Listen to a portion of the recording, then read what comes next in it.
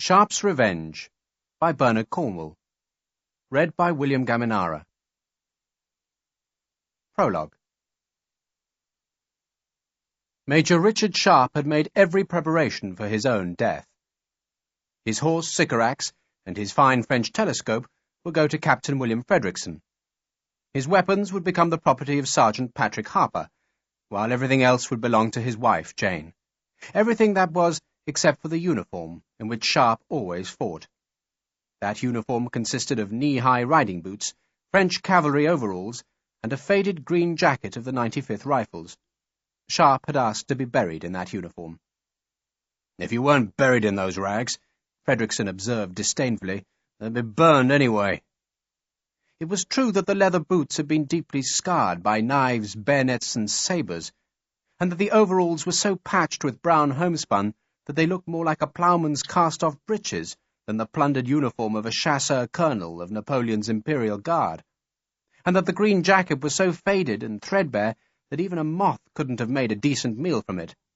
But the clothes were still those in which Sharpe fought, and were therefore dear to him. He might have looked like a scarecrow in the old uniform, but wearing it for battle was one of his obsessive superstitions, which was why, on a cold March morning in 1814, and despite being miles from any enemy soldier, Sharpe wore the old clothes. "You'll have to take off the jacket," Frederickson, who understood Sharpe's superstitious attachment to the uniform, warned his friend. "I know." There was no detail of this morning that Sharpe hadn't rehearsed again and again in his mind. What would happen this morning was called grass before breakfast. It sounded innocuous, but it could well mean death.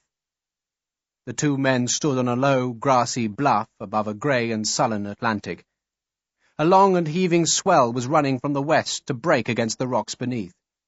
To the north of the bluff was the French port of Saint-Jean-de-Luz, that was crammed with merchant shipping and fishing boats, while in the harbour's outer roads a small Royal Navy flotilla lay at anchor. The flotilla consisted of 3 sloops, 2 frigates, and a great checker-sided battleship, the Vengeance. It was a shivering dawn, yet spring was coming, and with the spring would come a resurgence of battle. The Emperor Napoleon had refused the peace terms offered by his enemies, so now the French armies would have to fight to defend their homeland. Their enemies were now all Europe. Wellington's army of Britons, Spaniards, and Portuguese had captured the southwestern corner of France, and would soon strike yet further into the heartland, while, far to the north, the Prussians, Austrians, and Russians skirmished across Napoleon's northern frontiers. None of which seemed immediately important to Major Richard Sharpe, as he began to pace the frosted grass on the bluff's flat summit. A cold wind was gusting from the ocean, and William Frederickson took shelter from it in the lee of some bent and stunted pines. Sharpe, pacing up and down, was oblivious of the wind, obsessed instead with the thought of his own death. The most important thing, he decided, was that Jane was well taken care of. She already had the piece of paper which gave her authority over Sharpe's money, which money was the profit of the plunder he had taken from the French baggage after the Battle of Vittoria. Many soldiers had become rich that day, but few as rich as Major Richard Sharpe or Sergeant Patrick Harper. Sharpe paced close to Frederickson. "Time?" Frederickson fumbled with gloved hands to open his watch's lid. 20 minutes past 6. Sharpe grunted and turned away. The dawn had made the grey clouds palely luminous, while the sea was so dark that it seemed to be made of a liquid and sluggish slate. A small, high-prowed fishing boat was perilously close to the rocks beneath Sharpe. The fishermen were heaving lobster pots overboard. Perhaps, Sharpe thought, his enemy would be eating one of those lobsters this very night, while Sharpe would already be as cold as stone and lying 6 feet under French soil. Grass before breakfast. "God damn it!" he said in sudden irritation. "Why can't we fight with swords?" "Because Bampfylde chose pistols." Frederickson had just lit a cheroot, and the wind whirled its smoke quickly away. "God damn it!" Sharpe turned away again. He was nervous, and he didn't mind showing his nervousness to Frederickson. The rifle captain was one of Sharpe's closest friends, and a man who understood how nerves could make the belly into a tight, cold knot before a fight. Frederickson, half English and half German, was a fearsome-looking man, who'd given up most of his teeth and one of his eyes on Spanish battlefields. His men, with clumsy affection, called him after a homely flower, Sweet William, though on a battlefield he was anything but sweet. He was a soldier as tough as any in the army, and tough enough to understand how a brave man could be almost paralyzed by fear. Sharpe understood that too, yet even so he was surprised by the fear he felt in this cold morning. He'd been a soldier ever since he'd joined the 33rd as a 16-year-old recruit. In the 21 years since, he'd clawed his way through defended breaches, he'd stood in the musket line and traded death with an enemy not 40 paces away. He'd shattered cavalry charges with volley fire. He'd fought the lonely fight of a skirmisher ahead of the battle line. He'd watched the enemy's artillery tear his men to red ruin, and he'd done all of those things more often than he could remember. He'd fought in Flanders, India, Portugal, Spain, and France. He'd risen from the red-coated ranks to become one of His Majesty's officers. He'd taken an enemy standard and been captured himself. He'd been wounded. He'd killed. Other men had spent their lives mastering the skills of peace, but Richard Sharpe had become a master of war. Few men had fought so often. Few men had fought so well. And now Sharpe thought the lumpen memories of those many fights were gnawing at his confidence. He knew the luck of the long bloody years could not hold. Or perhaps it was that now, better than most men, he understood the danger, and therefore feared it. That a man who had fought across the foulest battlefields could be killed by grass before breakfast seemed an appropriate twist of fortune. "Why do they call it grass before breakfast?" he demanded of Frederickson, who, knowing that Sharpe already knew the answer, and that the question had sprung only from his friend's irritation, didn't bother to answer. "It's a ridiculous name," Jane had said 2 weeks before. "A stupid, stupid name." Grass before breakfast simply meant a duel which traditionally was fought at dawn, and usually on some sward of lawn which gave the pistols or swords room for their work. "If you insist on fighting this stupid duel," Jane had continued, "I shall return home. I won't permit you to destroy yourself, Richard." "Then you'd better go home," Sharpe had said, "because I'm fighting it." The disagreement had started as a skirmish, but developed into a searing, exhausting argument that had soured the last 2 weeks. Jane's reasons for not wanting Sharpe to eat grass before breakfast were entirely good. For a start, he might very well be killed, which would leave Jane a widow. But even if he won, he would still be a loser. Duelling had been banned in the army, and if Sharpe insisted on fighting, then his career could be undone in a single moment. Her husband's career was precious to Jane, and she didn't want it risked, neither by a duel, nor even by the skirmishes of a war's ending. Jane said it was time for Sharpe to go back to England and take the plaudits for his achievements. In England, she said, he'd be a hero, and he could take a hero's reward. Had he not been given an audience by the Prince of Wales? And would not that prince now make certain that Major Sharpe became Sir Richard? Jane wanted Sharpe to abandon the army, to forget the duel and to sail home. But instead, like the stubborn fool he was, he would stay to eat grass before breakfast. And Jane could see all that future eminence and all those princely rewards fading like pistol smoke in a wind. Thus she had tried her ultimatum, that if Sharpe insisted on fighting, she would publicly shame him by going home. Sharpe had successfully called her bluff, but at the price of a fortnight's cold and silent misery. Frederickson fumbled with his watch again. 6:30. "It's cold." Sharpe seemed to notice the temperature for the first time. "In an hour," Frederickson said, "we'll be breakfasting on chops and pea pudding."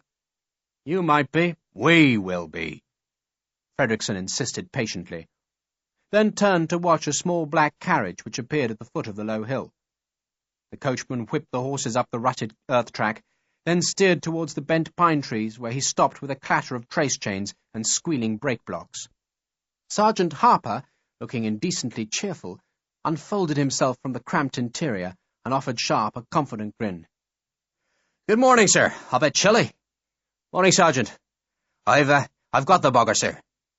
Harper gestured at a black-dressed man who'd shared the coach. "Good morning, Doctor," Sharpe said politely.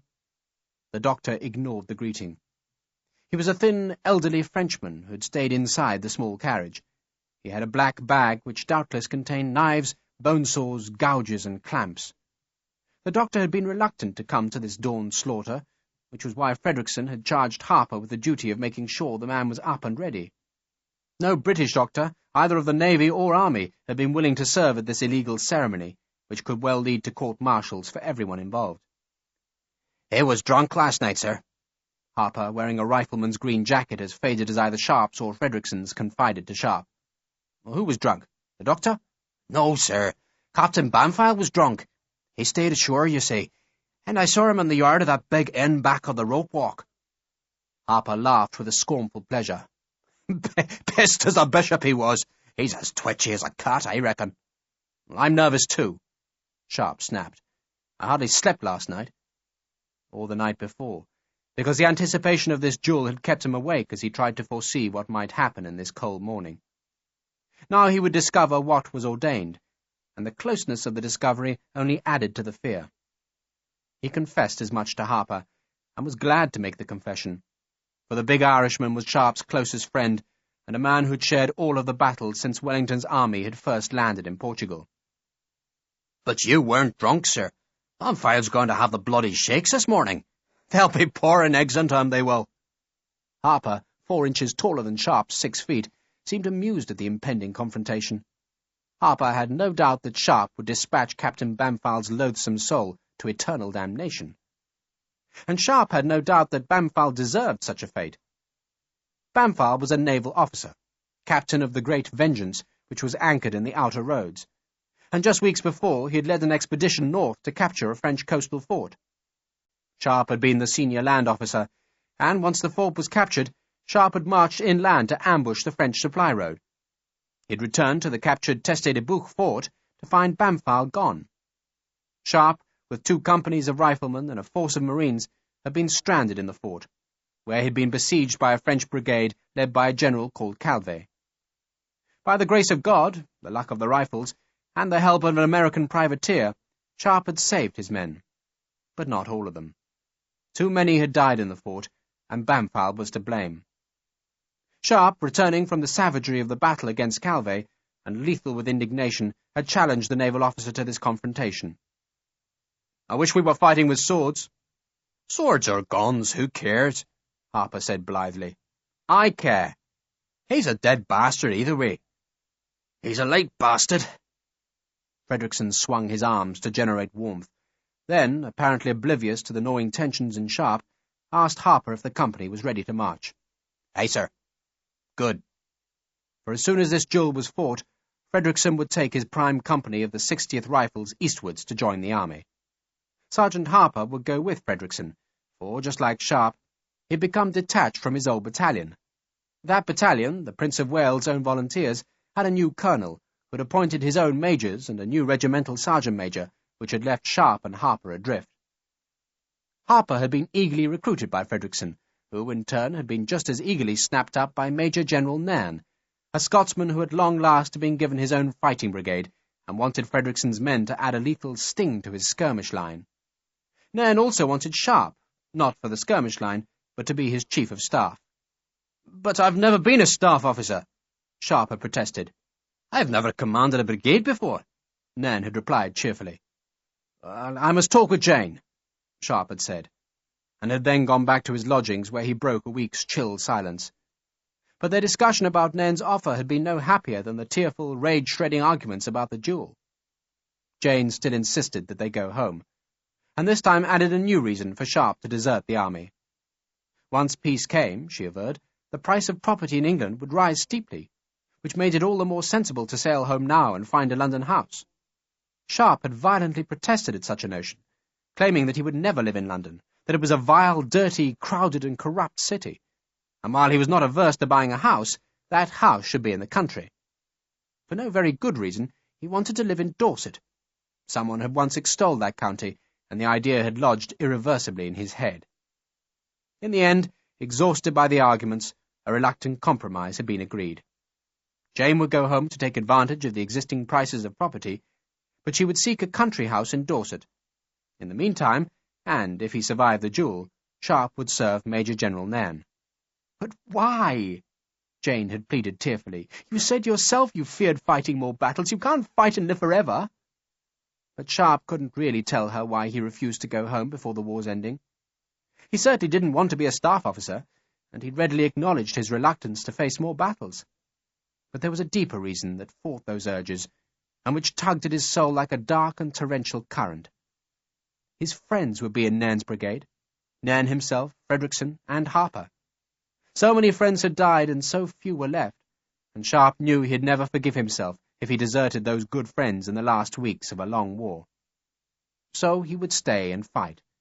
But first he would kill a naval officer, or else be killed himself. "Ah, I spy the bastards," Frederickson said happily. 3 horsemen were spurring along the road from the town. All wore dark blue naval cloaks and had fore and aft cocked hats. Sharpe looked past the 3 naval officers to see if any mounted provosts were riding from the town to stop the duel and arrest the participants. The duel was not exactly a secret. Indeed, half the depot officers in Saint-Jean-de-Luz had wished Sharpe luck, so he could only assume that the provosts had chosen to be deaf and blind to the duel's illegality. The naval officers walked their horses up the hill, and without an apparent glance at Sharpe, dismounted 50 yards away. One of the officers held the horse's reins, one paced nervously, while the third walked towards the 3 riflemen. Frederickson, who was Sharpe's second, went to meet the approaching naval officer. "Good morning, Lieutenant." "Good morning, sir." Lieutenant Ford was Bampfylde's second. He carried a wooden case in his right hand.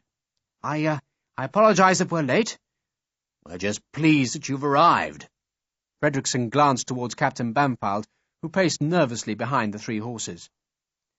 "Is your principal prepared to make an apology, Lieutenant?" The question was asked dutifully, and just as dutifully answered, "Of course not, sir." "Which is regrettable." Frederickson, whose company had suffered at the Teste de Bouc fort because of Bampfylde's cowardice, didn't sound in the least regretful. Indeed, his voice was positively gleeful in anticipation of Bampfylde's death. "Shall we let the proceedings begin, Lieutenant?" Without waiting for an answer, he beckoned to Sharpe as Ford signalled to Bampfylde. The 2 principals faced each other without speaking. Bampfylde looked deathly pale to Sharpe, but quite sober. He was certainly not shaking. He looked angry, but any man who had been accused of gross cowardice should look angry. Ford opened the wooden case and produced 2 duelling pistols. Bampfylde, because he had been challenged, had been offered the choice of weapons, and had chosen a pair of long-barrelled French-made percussion pistols. Frederickson weighed them in his hands, inspected their hammers, then pulled the ramrod from one of the guns and probed both barrels. He was checking that neither pistol had concealed rifling in the rear part of their barrels. Both were smooth bore. They were, so far as a craftsman's high skill could make them, identical weapons. The doctor was leaning forward in the carriage to watch the careful preparations. His coachman, swathed in a cloak, stood by the horses' heads. Harper waited by the pine trees. Ford loaded both pistols, carefully watched by Frederickson. The lieutenant used fine black powder that was dispensed from a small measuring cup. Ford was nervous. His hand quivered, and some of the powder was whisked away by the wind, but he carefully took an extra pinch to compensate for the loss. The powder was tamped down with the ramrod, then each lead ball was wrapped in an oiled leather patch. Bullets, however carefully cast, were never quite of a perfect calibre, but the leather patch made the fit as true as was possible, and thus gave the pistols added accuracy. Greater accuracy would have been achieved if the weapons' barrels had been rifled, but that was thought to be unsporting. The balls were rammed down the barrels, then the ramrod was struck with a brass hammer to make sure that the missiles were sitting hard against the powder charge. Once the barrels were charged, Ford opened a small tin case which contained the percussion caps. Each cap was a wafer of paper-thin copper, enclosing a tiny charge of black powder. When the pistol's hammer struck the copper wafer, the hidden powder exploded to lance a tiny jet of flame down the touch-hole to the compacted charge in the barrel. Such guns were finicky, expensive, and much more reliable than the old-fashioned flintlock that was so prone to dampness. Ford carefully pressed the caps into the tiny recesses beneath the 2 hammers, then gently lowered the hammers so the guns were safe. Then, with a curiously diffident air, he offered both butts to Frederickson. Frederickson, thus given the choice, looked at Sharpe. "Either," Sharpe said curtly. It was the first word either principal had spoken since they'd met. Bampfylde glanced at Sharpe as the rifleman spoke, then quickly looked away. The naval officer was a plump young man with a smooth face, while Sharpe had a tanned, scarred skin and angular bones. A scar on the rifleman's left cheek distorted his mouth to give his face an unwitting look of mockery that only disappeared when he smiled. Frederickson chose the right-hand gun. "Coats and hats, gentlemen, please," he said solemnly. Sharpe had anticipated this ritual, yet it still seemed strange and clumsy as he threw down his shako, then as he took off the threadbare rifleman's jacket. On the jacket's sleeve was a dirty cloth badge, a wreath of oak leaves that proved he'd once led a forlorn hope into a breach that had been savaged with fire and steel. He gave the coat to Frederickson, who in return handed the loaded pistol to Sharpe. The wind stirred Sharpe's black hair that he irritably pushed away from his eyes. Bampfylde shrugged off his boat cloak, then undid the buttons of his blue and white jacket. Beneath it he wore a white silk shirt that was tucked into a sash about the waistband of his white uniform breeches. It was said to be easier, and thus much safer, to remove shreds of silk from a bullet wound, which was why many officers insisted on wearing silk into battle. Sharpe's shirt was of stained linen. Ford took Captain Bampfylde's hat, cloak, and jacket, then cleared his throat. "You will take 10 paces, gentlemen, to my count." Ford was very nervous. He swallowed phlegm, then cleared his throat once more. "After which you will turn and fire. If satisfaction is not given with the first exchange, then you may insist on firing a second time, and so forth." "You're happy with your station?" Frederickson asked Bampfylde, who gave a start at being thus addressed, then looked around the bluff as if seeking a safer place to fight. "I am content," he said after a pause. "Major?" Frederickson asked Sharpe. "Content." The butt of the pistol was made of cross-hatched walnut.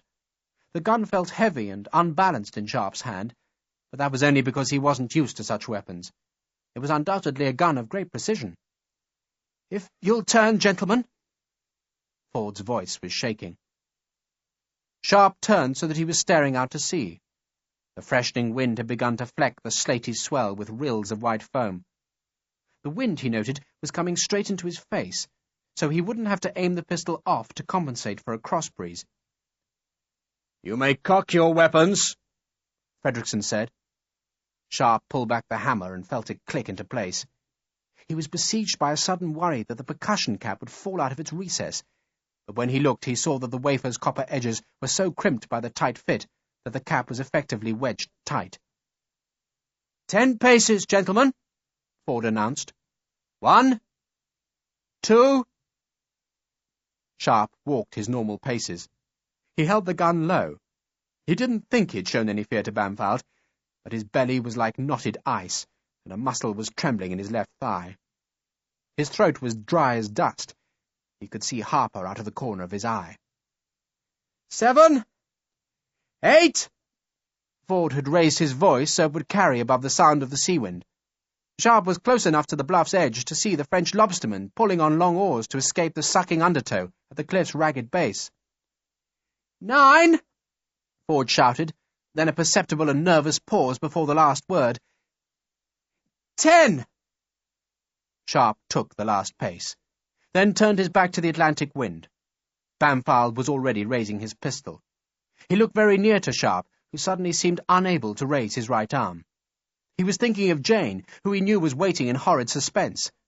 Then he jerked his arm into motion, because Bampfylde's pistol was already nothing but a round black hole pointing straight between Sharpe's eyes. He watched the black hole, and suddenly felt the warm calm of battle.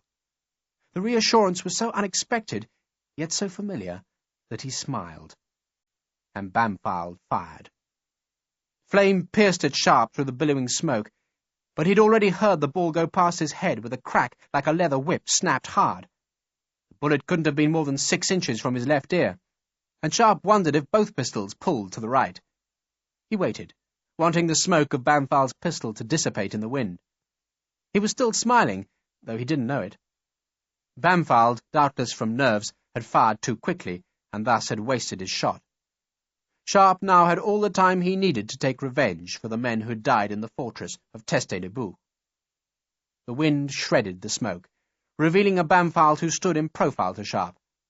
The naval captain was sucking in his belly to make his body into a smaller target.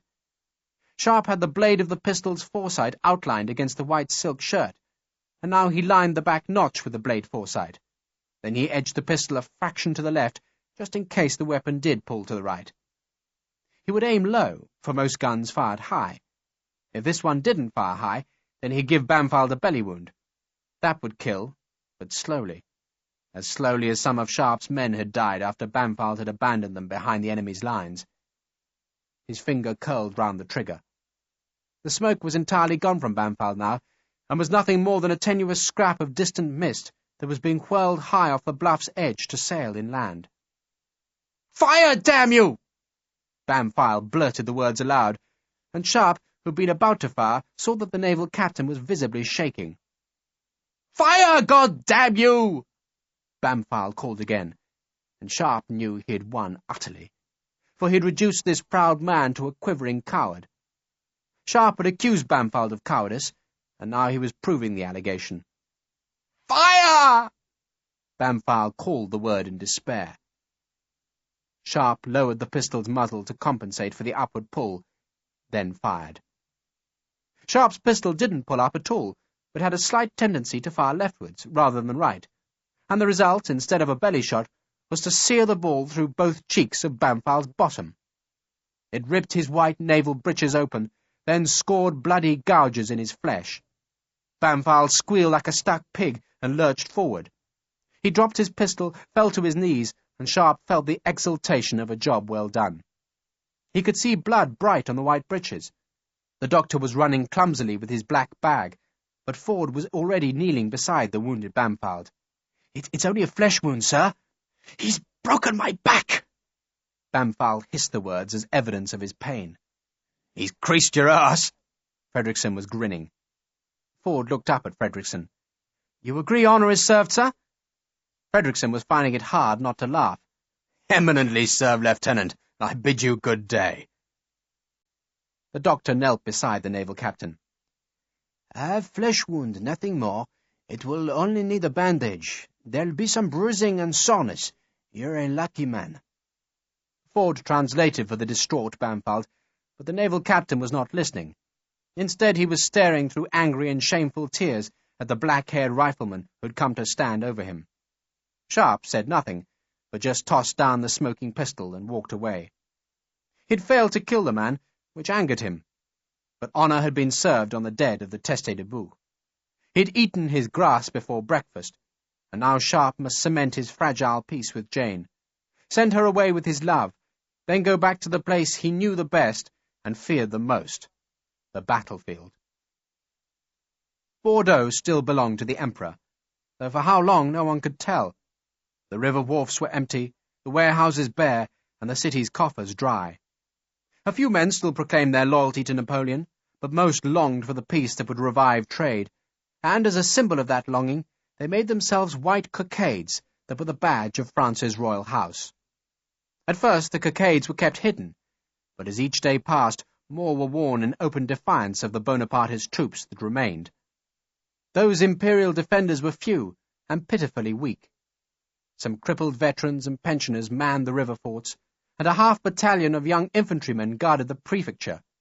But all the good troops had marched south and east to reinforce Marshal Soult, and, encouraged by their absence, the hungry city grumbled with disaffection and rebellion.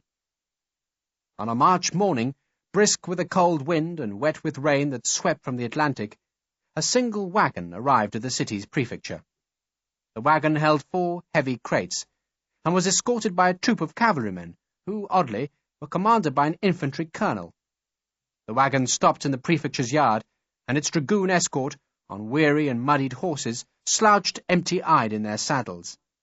They wore their hair in cadenettes, small pigtails which hung beside their cheeks, and were a mark of their elite status. The infantry colonel, elderly and scarred, climbed slowly from his saddle and walked to the porticoed entrance, where a sentry presented his musket. The colonel was too weary to acknowledge the sentry's salute, but just pushed through the heavy door. The cavalry escort was left under the command of a dragoon sergeant, who had a face that was the texture of knife-slashed leather. He sat with his heavy, straight-bladed sword resting across his saddle-bow, and the nervous sentry, trying not to catch the sergeant's hostile eyes, could see that the edge of the dull blade was brightly nicked from recent battle. "Hey, big face!" The sergeant had noted the sentry's surreptitious interest. "Sergeant? Water! Fetch some water for my horse." The sentry, who was under orders not to stir from his post, tried to ignore the command. "Hey, big face! I said get some water." I'm supposed to stay." The sentry went silent because the sergeant had drawn a battered pistol from a saddle holster. The sergeant thumbed back the pistol's heavy cock. "Big face?" The sentry stared into the pistol's black muzzle, then fled to get a bucket of water. While upstairs, the infantry colonel had been directed into a cavernous room that had once been gracious with marble walls, a moulded plastered ceiling, and a polished boxwood floor, but which was now dirty, untidy, and chill, despite the small fire that burned in the wide hearth. A small, bespectacled man was the room's only occupant. He sat hunched over a green malachite table on which a slew of papers curled between the wax-thick stumps of dead candles. "You're Ducos?" the infantryman demanded without any other greeting. "I am Major Pierre Ducos." Ducos did not look up from his work. "My name is Colonel Mayo." Mayo seemed almost too tired to speak as he opened his sabretache and took out a sealed dispatch that he placed on the table. Mayo deliberately placed the dispatch on top of the paper upon which Ducos was writing. Pierre Ducos ignored the insult. Instead, he lifted the dispatch and noted the red seal that bore the insignia of a bee. Other men might have shown astonishment at receiving a missive with the Emperor's private seal, but Ducos's attitude seemed to express irritation that the Emperor should aggravate him with further work. Nor, as other men would have done, did Ducos immediately open the dispatch, but instead he insisted on finishing the work that the colonel had interrupted. "Tell me, Colonel." Ducos had an extraordinarily deep voice for such a puny man. "What would your judgment be on a general of brigade who allows his command to be defeated by a handful of vagabonds?" Mayo was too tired to express any judgment, so said nothing. Ducos, who was writing his confidential report to the Emperor on the events at the Teste de Bouc fort, dipped his nib in ink and wrote on. It was a full 5 minutes before Ducos deigned to close his inkwell and slit open the Emperor's dispatch. It contained 2 sheets of paper that he read in silence, and afterwards, in obedience to an instruction contained on one of the sheets, he threw the other onto the fire. "It's taken you long enough to reach me." The words were ungracious, but Mayo showed no resentment as he walked to the fire and held chilled hands to the small warmth generated by the burning page. "I'd have been here sooner, but the roads are hardly safe, Major. Even with a cavalry escort, one has to beware bandits." He said the last word mockingly, for both men knew that the bandits were either deserters from Napoleon's armies or young men who had fled into the countryside to avoid conscription. What Mayo did not say was that his wagon had been attacked by such bandits. 6 of the dragoons had died, including Mayo's second-in-command, but Mayo had counterattacked, then released the surviving dragoons to pursue and punish the brigands. Mayo was a veteran of the Emperor's wars, and he would not be insulted by mere vagabonds. Ducos unhooked the spectacles from his ears and wiped the round lenses on a corner of his blue jacket. "The consignment is safe?" "Downstairs. It's in an artillery wagon that's parked in the yard. The escorts need food and water, and so do their horses." Ducos frowned to show that he was above dealing with such humdrum requirements as food and water. "Do the escort know what is in the wagon?" "Of course not." "What do they think it is?" Mayo shrugged. "Does it matter? They simply know they have fetched 4 unmarked crates to Bordeaux." Ducos lifted the dispatch's remaining sheet of paper. "This gives me authority over the escort, and I insist upon knowing whether they can be trusted." Mayo sat in a chair and stretched out his long, weary, and mud-spattered legs. "They're commanded by a good man, Sergeant Chalon, and they'll do nothing to cross him. But can they be trusted? Who knows? They've probably guessed what's in the crates by now, but so far they've stayed loyal. He stifled a yawn. What they're more concerned about now is food and water. And you, Colonel? Duco asked. I need food and water, too. Duco grimaced to show that his question had been misunderstood. What do you do now, Colonel? I return to the Emperor, of course. The consignment is your responsibility, and if you'll forgive me, I'm damned glad to be short of it. A soldier should be fighting now, not acting as a baggage master. Duco, who had just been given the responsibilities of a baggage master, restored the polished spectacles to his face. The Emperor does me great honor. He trusts you, Mayo said simply. As he trusts you. Duco returned the compliment. I've been with him many years. Duco glanced at the grey-haired Mayo. Doubtless Mayo had been with the Emperor for many years, but he had never been promoted above the rank of colonel. Other Frenchmen had risen from the ranks to command whole armies, but not this tall, scarred veteran with his doggedly trustworthy face. In brief, Duco decided, this Mayo was a fool, one of the Emperor's loyal mastiffs, a man for errands, a man without imagination. Bordeaux is not a safe place, Duco said softly, almost as if he was speaking to himself. The mayor has sent a message to the English, asking them to come here. He thinks I don't know of the message, but I have a copy on his table. Then arrest him, Mayo said casually. With what? Half the town guard wears the white cockade now, and so would the other half if they had the guts. Duco stood and crossed to a window from which he stared at the rain, which swept in great swathes across the Place Saint-Julien. The wagon will be safe here tonight, he said, and your men can take some of the empty billets. Duco turned, suddenly smiling. But you, Colonel, will do me the honor of taking supper at my lodgings. All Mayo wished to do was sleep, but he knew in what favour the Emperor held this small, bespectacled man, and so, out of courtesy, and because Duco pressed the invitation so warmly, the colonel reluctantly accepted. Yet, to Mayo's surprise, Duco proved a surprisingly entertaining host, and Mayo, who had snatched 2 hours' exhausted sleep in the afternoon, found himself warming to the small man who talked so frankly of his services to the Emperor. I was never a natural soldier like yourself, Colonel, Duco said modestly. My talents were used to corrupt, outguess, and cheat the enemy. Duco did not talk of his past failures that night, but of his successes, such as the time when he had lured some Spanish guerrilla leaders to truce talks, and how they'd all been slaughtered when they trustingly arrived. Duco smiled at the memory. I sometimes miss Spain. I never fought there. Mayo helped himself to more brandy. But I was told about the guerrilleros. How can you fight men who don't wear uniforms? By killing as many civilians as you can, of course, Duco said. Then wistfully, I do miss the warm climate. Mayo laughed at that. You were evidently not in Russia. I was not. Duco shivered at the very thought, then twisted in his chair to peer into the night. It stopped raining, my dear Mayo. You'll take a turn in the garden? The two men walked the sodden lawn, and their cigar smoke drifted up through the branches of the pear trees. Mayo must still have been remembering the Russian campaign, for he suddenly uttered a short laugh, then commented how very clever the Emperor had been in Moscow. Clever?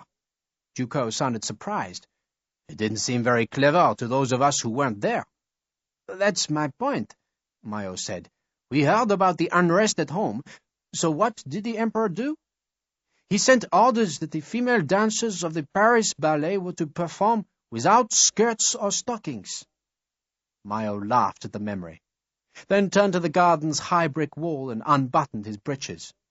He went on talking as he pissed. We heard later that Paris forgot all about the deaths in Russia, because all they could talk about was Mademoiselle Rossier's naked thighs. Were you in Paris at the time? I was in Spain. Duco was standing directly behind Mayo. As the older man had talked, Duco had drawn a small pistol from his tail pocket and silently eased back its oiled cock. Now he aimed the pistol at the base of Mayo's neck. "I was in Spain," Duco said again, and he screwed his eyes tight shut as he pulled the trigger. The ball shattered one of Mayo's vertebrae, throwing the grey head back in a bloody paroxysm. The colonel seemed to give a remorseful sigh as he collapsed. His head jerked forward to thump against the brickwork, then the body twitched once, and was quite still. The foul-smelling pistol smoke lingered beneath the pear branches. Duco retched, gagged, and managed to control himself. A voice shouted from a neighbouring house, wanting an explanation for the gunshot, but when Duco made no reply, there was no further question. By dawn, the body was hidden under compost. Duco had not slept. It wasn't conscience, nor disgust at Mayo's death that had kept him awake, but the enormity of what that death represented. Duco, by pulling the trigger, had abandoned all that had once been most dear to him. He had been raised to believe in the sanctity of the revolutionary ideals, then had learned that Napoleon's imperial ambitions were really the same ideals, but transmuted by one man's genius into a unique and irreplaceable glory. Now, as Napoleon's glory crumbled, the ideals must live on. Only now Duco recognized that France itself was the embodiment of that greatness. Duco had thus persuaded himself in that damp night that the irrelevant trappings of imperial France could be sacrificed. A new France would rise, and Duco would serve that new France from a position of powerful responsibility. For the moment, though, a time of waiting and safety was needed. So, in the morning, he summoned the dragoon sergeant Chalon to the prefecture, where he sat the grizzled sergeant down at the green malachite table, across which Duco pushed the one remaining sheet of the Emperor's dispatch. "Read that, Sergeant." Chalon confidently picked up the paper, then, realizing that he couldn't bluff the bespectacled officer, dropped it again. "I don't read, sir." Duco stared into the bloodshot eyes. "That piece of paper gives you to me, Sergeant. It's signed by the Emperor himself." "Yes, sir." Chalon's voice was toneless. "It means you obey me." "Yes, sir." Duco then took a risk. Spread on the table was a newspaper which he ordered Chalon to throw to the floor. The sergeant was puzzled at the order, but obeyed. Then he went very still. The newspaper had hidden 2 white cockades, 2 big cockades of flamboyant white silk. Chalon stared at the symbols of Napoleon's enemies, and Duco watched the pigtailed sergeant. Chalon was not a subtle man, and his leathery, scarred face betrayed his thoughts as openly as though he spoke them aloud. The first thing the face betrayed to Duco was that Sergeant Chalon knew what was concealed in the 4 crates. Duco would have been astonished if Chalon had not known. The second thing that the sergeant betrayed was that he, just like Duco, desired those contents. Chalon looked up at the small major. "Might I ask where Colonel Mayo is, sir?" "Colonel Mayo contracted a sudden fever, which my physician thinks will prove fatal."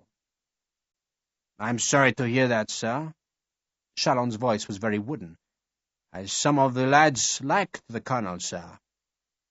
For a second, as he looked into those hard eyes, Duco thought he'd wildly miscalculated.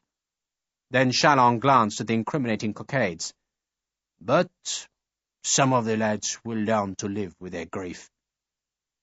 The relief washed through Duco, though he was far too clever to reveal either that relief or the fear which had preceded it. Chalon, Duco now knew, was his man. "The fever," Duco said mildly, "can be very catching." "So I've heard, sir." "And our responsibility will demand at least 6 men. Don't you agree?"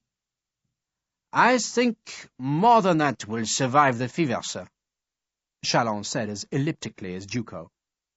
They were now confederates in treachery, and neither could state it openly, though each perfectly understood the other. "Good." Duco picked up one of the cockades. Chalon hesitated, then picked up the other, and thus their pact was sealed. 2 mornings later, there was a sea fog that rolled from the Garonne estuary to shroud Bordeaux in a white, clinging dampness through which 9 horsemen rode eastwards in the dawn. Pierre Ducos led them. He was dressed in civilian clothes, with a sword and 2 pistols at his belt. Sergeant Chalon and his men were in the vestiges of their green uniforms, though all the troopers had discarded their heavy metal helmets. Their saddlebags bulged, as did the pannier of the pack-horses that 3 of the troopers led. To deceive, cheat, disguise, and outwit. Those were the skills Duco had given to his emperor, which skills must now serve his own ends. The horses clattered through the city's outer gate, stirred the fog with their passing, and then were gone. Chapter 1. Of course the peer knew about it. Major General Nairn was speaking of the duel. But between you and me, I don't think he was unhappy about it. The Navy's been rather irritating him lately. I expected to be arrested, Sharpe said. If you'd have killed the bugger, you would have been. Even Wellington can't absolutely ignore a deceased naval captain, but it was clever of you just to crease the man's bum. Nairn gave a joyful bark of laughter at the thought of Bampfylde's wound. I was trying to kill him, Sharpe confessed. That was much clever of you to give him a sore arse. And let me say how very good it is to see you, my dear Sharpe. I trust Jane as well. Indeed, sir. Sharpe's tone caused Nairn to give the rifleman an amused look. Do I detect that you're in marital bad odour, Sharpe? I stink, sir. It had taken Sharpe 3 days to catch up with the advancing army, and another half-day to find Nairn, whose brigade was on the left flank of the advance. Sharpe had eventually discovered the Scotsman on a hilltop above a ford, which the British had captured that morning, and through which a whole division now marched. The French were only visible as a few retreating squadrons of cavalry far to the east, though a battery of enemy artillery occasionally fired from a copse of trees about a mile beyond the river. "You brought Frederickson?" Nairn now asked. "His men are at the foot of the hill." "Greased his bum." Nairn laughed again. "Can I assume from your marital odour that Jane is not with you?" "She sailed for home 2 days ago, sir." "Best place for a woman. I never really did approve of officers carrying wives around like so much baggage. No offence, of course, Jane's a lovely girl, but she's still baggage to an army. Hello? Christ!" These last words were a greeting for a French cannonball that had thumped across the river and bounced uphill to force Nairn into a frantic evasion that almost spilled him from his saddle. The Scotsman calmed his horse, then gestured over the river. "You can see what's happening, Sharpe. The bloody French tried to stop us at every river, and we just outflank the buggers and keep moving." At the foot of the slope, Nairn's brigade patiently waited their turn to cross the ford. The brigade was composed of 1 Highland battalion and 2 English county battalions. "What exactly do you want me to do?" Sharpe asked Nairn. "Damned if I know. Enjoy yourself, I am." And indeed the Scotsman, who had endured years of dreary staff work for Wellington, revelled in his new command. Nairn's only regret was that so far there had been no battle in which he could demonstrate how foolish Wellington had been in not giving him a brigade much earlier. "God damn it, Richard, there's not much of the war left. I want one crack at the Gallic reekers." Sharpe might have been ordered to enjoy himself, but he soon discovered that being chief of staff to a brigade entailed enormously long days and seemingly endless problems. He worked wherever Nairn's headquarters happened to be, sometimes in a sequestrated farmhouse, but more usually in a group of tents pitched wherever the brigade happened to bivouac. Sometimes Sharpe would hear the thump of guns to the east, and he'd know that a French rearguard was in action. But Sharpe had neither the time nor the responsibility to join the fighting.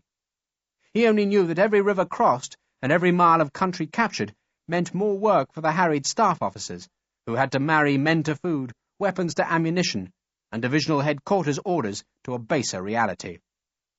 It was a salutary job. Sharpe had always expressed a combat soldier's scorn for most staff officers, believing that such arrogant creatures were overpaid and underworked. But as Sharpe discovered the problems of organizing a brigade, so he learned that it was his job, rather than Nairn's, to solve those problems. Thus, one typical day, just 2 weeks after his arrival at the brigade, began with an appeal from the commander of a battery of horse artillery, whose supply wagon had become lost in the tangle of French lanes behind the British advance. Retrieving the errant wagon was no part of Sharpe's duties, except that the gunners were detailed to support Nairn's forward positions, and Sharpe knew that field guns without round shot were useless, and so he sent an aide in search of the missing supplies. At breakfast, a patrol of the King's German Legion light cavalry fetched a score of French prisoners to the farmhouse that was Nairn's temporary headquarters. The cavalry commander bellowed for a competent officer, and when Sharpe appeared, the man waved at the frightened enemy soldiers. "I don't want the buggers!" He and his men galloped away, and Sharpe had to feed the Frenchmen, guard them, and find medical help for the half-dozen men whose faces and shoulders had been slashed by the German sabres. A message arrived from division ordering Nairn to move his brigade 3 miles eastward. The brigade was supposed to be enjoying a rest day while the southern divisions caught up, but evidently the orders had been changed. Sharpe sent an aide in search of Nairn, who had snatched the opportunity to go duck shooting. Then, just as he had all the clerks, cooks, prisoners, and officers' servants ready to move, another message cancelled the first. The mules were unloaded, and urgent messages sent to countermand the march orders which had long gone to the battalions. Another aide was sent to tell Nairn he could continue slaughtering ducks. Then 3 provosts brought a Highlander to headquarters. They had caught the man stealing a goose from a French villager, and though the Scotsman was undoubtedly guilty, and the goose indisputably dead, Sharpe had no doubt that Ned would find some reason for sparing a fellow Scotsman's life. 2 Spanish officers arrived, asking for directions to General Murillo's division, and because they were in no hurry, and because Wellington had stressed how vital it was that the Spanish allies were treated well, Sharpe pressed them to stay to lunch, which promised to be hastily cooked stolen goose and hard-baked bread. A village priest arrived to seek assurances that the women of his parish would be safe from the molestation of the British, and in the very next breath mentioned that he had seen some of Marshal Soult's cavalry to the northwest of his village. Sharpe didn't believe the report, which would have implied that the French were attempting an outflanking march, but he had to report the sighting to division, who then did nothing about it. In the afternoon, there were a dozen new standing orders for the clerks to copy and send to Nairn's 3 battalions. Sharpe wondered if he'd now have time to join the Spaniards who were lingering over the lunch table, but then the problem of the brigade's cattle landed on his lap. "They're just no damn good, sir." The head drover, a Yorkshireman, stared gloomily at the beasts which had been driven into a pasture behind the headquarters. These animals had been sent as the brigade's walking larder, which the Yorkshireman was supposed to herd forward as the army advanced. "It's the wet that's done it, sir." "Well, they look plump," Sharpe said, hoping that optimism would drive the problem away. "Well, they're fleshy right enough," the Yorkshireman allowed, "but you should see their hooves, sir. It's fair cruel to do that to a beast." Sharpe stooped by the nearest cow and saw how the hoof had separated from the pelt. The gap was filled with a milky, frothy ooze. "Once they start seeping like that," the drover said grimly, "then you've lost the beasts. They've walked their last mile, sir, and I can't understand the nature of a man who'd do this to a creature. You can't walk cattle like men, sir. They have to rest." The Yorkshireman was bitter and resentful. 200 cattle stared reproachfully as Sharpe straightened up. "Are they all like it?" "All but a handful, sir. And it'll mean a killing. Nothing else will serve." So butchers had to be fetched, ammunition authorized, and barrels and salt found for the meat. All afternoon the sound of bellowing and musket shots, mingling with the stench of blood and powder smoke, filled headquarters. The sounds and smells at least served to drive away the 2 Spaniards, who otherwise seemed intent on draining away Nairn's precious hoard of captured brandy. An aide arrived from division, demanding to know what the firing was, and Sharpe sent the man back with a curt complaint about the quality of the cattle. The complaint, he knew, would be ignored. At the day's end, and despite its unrelenting activity, Sharpe felt that most of his work was still unfinished. He said as much to Nairn when they met before supper in the farm's parlour. The Scotsman, as ever, was ebullient. "For brace of duck, almost as satisfying as a good battle." "Well, I've got enough work without fighting battles," Sharpe grumbled. "There speaks the true staff officer." Nairn stretched out his legs so his servant could tug off his muddied boots. "Any important news?" he asked Sharpe. Sharpe decided not to worry Nairn with the problem of the cattle. "The only remarkable aspect of today, sir, is that Colonel Taplow didn't make any trouble." Lieutenant Colonel Taplow commanded one of Nairn's 2 English battalions. He was a short and choleric man with a manner of astonishing incivility, who perceived slights to his dignity in every order. Nairn rather liked the foul man. "Taplow's easy enough to understand. Think of him as typically English, stubborn, stupid, and solid, like a lump of undercooked pork." "Or salt beef." Sharpe wouldn't rise to the Scotsman's bait. "I hope you like salt beef, sir, because you're going to get a damned lot of it." Next day the advance continued. Every village greeted the British with a sullen curiosity that later turned to astonished approval when the villagers discovered that, unlike their own armies, this one paid for the food they took from barns and storehouses.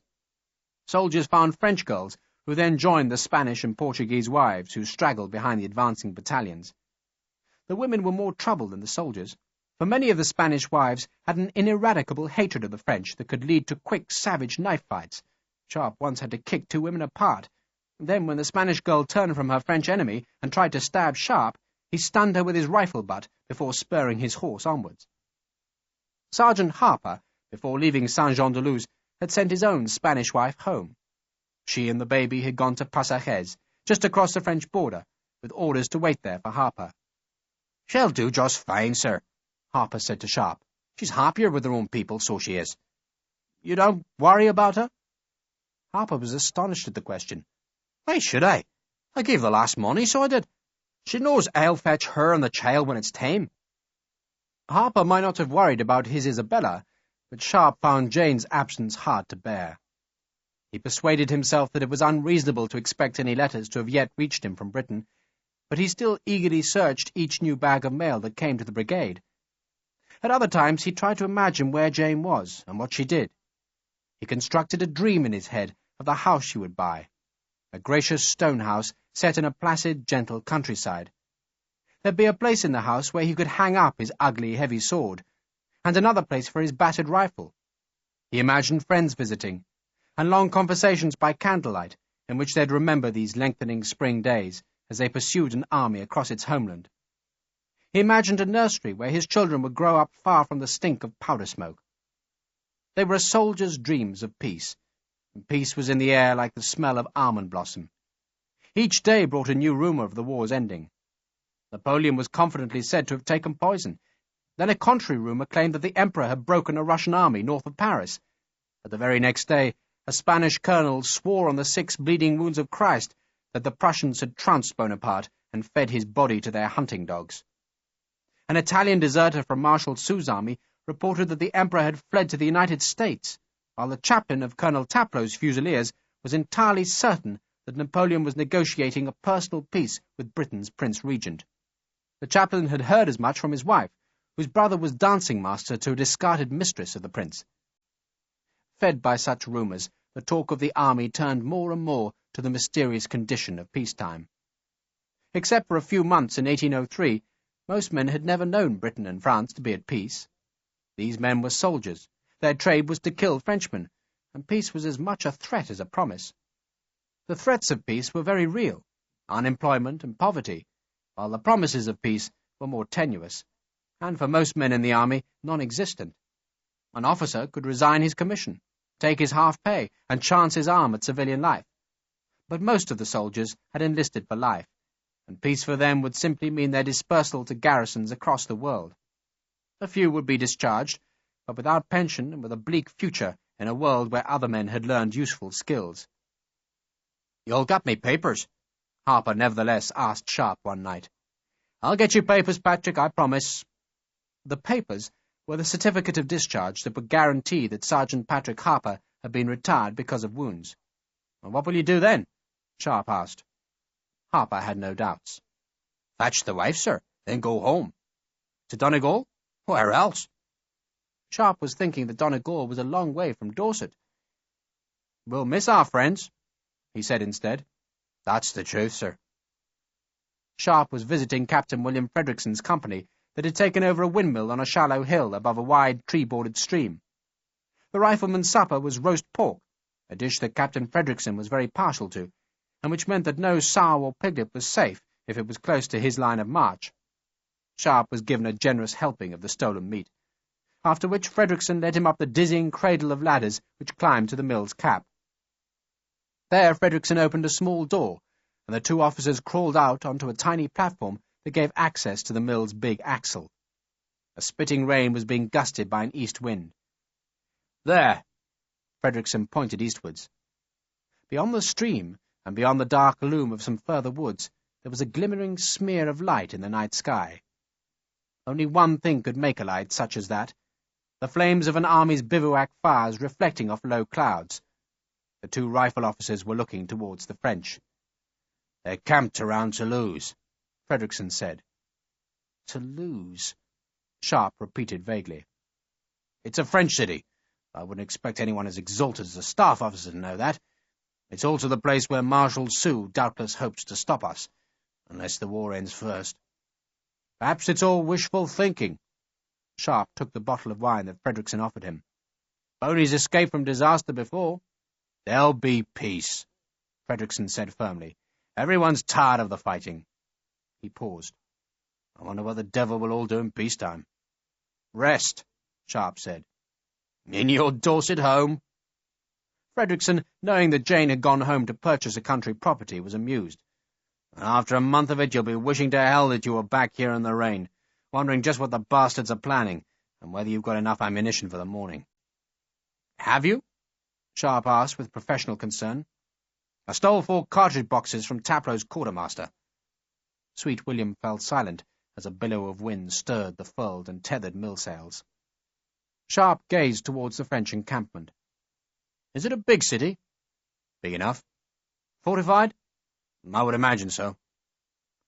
Frederickson took the wine bottle back and tipped it to his mouth.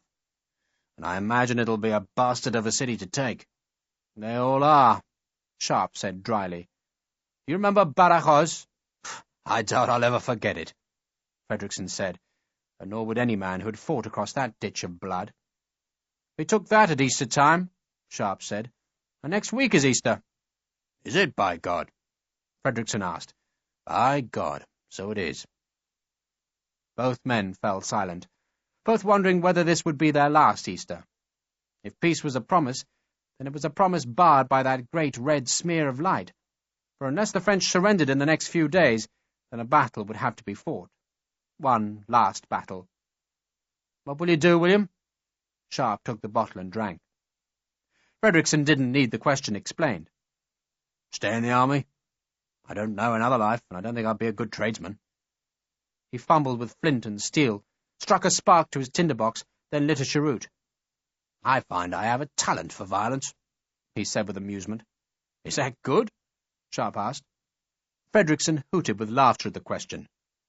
"Violence solved your problem with bloody Bampfylde. If you hadn't fought the bugger, then you can be certain he'd even now be making trouble for you in London. Violence may not be good, my friend, but it has a certain efficiency in the resolution of otherwise insoluble problems." Frederickson took the bottle. "Oh, I can't say I'm enamoured of a peacetime army, but there'll probably be another war before too long." "You should get married," Sharpe said quietly. Frederickson sneered at that thought. "Why do condemned men always encourage others to join them on the gallows? It isn't like that." "Marriage is an appetite," Frederickson said savagely, "and once you've enjoyed the flesh, all that's left is a carcass of dry bones." "No," Sharpe protested. "I do hope it isn't true." Frederickson toasted Sharpe with the half-empty wine bottle. "And I especially hope it isn't true for all of my dear friends who've pinned their hopes of peacetime happiness on something as wilfully frail as a wife." "It isn't true," Sharpe insisted, and he hoped that when he returned to headquarters he would find a letter from Jane. But there was none, and he remembered their arguments before the duel, and he wondered whether his own peacetime happiness had been soured by his stubbornness. And in the morning the brigade was ordered to advance eastwards, towards Toulouse. In finding Sergeant Chalon, Major Pierre Ducos had unwittingly found his perfect instrument. Chalon liked to have a woman in his bed, meat at his table, and wine in his belly. But most of all, Chalon liked to have his decisions made for him, and he was ready to reward the decision-maker with a dogged loyalty. It was not that Chalon was a stupid man, far from it, but the dragoon sergeant understood that other men were cleverer than himself, and he quickly discovered that Pierre Ducos was among the cleverest he had ever known. That was a comfort to Chalon, for if he was to survive his treachery to the Emperor's cause, then he'd need cleverness. The 9 horsemen had travelled eastwards from Bordeaux. Their route took them far to the north of where Marshal Soult retreated in front of the British army, and far to the south of where the Emperor protected Paris with a dazzling display of defensive manoeuvres. Ducos and his men rode into the deserted uplands of central France. They lived well on their journey. There was money for an inn-room each night, and money for those men who wanted whores, and money for food, and money for spare horses, and money for good civilian clothes to replace the dragoons' uniforms, though Ducos noted that each man saved his green uniform coat. That was pride, the same pride that made the dragoons wear their hair long, so that one day they might again plait it into the distinctive cadenet. Their possession of money also made the 9 men ride circumspectly, for the forests were full of dangers. Yet by avoiding the main roads, they travelled safely around the places where hungry brigands laid desperate ambushes. Ducos, Sergeant Chalon, and 3 of the troopers were Frenchmen. One of the other dragoons was a German, a great hulking Saxon with eyes the colour of a winter's sky, and hands that, despite the loss of 2 fingers on his right hand, could still break a man's neck with ease. There was a Pole who sat dark and quiet, yet seemed eager to please Ducos. The other 2 dragoons were Italians, recruited in the early, heady days of Napoleon's career. All spoke French, all trusted Chalon, and, because Chalon trusted Ducos, they were happy to offer allegiance to the small, bespectacled major.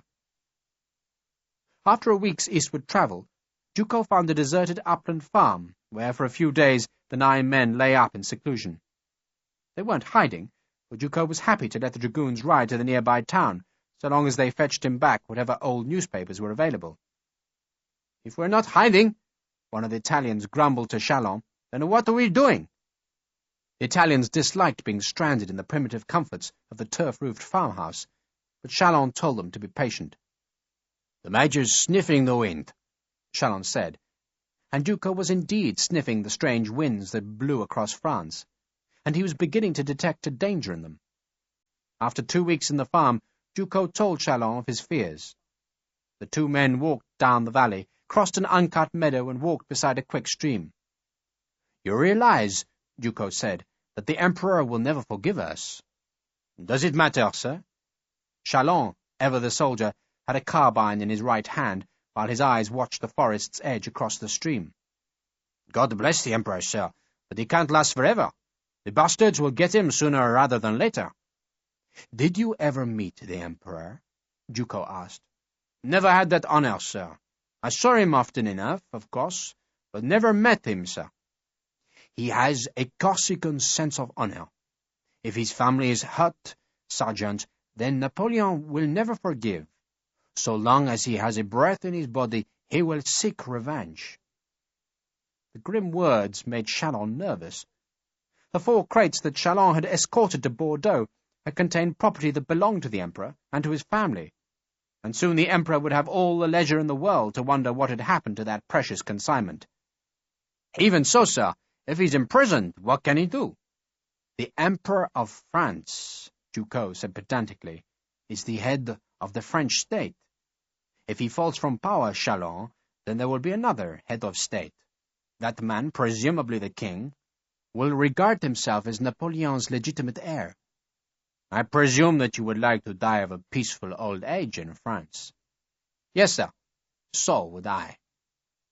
Ducos was staring over the stream and dark trees towards a tall crag of pale rock, above which 2 eagles circled in the cold wind.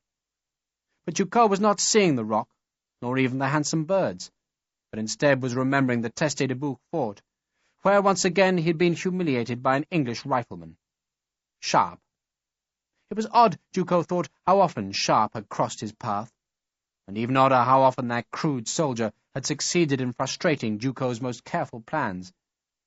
It had happened again at the benighted fort on the French coast, and Ducos, seeking some clever stroke that would give himself and Sergeant Chalon freedom, had found himself thinking more and more about Major Richard Sharpe. At first Ducos had resented the intrusion of Sharpe into his thoughts, but in these last 2 days he had begun to see that there was a possible purpose to that intrusion. Perhaps it would be possible for Ducos to take revenge on his old enemy, as a part of the concealment of the theft. The plan was intricate, but the more Ducos tested it, the more he liked it. What he needed now was Chalon's support, for without the sergeant's physical courage, and without the loyalty that the other dragoons felt for Chalon, the intricacy was doomed. So, as they walked beside the stream, Ducos spoke low and urgently to the sergeant, and what he said revealed a golden bridge to a wonderful future for Sergeant Chalon. "It will mean a visit to Paris," Ducos warned, "then a killing somewhere in France." Chalon shrugged. That doesn't sound too dangerous, sir. After which we'll leave France, Sergeant, till the storm blows out. Very good, sir. Chalon was quite content so long as his duties were clear. Duco could do the planning, and Chalon would doubtless do the killing. Thus, in Chalon's world, it had ever been. He was content to let the officers devise their campaign plans, and he would cut and hack with a blade to make those plans work. Duco's clever mind was racing backwards and forwards, sensing the dangers in his ideas and seeking to preempt those risks. Do any of your men write? Herman's the only one, sir. He's a clever bugger for a Saxon. I need an official report written, but not in my own handwriting. Duco frowned suddenly. How can he write? He's had 2 fingers chopped off. I didn't say he wrote so as you can read it, sir, Chalon said chidingly. But he's got his letters. It doesn't matter. For Duco could even see a virtue in the Saxon's illegible handwriting, and that, he realized, was a hallmark of a good plan, when even its apparent frailties turned into real advantages. So that night, under a flickering rushlight, the 9 men made a solemn agreement. The agreement was a thieves' pact, which pledged them to follow Duco's careful plan, and to further that plan, the Saxon laboriously wrote a long document to Duco's dictation. Afterwards, as the dragoons slept, Duco wrote his own long report, which purported to describe the fate of the Emperor's missing baggage. Then, in the morning, with panniers and saddlebags still bulging, the 9 men rode north. They faced a few weeks of risk, a few months of hiding, then triumph. End of Disc 1. Disc 2. Chapter 2. Over the next few days, it seemed as if Wellington was offering peace and opportunity, for he broke off his direct advance on Toulouse, and instead ordered the army into a confusing series of manoeuvres that could only delay any confrontation with Marshal Soult's army. If the manoeuvres were designed to offer the French a chance to retreat, they didn't take it, but just waited at Toulouse while the British, Spanish, and Portuguese forces made their slow and cumbersome advance. One night, Nairn's brigade was marched through pelting rain to where engineers were laying a pontoon bridge across a wide river. Sharpe knew the river was the Garonne, for his orders said as much, but he had no idea where in France the Garonne ran. Nor did it much matter, for the night became a fiasco when the engineers discovered their bridge was too short. Nairn's men slept by the roadside, as the engineers swore and wrestled with the clumsy tin boats that should have carried the wooden roadway. Eventually, the crossing was abandoned. 3 days later, a bridge was successfully laid elsewhere on the river. Troops crossed, but it seemed the bridge led to nothing but swampland, in which the artillery floundered up to its axles. In Spain, no such mistake would have happened, for in Spain there had always been willing local guides eager to lead the British army towards the hated French. But here, on the Emperor's own soil, there was no such help. Neither was there any opposition from the local population, who merely seemed numbed by the years of war. The troops who struggled in the swamps were called back, and their bridge was dismantled. There had been no interference from Marshal Soult's army that was entrenched about the city's outskirts. A German deserter reported on the enemy dispositions, and also said that the Emperor Napoleon had committed suicide. "A German soldier will see anything to get a decent meal," Nairn grumbled, "or an English one to get a bottle of rum." No confirmation came of the Emperor's death. It seemed that Napoleon still lived. Paris was uncaptured, and so the war went on. Wellington ordered a new bridge made, and this time almost the whole army crossed to find itself north of Toulouse and between 2 rivers. They marched south, and by Good Friday they were close enough to smell the cooking fires of the city. Next day the army marched even closer, and Sharpe, riding ahead with Nairn, saw what obstacles protected the city. Between the British and Toulouse there lay a long, hog-backed ridge. Beyond the ridge was a canal, but the ridge provided the city's real protection, for it was the high ground, and whoever possessed it could pour a killing fire down onto their enemies. Sharpe drew out his telescope and gazed at the ridge's summit, where he saw fresh scars of newly dug earth, which betrayed that the French, far from being ready to surrender, were still fortifying the hill's top. "I hate goddamn bloody trenches," he said to Nairn. "You faced them before?" "In the Pyrenees. It wasn't pleasant." It began to rain as the two men rowed back to the British lines. "Tomorrow's Easter Day," Nairn said moodily. "Yes." Nairn took a long swig of rum from his flask, then offered it to Sharpe. "Even for a disbeliever like me, it's a bloody inappropriate day to fight a battle, wouldn't you say?" Sharpe didn't reply, for a gun had boomed behind him. He twisted in his saddle and saw the dirty puff of smoke on the crest of the ridge, and just a second later he saw a spurt of water splash and die in the western marshes. The French were sighting in their 12-pounders, the killing guns with their 7-foot barrels. The thought of those efficiently served weapons gave Sharpe a quick, sudden pain in his belly. He'd somehow convinced himself that there would be no fight, that the French would see how hopeless their cause was, yet the enemy gunners were even now ranging their batteries, and Sharpe could hear the whining scrape of blades being whetted on stones in the British cavalry lines. At luncheon, which Nairn's military family ate inside a large tent, Sharpe found himself hoping that peace would be announced that very afternoon. Yet when a message arrived, it proved to be orders for the brigade to prepare itself for battle the next day. Nairn solemnly toasted his aides. "An Easter death to the French, gentlemen! Death to the French!" The aides repeated the old toast, then stood to drink the king's health. Sharpe slept badly. It was not work that kept him awake. The last marching orders had been copied and dispatched well before nightfall. Nor was it the supper of salt beef and sour wine that had made him restless. It was the apprehension of a man before battle. That same apprehension which had kept him awake on the nights before the duel with Bampfylde. The apprehension was fear, pure, naked fear, and Sharpe knew that battle by battle the fear was getting worse for him. When he first joined the army as a private, he had been young and cocksure. He'd even felt exhilarated before a fight. He had felt himself to be immortal then, and that had made him confident that he could maul and claw and kill any man who opposed him. Now, as an officer, and married, he possessed more knowledge, and so had more fear. Tomorrow he could die. He tried the old tricks to conquer the knowledge, attempting to snatch an augury of life or death from the commonplace. If a sparrow alighted this side of a puddle, he'd live. He despised such superstitious obsessions. He couldn't help but indulge them, though he'd made the attempt too often in the past to believe in any such trivial portents. Indeed, every man in both armies, Sharpe knew, was trying to snatch just such prophecies from their fears. But there were few who would allow themselves to see death written in their stars, yet many must die. The eve of battle was a time for talismans and amulets and charms and prayers, but the dawn would bring the kick of musket butts, the hiss of sabres and the skull-shattering sound of artillery firing. So Sharpe shivered in the night, and hoped his death would be quick, and that he wouldn't scream beneath the surgeon's knife. By dawn the rain had stopped, and a drying wind blew across the countryside. High clouds scudded away from the sun's rising, as Sharpe walked through the smoking bivouac fires in search of a cavalry armourer who could put an edge onto his sword. It was the sword of a trooper of the heavy cavalry, a long-bladed, heavy and unbalanced weapon. It was far too unwieldy for most men, even for the burly men who rode the big horses and trained with dumbbells to give strength to their sword arms. But Sharpe liked the sword, and was strong enough to make it into a responsive and murderous weapon. He found an armourer who ran the blade up his treadled wheel, and afterwards stropped it on his leather apron. Sharpe gave the man a coin, then shared a tin mug of tea.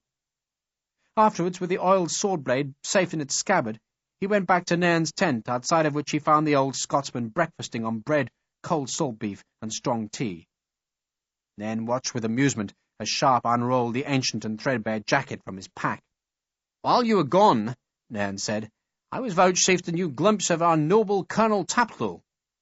Sharpe was grateful for the distraction from his fears. "Tell me, please." "He's holding a service of Holy Communion, for officers only, mark you, behind the latrines in 10 minutes.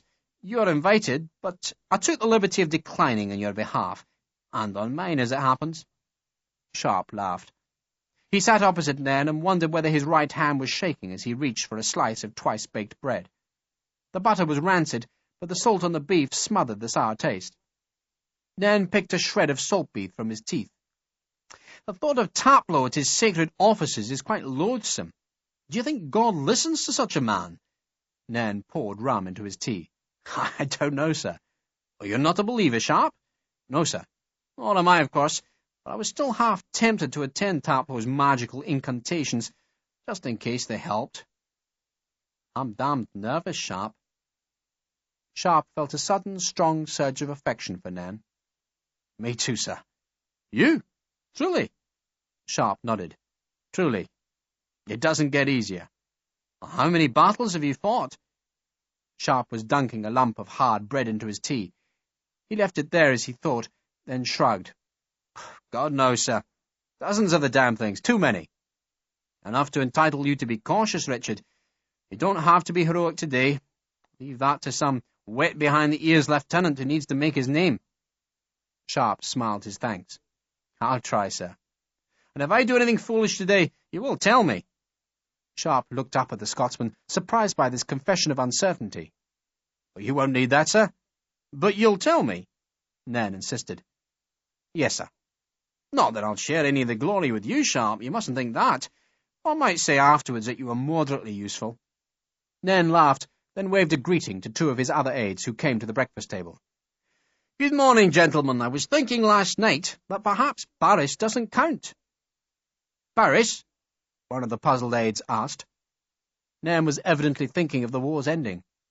Perhaps the Northern Allies will take Paris, but Napoleon might just fall back, and we'll keep marching on, and some day this summer the whole damn lot of us will meet in the very middle of France.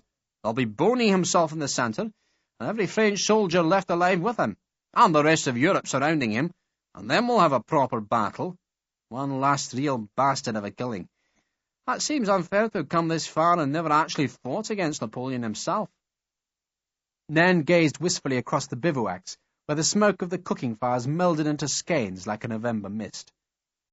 I'll keep the Highlanders in reserve, Sharpe. That way no one can accuse me of showing them favouritism. It was a strange world, Sharpe thought, in which to keep a battalion out of the battle line was construed as an insult. Yes, sir. I suppose there's no point in giving Captain Frederickson direct orders. Not if you want those orders obeyed, sir, but he knows what to do, and his men would appreciate a visit from you. Of course, of course. Nan added more rum to his tea, then frowned. Frederickson's rifles are the only men in this brigade who eat properly. They never have salt beef. Why do we never catch them looting? Because they're riflemen, sir. They're much too clever. Nan smiled. At least there'll be no more salt beef once this battle's won. We'll have French rations. The other aides arrived, faces gleaming from their razors. Sharpe had still not shaved, and he had a sudden irrational conviction that he had survived the day if he didn't shave. Then another equally strong impulse said that he would only live if he did shave, and he felt the reptilian squirm of fear in his belly. He stared up at the long, long ridge that, just like the British bivouacs, was topped by a shifting layer of smoke. The smoke was thick enough to suggest the large numbers of Frenchmen who would be defending the high ground this day. Sharpe thought of Jane, and suddenly longed for the Dorset house with its implicit promise of a nursery. He was about to ask whether any mail had arrived, when a light flashed from the ridge top, and Sharpe knew it was the sun reflecting from a telescope as an enemy officer gazed down at the British lines. The fear stirred in Sharpe. He was tempted to take some of Nan's rum, but resisted. The waiting abraded the fear. The first Spanish, Portuguese, and British brigades had marched long before dawn, their long lines uncoiling from the encampment in a sluggishly macabre motion. But Nan's brigade would be one of the last to leave the lines. They could only wait, pretending confidence, as the minutes wore on. Nan inspected his battalions and tossed gruff encouragement to the soldiers. Some of the Highlanders sang psalms, but their tunes were so dirge-like that Sharpe went out of earshot. He decided that his survival lay in not shaving. It took another half-hour before the orders came from division, and Nan at last could order his men forward. Taplow's battalion led, and the Highlanders marched at the rear. The brigade followed the other battalions, who were already marching to the ridge's southern slopes. Sharpe, mounted on his mare, Sycorax, could see the Spanish divisions that waited at the ridge's northern end. Today those Spaniards had the place of honour, for they would comprise the major attack up the ridge's spine. They had asked for the honour. As they attacked, so the British and Portuguese, under Marshal Beresford, would assault the ridge's southern end to split the French defences. Other British troops were ringed about the city to make threatening feints designed to stop Marshal Soult concentrating his army on the ridge. The French, secure on their heights, could see all that Wellington planned. There could be no deception this day, no sleight of arms to blind the enemy and cheat him. This would be work, hard work, work for the bayonet and the bullet, work for the infantry. The southward march was not easy, for the ground was soft. Nairn's brigade, among the last in Beresford's long column, found the tracks churned into a morass. At first that clinging mud was their only problem, but as their route angled ever closer to the ridge, the brigade came within range of the French gunners. Nairn ordered his men to march through the marshy fields to the west of the tracks, but still the round shot slashed into his battalion columns. The British artillery tried to reply, but they were shooting uphill at enemy batteries well dug in behind thick emplacements. "Close up, you scum!" Lieutenant Colonel Taplow bellowed at his leading company after a cannonball had crashed through a file to leave 3 men bloody and twitching on the soaking ground. "Leave them there!" He shouted at 2 men who stooped to help the victims. "Leave them, I say, or I'll have you flogged!" At the rear of Taplow's Fusiliers, a band played, their music made ragged by their stumbling progress over the tussocky soft ground.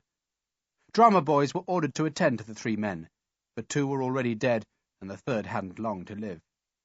The battalion surgeon finished the man with a quick knife cut, then, shrugging, wiped his bloody hands on his grey breeches. The French artillery pumped smoke from the ridge crest. Sharpe, staring eastwards, could sometimes see the trace of a dark line in the sky, and he knew he watched a cannonball at the top of its arcing flight. And he also knew that such a pencil line was only visible in the sky when the ball was coming straight at the observer. At those moments he felt a temptation to spur Sycorax onwards, feigning some urgent duty, but he restrained himself in case any man should think him cowardly. Instead he rode steadily, flinching inwardly, and hid his relief as the balls missed. One round shot thumped into the mud just ahead of Sycorax, making the mare rear frantically. Somehow Sharpe kept his feet in the stirrups and his arse on the saddle, as the gobbets of wet mud fountained about him. The mare wasn't properly trained to battle, but she was a good, steady horse. She'd been a gift from Jane, and that thought gave Sharpe a sentimental longing to see his wife. He wondered if her mail had become lost, because no letter had yet arrived. Then a cannonball went just over his shako to decapitate a redcoat marching to Sharpe's left, and he forgot his wife in the sudden surge of fear. "Close up!" a sergeant shouted. "Close up!" It was the litany of battle and the only obituary of the common soldier. "You're used to this, I suppose?" A lieutenant, one of Nairn's junior aides, spurred alongside Sharpe.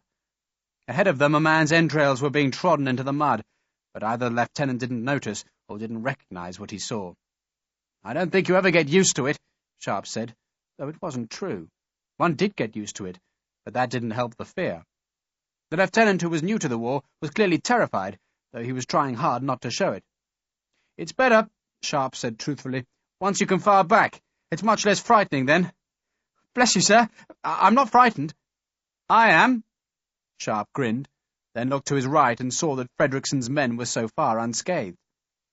Frederickson had taken his riflemen closer to the enemy, which had been a shrewd move, for the greenjackets made a small and seemingly negligible target compared to the long and cumbersome column of redcoats. The French were firing over the riflemen's heads. A cavalry officer galloped past Frederickson's men towards the head of Beresford's column.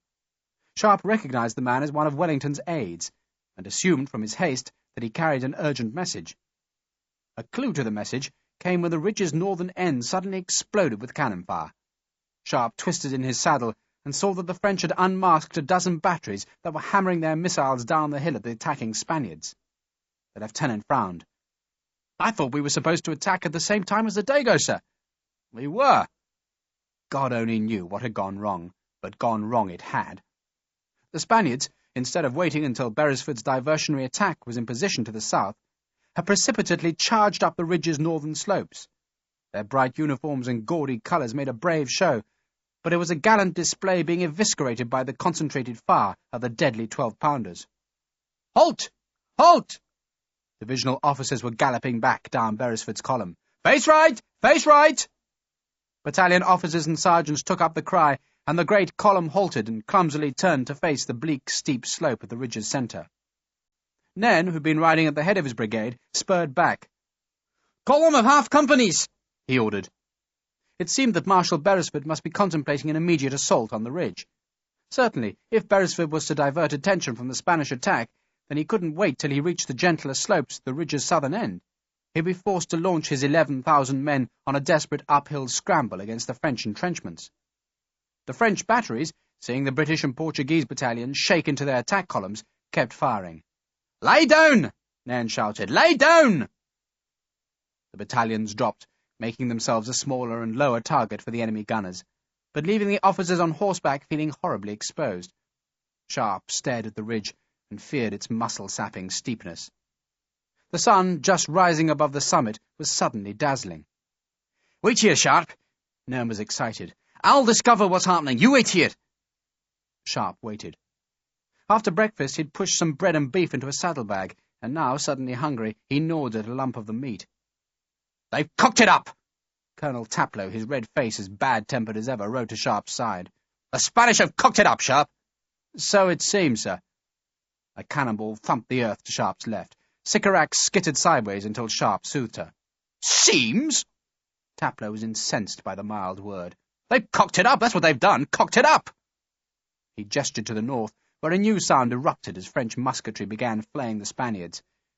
The crackle of musketry was a thick, splintering sound that gave witness to just how many defenders had been waiting for the Spanish. "They went too early!"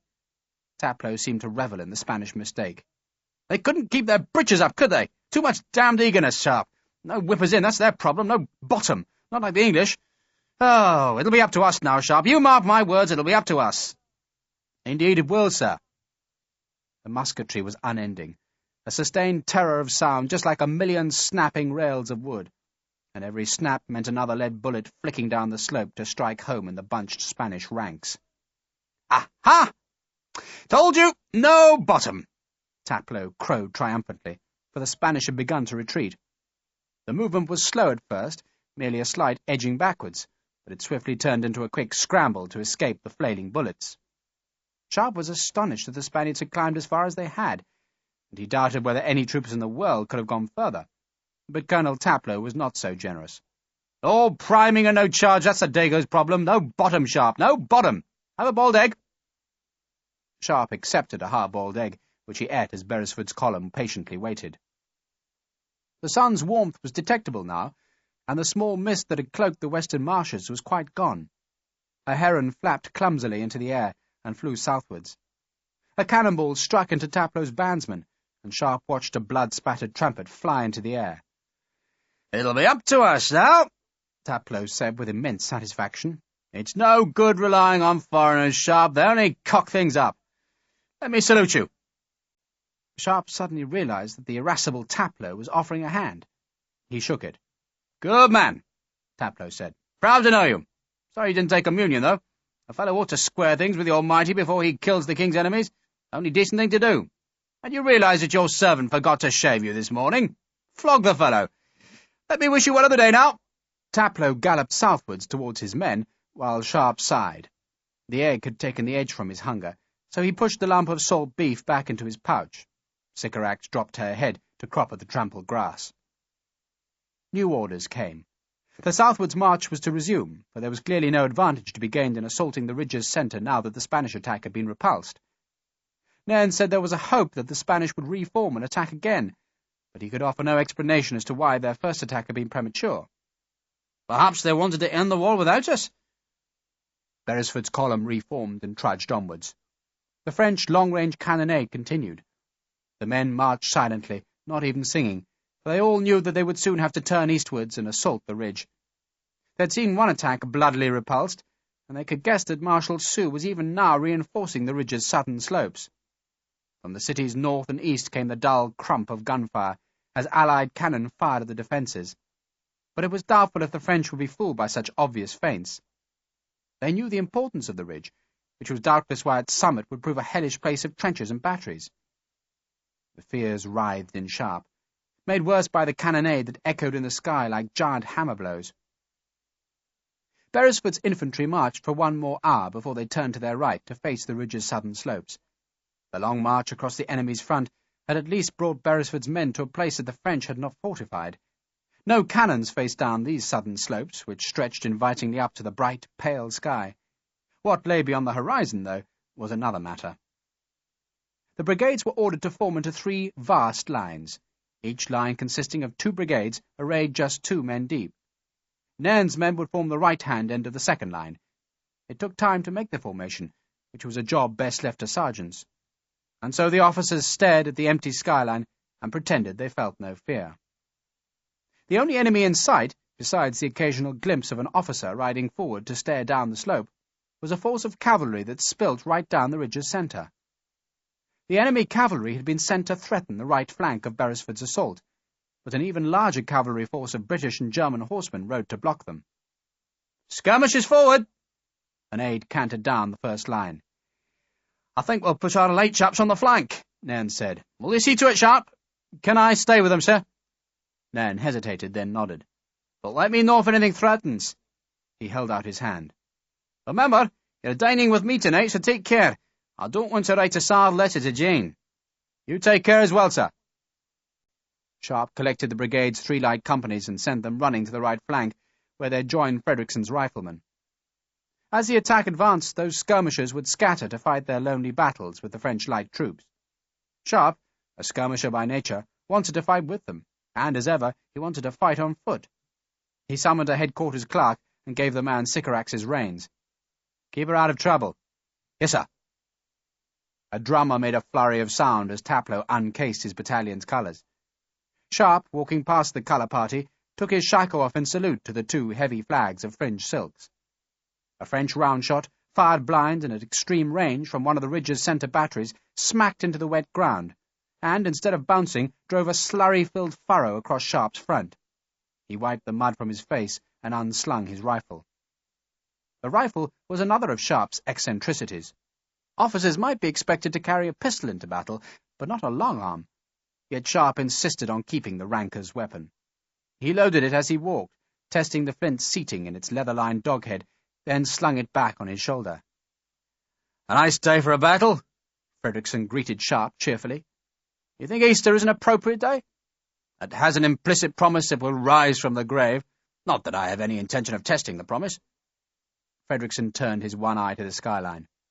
"If you were Marshal Soult, what would you have waiting up there?" "Every damned field gun in my army." The knot was tying itself in Sharpe's belly as he imagined the efficient French 12-pounders lined wheel to wheel. "Let us hope he doesn't have sufficient guns." Frederickson did not sound hopeful. He, like Sharpe, could imagine the horse teams dragging the field guns from where the Spanish had been repulsed to where they could decimate this new attack. Trumpet calls sounded far to Sharpe's left, were repeated ever closer, and the first line of Beresford's attack started forward. The second line was held for a moment before it, too, was ordered into motion. Almost at once the careful alignments of the thin lines wavered because of the ground's unevenness. Sergeants began bellowing orders for the men to watch their dressing. The officers' horses, as if sensing what waited for them, became skittish. "Are you here to take command?" Frederickson asked Sharpe as the skirmishers started forward. "Are you the senior captain?" Frederickson cast a dour look at the captains of the 3 redcoat light companies. "By a very long way." The sour tone told Sharpe that Frederickson was resenting the lack of promotion. Rank was clearly more important to a man who planned to stay in the army, and Frederickson well knew how slow promotion could be in peacetime, when there were no cannons and muskets to create convenient vacancies. And Frederickson, more than any man Sharpe knew, deserved promotion. Sharpe made a mental note to ask Nairn if he could help, then smiled.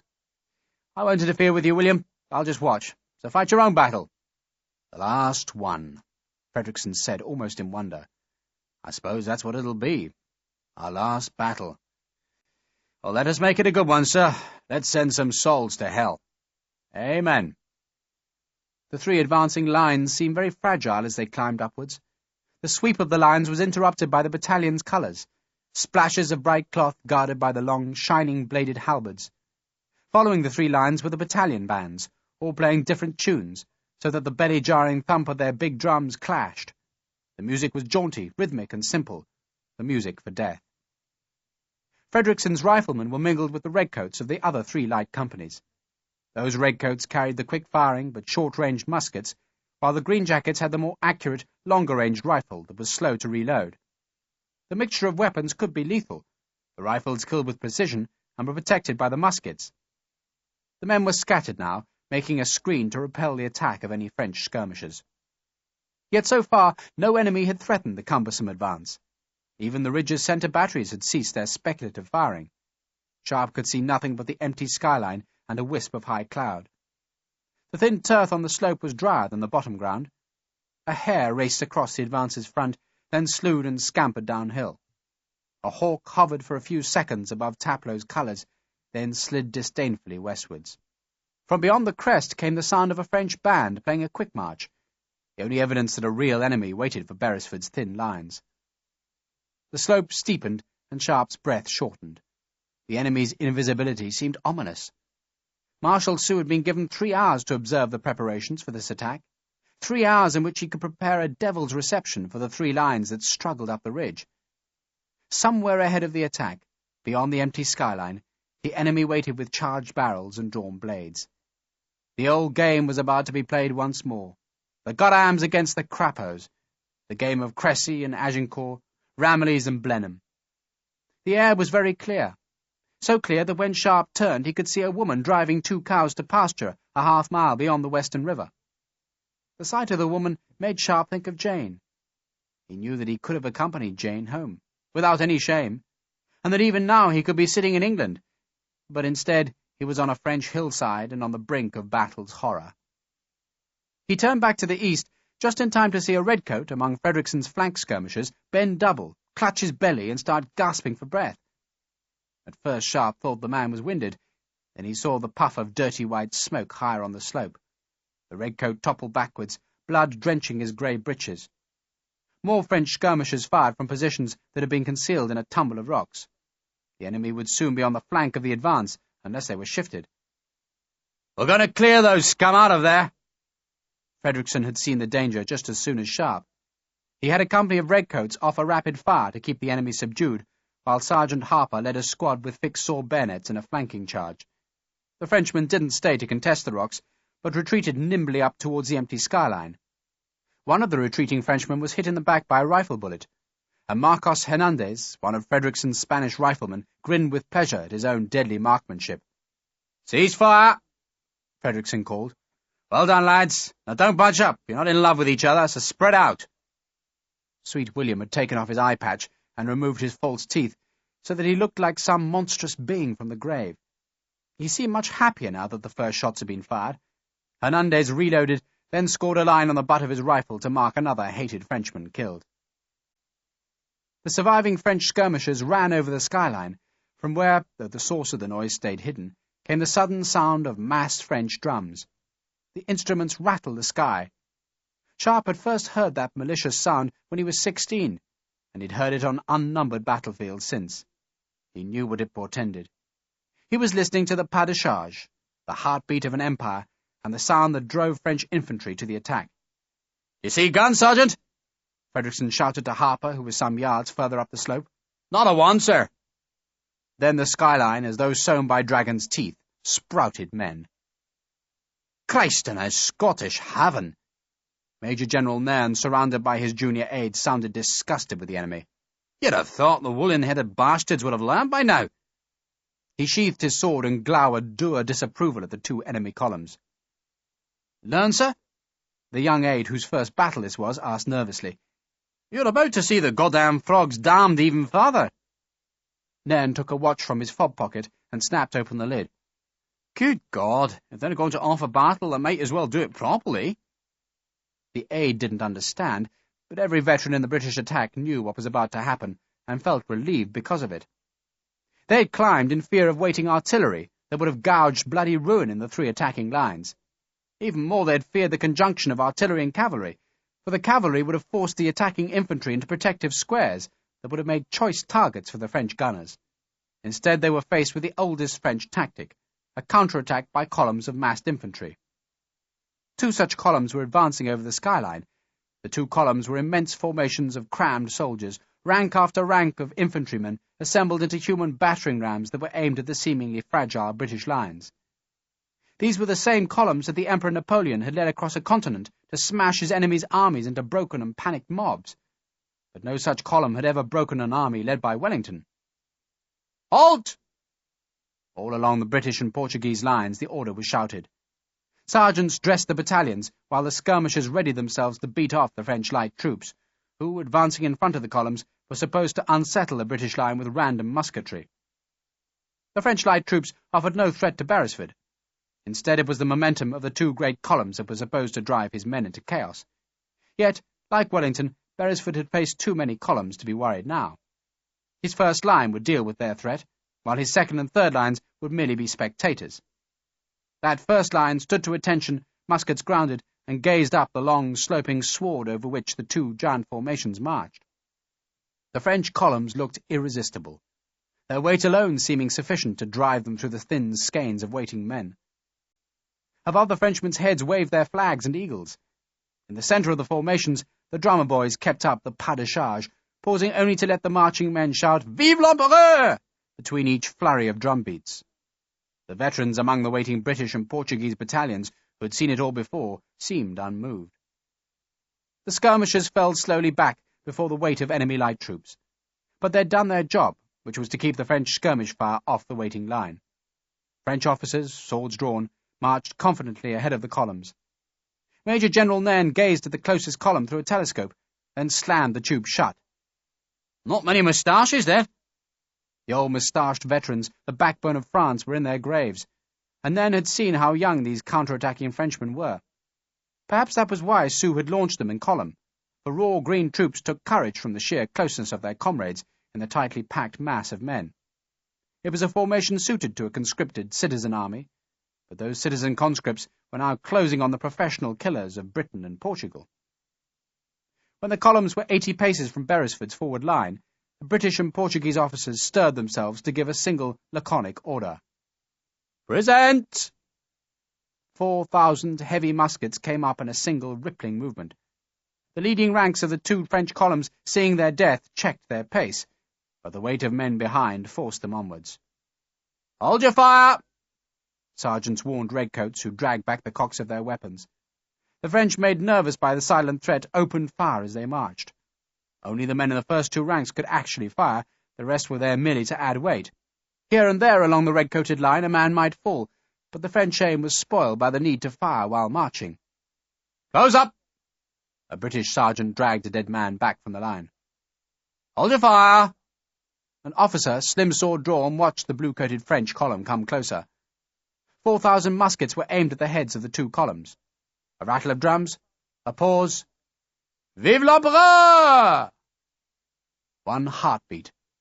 The British muskets were steady, the officers' swords raised, while the men in either army were close enough now to see the expressions on the others' faces. "Fire!" Like a great cough, or like a gigantic throttling explosion, 4,000 muskets flamed smoke and lead, and 4,000 brass-bound butts mule-kicked back into men's shoulders. The smoke spewed to hide the French. "Reload!" Sharpe, still off to the right flank, saw the nearer enemy column quiver as the heavy bullets struck home. Bluecoats were speckled by blood. The whole front rank crumpled and fell, and most of the second rank too.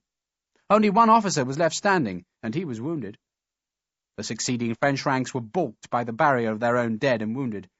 But then the sheer mass of the deep column forced the new front rank to clamber over the bodies and continue the advance.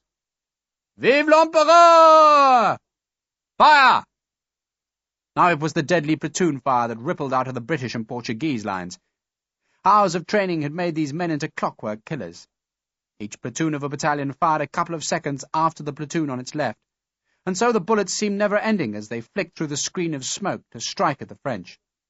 The fire flayed at the enemy, flensing men off the front and flanks of the column, so that it seemed as if the enemy marched into an invisible mincing machine. The French survivors, inexorably forced to the front ranks, tried to struggle into the storm of musketry, but no man could live against that fire. In the past, in the glorious days when the Emperor's name struck fear into Europe, the columns had won by overawing their enemies. But Wellington's men had long mastered the grim art of bloodying French glory.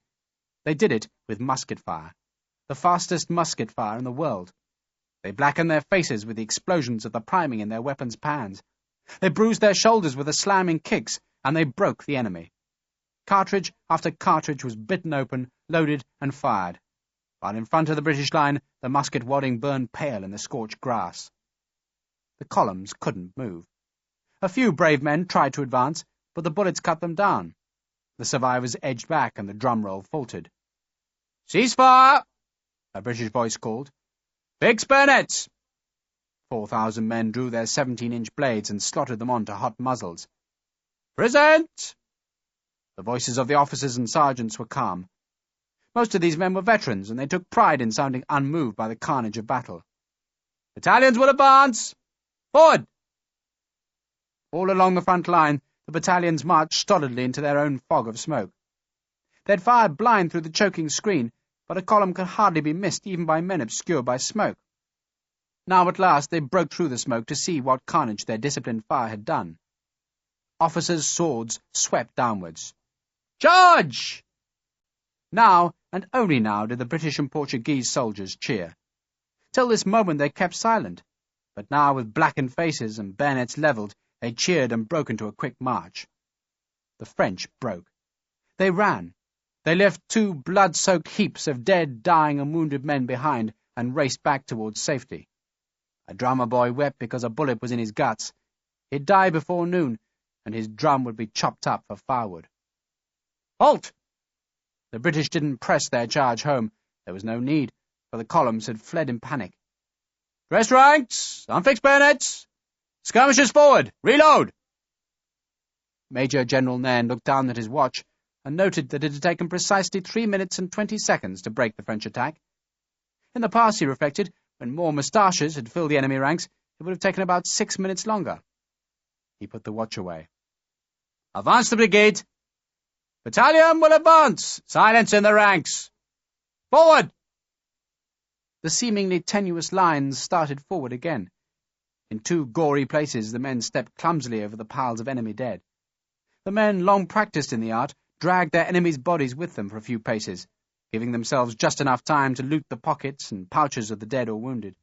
They took food, coins, talismans, and drink. One redcoat kicked the wounded drummer boy's instrument downhill. The drum's snares twanged as it bounced and rolled down the long hill. "Looks like it's going to be an easy Easter," Fredrickson said happily.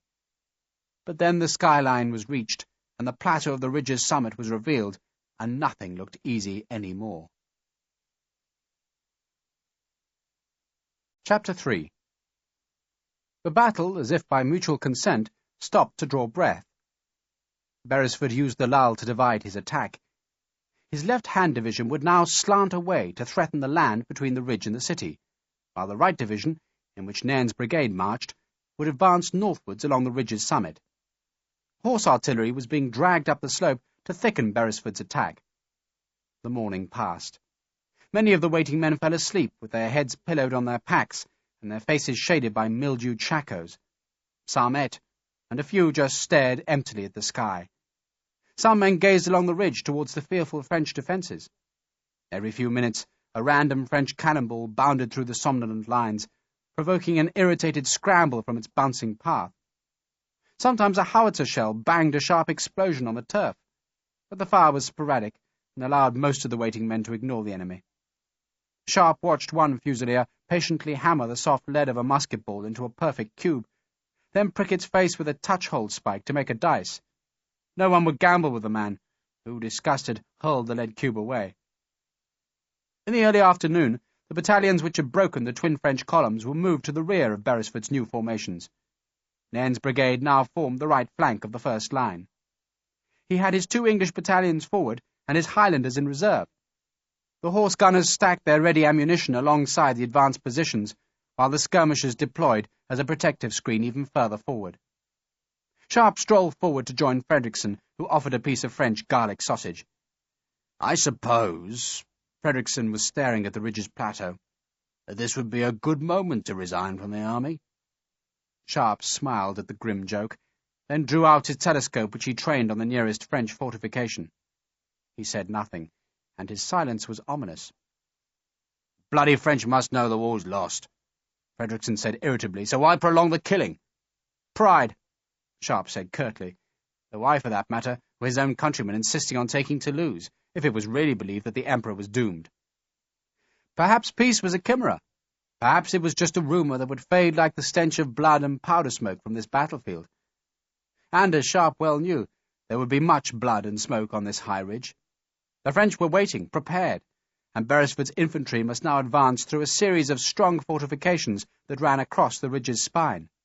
There were gun batteries and entrenchments, all bolstered by earthen redoubts, which, topped by palisades, stood like small fortresses athwart the line of attack. One redoubt, larger than the rest, dominated the ridge's centre, and, like its smaller brethren, was faced with a ditch above which its wooden palisade was embrasured for artillery. It was no wonder that Beresford's climb up the southern slope had not been imposed by French gunfire, for all the enemy cannons were now dug safe into the small forts.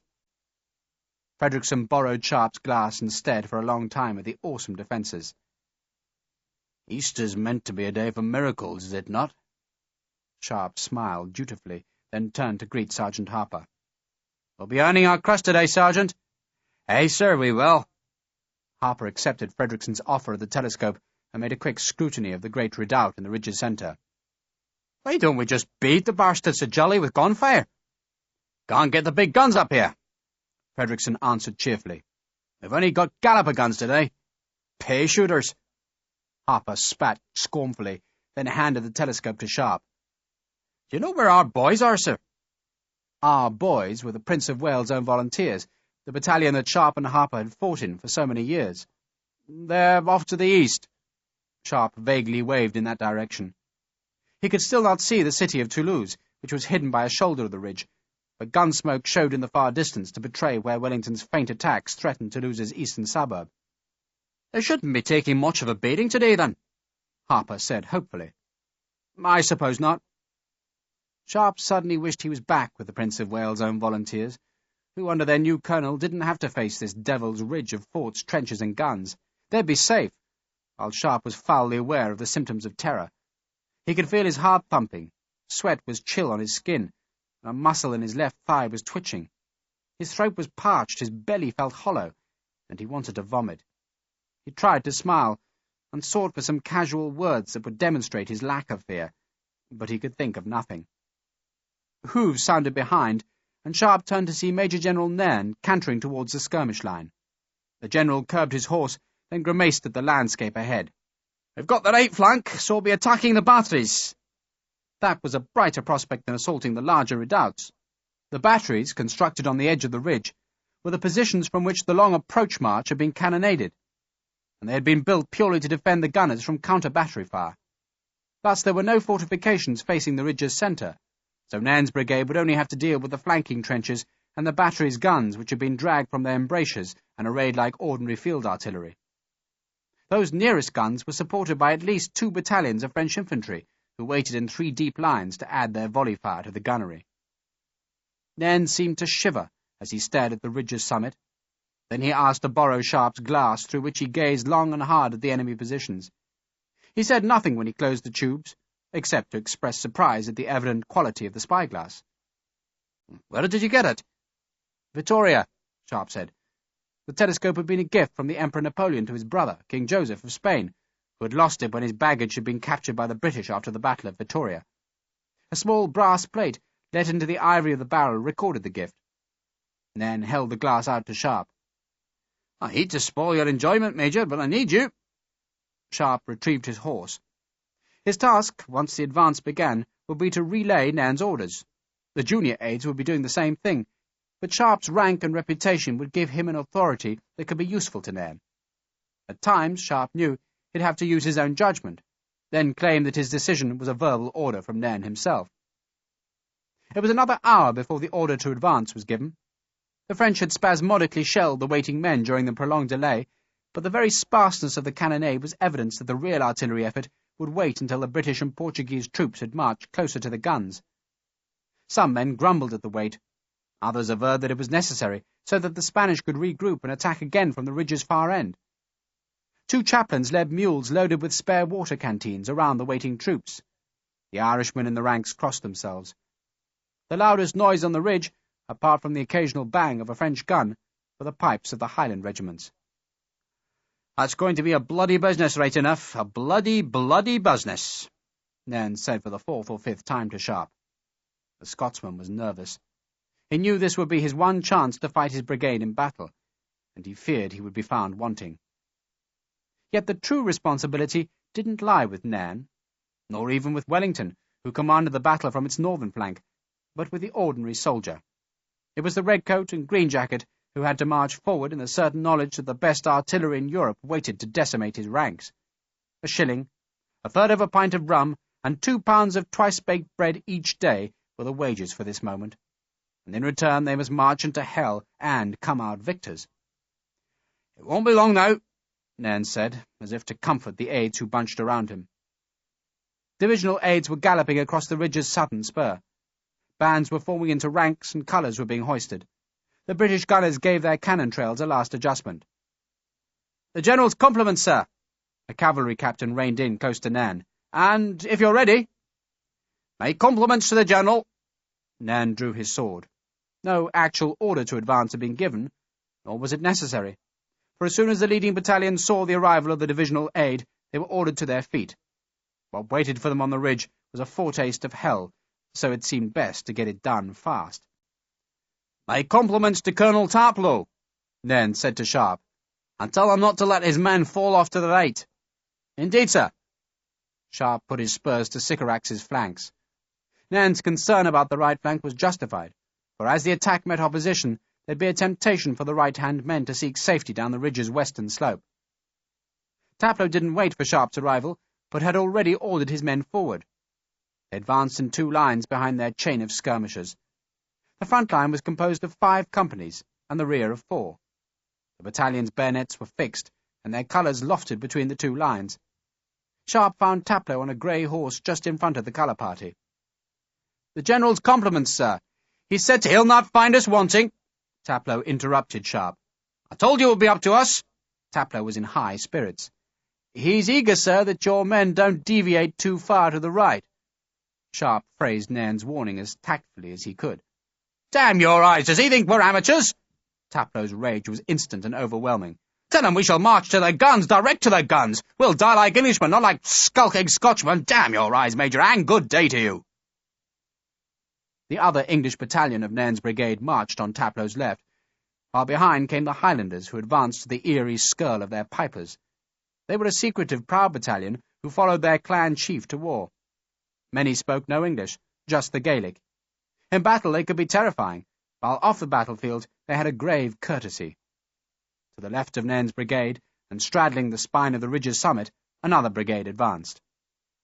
Frederickson, with the skirmishers of the 2 English battalions, was far ahead of the leading battalions.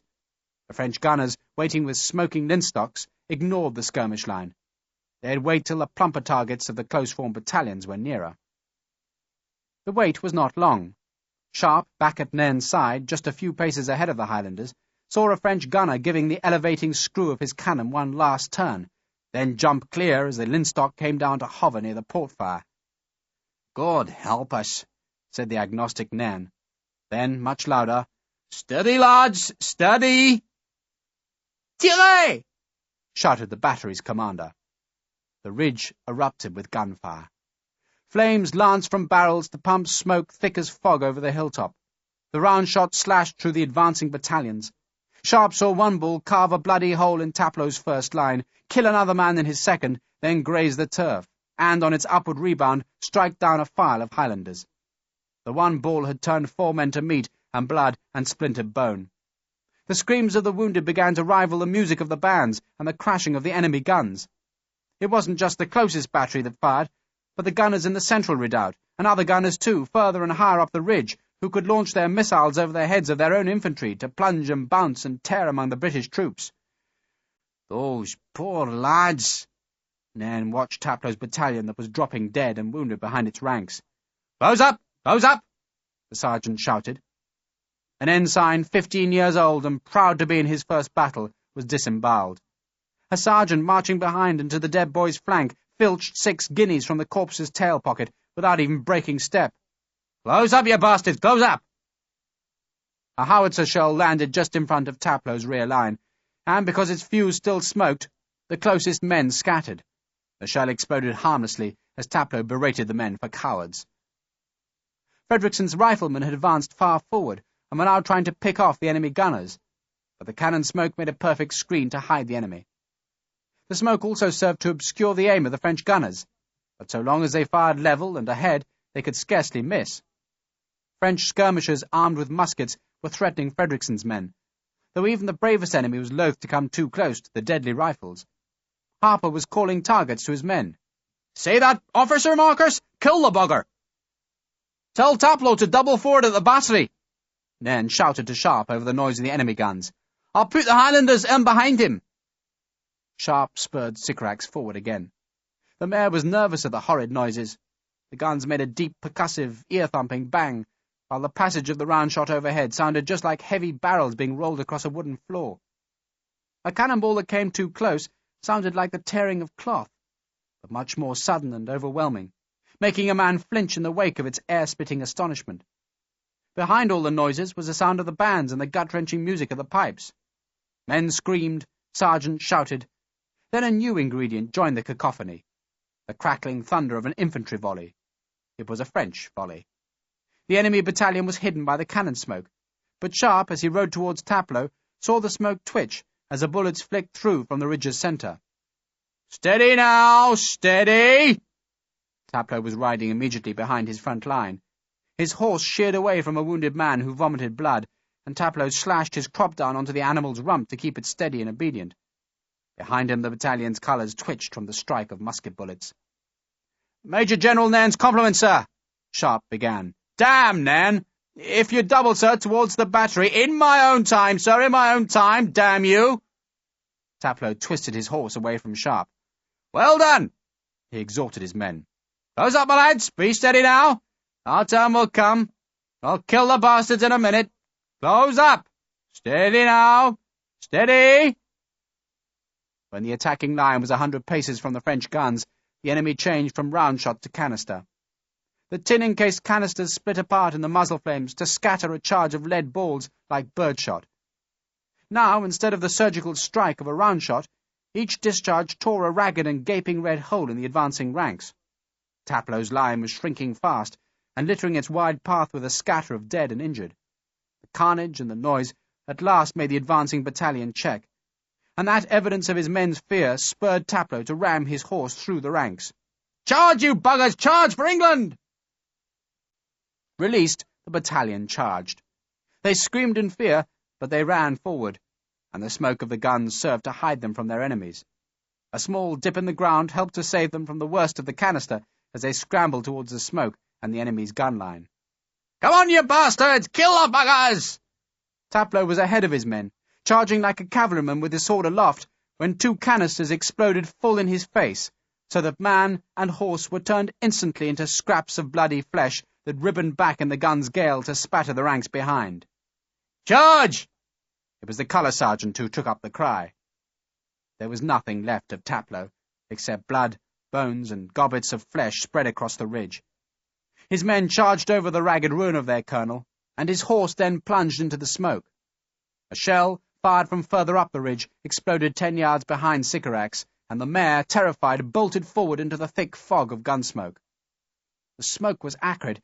Sharpe wanted to draw his sword, but he needed both hands to curb Sycorax's panic. She burst through the smoke, and Sharpe saw a mass of snarling redcoats hacking and thrusting at the French gunners. This was revenge, and none of the Fusiliers would take an enemy's surrender. The gunners would pay for the damage they'd done, and so the bayonets ripped and thrust. Sycorax stopped, quivering, because a French trench blocked her path. The trench was shallow, as if it had only been half finished. A redcoat and 2 Frenchmen lay dead inside. Sharpe scraped his sword free and tried to make sense of the chaos beyond the trench. Taplow's men were brawling, stabbing, and clawing their way through the battery, while just 70 paces to their left, a fresh enemy battalion was marching through the gunsmoke. The only man to have seen that threat was Frederickson, who had spread his skirmishers in a tenuous line to block the enemy's approach. But a handful of riflemen couldn't hope to stop a determined charge by a whole battalion. Taplow's men were in utter disorder, seeking only vengeance, yet at any moment the enemy's counterattack would come on them like thunder. "Form companies!" Sharpe shouted at the Fusiliers.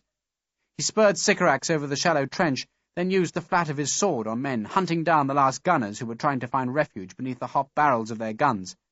"Form companies!" He found a major. "Are you in command now?" "Command?" The man was dazed. "Taplow's dead!" "Good God!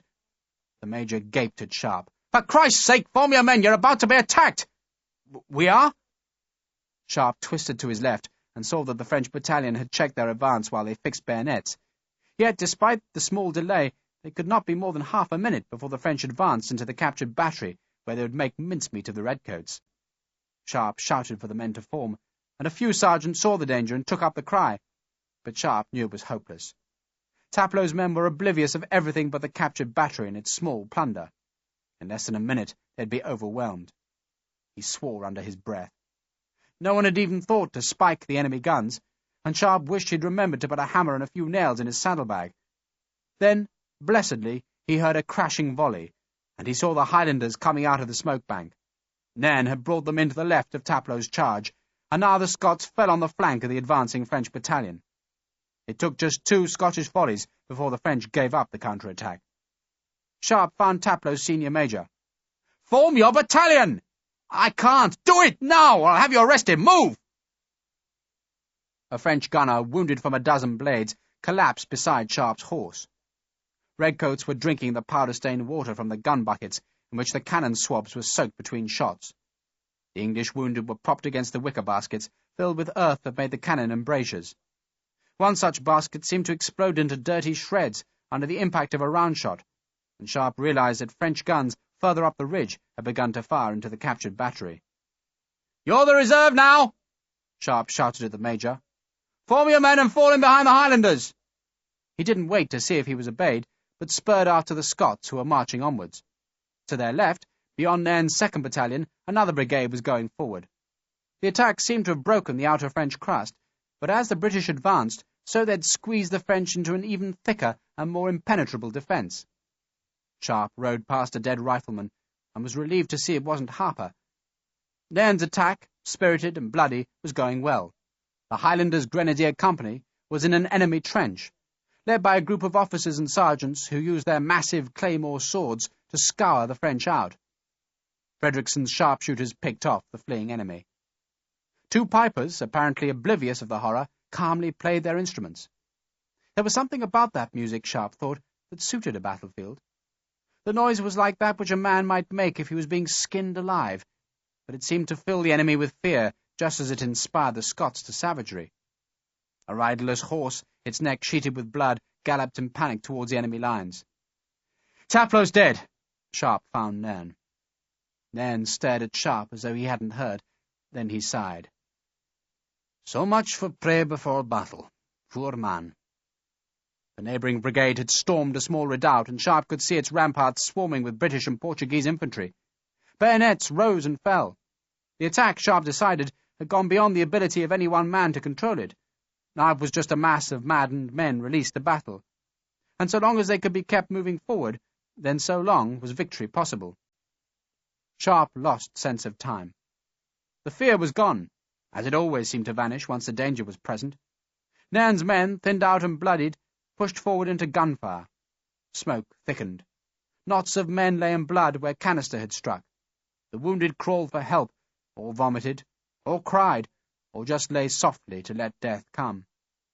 Order seemed to have gone. Instead of battalions marching proudly to the attack, it now seemed to Sharpe that the assault consisted of small groups of men who dashed a few yards forward, then summoned up the courage for another quick advance. Some men sought shelter and had to be rousted back into the advance. Somewhere a colour showed through the smoke. Sometimes a cheer announced an enemy trench taken. A British galloper gun unlimbered and fired fast into the blinding fog. The defence thickened. The enemy gunfire, which had been shattering at the start of the assault, seemed to double in its intensity.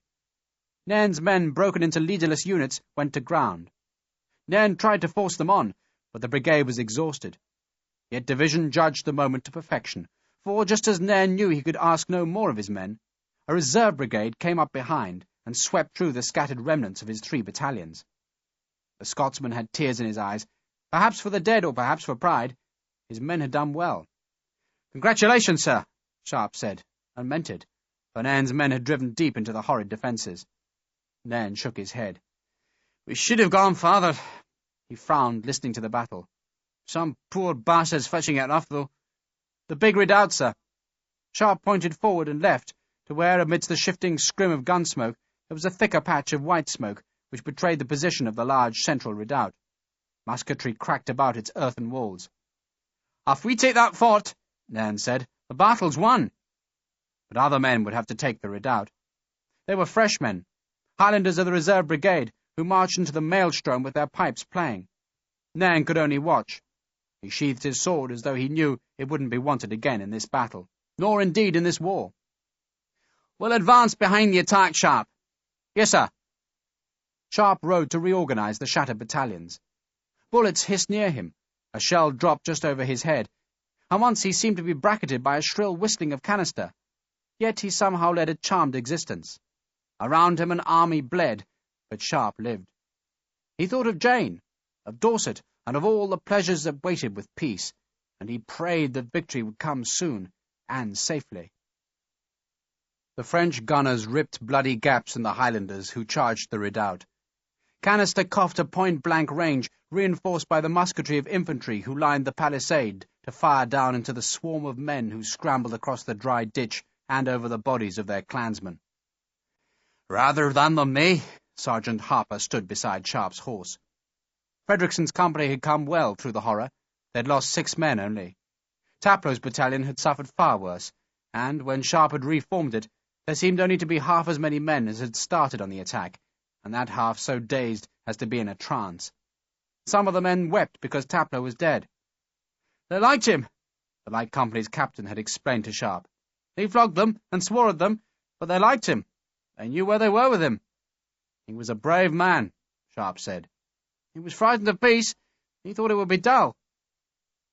The Highlanders scrabbled at the earth wall. French muskets clawed at them, but somehow the Scotsmen hauled themselves up and thrust their bayonets over the barricade. One man dragged himself to the top, fell, another took his place, and suddenly the Scots were tearing the palisade to scrap and flooding through the gaps. The cheers of the attackers sounded thin through the smoke. The supporting companies were crossing the ditch of dead men, and the redoubt was taken. Sharpe sheathed his sword. He noted with some surprise that it was unbloodied. Perhaps he thought he wouldn't have to kill in this last battle. Then a superstitious certainty suggested that he would only survive if he did not try to kill. He touched his unshaven chin, then forgot the auguries of life and death as a massive volley hammered from the far side of the captured redoubt. "God save Ireland!"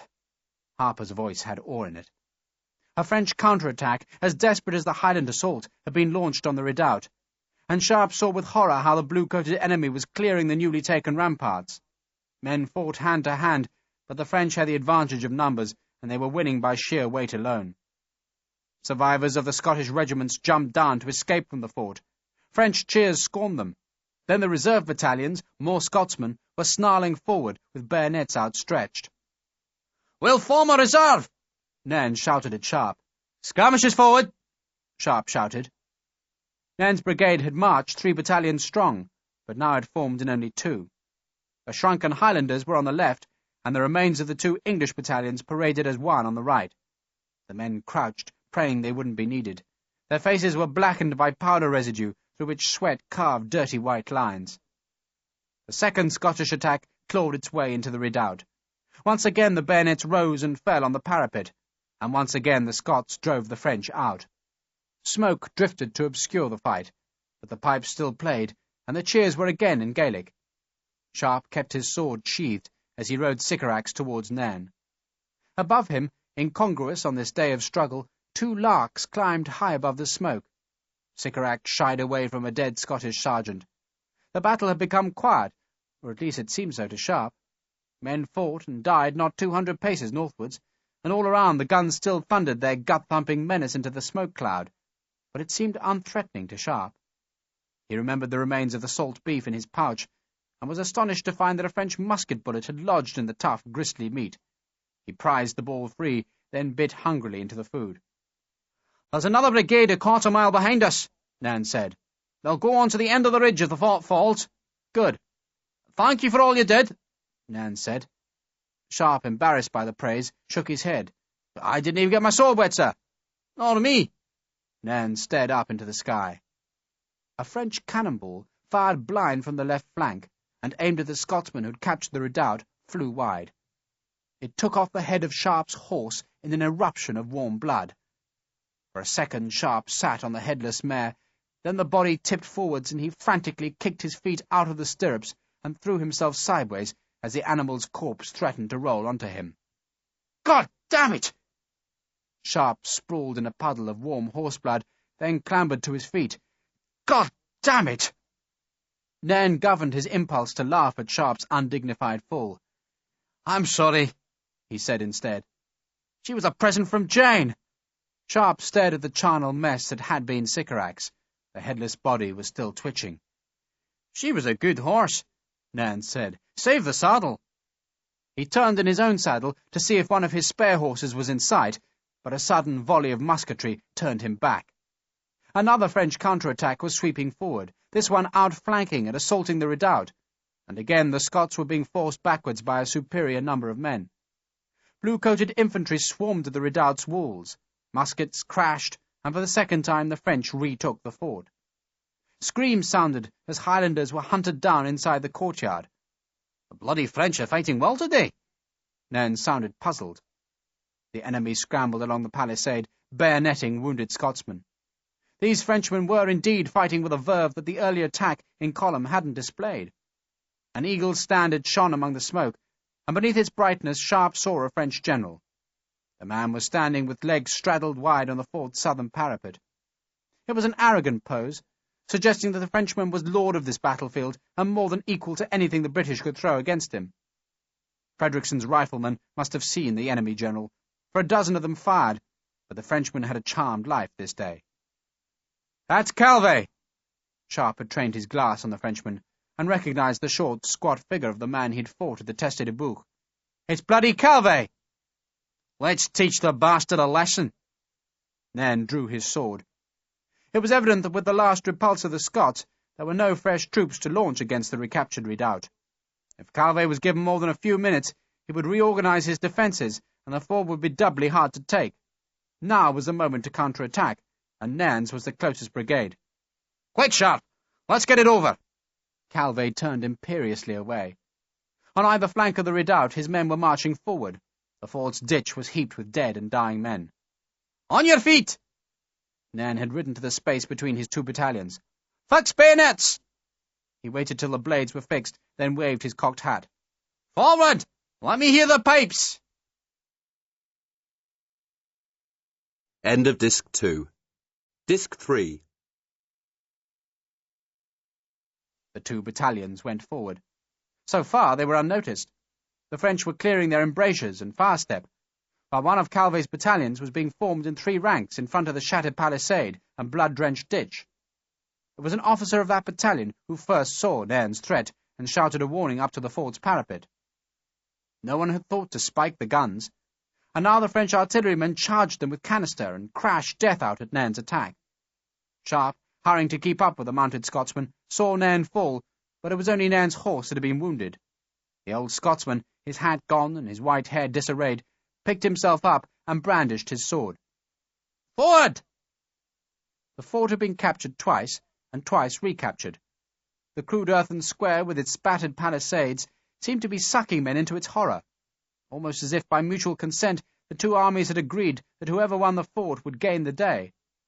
Sharpe could see open ground to his right, ground that would outflank the smoking redoubt. But cool sense, which might have suggested occupying the ground, had been replaced by a savage pride that would not permit General Calvé the satisfaction of holding the redoubt. Nairn, so long denied the chance to show his skills, would now prove himself the master of this battle's heart. He had more than the redoubt's guns to contend with, for the battalion of French infantry were loading their muskets in readiness for Nairn's assault. "Steady, lads, steady!" Nairn had launched his attack on an impulse. Now he had to slow it down so that his men did not become ragged with fear or eagerness. "Watch your dressing, lads, steady!" He smiled as Sharpe joined him. "One last effort, Sharpe, just one last effort!" One of the Highlanders' colours fell, was retrieved, and hoisted again. A sergeant's leg was sliced off at the knee by a cannonball. The pipes whipped fervour into flagging hearts. The French infantry was loaded, and their muskets were raised. There was no sign of Calvé, who must have stayed inside the redoubt. Sharpe watched the Frenchmen cock their muskets. "We'll break the bastards!" Nairn shouted. "We'll break them!" The French infantry fired, and the air was filled with a splintering volley and the whiplash hiss of its bullets.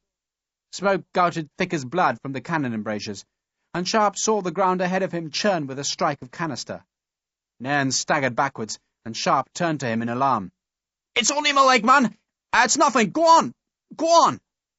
Nairn was wounded, but still exultant. He limped, but wouldn't let Sharpe stay with him. "Give him a volley, Richard! Now's your moment!" "Brigade!" Sharpe's voice was huge.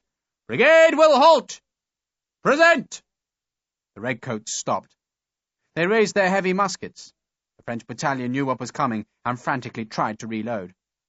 Sharpe raised his sword, paused a heartbeat, then swept it down. "Fire!" A crashing, thunderous volley, a spew of acrid smoke, and no time to wonder what damage the bullets had done. "Charge!" "Take the boys home, Richard!" Nairn called. "Take them home!" "Charge!" Sharpe felt the rage rising, the unreasonable rage of battle, the anger that would only be slaked by victory. It was this same pride and rage that had made Taplow spur ahead of his men to certain death, and which had made Nairn lead his men into the cauldron that was the redoubt's killing ground. "Charge!" A musket ball slapped past his face. Sharpe could see the faces of the French infantry now, and they looked desperately young and desperately frightened. "Charge!" That was Nairn behind Sharpe now, and the word seemed to hurl the remnants of the brigade into the stench of bodies and blood among which the enemy stood. The Highlanders ran at the French infantry, who had nowhere to retreat. The enemy hesitated and were lost. Nairn's English battalion was coming at their flank. Scottish bayonets went forward and came back bloody. The clansmen were old in war, fighting conscripts. Sharpe on their flank watched the enemy run, but in their panic the French ran towards the closing English. One youngster ran straight towards Sharpe. Then, seeing the English officer, the boy raised his bayonet to strike. Sharpe disdainfully stepped to one side and tripped the boy. He left him on the ground for one of Frederickson's men to disarm or kill. A cannon crashed canister into the mass of struggling men, killing both Scot and Frenchman alike. "Give them fire!" Frederickson shouted, and his skirmishers fired up at the French embrasures. A gunner was flung backwards. A voice bellowed in French from the palisade. Nairn's Highlanders were already clawing at the sloping earth wall of the fort's southern face. "Come right! Come right!" Sharpe shouted at the makeshift English battalion to angle their advance and follow him to the redoubt's western wall. Sharpe jumped the ditch and reached for the palisade. A musket flamed at him.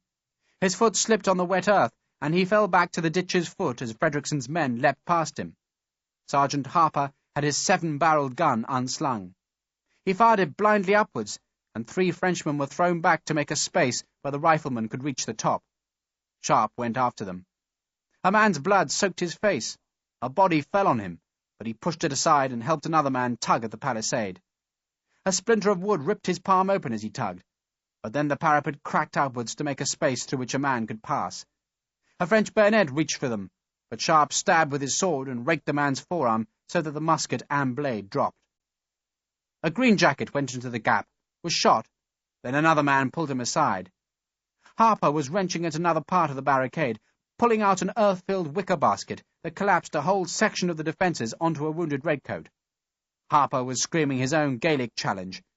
Redcoats were mixed with the green jackets, the whole mass of men scrabbling and tearing at the mud bank and timber palisade. They trampled over the wounded and fought their way up to where French muskets hammered and bayonets stabbed down.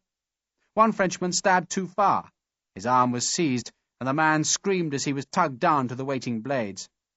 Sharpe was wedged in a gap of the palisade now, desperately trying to fend off a bayonet, when suddenly a whole section of the wall behind him collapsed inwards under the weight of attackers.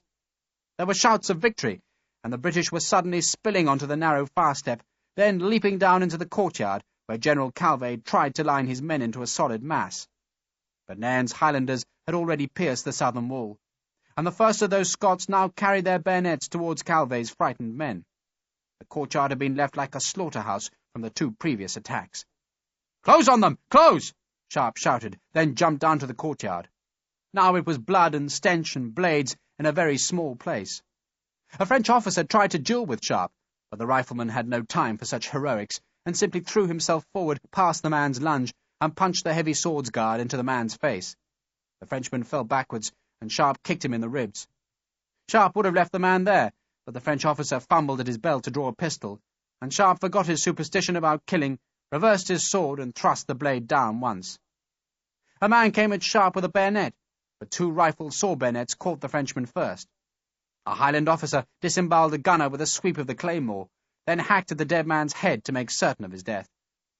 Calvé was swearing at his men, tugging them into line, cursing them for chicken-livered bastards.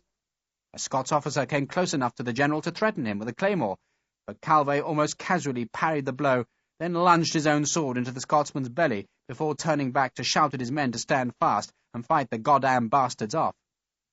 Calvé's men were mostly young conscripts who had fought like demons this day, but Nairn's attack had drained their last courage. Despite their general, they edged back. A few fought on.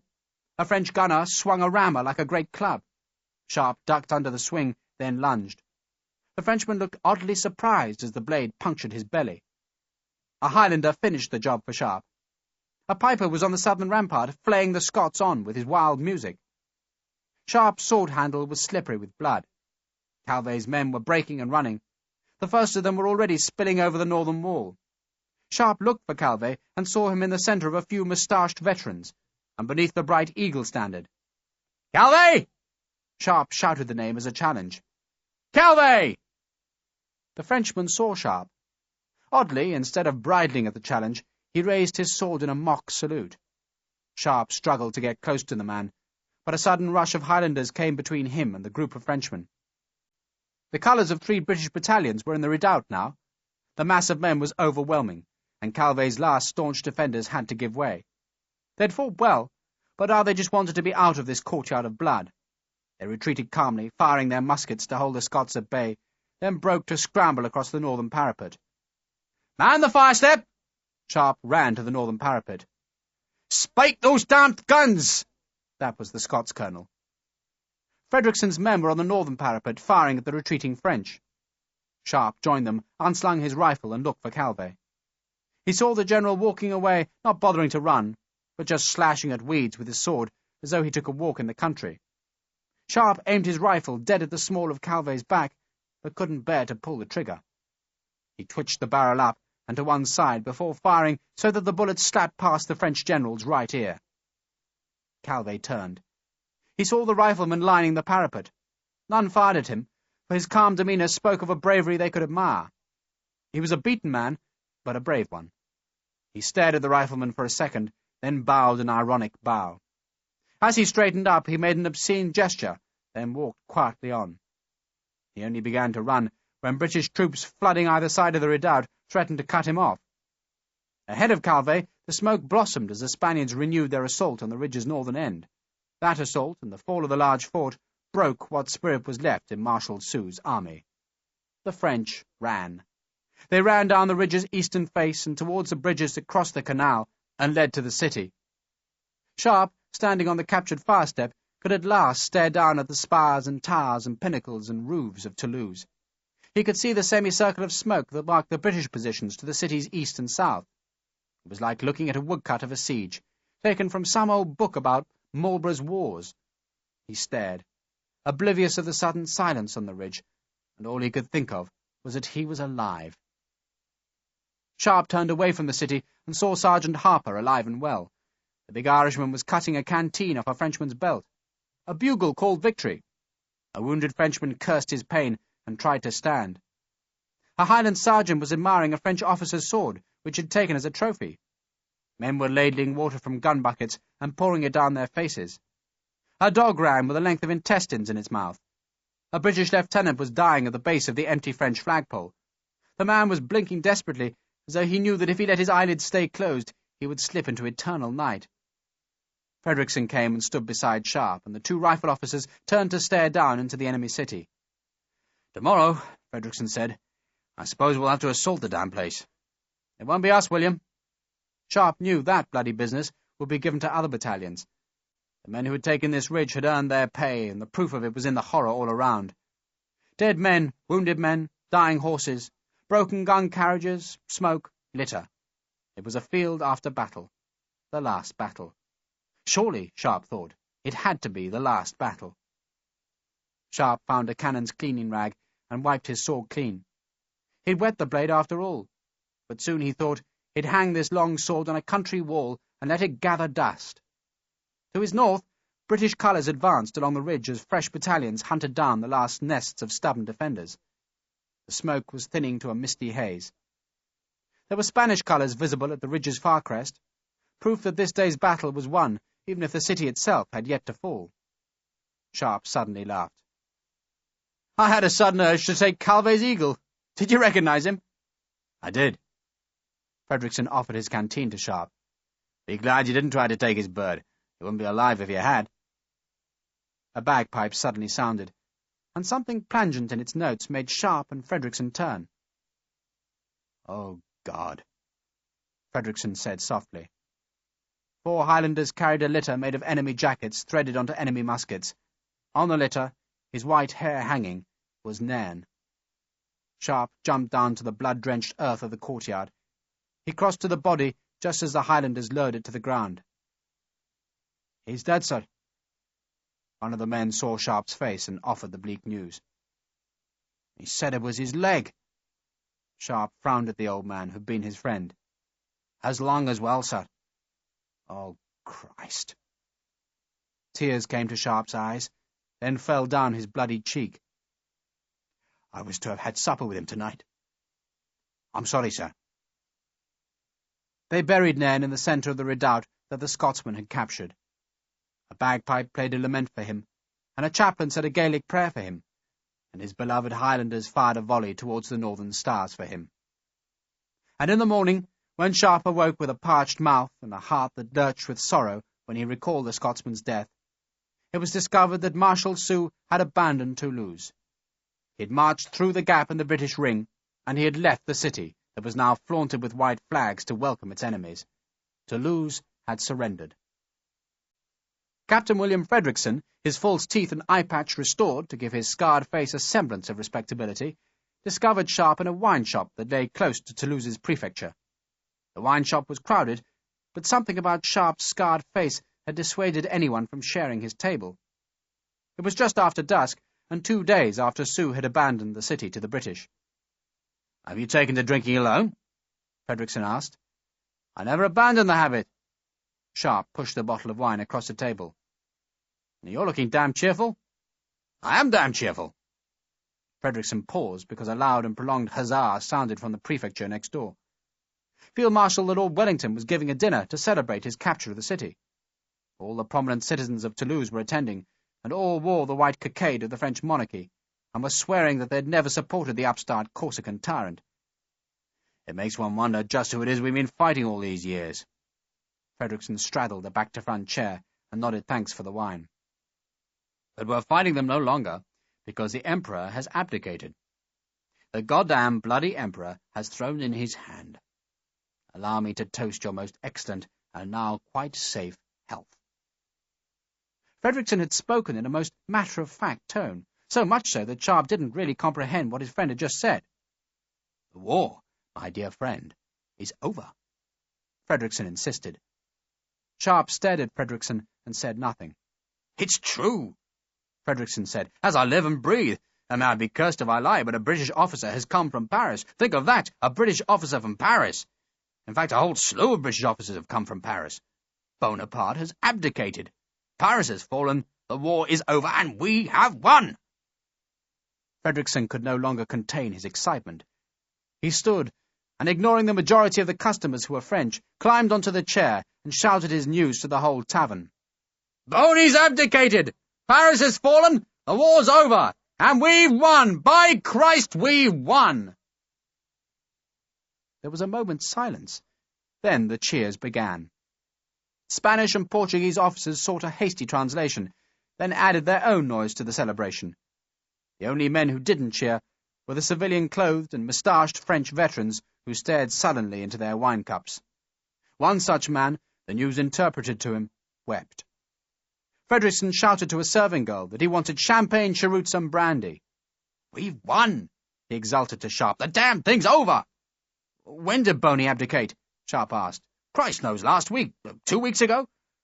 "Before the battle?" Sharpe insisted. Fredrickson shrugged. Before the battle, yes. Jesus. Sharpe momentarily closed his eyes. So Nairn's death had been for nothing. All the blood on the high ridge had been spilt for nothing.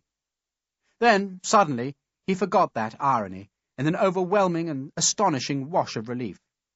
The bells of Europe could ring because the war was over. There'd be no more danger, no more summoning the nerve to assault an enemy-held wall, and no more standing rock still as an enemy battalion took aim. No more cannons, no more lancers, no more skirmish lines. No more death. It was over. No more waking in the night sheeted with sweat and thinking of a saw blade's threat. The war was over, and the last ranks had been closed up, and the whole damn thing was done. Europe had been rinsed with blood, and it was over.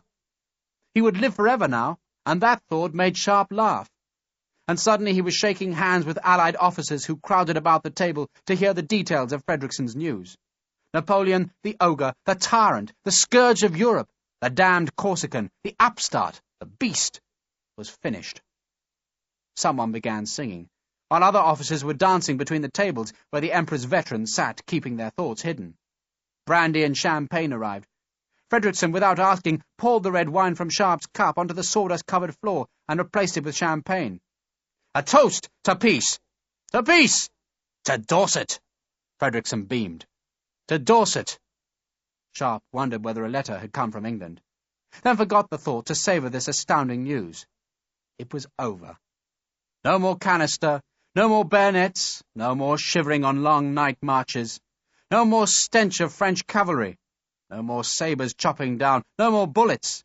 Easter had triumphed, and death was defeated. "I must write to Jane," Sharpe said, and he wondered whether she was celebrating the news in some Dorset village.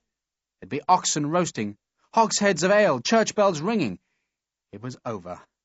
"You can write to Jane tomorrow," Frederickson ordered. "For tonight, we get drunk." "Tonight, we get drunk," Sharpe agreed. And by 1 o'clock they were on the city's walls, where they sang nonsense and shouted their triumph towards the British bivouac fires that lay to the city's west. By 2 o'clock they were searching for another wine shop, but instead found a group of cavalry sergeants who insisted on sharing some plundered champagne with the rifle officers. At 3 o'clock, arm in arm to keep themselves upright, Sharpe and Frederickson staggered through the abandoned French fortifications and crossed the wooden bridge over the canal where 2 friendly sentries prevented them from falling into the water. At 4 o'clock they arrested Sergeant Harper on a charge of being sober, and at 5 o'clock they found him not guilty because he no longer was. At 6 o'clock Major Richard Sharpe was being sick, and at 7 o'clock he staggered to Nairn's vacant tent and gave instructions that he was not to be woken up ever again.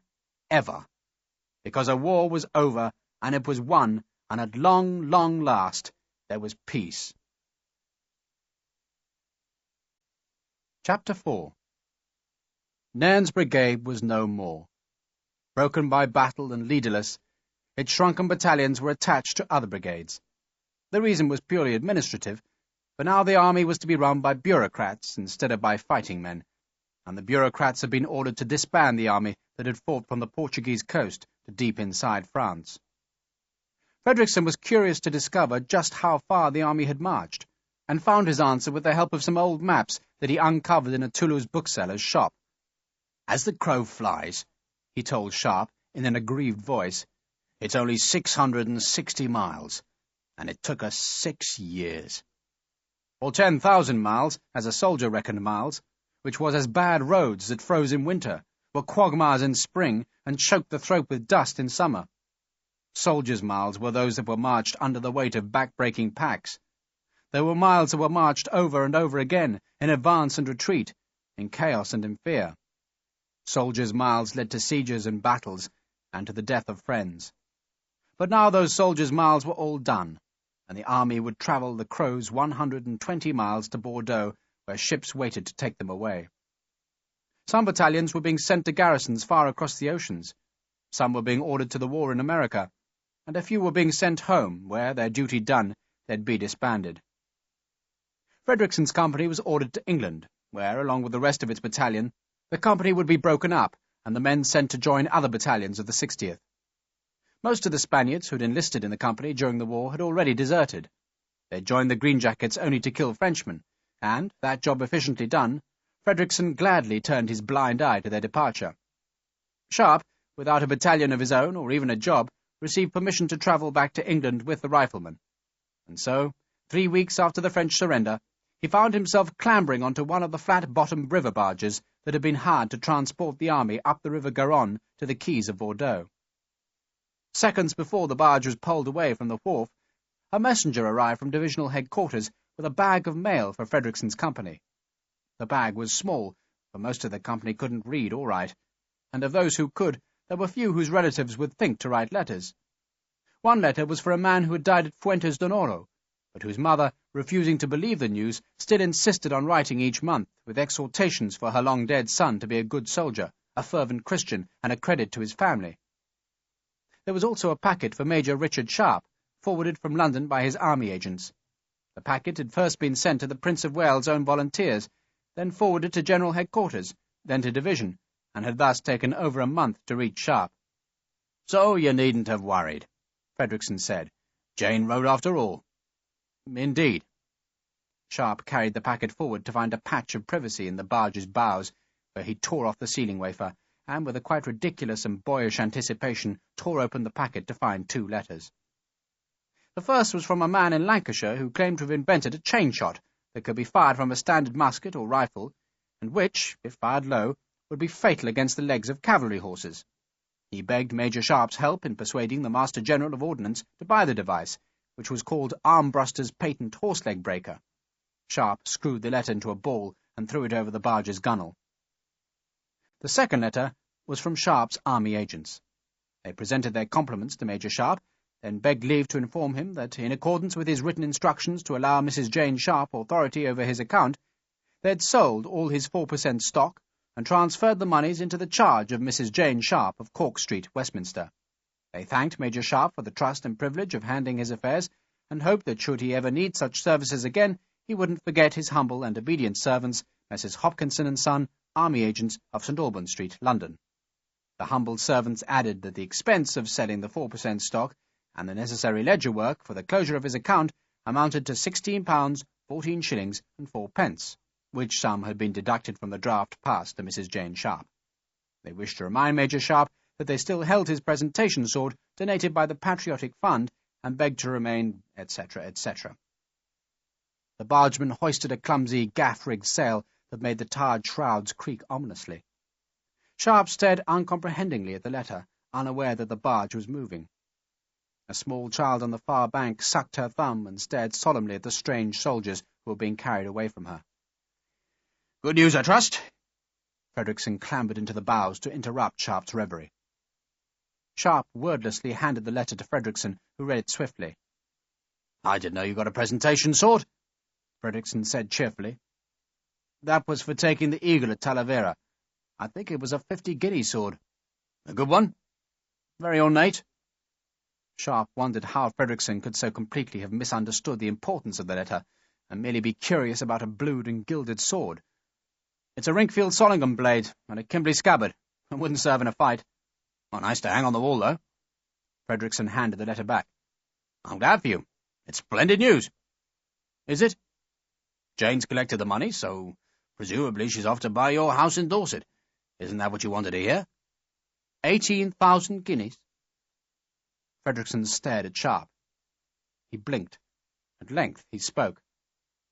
"Jesus wept." "We found diamonds at Vittoria, you see," Sharpe confessed. "How many?" "Hundreds of the bloody things." Sharpe shrugged. "Well, Sergeant Harper found them, really, but he shared them with me." Fredrickson whistled softly. He'd heard that much of the Spanish Crown jewels had disappeared when the French baggage was captured at Vittoria, and he'd known that Sharpe and Harper had done well from the plunder, but he'd never dared to put the 2 stories together. Sharpe's fortune was vast. A man could live like a prince for 100 years on such a fortune. "She could buy a splendid house for 100 guineas, Sharpe said petulantly. "Why did she need 18,000? Fredrickson sat on the stump of the bowsprit. He was still trying to imagine Sharpe as an immensely wealthy man. "Why did you give her the authority?" he asked after a while. "It was before the duel." Sharpe shrugged apologetically. "I thought I was going to die. I wanted her to be secure." Fredrickson tried to reassure his friend. Well, she's probably found a better investment. But why hasn't she written? And that was the real rub, the blistering rub that so insidiously attacked Sharpe. Why had Jane not written? Her silence was only made worse by this tantalizing evidence, which suggested that his wife was a rich woman living in London's Cork Street. Where is Cork Street? Somewhere near Piccadilly, I think. It's a good address. Well, she can afford it, can't she?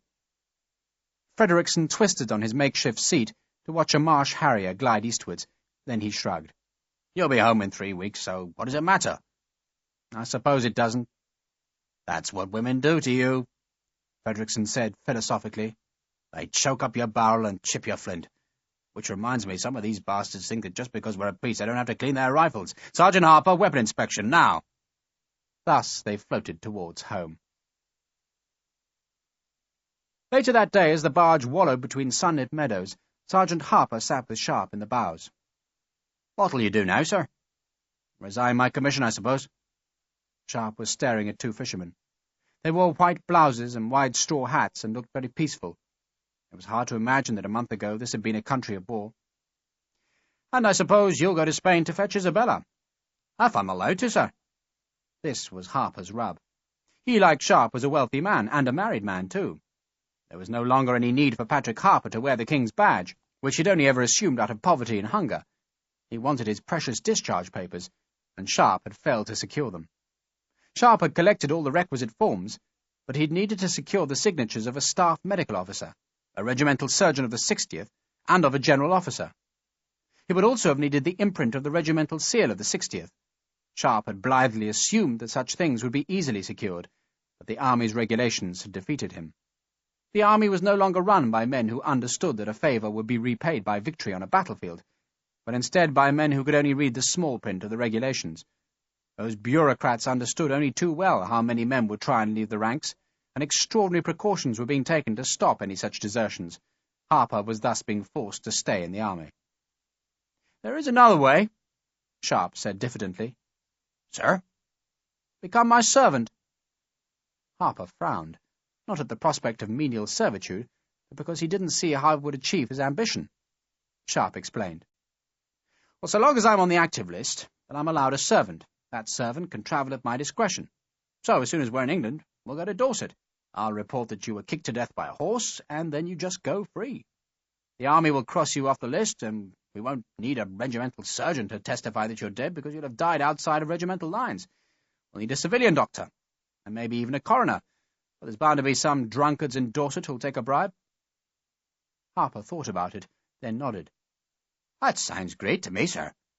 There is a small problem. Sir? Harper sounded guarded. King's regulations, Sergeant, concerning the interior economy of a regiment, insist that no non-commissioned officer is on any account to be permitted to act as an officer's servant. You looked the rules up, did you, sir? I just quoted them to you. Harper smiled. Then he hooked his big, powder-stained fingers into the frayed hems of his sergeant's badge. I never wanted the stripes in the first place. I seem to remember it was one hell of a struggle to make you wear them. Should have saved your breath, sir. Harper ripped the stripes off his sleeve.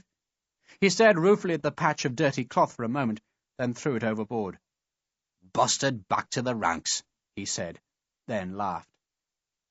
Sharpe watched the drifting stripes, and he thought how many hard years had passed since he had first persuaded Harper to put up that patch of white cloth. It was all coming to an end, Sharpe thought. All that he'd held most dear and known best. And ahead of him, beyond this placid river with its fishermen, herons, moorhens, and reeds, what then? The future was like a great mist, in which even Jane was indistinct. Sharpe touched the crumpled letter in his pocket, and persuaded himself that when he found Jane all would be well. He had discovered that her letters had gone astray, nothing more. Frederickson came forward and saw the bare patch on Harper's sleeve. I demoted Rifleman Harper to the ranks, Sharpe explained. May one ask why?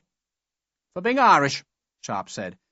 Then he thought how much he'd missed Patrick Harper's friendship, but consoled himself that Jane was waiting for him, and thus he had all the happiness in the world to anticipate, and then to enjoy. So they floated on. The quays at Bordeaux were busier than they had been for years. Wharves which had been kept empty by the Royal Navy's blockade were suddenly sprouting with masts and spars. Fat-bellied merchant ships queued in the river for their turn at the stone quays, where the soldiers waited between netted mounds of supplies. Cannon barrels were slung into holes, while the gun carriages were broken down to be stacked against bulkheads. Protesting horses were lowered into floating stalls. A British army, fresh from victory, was being hurried out of France. "Well, the very least they could have done," Harper grumbled, "was to let us march into Paris." That was a small grudge against the larger tragedies that were now the daily coin of the Bordeaux quays. Those tragedies were occasioned by an army decree which ruled that only those soldiers' wives who could prove they had married with the permission of their husbands' commanding officers would be carried home. All other women, and their children, were to be abandoned in Bordeaux. The abandoned women were mostly Portuguese and Spanish, who had left their villages when the army marched through. Some had been sold to a soldier by their families. Sharpe could remember when a strong young girl could be bought for marriage for just 5 guineas. Most of the women had gone through a camp marriage, which was no marriage in the eyes of the church, but many had persuaded a village priest to give a blessing to their union. It didn't matter now, for unless the regimental records confirmed a colonel's permission, the marriage was reckoned to be false.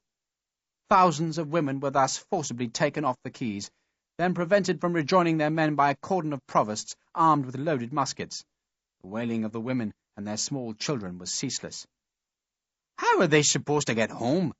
Harper asked. "Walk," Frederickson said harshly. "God save Ireland," Harper said, "but I hate this damned army." On the morning that Frederickson's riflemen joined the chaos on the quays, 3 men from redcoat battalions tried to desert to join their wives. One successfully swam upstream, his dark head constantly surrounded by the splashes of musket balls. Men already on the ships cheered him.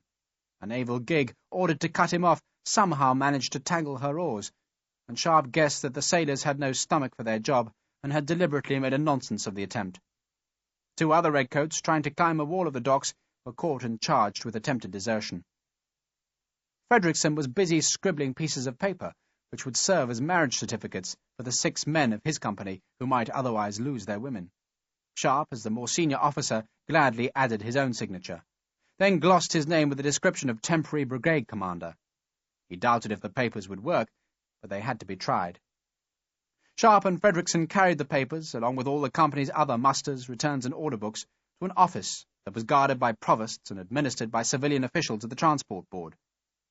Sharpe wanted to challenge their authority with his reputation, but when he reached the office, the city's multitude of church clocks successively pealed midday in a cacophony of time that sounded like a celebration of victory. It was also the signal for the Transport Board officials to close their ledgers for luncheon. They'd return, they said, at 3 o'clock. Till then, the riflemen must wait, though if the officers wished to take luncheon in the city, then they were permitted to pass the picket line of provosts. Sharpe and Frederickson left the company under Rifleman Harper's command, and, out of curiosity, went to find their luncheon in the city. Yet, just as soon as the 2 officers were beyond the barrier, they were besieged by crying women. One held up a baby as though the infant's mute appeal would be sufficient to change the heartless decision of the authorities. Sharpe tried to explain that he had no standing in the matter. This group of women were Spanish. They had no money. They weren't permitted to see their men. They were just expected to walk home. No one cared about them. Some had spent 5 years with the British Army, carrying packs and muskets like their men. But now they were to be discarded. "Are we to be whores?" one screamed at Sharpe. "He wants us to be a whore!" The woman pointed at a civilian who was standing a few yards away. It appeared he was a Frenchman who had come to the docks to recruit women for his house. The man, seeing Sharpe look at him, smiled and bowed. "I don't like that man," Frederickson said mildly. "Nor me." Sharpe gazed at the well-dressed Frenchman, who, under the scrutiny, feigned boredom. "Shall we let him know how much we dislike him?" "It would probably make both of us feel a great deal better if we did. You'll cut off his retreat." Sharpe gently extricated himself from the women, then sauntered past the Frenchman, who was content to wait until the Spanish women had finished their importuning of the riflemen. The Frenchman had watched every British officer so besieged, and knew that the women must soon abandon their hopeless appeals, and that afterwards the prettiest among them would be glad of his offer of employment. He lit himself a cigar, blew smoke towards the gulls that screamed about the ship's topmasts, and thought that never before, and perhaps never again, would whores be so cheap. Then, suddenly, he saw a one-eyed and toothless rifleman moving fast towards him. The Frenchman twisted to run away. He twisted to find himself facing another scarred rifleman. "Good afternoon," Sharpe said. The Frenchman tried to swerve round Sharpe, but the rifleman reached out a hand, checked the Frenchman, then turned him and pushed him towards Frederickson. Frederickson, who had removed his eye patch and false teeth in honour of the occasion, let the Frenchman come, then kicked him massively between the legs. The man collapsed. Frederickson stooped and retrieved the man's fallen cigar. The Frenchman was breathless on the cobbles, his hands clutching a pain that was like 1,000 red-hot musket balls exploding outwards from his groin. For a few seconds he couldn't draw breath. Then he gasped, and afterwards screamed so loud that even the gulls seemed to be silenced. The provosts twitched towards the sound, then decided that the two rifle officers were best left in peace. "Shut your bloody face, you pimp!" Sharpe slapped the man's cheek hard enough to loosen teeth, and began cutting open his pockets and seams, much as if the Frenchman was a battlefield corpse. He found a few coins that he distributed to the women. It was a small gesture, and one that was shrunk to nothing in the face of the women's plight. It was also a gesture that couldn't be repeated for the sake of every woman who accosted the two riflemen as they crossed the city's bridge. To escape the hopeless appeals, they ducked into a wine shop, where Frederickson, who spoke good French, ordered ham, cheese, bread, and wine. Outside the wine shop, a legless man swung himself into the gutter, where he held out a French infantry shako as a begging bowl. The weeping women, and the sight of the beggar who had once marched proudly beneath his regiment's eagle, had depressed Sharpe. Nor did the pathetic paper signs pinned to the wine shop's walls help his mood. Frederickson translated the small handwritten notices. "John Blanchard, of the 106th of the line, seeks his wife Marie, who used to live in the Fishmonger's Street. If anyone knows of her, please to tell the landlord." The next was a plea from a mother to anyone who could inform where her son might be. He had been a sergeant of the artillery, and hadn't been seen or heard of in 3 years. Another family, moved to Argentan, had left a notice for their 3 sons in case any should ever come back from the wars. Sharpe tried to count the small notices, but abandoned the effort at 100. He supposed the inns and church porches of Britain would be just as thick with such small appeals. Back on the battlefield, Sharpe had never somehow thought that a rifle shot could ricochet so far. "I suspect we shouldn't have come into the city." Frederickson pushed his plate aside. The cheese was stale and the wine sour, but it was the stench of a city's despair that had blunted his hunger. "Let's hope they give us an early ship." At 3 o'clock, Sharpe and Frederickson returned to the Transport Board offices. They gave their names to a clerk, who asked them to wait in an empty counting-house where dust lay thick on the tall desks. Beneath the window, one of the 2 men who had been caught trying to join his wife was being strapped to a triangle for a flogging. Sharpe, remembering the day when he had been flogged, turned away, only to see that a tall, thin, and pale-eyed provost captain was staring at him from the counting-house doorway. "You're Major Sharpe, aren't you, sir?" the captain asked. "Yes." "And you're Frederickson?" "Captain Frederickson," Frederickson insisted. "My name is Salmon." Captain Salmon took a piece of paper from his pocket. "I'm ordered to escort you both to the prefecture." "Escort us?" Sharpe reached for the piece of paper, which was nothing more than a written confirmation of what Salmon had just said. The signature meant nothing to Sharpe. "Those are my orders, sir." Salmon spoke woodenly, but there was something in his tone of voice which sent a small shiver down Sharpe's spine. Or perhaps it was the realization that in the corridor outside the empty counting-house, Salmon had a squad of provosts armed with muskets and bayonets. "Are we under arrest?" Sharpe asked. "No, sir." But there was a very slight hesitation. "Go on," Sharpe ordered. Salmon hesitated again, then shrugged. "If you refuse to accompany me, sir, then I'm ordered to arrest you." For a moment Sharpe wondered if this was some practical joke being played by an old acquaintance. Yet Salmon's demeanour suggested this was no jest, and clearly the summons presaged trouble. "For Christ's sake," Sharpe protested, "we only kicked a pimp in the balls." "I don't know anything about that, sir." "Then what is this about?" "I don't know, sir." "Then who wants us?" Sharpe insisted. "I don't know, sir." Salmon still spoke woodenly. "You're both to bring your baggage, sir, all of it. I'll have your servants fetch it to the prefecture." "I don't have a servant," Frederickson said. "You'll have to fetch my baggage yourself, Salmon." Salmon ignored the jibe. "If you're ready, gentlemen." "I need to speak to my servant first." Sharpe leant on a desk to show he would not move until Harper was fetched. The Irishman was summoned and ordered to bring both officers' baggage to the prefecture. A provost would show Harper the way. As soon as Harper was gone, Sharpe and Frederickson were ordered to leave. They filed out of the room, down the stairs, and into the flogging yard, where Salmon's grim squad closed about them. The two riflemen might not have been under arrest, but it felt and looked just as if they were. The man being flogged gave a pathetic moan. Then the drummer boys laid on again with their whips. Beyond the wall, the man's wife and children sobbed.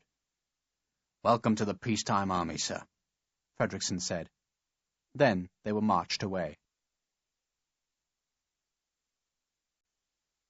Chapter 5. "This tribunal," Lieutenant Colonel Wigram solemnly intoned, "has been convened by and under the authority of the Adjutant General." Wigram was reading from a sheaf of papers, and did not look up to catch the rifleman's eyes as he read. He went on to recite his own commission to chair this tribunal, then the separate authorities for the presence of every other person in the room. The room was a magnificent marble chamber in Bordeaux's prefecture. 4 tables had been arranged in the form of a hollow square in the very centre of the room.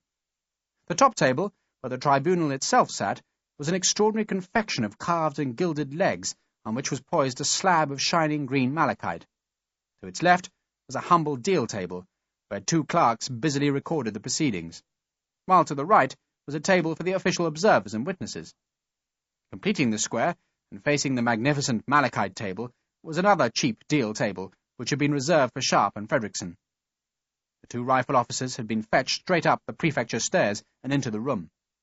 Captain Salmon had reported to Wigram that their baggage was being fetched, then had left.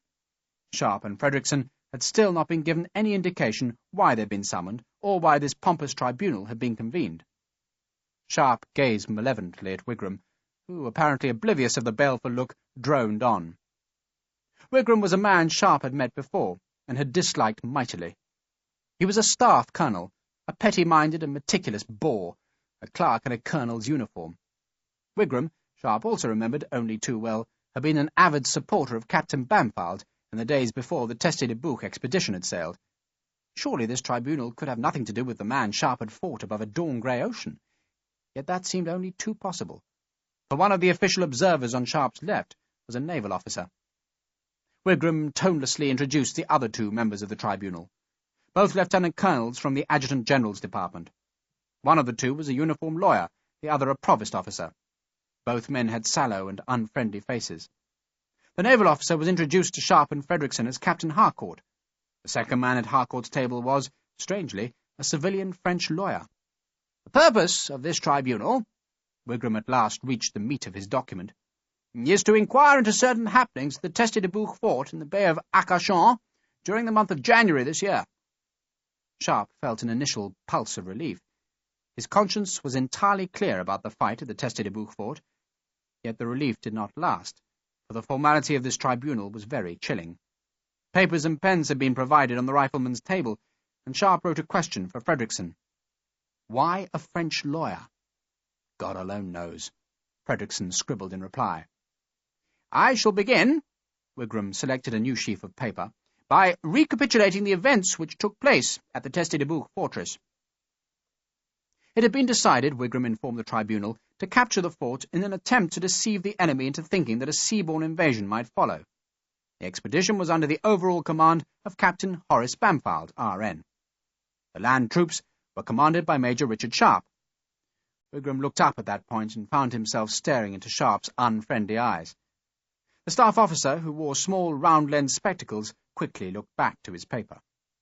The fort had been successfully captured, Wigram went on, though there was disagreement between Captain Bampfylde and Major Sharpe as to the exact manner in which that success had been achieved. "Wrong," Sharpe said, and his interruption so astonished the room that no one objected to it. "Any disagreement between Captain Bampfylde and myself," Sharpe said harshly, "was ended by a duel. He lost." "I was about to point out," Wigram said icily, "that all the indications reveal that the predominant credit for the fort's capture must be given to you, Major Sharpe. Or is it that you wish this tribunal to investigate a clearly illegal occurrence of duelling?" The naval captain smiled, and hastily looked more solemn as Wigram continued. "Among those captured at the fort," Wigram said, "had been an American privateer, Captain Cornelius Killick. Killick had been promised good treatment by Captain William Frederickson, and, when it appeared that promise was being broken by Bampfylde, Major Sharpe had released the American and his crew. "Is that accurate, Major?" It was the Provost Lieutenant Colonel who asked the question. "Yes," Sharpe answered. "Yes, sir," Wigram corrected Sharpe. "Yes, it is accurate," Sharpe said belligerently. There was a pause, and Wigram evidently decided not to press the issue. Major Sharpe, Wigram continued, had subsequently marched inland with all the army troops, plus a contingent of Royal Marines under the command of Captain Neil Palmer. "May one inquire," it was the army lawyer who now interrupted Wigram, "why Captain Palmer is not here to present his evidence?" "Captain Palmer has been sent on a voyage to Van Diemen's Land," Wigram replied. "He would have been," Frederickson said loudly enough for the whole room to hear. The lawyer ignored Frederickson. "We nevertheless have an affidavit from Captain Palmer." "There was no opportunity to secure one." Wigram was clearly discomfited by the questions. "There wouldn't have been," Frederickson said sardonically. Sharpe laughed aloud. He wondered how Bampfylde had so conveniently managed to have Palmer sent all the way to Australia. Then he wondered how Bampfylde had managed to have this tribunal instituted. God damn the man! He'd lost a duel, but had somehow continued the fight. How? The man had lied, had been a coward, yet here in this captured prefecture it was Sharpe and Frederickson who were being questioned. During Sharpe's absence from the fort, Wigram pressed on with his account, the weather conditions were such that Captain Bampfylde deemed it sensible to take his ships offshore. Bampfylde's decision was made easier by intelligence, which claimed that Major Sharpe and all his men had been defeated and captured. That intelligence later proved to be false. Major Sharpe subsequently returned to the Teste-de-Bouc fort, defended against French attack, and finally escaped thanks to the intervention of the American Killick. Wigram paused. "Is that an accurate account, Major Sharpe?" Sharpe thought for a few seconds, then shrugged. "It's accurate." In fact, it had been surprisingly accurate. The nature of their quasi-arrest that afternoon had convinced Sharpe that this tribunal had been established solely to exonerate Bampfylde. Yet, so far, he had to admit that the proceedings had been scrupulously fair, and the facts not at all helpful to Bampfylde's reputation.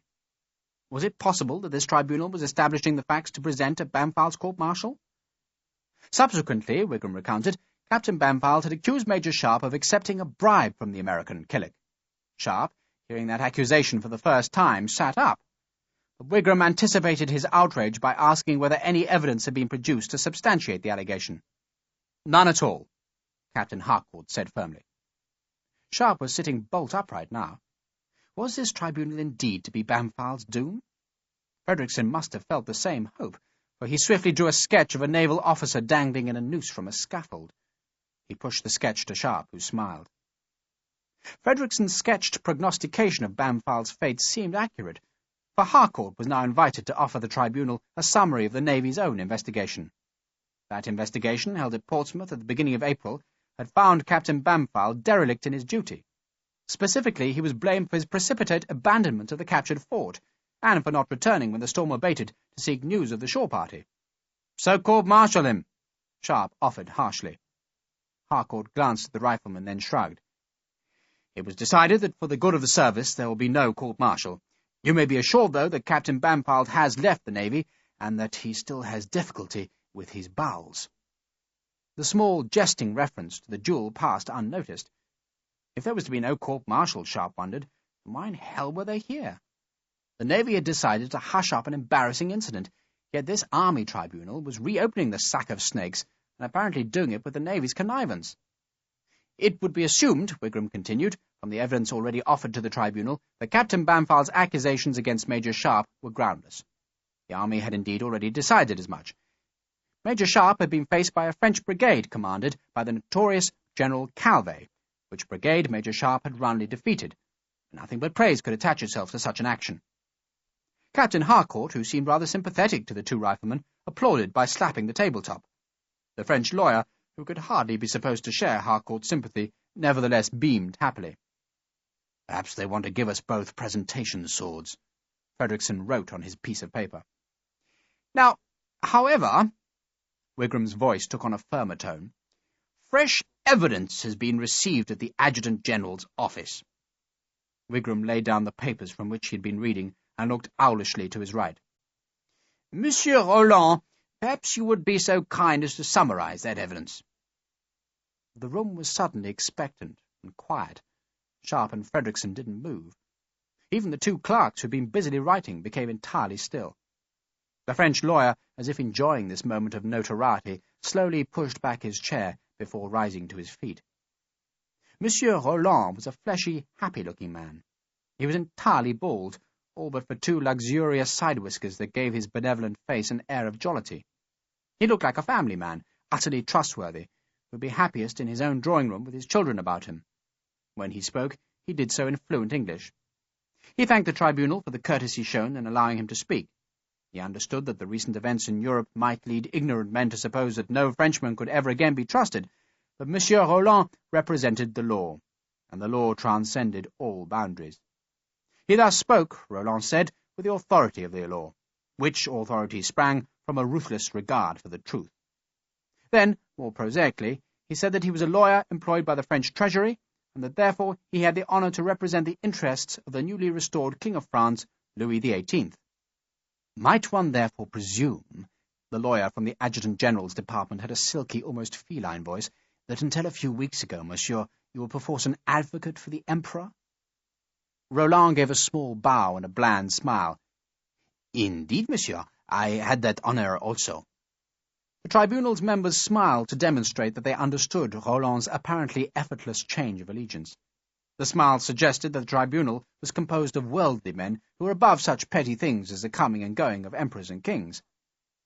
In December last year, Roland had arranged his papers and could now begin his peroration, the emperor was persuaded to contemplate the possibility of defeat. He did not do this willingly, but was pressed by his family, chief among them his brother Joseph, whom you gentlemen will remember as the erstwhile King of Spain. There was a delicacy in Roland's tone which mocked Joseph Bonaparte and flattered the British. Wigram, whose contribution to Joseph's downfall had been to amass paperwork, smiled modestly to acknowledge the compliment. Sharpe's face was unreadable. Frederickson was drawing two rifle officers. The Emperor, Roland hooked his thumbs behind his coat's lapels, decided that, should he be defeated, he might perhaps sail to the United States, where he was assured of a warm welcome. I cannot say that he was enthusiastic about such a plan, but it was nevertheless urged upon him by his brother, who alarmed the Emperor by tales of the ignominy that the family would suffer if they were forced to surrender to their enemies. I believe the generosity of those enemies has made such prophecies worthless. Again Roland had flattered his hosts, and it is now evident that the Emperor may confidently rely on his victors to treat him with a proper dignity. Indeed! Wigram could not forbear the pompous interruption. Frederickson, who had always had a great facility at sketching, was now surrounding his two rifle officers with a battery of field artillery. All the guns faced the two greenjackets. Roland paused to drink water. Nevertheless, he began again, at Joseph's instigation, preparations were made for an emergency flight from France. Thus, at all times, a travelling coach stood prepared for the Emperor. In its baggage were clothes, uniforms, and decorations. However, the Emperor understood that the carriage could not be too heavily burdened, or else its weight would impede his flight. He therefore arranged, and in the most solemn secrecy, to have his heavy baggage stored at a coastal fort, where, in the event of flight, it could be swiftly loaded on board a ship and carried to the United States of America. The officer chosen to convey that baggage to the Atlantic coast was a Colonel Mayo. I have here copies of his orders, signed by the Emperor himself. Roland picked up the sheets of paper and carried them to the three members of the tribunal. "Where is this colonel now?" the English lawyer asked sharply. Despite his unfriendly face, the lawyer seemed assiduous to ask any question that might help Sharpe and Frederickson. "Colonel Mayo is being sought," Roland replied suavely. "Sadly, the present confusion in France makes his whereabouts a mystery. It is even possible, alas, that Colonel Mayo was killed in the last few weeks of the fighting." There was silence as the tribunal scanned the papers. Frederickson, abandoning his gloomy drawing, wrote a quick question. "Have you heard of Mayo?" "No," Sharpe scrawled in reply. Roland had returned to his own table and picked up another sheet of paper. Colonel Maillot delivered the baggage to a trusted officer here in Bordeaux. That officer was a major named Pierre Ducos. Sharpe hissed a curse under his breath. Now he understood why he was in this room. He didn't know how Ducos had worked this, but Sharpe knew who his enemies were, and none was more remorseless than Pierre Ducos. Sharpe felt ambushed. He had been prepared to fight down the clumsy and untruthful attack of the disgraced Captain Bampfylde, and all the time it had been the far more dangerous and far more cunning Pierre Ducos who had been working for his downfall. "I know Ducos," he wrote. "Major Ducos," Roland went blandly on, "conveyed the baggage in great secrecy to the Teste-de-Bourg fort, which covers the seaward entrance of the bassin d'Arcachon." "He's lying!" Sharpe interrupted. "Quiet!" Wigram slapped the table.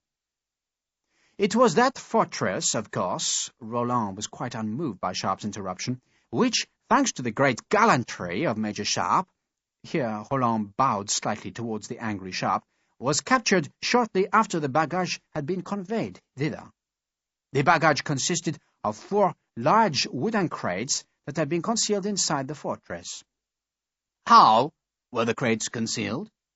Frederickson asked, but in such a respectful tone that no one reprimanded him for interrupting. "I have here Major Ducos's report." Roland held up the sheets of paper, which reveals that the 4 wooden crates were bricked up in the fort's main magazine. The work was done by men entirely loyal to the Emperor.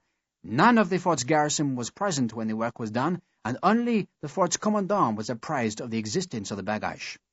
The tribunal already has copies of the commandant's report and that of Major Ducos, but I now submit those officers' original documents. The papers were duly handed across, and again there was silence as the tribunal perused them. It was the Adjutant General's lawyer who broke the silence with a petulant complaint that the commandant's handwriting was almost illegible. "Commandant Lasson explains in the final paragraph of his report that he lost 2 fingers of his right hand during the defense of the fort." Roland excused the almost indecipherable scrawl. "But you will nevertheless discover that your copy is an exact transcription of his words." "I assume," the Adjutant General's lawyer aligned the edges of the paper in front of him, "that if it should prove necessary, these officers can give evidence?" "Indeed." Roland bowed acknowledgment of the point. "But they were unwilling to travel into British-held territory at this moment."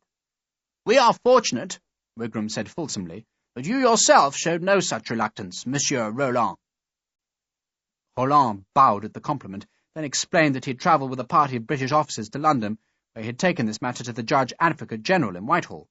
That official had ordered the Adjutant General to establish an investigative tribunal, and ordered the Royal Navy to bring Monsieur Roland to Bordeaux.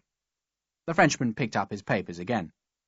"You will notice, gentlemen, that on the final page of Commandant Lasson's account, he states that when the fortress was finally reoccupied by the French, the baggage was gone."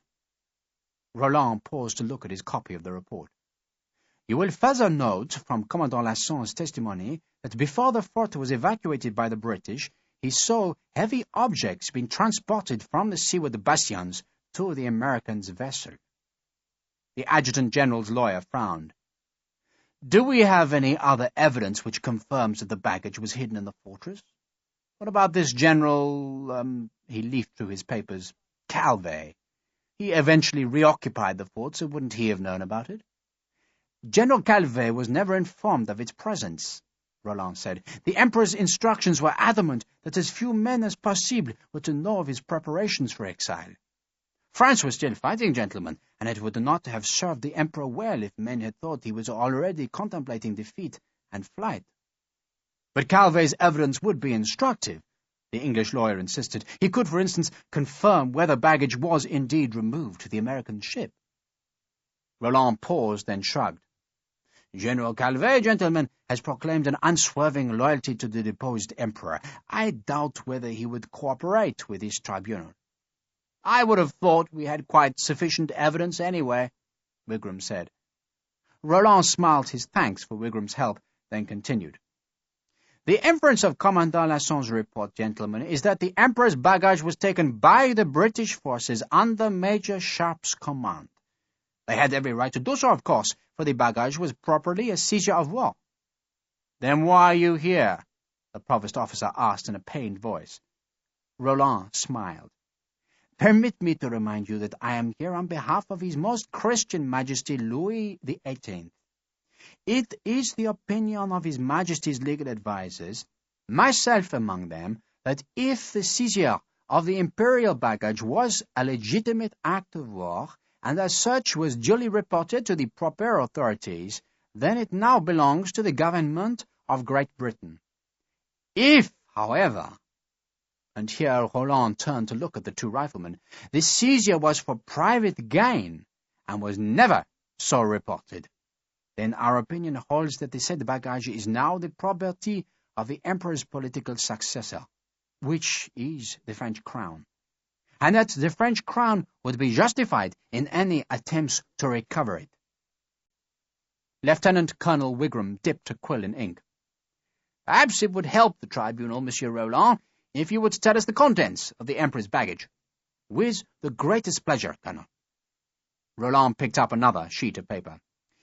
"There were some personal items. These were not inventoried properly, for they were packed in great haste, but we know there were some uniforms, decorations, portraits, snuff boxes, swords, candlesticks, and other keepsakes of a sentimental nature. There was also a valise of monogrammed small clothes."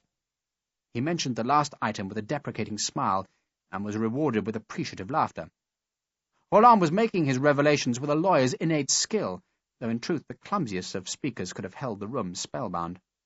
For years the Emperor Napoleon had been an apparently superhuman enemy endowed with an exotic and fascinating evil. Yet now in this magnificent room the tribunal was hearing from a man who could provide them with an intimate glimpse of that extraordinary being. "Some of these possessions," Roland went on, "belonged to Joseph Bonaparte, but the bulk of the baggage belonged to the Emperor, and the greatest part of that baggage was coin. There were 20 wooden boxes, 5 in each crate, and each box contained 10,000 gold francs." Roland paused to let each man work out the fabulous sum. "As I said earlier," he went on blandly, "His Most Christian Majesty will have no claim upon this property if it should transpire that it was a seizure of war. If, however, the baggage is still unaccounted for, we shall take a most strenuous interest in its recovery." "Jesus Christ!" Frederickson hissed. He had written the sum of 200,000 francs under his drawing of the beleaguered rifleman, and now, beside it, he wrote its crude equivalent in English pounds. 89,000 pounds. It was a fabulous sum, even dwarfing Sharpe's fortune. Frederickson seemed dissatisfied with that simple total, for he went on feverishly totting up other figures. Wigram's twin lenses turned on Sharpe. "I believe I am correct in saying that you reported no capture of money on your return from the Teste-de-Bouc expedition, Major." "I did not, because there was none." "If there had been," the Provost Lieutenant Colonel broke in, "you would agree that it would have been your duty to hand it over to the competent authorities." "Of course," Sharpe said, though he had never known a single soldier actually to surrender such windfalls of enemy gold. Neither Sharpe nor Harper had declared the fortunes they had taken from the French baggage at Vittoria. "But you're insisting that you did not discover any money in the fort?" the Provost pressed Sharpe. "We found no money," Sharpe said firmly. "And you would deny," the Lieutenant Colonel's tone was sharper now, "that you divided such a spoil with the American Killick, and that indeed your only motive for delaying your departure from the fort, which delay, I must say, occasioned many deaths among your men, was solely so that you could make arrangements to remove the gold." "That's a lie!" Sharpe was standing now. Frederickson touched a hand to Sharpe's arm, as if to calm him. "By my reckonings," Frederickson said calmly, "that amount of gold would weigh somewhat over 6 tons. Are you suggesting that 2 companies of riflemen and a handful of marines somehow managed to remove 6 tons of gold, their own wounded men, and all their personal baggage while they were under enemy fire?" "That is precisely what is being suggested," the Provost said icily. "Have you ever been under fire?" Frederickson inquired just as icily. Wigram, disliking the twist that the questions were taking, slapped the table and stared at Frederickson. "Did you enrich yourself with captured gold at the Teste-de-Bouc fort, Captain?" "I emphatically deny doing any such thing, sir." Frederickson spoke with dignity, "and can state with certain knowledge that Major Sharpe is equally innocent." "Are you, Major?" Wigram asked Sharpe. "I took no money," Sharpe tried to match Frederickson's calm dignity. Wigram's face flickered with a smile, as though he was about to make a very telling point. "Yet, not a month ago, Major, your wife withdrew more than 18,000 pounds. God damn you!" For a second, the whole tribunal thought that Sharpe was about to draw his big sword, climb the table, and cause carnage. "God damn you!" Sharpe shouted again. "You have the temerity to suggest our dead men die for greed, and you have spied on my wife. If you were a man, Wigram, I'd call you out now and I'd fillet you." Such was the force of Sharpe's words, and such the anger evident on his face, that the tribunal was cowed. Monsieur Roland frowned, not with disapproval, but at the thought of facing a man like Sharpe in battle. Frederickson, sitting beside Sharpe, watched the faces of the aghast tribunal, and believed that his friend had entirely pricked the ridiculous charges with his blazing anger. Wigram, accustomed to the civility of clerks, could say nothing. Then the tall, gilded door opened. Captain Salmon, oblivious of the room's charged atmosphere, carried in a white cloth bag that he laid on the table in front of Colonel Wigram. He whispered something to the colonel, then, with the obsequious step of a servant, left the room. Wigram, with hands that almost trembled, opened the white bag. Out of it he drew Sharpe's telescope. He peered myopically at the engraved plate, then, steeling himself for the confrontation, looked up at the rifleman. "If you are innocent, Major, then how do you explain your possession of this glass?" "Well, I've owned it for months," Sharpe snapped. "I can vouch for that," Frederickson said. Wigram handed the telescope to Monsieur Roland. "Perhaps, monsieur, you'll translate the inscription for the benefit of the tribunal?" The Frenchman took the telescope, peered at the plate inset on the outer barrel, then spoke the translation aloud. "To Joseph, King of Spain and the Indies, from his brother Napoleon, Emperor of France." There was a murmur in the room. Wigram stilled the sound with a further question. "Is this the sort of personal belonging, monsieur, which the Emperor or his brother might have stored in their baggage?" "Indeed," Roland said. Wigram paused, then shrugged. "And the tribunal should be apprised the glass was discovered in Major Sharpe's baggage during an authorized search that was done on my orders during the last hour." Wigram, buoyed up by the evidence of the telescope, had regained his former confidence and now stared directly at Sharpe. "It's not the business of this tribunal to be a judge of the facts, but merely to decide whether a competent court-martial should be given those facts to judge. The tribunal will now make that decision, and will inform you of its findings at 10 o'clock tomorrow morning. Until that hour you are forbidden to leave this building. You will discover that Captain Salmon has made adequate billeting arrangements." Frederickson collated his sketches and notes. "Are we under arrest, sir?" Wigram paused. "Not yet, Captain, but you are under military discipline, and therefore ordered to remain in confinement until your fate is announced tomorrow morning." The other officers in the room did not look at either rifleman. It had been the discovery of the telescope that had plunged their certainty of Sharpe's innocence into an assurance of the rifleman's guilt. Sharpe stared at them one by one, but they would not look back. Frederickson plucked Sharpe's arm towards the door. Captain Salmon and a half-dozen of his men waited on the landing outside. Sharpe and Frederickson might not be prisoners, but it was clearly only a matter of time before they were formally charged and their swords were taken away. Salmon was embarrassed. "There's a room set aside for you, sir," he said to Sharpe. "Your servant's waiting there." "We're not under arrest," Sharpe challenged him. "The room's upstairs, sir," Salmon said doggedly, and the presence of his provosts was enough to persuade the two riflemen to accompany him to the upper floor and into a room that looked out to the city's main square. A very indignant Patrick Harper waited there. There was also a chamber pot, 2 wooden chairs, and a table on which was a loaf of bread, a plate of cheese, and a tin jug of water. There was a pile of blankets and a heap of baggage that Harper had fetched from the quayside. There were 3 packs, 3 canteens, but no weapons or ammunition. Salmon hesitated, as though he wanted to stay in the room with the 3 riflemen, but a glare from Harper made the captain back abruptly into the corridor. "That bastard of a provost searched your packs!" Harper was still smarting under that indignity. "I tried to stop him, so I did, but he threatened me with a flogging." "They took my rifle?" Sharpe asked. "I sent the bloody guard-room downstairs, sir." Harper was incensed that he, like Sharpe, had been disarmed. "They've got my rifle and gone there as well, even my bayonet." Sharpe and Frederickson, because they hadn't been officially placed under arrest, had been allowed to keep their swords, but those were now their only weapons. "I hate provosts," Frederickson said mildly. So what the hell's happening, sir? Harper asked Sharpe. Why are any accused of stealing half the bloody gold in France? Jesus Christ, it's bloody madness. Indeed it is. Frederickson was placidly cutting the loaf into big chunks. I'm sorry, William. Why should you apologize to me? Because this is my battle. Goddamn bloody Duco. Frederickson shrugged. They could hardly ignore me. They must have known I'd testified to your ignorance, which would be embarrassing for the authorities, so it's much simpler to implicate me in the crime as well. Besides, if there had been that much gold in the fort, I'd have undoubtedly helped you to steal it. He cut the cheese with his knife. Pity about the telescope, though. It's just the corroborative evidence they needed. They need the gold, Sharpe said, and it never existed. It existed all right, but not in the fort. Frederickson frowned. I've no doubt there'll be a battle royal between Paris and London as to who the money really belongs to, but the one thing they'll agree on is that we've got a damn good share of it. Who's to disprove that? Killick? Sharpe suggested. Frederickson shook his head. The word of a confessed American pirate against a French government lawyer. Duco, then, Sharpe said savagely, and I'll rip his damn bowels out. Either Duco, Frederickson agreed, or the commandant. He looked at his notes to find the commandant's name. Lasson. The problem is that it'll be very difficult to find either man if we're under arrest. I would suggest to you that we will very soon be placed under arrest.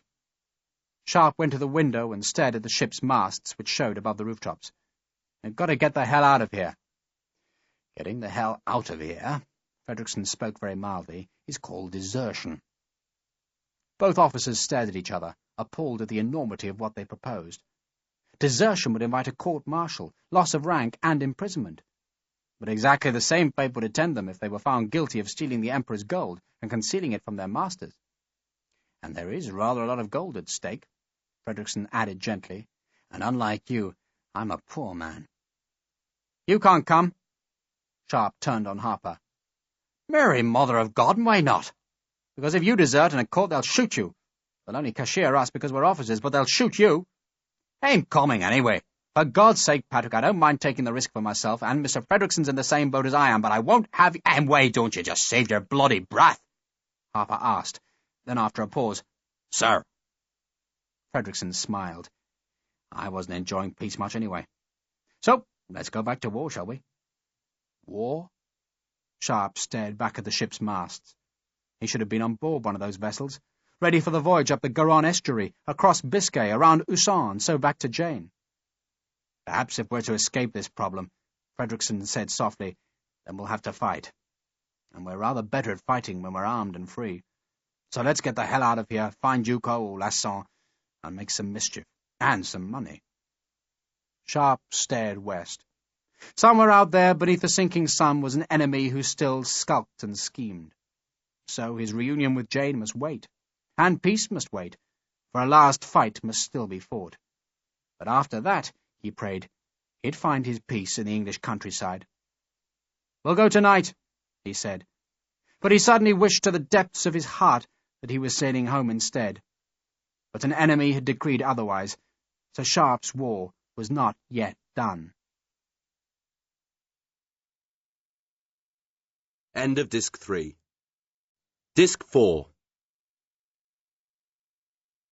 Chapter 6. The Château Lasson was in Normandy. It was called a chateau, for it had once had the pretensions of a fortress, and was still the home of a noble family. Yet in truth it was now little more than a large moated farmhouse, though it was undeniably a very pleasant farmhouse. The 2 stories of the main wing were built of grey Caen stone, that had been quarried and dressed 50 years before the Conqueror had sailed for England. In the 15th century, and as a result of a fortunate marriage, the lord of the manor had added a second wing at right angles to the first. The new wing, even now in 1814 it was still known as the New Wing, was pierced by a high arched gate and surmounted by a crenellated tower. A private chapel with deep lancet windows completed the chateau, that was surrounded by a moat which also protected an acre of land that had once been gracious with lawns and flowers. It had been many years since the moat had defended the house against an enemy's attack, and so the drawbridge had been left permanently down, and its heavy geared windlass had been taken away to make the upper part of a cider press. 2 further wooden bridges were put across the moat. One led from the chateau to the dairy, and the other gave quick access from house to orchards. The old moat-encircled garden became a farmyard. A compost heap mouldered warm by the chapel wall, chickens and ducks scrabbled for feed, and 2 hogs fattened where once the lords and ladies had strolled on the smoothly scythed lawn. The new wing, all but for the chapel, had become farm buildings, where horses and oxen were stabled, wains were stored, and apples heaped next to the press.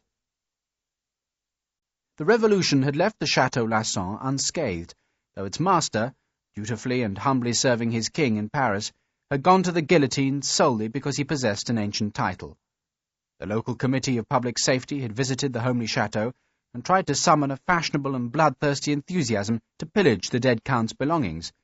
But the family was well liked, and, after much harmless bluster, the committee had muttered an apology to the Dowager Countess and contented themselves with stealing 5 barrels of newly pressed cider and a wagon-load of the old count's wine. The new count, an earnest 18-year-old, was troubled by his conscience into the belief that the disasters of France were truly the result of social inequalities, and so told the local committee that he'd renounce his title and join the new Republic's army. The committee, privately astonished that anyone should renounce the privileges they so publicly despised, applauded the decision, though the Dowager Countess was seen to purse her lips with disapproval. Her daughter, just 7 years old, didn't understand any of it. There had been 5 other children, but all had died in infancy. Only the eldest, Henri, and the youngest, Lucille, had survived. Now, 21 years later, the wars that had begun against the Republic and continued against the Empire were at last over. The Dowager Countess still lived and liked to sit where the sun was trapped by the junction of the chateau's 2 wings, and where roses grew clear up to the moss which grew on the chateau's stone roof. The old lady shared the chateau with her daughter. Lucille had been married to a general's son, but within 2 months of the wedding her husband had died in the snows of Russia, and Lucille Castineau had returned to her mother as a childless widow. Now, in the peace that came after Easter, the son had come home as well. Henri, Comte de Lasson, had walked up the lane and crossed the drawbridge just as if he was returning from a stroll, and his mother had wept with joy that her soldier son had survived. And that night, just as if he had never been away, Henri took the top place at the supper table. He had quietly and unfussily folded his blue uniform away, in the pious hope that he would never again be forced to wear it. He said grace before the meal, then commented that the apple blossom looked thin in the orchards. "We need to graft new stock onto the trees," his mother said. "Only there isn't any money," Lucille added. "You must borrow some, Henri," the Dowager Countess said. "They wouldn't lend to 2 widows like us, but they'll lend to a man." "We have nothing to sell?" "Very little." The Dowager sat very straight-backed. "And what little is left, Henri, must be preserved. It is not right that the Comte de Lasson be without family silver or good horses." Henri smiled. "The titles of the old nobility were abolished over 20 years ago, Maman. I am now Monsieur Henri Lasson, nothing more." The Dowager sniffed disapproval. She had seen the fashions of French nomenclature come and go. Henri, Comte de Lasson, had become Citoyen Lasson, then Lieutenant Lasson, then Capitaine Lasson, and now he claimed to be plain Monsieur Lasson. That, in the Dowager's opinion, was nonsense. Her son was the Count of this manor, lord of its estates, and heir to 8 centuries of noble history. No government in Paris could change that. Yet, despite his mother, Henri refused to use his title, and disliked it when the villagers bowed to him and called him my lord. One of those villagers had once been on the Committee of Public Safety, but those heady days of equality were long gone, and the ageing revolutionary was now as eager as any man to doff his cap to the Comte de Lasson. "Why don't you please, Maman?" Lucille asked her brother. It was a Sunday afternoon soon after Henri's return, and while the Dowager Countess took her afternoon nap, the brother and sister had crossed one of the wooden bridges and were walking between the scanty-blossomed apple trees towards the mill stream that lay at the end of the chateau's orchards. "To call myself Count would be a sin of pride." "Henri," Lucille said reproachfully, though she knew that no reproach would sway her gentle but very stubborn brother. She found it hard to imagine Henri as a soldier, though it had been clear from his letters that he had taken his military responsibilities with great seriousness, and reading between the lines that he'd been popular with his men. Yet always, in every letter, Henri had spoken of his ambition to become a priest. When the war is over, he would write, he would take orders. The Dowager Countess decried, disapproved of, and even despised such an ambition. Henri was nearly 40 years old, and it was high time that he married and had a son who would carry the Lasson name. That was the important thing, that a new count should be born. And on Henri's return, the Dowager quickly invited Madame Pellemont and her unmarried daughter to visit the chateau, and thereafter harried Henri with frequent and tactless hints about Mademoiselle Pellemont, who, though no beauty, was malleable and placid. "She has broad hips, Henri," the Dowager said enticingly. "She'll spit out babies like a sow farrowing a litter." The Dowager did not extend her desire for grandchildren to her daughter, for if Lucille were to marry again, her children would not bear the family name. Nor would any son of Lucille's be a Count of Lasson. It was the survival of that name and lineage that the Dowager wanted, and so Lucille's marriage prospects were of no interest to the Dowager. In fact, 2 men had proposed marriage to the widow Castineau, but Lucille didn't want to risk the unhappiness of losing love again. "I shall grow old and crotchety," she told her brother, though the last quality seemed an unlikely fate, for Lucille had an innate vivacity that gave her face an illuminating smile. She had grey eyes, light brown hair, and a long lantern jaw. She thought herself plain, and was certainly no great beauty, yet the spark in her soul was bright, and the man who had married her had counted himself to be among the most fortunate of husbands. "Will you marry again?" her brother asked as they walked down to the mill-stream. "No, Henri, I shall just moulder away here. I like it here, I'm kept busy. I like being busy." Lucille was an early riser, and rarely rested in daylight. When so many men had been away at the wars, it had been Lucille who ran the farm, the cider press, the mill, the dairy, and the chateau. She supervised the lambing, she raised calves and fattened hogs for the slaughter. She mended the centuries-old flax sheets on which the family still slept, she churned butter, made cheese, and eked out the family's tiny income in an effort to preserve the estate. She had been forced to sell 2 fields, and much of the old silver, yet the chateau had survived for Henri's return. Henri thought that the work had worn his sister out, for she was thin and pale, but Lucille denied the accusation. "Oh, it isn't the work that's so tiring, but money. There's never enough. We have to mend the tower roof. We need new apple trees," Lucille sighed. "We need everything. Even the chairs in the kitchen need mending, and I can't afford a carpenter." They came to the mill race and sat on the stone wall above the glistening rush of water. Henri had been carrying a musket, which he now propped against the wall. His coat pockets were weighed down with 2 heavy pistols. He disliked carrying the weapons, but the French countryside was infested with armed bands of men who had either deserted from the Emperor's armies or else had been discharged and had no home or work. Such men often attacked villages and had even ransacked small towns. No such brigands had yet been seen near the chateau, but Henri Lasson would take no chances, and thus carried the weapons whenever he left the safe area inside the moat. The chateau's few farm workers were also armed, and the village knew that if the bell above the chateau's chapel tolled, then there was danger abroad, and they should herd their cattle into the chateau's yard. "Not that I can promise a very successful defense," Henri now said ruefully. "I wasn't very good at defending my fortress." He had commanded the Teste de Bouc fort, and day after day, year after year, he had watched the empty sea and thought the war was passing him by, until, in the very last weeks of the fighting, the British riflemen had come from the landward side to bring horror to his small command. Lucille heard the sadness in her brother's voice. "Was it awful?"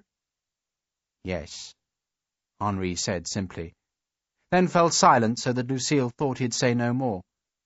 But after a moment Henri shrugged and began to speak of that one lost fight. He told her about the Englishmen in green, and how they'd appeared in his fortress as though from nowhere. "Big men," he said, "and scarred. They fought like demons. They loved to fight, I could tell that from their faces." He shuddered. "And they destroyed all my books, all of them. They took years to collect, and afterwards there wasn't one left." Lucille twisted a campion stalk about her finger. "The English," she said it disparagingly, as though it explained everything. They are a brutal people. Henri had never known an Englishman, yet the prejudice against the island race was bred into his Norman bone. There was a tribal memory of steel-helmeted archers and mounted men-at-arms who crossed the Channel to burn barns, steal women, and slaughter children. To Henri and Lucille, the English were a rapacious and brawling race of Protestants whom God had seen fit to place just across the water. "I sometimes dream of those riflemen," Henri Lasson now said. "They failed to kill you," Lucille said, as if to encourage her brother's self-esteem. "At the end they could have killed me. I waded into the sea straight for their leader. He's a famous soldier, and I thought I might expiate my failure if I killed him, or pay for it if I died myself. But he would not fight. He lowered his sword. He could have killed me, but he did not." "So there's some good in the green men?" "I think he just despised me." Henri Lasson shrugged. "His name is Sharpe, and I have the most ridiculous nightmare that one day he will come back to finish me off. That is stupid, I know, but I cannot shake the notion away." He tried to smile the foolishness away, but Lucille could tell that somehow this Sharpe had become her brother's private demon, the man who had shamed Lasson as a soldier, and Lucille wondered that a man who wanted to be a priest nevertheless should also worry that he had not been a great soldier. She tried to tell her brother that the failure didn't matter, that he was a better man than any soldier. "I hope I will be a better man," Henri said. "As a priest?" Lucille touched on the argument which their mother pursued so doggedly. "I've thought of little else these past years." And he could have added, he'd prepared himself a little else over these past years. He had read, studied, and argued with the priest at Arcachon, always testing the soundness of his own faith, and always finding it strong. The alternative to the priesthood was to become the master of this chateau, but Henri Lasson didn't relish the task. The old building needed a fortune spent on its walls and roof. It would be best, he thought privately, if the place was sold, and if his mother would live close to the Abbé in Caen. But he knew he could never persuade the Dowager of that sensible solution. "You don't sound utterly certain that you want to be a priest," Lucille said. Henri shrugged.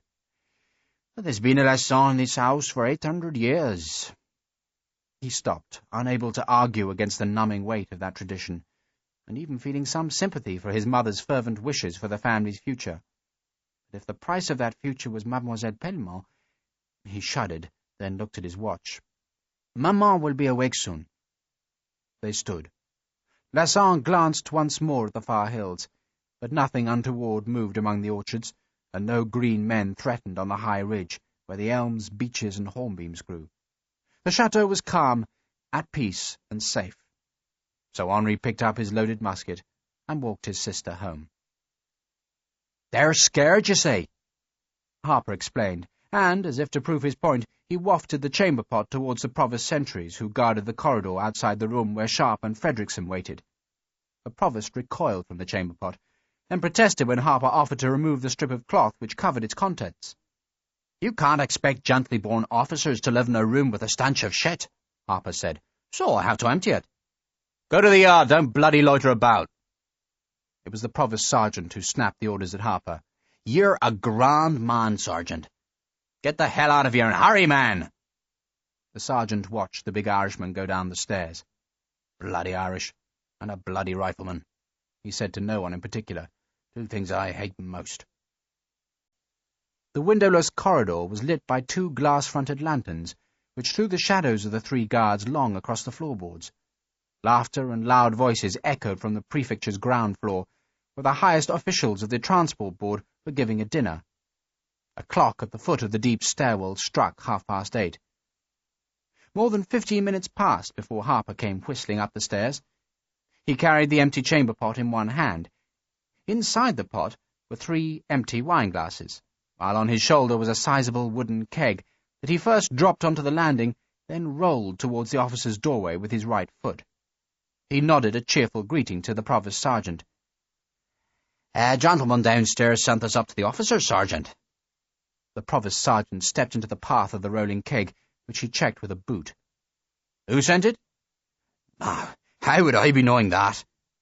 Harper, when it pleased him, could easily play the role of a vague-witted Irishman, That such a role, however it distorted the truth, nevertheless suited the prejudice of men like the provost sergeant, only made it the more effective. He didn't give me his name, nor did he, but he said he had a sympathy for the poor gentleman. He said he'd never met them, but he was sorry for them. Mind you, Sergeant, the gentleman was more than a little drunk himself, which always makes a man sympathetic. Isn't that the truth? That's a pity our wives don't drink more, so it is. Shut your face. The sergeant tipped the cask onto its end, then worked the bung loose. He was rewarded with the rich smell of good brandy. He thrust the bung home. I've got orders not to allow anyone to communicate with the officers. You wouldn't deny them a wee drink, now would you? Shut your bloody face! The sergeant stood, reached for the chamber pot and took out the 3 glasses. Get inside, and tell your damned officers that if they're thirsty they should drink water. Yes, Sergeant. Whatever you say, Sergeant. Thank you, Sergeant. Harper edged past the keg, then darted through the door as though he truly feared the provost sergeant's wrath. Once inside the room, he closed the door, then grinned at Sharpe. As easy as stealing a fleece off a lamb's back, sir. 1 keg of brandy safely delivered. The bastards just couldn't wait to take it off me. Let's just hope they drink it, Fredrickson said. In 2 hours, Harper said confidently, those 3 will be dancing drunk. I even thought to bring them some glasses. How much did the brandy cost? Sharpe asked. All you gave me, sir, but the fellow in the kitchen said it was the very best. Harper, properly pleased with himself, went on to deliver the rest of his news. There were only 3 guards on the top landing, and he'd seen no other sentries till he reached the ground floor, where he saw a sergeant and 2 men in the guardroom by the front door. But they weren't provosts, sir, so they mayn't be any trouble to us. I said hello to them and saw our guns in there. There were another 2 sentries in the town square beyond the front door. They're giving a grand dinner downstairs, so there's a fair number of fellows wandering about looking for places to piss. Oh, and there's a bookcase on the first floor, sir, full of bloody ledgers. Did you look for the stables? Sharpe asked. I did, sir, but they're already locked tight, and so's the yard gate. So there's no chance of stealing horses? Harper considered the question, then shrugged. That'll be hard, sir. We're infantry, Fredrickson said dismissively, so we can damn well walk out of the city. And if they send cavalry after us? Fredrickson dismissed the fear. How will they know which way we've gone? Besides, the French cavalry never caught us, so what chance would you give our dozy lot? We walk, then. Sharpe stretched his arms wide as though he prepared for exercise. But where to? That's easy, Fredrickson said. We go to Arcachon. Arcachon? Sharpe asked with surprise. That was the town closest to the Teste de Bouc fort, but otherwise he could think of no special significance attached to the place. But Fredrickson, while Harper had been performing his charade with the chamber pot, had been deep in thought. There never had been any gold in the fort, Fredrickson now explained. At least, not when the riflemen had captured it. If that fact could be proved, then their troubles would be over. What we need to do, he went on, is find Commandant Lasson. I don't believe he wrote that statement. I believe Duco made it up. Fredrickson paused as a man laughed outside the door. I suspect your brandy is being appreciated, Sergeant. Why do you think the Commandant's statement was faked? Sharpe asked. Fredrickson paused to strike a flame in his tinderbox and to light one of his small, foul cheroots. Do you remember his quarters? Sharpe thought back to the few hectic days he had spent at the Teste de Bouc fortress. I remember the bastard had a lot of books. He couldn't fight, but he had a lot of bloody books. Do you remember what the books were about? I had better things to do than read. I looked, Fredrickson said, and I remember the Commandant Lasson had a very civilized library, which made it a great pity when we turned most of it into cartridge paper and cannon wadding. I recalled some very fine editions of essays, and a large, indeed comprehensive collection of sermons and other devotional literature. A very devout man, our Commandant Lasson. Then no wonder we beat the bastard to jolly, Harper said happily. And if he is devout, Fredrickson ignored Harper's cheerful comment, then my guess is that he may also be honest. It doesn't always follow, of course. I remember a very sanctimonious chaplain of the 60th who stole the mess ragged, and then ran off with a corporal's rather rancid woman, but I'm willing to think Lasson may be cut from a rather better cloth. Indeed, I seem to recall that the American told us he was a decent man. Yes, he did, Sharpe remembered. So, let's hope he is decent. Let's hope that he'll deny that damned statement and ease us all off a bloody sharp hook. The trick of it is simply to find the man, then persuade him to travel to London." Frederickson's calm words made the task sound oddly easy.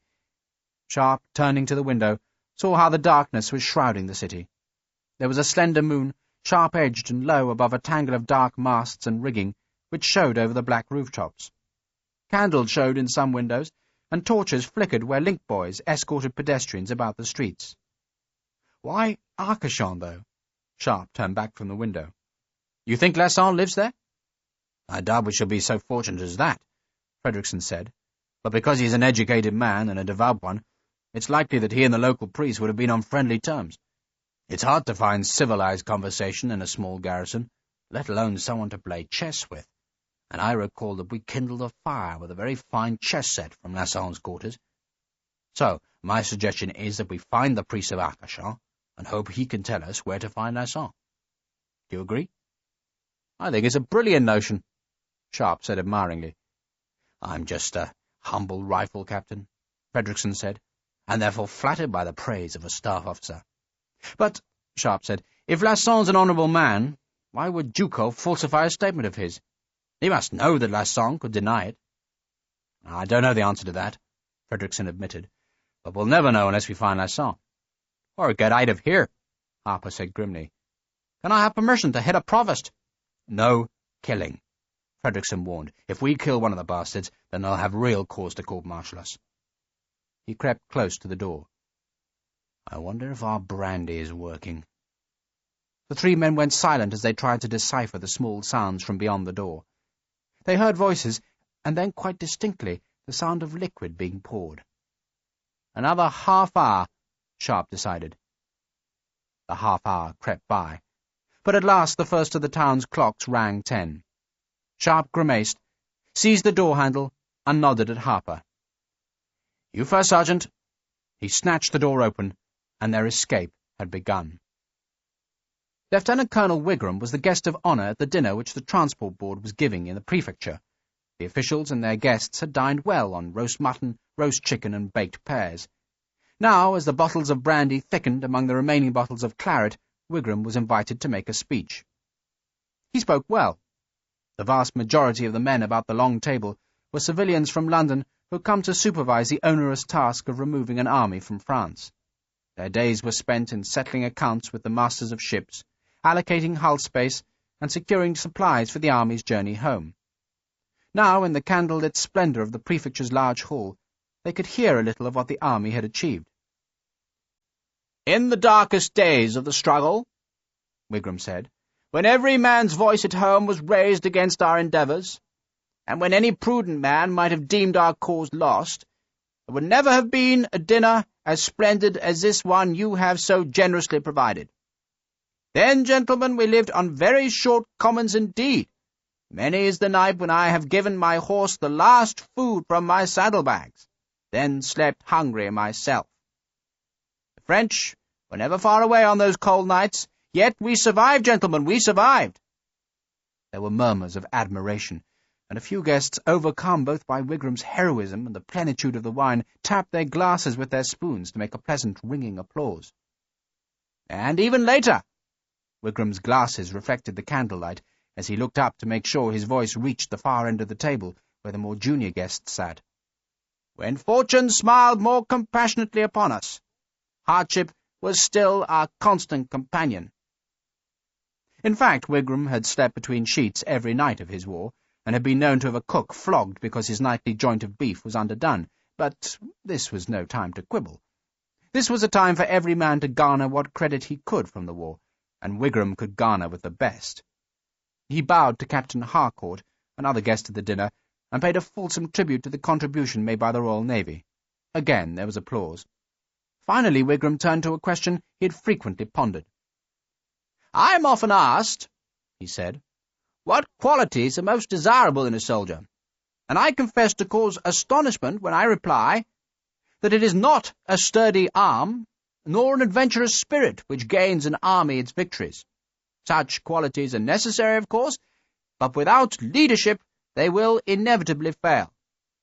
No, gentlemen, it is the man who keeps his mental faculties alert who contributes most to the glorious cause. The soldier must be a thinker, He must be a master of detail. He must be a man whose precision of thinking will render him staunch and steady amidst danger and uncertainty."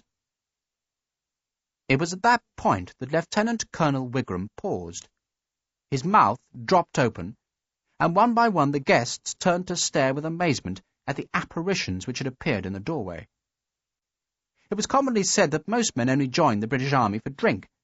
The French scornfully accused the British of fighting drunk, indeed of not being able to fight unless they were drunk, though if the charge was true, then it was astonishing that the French didn't make their own men drunk, because sober they could never beat the British. There was nevertheless a great deal of truth in the charges. The British Army was notorious for drunkenness, and more than one French unit had escaped capture by leaving tempting bottles and casks to waylay their pursuers. So it was hardly astonishing that the three provosts were drunk. Each had consumed close to 1.5 pints of brandy, and they were not merely drunk, but gloriously, happily, and carelessly oblivious of being drunk. They were, in truth, in a temporary nirvana so pleasant that none of the three had even noticed when a big Irishman rapped them hard on the skull to introduce a temporary unconsciousness. It was during that blank moment that each of the provosts had been stripped stark naked. Then, to make certain they stayed incapable, Sharpe and Frederickson had poured yet more brandy down their spluttering throats. Thus it was that Lieutenant Colonel Wigram's speech was interrupted by 3 deliriously drunken men who were as naked as the day on which they were born. The provost sergeant stared about him in blinking astonishment as he found himself in the brilliantly lit banqueting hall. He hiccuped, bowed to the company, and tried to speak. "Faugh!" he at last managed to say. Then he slid down a wall to fall asleep. Behind him smoke seeped through the open door. Wigram stared, aghast. "Fire!" This time the voice came from outside, and was a huge roar of warning. Wigram panicked, but so did almost every man in the room. Glasses and plates smashed as men fought to escape the tables and crammed themselves through one of the room's 2 doors. The naked provosts were trampled underfoot. Smoke was thickening in the corridor and billowing up the stairwell. Wigram fought to escape with the rest. He lost his glasses in his panic, but somehow managed to scramble through the door, across the vestibule, and down into the town square, where the dinner guests assembled to watch the promised inferno. There was none. A guard sergeant filled a bucket of water and doused the pile of brandy-soaked uniforms, which, heavily sprinkled with gunpowder and then piled with loosely stacked brandy-soaked ledgers, had caused the pungent smoke. There was a nasty scorch mark on the carpet, which hardly mattered, for being embroidered with the imperial initial N, it was due for destruction anyway. Most of the ledgers were scorched, and a few had burnt to ash, but the fire hadn't spread, and so no real harm had been done.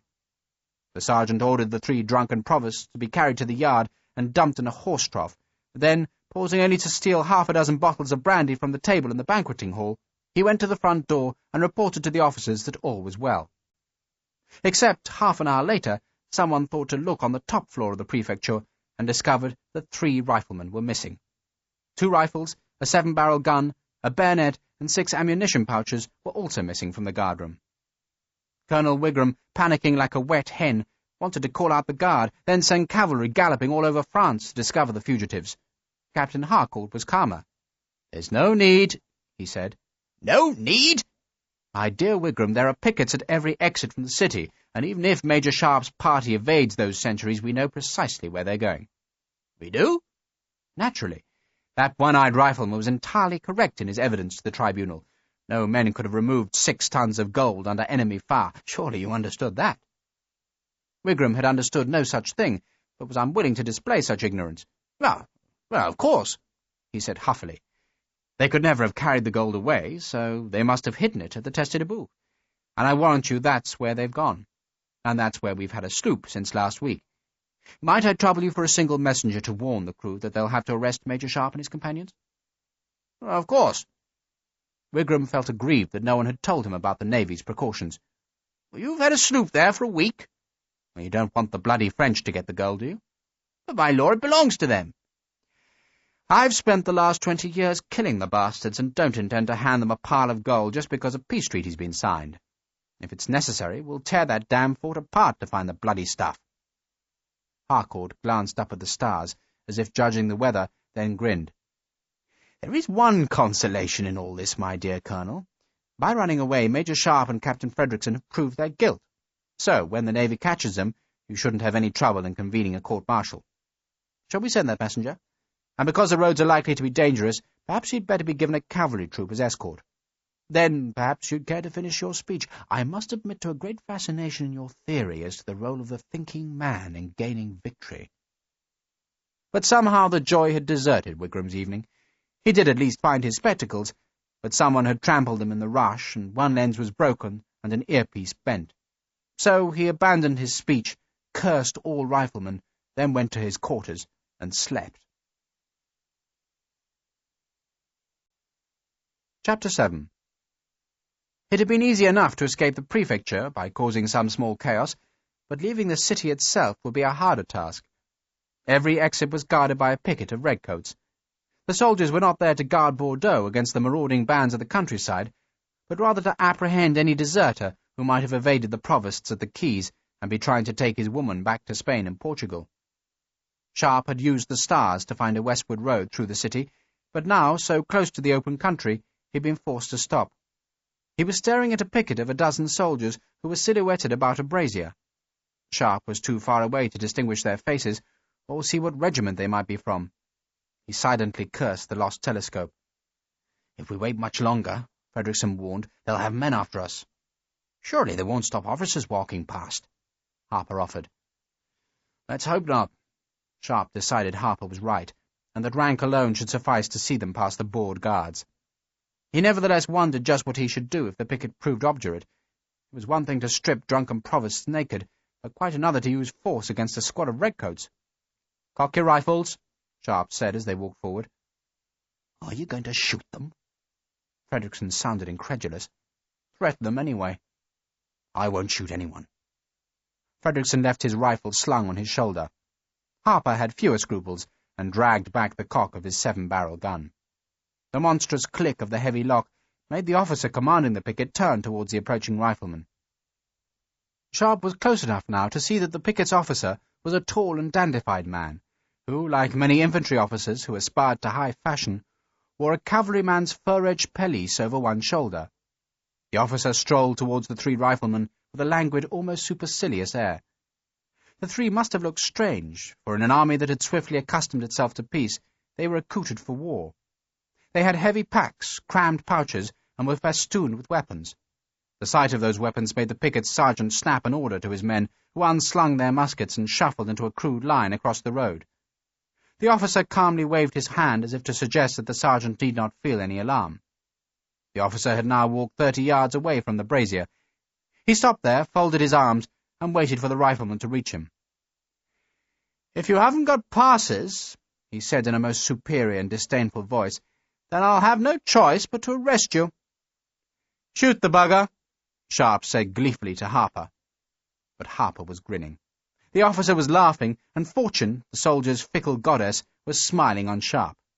The tall and disdainful officer was Captain Peter D'Alembert of the Prince of Wales' Own Volunteers. He was an old friend who once served under Sharpe, and who now commanded Sharpe's old light company. D'Alembert also knew Frederickson and Harper well, and was delighted to see both men. "How are you, Regimental Sergeant Major?" he asked Harper. "I'm just a rifleman again now, sir." "Quite right, too. You were far too insubordinate to be promoted." D'Alembert looked back to Sharpe. "Purely out of interest, sir, but, do you have a pass?" "Of course I don't have a bloody pass, Dally. The bastards want to arrest us." It had been pure good luck that had brought Sharpe to this picket that was manned by his old battalion. He was close enough now to recognize some of the men about the brazier. He saw Privates Weller and Clayton, both good men, but this was no time to greet old comrades, nor to implicate them in this night's escapade. "Just get us quietly out of the city, Dally, and forget you ever saw us." D'Alembert turned to his picket. "Sergeant, I'll be back in an hour or so." The sergeant was curious. The picket duty had been boring, and now some small excitement broke the tedium, but he was too far from the 3 riflemen to recognize them. He took a few steps forward. "Can I say where you'll be, sir, if I'm asked?" "In a whorehouse, of course." D'Alembert sighed. "The trouble with Sergeant Huckfield," he said to Sharpe, "is that he's so damn moral. A good soldier, but horribly tedious. We'll go this way." He led the 3 riflemen into a fetid black alley that reeked with an overwhelming stench of blood. They put me next to a slaughterhouse, D'Alembert explained. Is there a safe way out of the city? Sharpe asked. There are dozens, D'Alembert said. We're supposed to patrol these alleys, but most of the lads don't take kindly to arresting women and children. Consequently, we tend to do quite a lot of looking the other way these days. The provosts, as you might imagine, are more energetic. He led the rifleman away from the butcher's stink and into a wider alley. Dogs barked behind closed doors. Once a shutter opened from an upper window, and a face peered out, but no one called any alarm or query. The alley twisted incomprehensibly, but eventually emerged into a rutted lane edged with sooty hedges, where the smell of open country mingled with the city's malodorous stench. The main road's that way. Daly pointed southwards across dark fields. But before you go, sir, will you satisfy my curiosity and tell me just what in God's name is happening? It's a long story, Daly, Sharpe said. I've got all night. It didn't take that long, merely 10 minutes to describe the day's extraordinary events. Then the sound of hooves on a road to the north forced another delay, and Sharpe used it to discover how his old battalion was managing without him. What's the new colonel like? He's a rather frightened and fussy little man who quite rightly believes that we're all wondrously expert and that he's got a lot to learn. His biggest terror is that the army will somehow post you back to the regiment and thus show up his manifold deficiencies. On the other hand, he's not an unkind man, and given time might even become a decent soldier. I doubt he's good enough to beat the French yet, but he could probably squash a Luddite riot without killing too many innocents. Are they sending you to America? Sharpe asked. D'Alembert shook his head. Chelmsford. We're to recruit up to scratch, ready for garrison duty in Ireland. I suppose I shall have the pleasure of knocking your countrymen's heads together, RSM. Make sure they don't knock yours, sir, Harper said. I'll try to avoid that fate. D'Alembert cocked his head to the night wind, but the mysterious hoofbeats had faded to the west. Are you sure there's nothing I can do to help here, sir? He asked Sharpe. When do you go to Chelmsford? Any day now. Do you have any leave owing? My God, do I? They owe me half my life. So you can deliver a message for me? With the greatest of pleasure, sir. Find Mrs. Sharpe. The last address I had was in Cork Street, London, but she may have moved to Dorset since then. Tell her everything I've told you tonight. Tell her I shall come home when I can, and tell her that I need some influence on my side. Ask her to find Lord Rossendale. Well, that's a clever thought, sir. D'Alembert recognised Lord Rossendale's name, for D'Alembert had been with Sharpe during the strange London interlude, when Sharpe had been adopted as a favourite of the Prince Regent's. One result of that favouritism was the naming of Sharpe's old regiment as a Prince of Wales' Own Volunteers, and another was a distant but friendly acquaintanceship with one of the Prince's military aides, Lord John Rossendale. If any man could harness the full power of influence to clear Sharpe's name, it was Rossendale. Sharpe knew that the best method of establishing his innocence was to discover Lasson or Ducos, but if that search failed, then he'd need powerful friends in London, and Rossendale was the first and most approachable of those friends. If you can't find my wife, Sharpe added, then try and see Rossendale directly. He can talk to the Prince. I'll do that gladly, sir. And how do I send messages back to you? Sharpe hadn't thought of that problem, nor did he want to consider it now. The night was getting cold, and he was impatient to be on his way westwards. Well, we'll probably be home within a month, Daly. It can't take much longer than that to find one French officer. But if we fail, then for God's sake make sure Rossendale knows we're innocent. There never was any gold. But if we're delayed, Frederickson was more cautious, then perhaps we can send a message to you. Send it to Greenwood's. Greenwood's was another firm of army agents. And take care, sir. D'Alembert shook Sharpe's hand. You haven't seen us, Daly. I haven't even smelt you, sir. The three riflemen crossed a rough piece of pastureland towards the embanked high road. The high road was not the most direct route to Arcachon, for it led more south than west, but it was a road that Sharpe and Frederickson had ambushed not many weeks before, and once they reached the ambush site, they knew they could find their way across country to the Teste-de-Bouc fort. I'd forgotten you had such high connections, Frederickson said with amusement. You mean Lord Rossendale?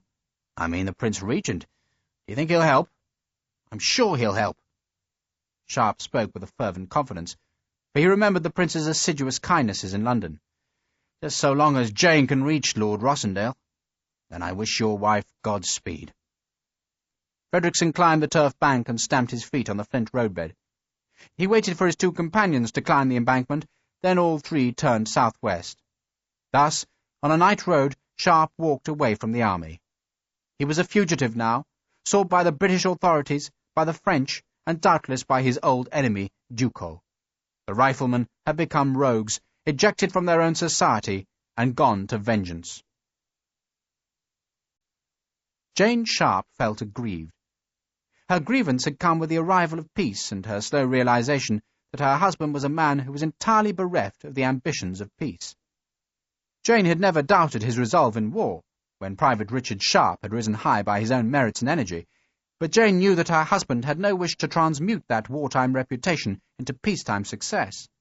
He only wanted to bury himself in the depths of rural England, there to farm and vegetate. Jane had spent most of her life in rural England, out on the cold clay marshland of Essex, and she had no wish to return to those bare comforts. She could understand that her husband might enjoy such an existence, but Jane dreaded the prospect of rural exile, and foresaw that the only visitors to their country house would be old army comrades like Sergeant Harper. Jane liked Harper, but she didn't think she should mention that liking to Lady Spindaker, for it was quite clear that the Lady Spindaker would not approve of a major's wife being fond of a mere sergeant, and an Irish sergeant at that. Lady Spindaker moved in altogether more exalted circles, and Jane's grievance was fuelled when she realized that those circles were now open to her, but only if Sharpe would be willing to forsake the country and use the high friendships he had made in London. "But he won't," she bemoaned to the Lady Spindaker.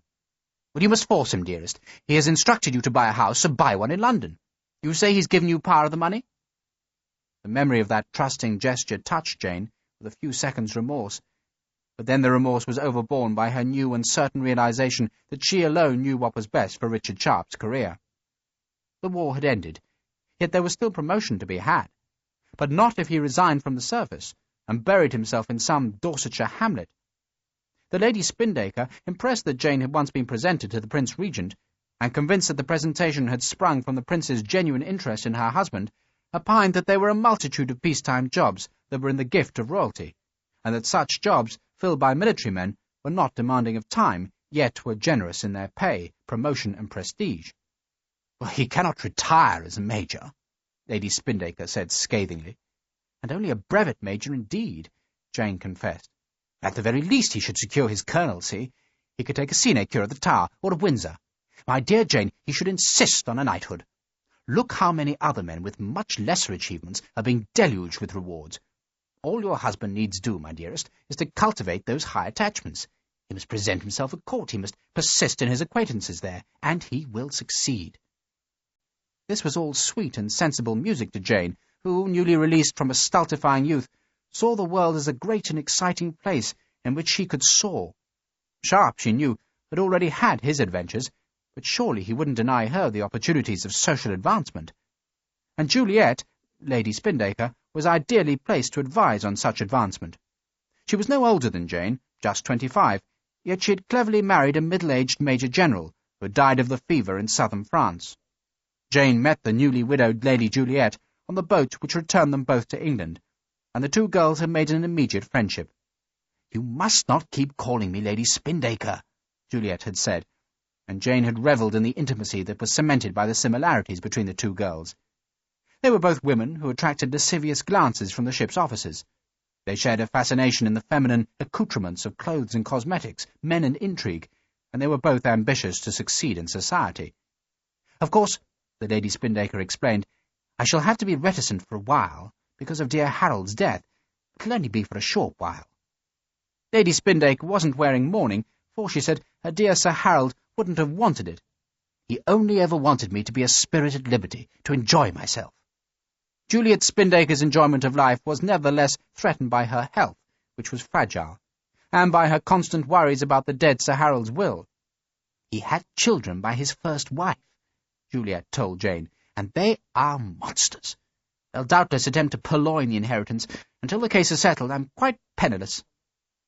This penury was no immediate problem, for Jane Sharpe had the resources of her husband's great fortune that had been taken from the enemy at Vittoria.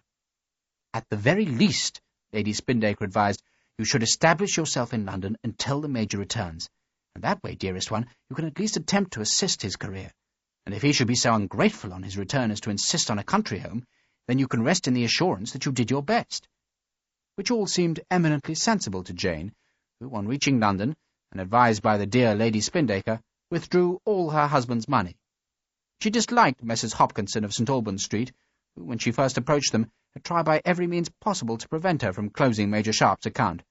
They questioned his signature, doubted her authority, and it was only a visit from Lady Spindaker's lawyer that eventually persuaded them to make over a letter of credit, which Jane sensibly lodged in a proper banking house, where a young and elegant man seemed delighted to make her acquaintance. Not all the money was so sensibly secured. The Lady Spindaker had much to teach Jane about the ways of society, and such lessons were expensive. There was a house in fashionable Cork Street to buy, new servants to find, and furniture to buy. The servants had to be uniformed, and then there were the necessary dresses for Jane and Lady Spindaker. They needed dresses for morning wear, for receiving, for dinners, for luncheons, for suppers, and such were the strictures of Jane's new busy life that no single dress could be worn more than once, at least, Lady Spindaker averred, not in front of the people the two friends intended to court. There were calling cards to engrave, carriages to hire, and connections to make, and Jane persuaded herself that she did it all in her husband's best interests. Thus Jane was busy, and in her busyness happy. Then, just 2 weeks after the bells of London had rung their joyous message of peace, the thunderbolt had struck. The thunderbolt arrived in the form of 2 dark-suited men, who claimed to bear the authority of the Judge Advocate General's office. Jane had refused to receive them in her new drawing-room in Cork Street, but the 2 men forced their way past the maid, and, firmly though courteously, insisted on speaking with Mrs. Jane Sharpe. They asked first whether she was the wife of Major Richard Sharpe. Jane, pressed in terror against the Chinese wallpaper that the dear Juliet had insisted on buying, confirmed that she was. And was it true, the 2 men asked, that Mrs. Sharpe had recently withdrawn £18,964, 14 shillings and 8 pence from Messrs. Hopkinson and Sons, army agents of St. Albans Street? And what if she had? Jane asked. Would Mrs. Sharpe care to explain how her husband came to have so much money in his possession? Mrs. Sharpe did not care to explain. Jane was frightened, but she found the courage to brazen out her defiance.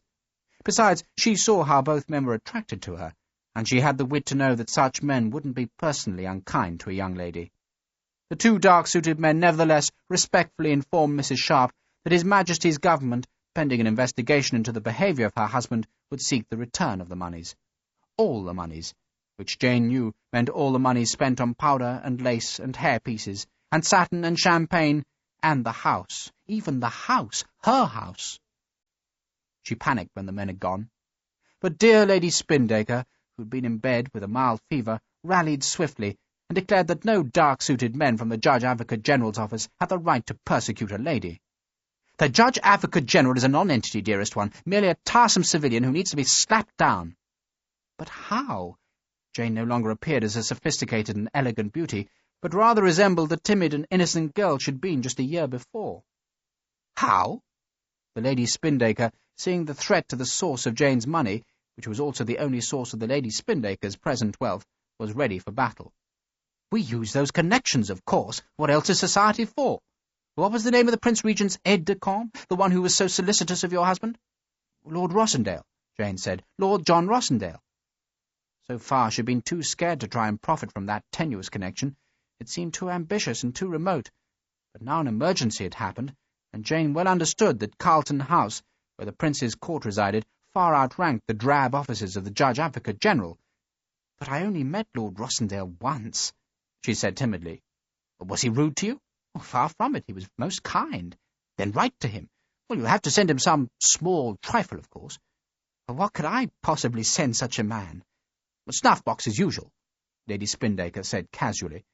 For a respectable favour, you'd expect one costing at least £100. Would you like me to buy one, dearest? I'm not feeling so poorly that I can't reach Bond Street. A jewelled snuff-box was duly bought, and that same evening Jane wrote her letter.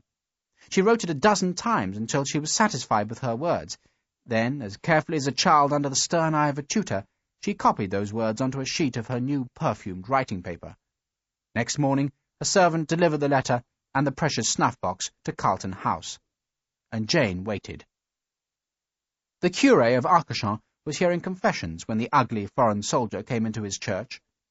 The soldier came silently out of the night, and, though he carried no weapons, Other than the sword which any gentleman might wear, his eye-patch and scarred face caused a shiver of horror to go through the parishioners who waited their turn for the confessional.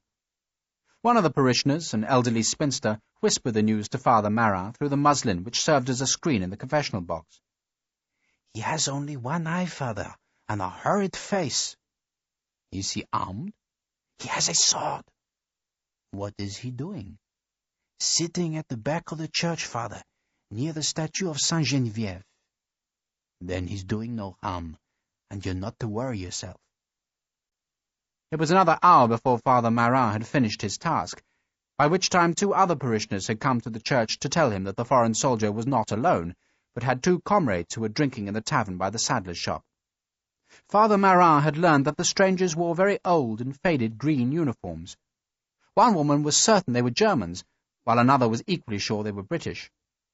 Father Marat eased himself out of the confessional, and by the light of Saint Genevieve's votive candles saw the ugly stranger still sitting patiently at the back of the now empty church. "Good evening, my son. Did you come for confession?"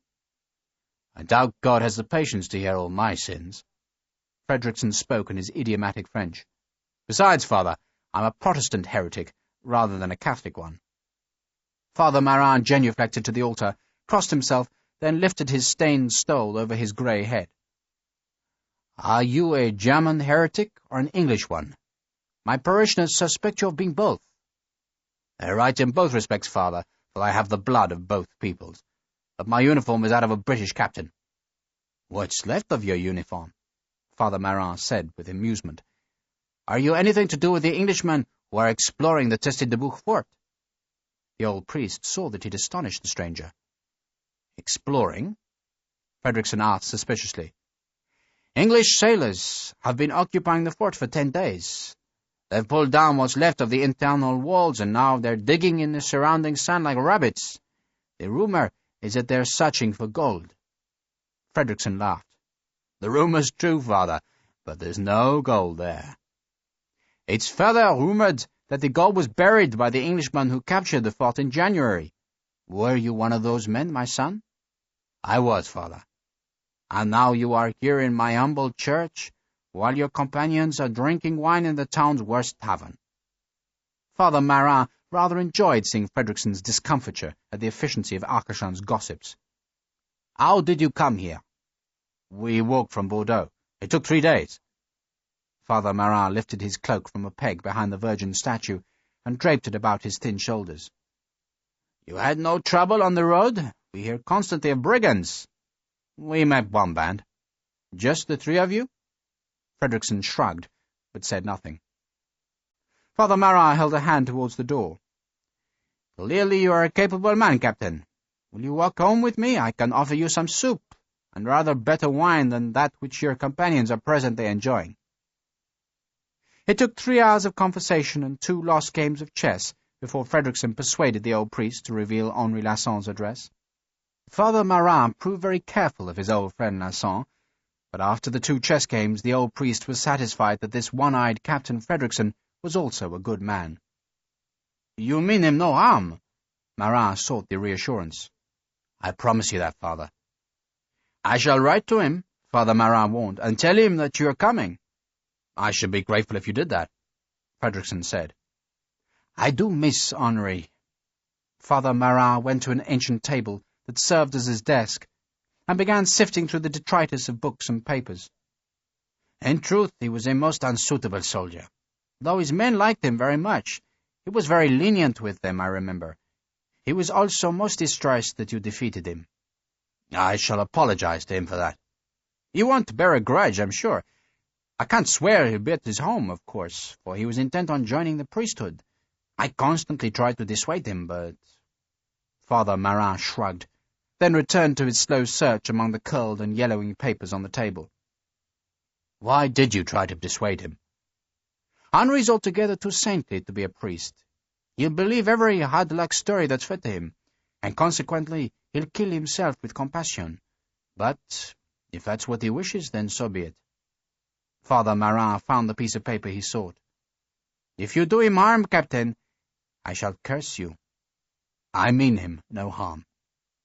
Father Marat smiled. Then you have a very long walk, Captain. The address was in Normandy. The Chateau Lassin, Father Marin explained, was not far from the city of Caen, but it was very far from the town of Arcachon. "When will you leave?" the priest asked. "Tonight, Father." "And the sailors?" "Let them dig. There's nothing to find." Father Marin laughed, then showed his mysterious visitor to the door. A pale scimitar moon hung low over the church's roof ridge. "Go with God," Father Marin said, "and thank him for sending us peace." "We brought the peace, Father," Frederickson said, "by beating that bastard Napoleon." "Go!" The priest smiled, then went back indoors. He fully intended to write his warning letter to Henri Lasson that very same night, but he fell asleep instead, and somehow in the days that followed he never did put pen to paper. Not that it mattered, for Father Marin was convinced Frederickson meant no harm to the Comte de Lasson. And in the sand dunes, like rabbits, the sailors dug on. Chapter 8. Father Marin had warned Frederickson that it might take a full month for a man to walk from Arcachon to Caen, but that was by daylight, and without needing to avoid either predatory bandits or patrolling provosts. There were public coaches that could make the journey in a week, and such coaches were well guarded by armed outriders. But both Sharpe and Frederickson reckoned that the new French government, believing them to be thieves, might already be seeking them. Similarly, the news that British sailors were searching the Teste de Bouc persuaded Sharpe that they were just as much at risk from their own countrymen as from the French. It was better, Sharpe and Frederickson agreed, to walk by night, and thus to avoid all eyes. They encountered their greatest obstacle just 3 nights after leaving Arcachon. They had headed east to meet the river Garonne south of Bordeaux. The river was too deep and wide to be safely swum, and it took a full night's scouting before they found a boat. It was a ferryman's skiff that was chained to a thick wooden post sunk deep into the river bank.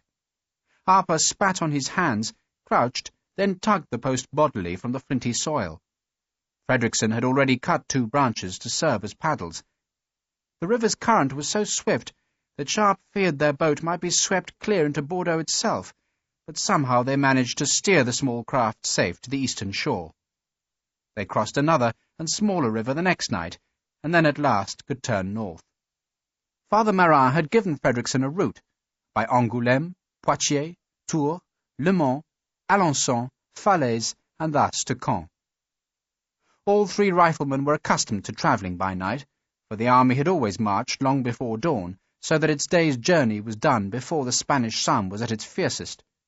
Now, in the French countryside, it was doubtful whether a single soul was aware of the riflemen's passing. The skills they used were by now innate, the skills of men who had patrolled in war for all their lives. They knew how to travel in silence and how to hunt. One night, despite the presence of 3 guard dogs in a farmyard, Frederickson and Harper stole 2 freshly farrowed piglets that were roasted the next day in a tumble-down and deserted farmhouse high on a hill.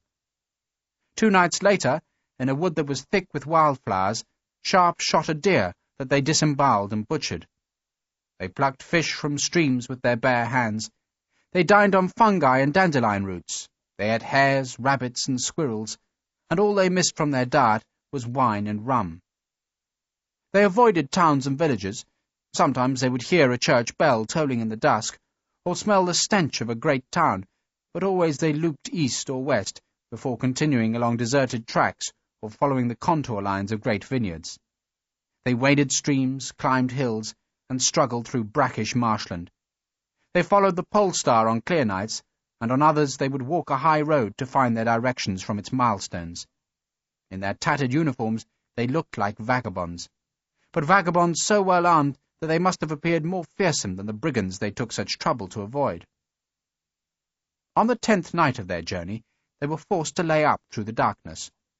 All day they had watched the clouds piling up in the west, and by nightfall the whole sky was shrouded by sullen black thunderheads. The 3 riflemen were snug in a ruined byre, and when the first stab of lightning flickered to earth, Sharpe decided to stay put. It had already begun to rain, softly at first, but soon it began to spit malevolently, then swelled until the downpour was thrashing the earth in a sheeting and stinging deluge.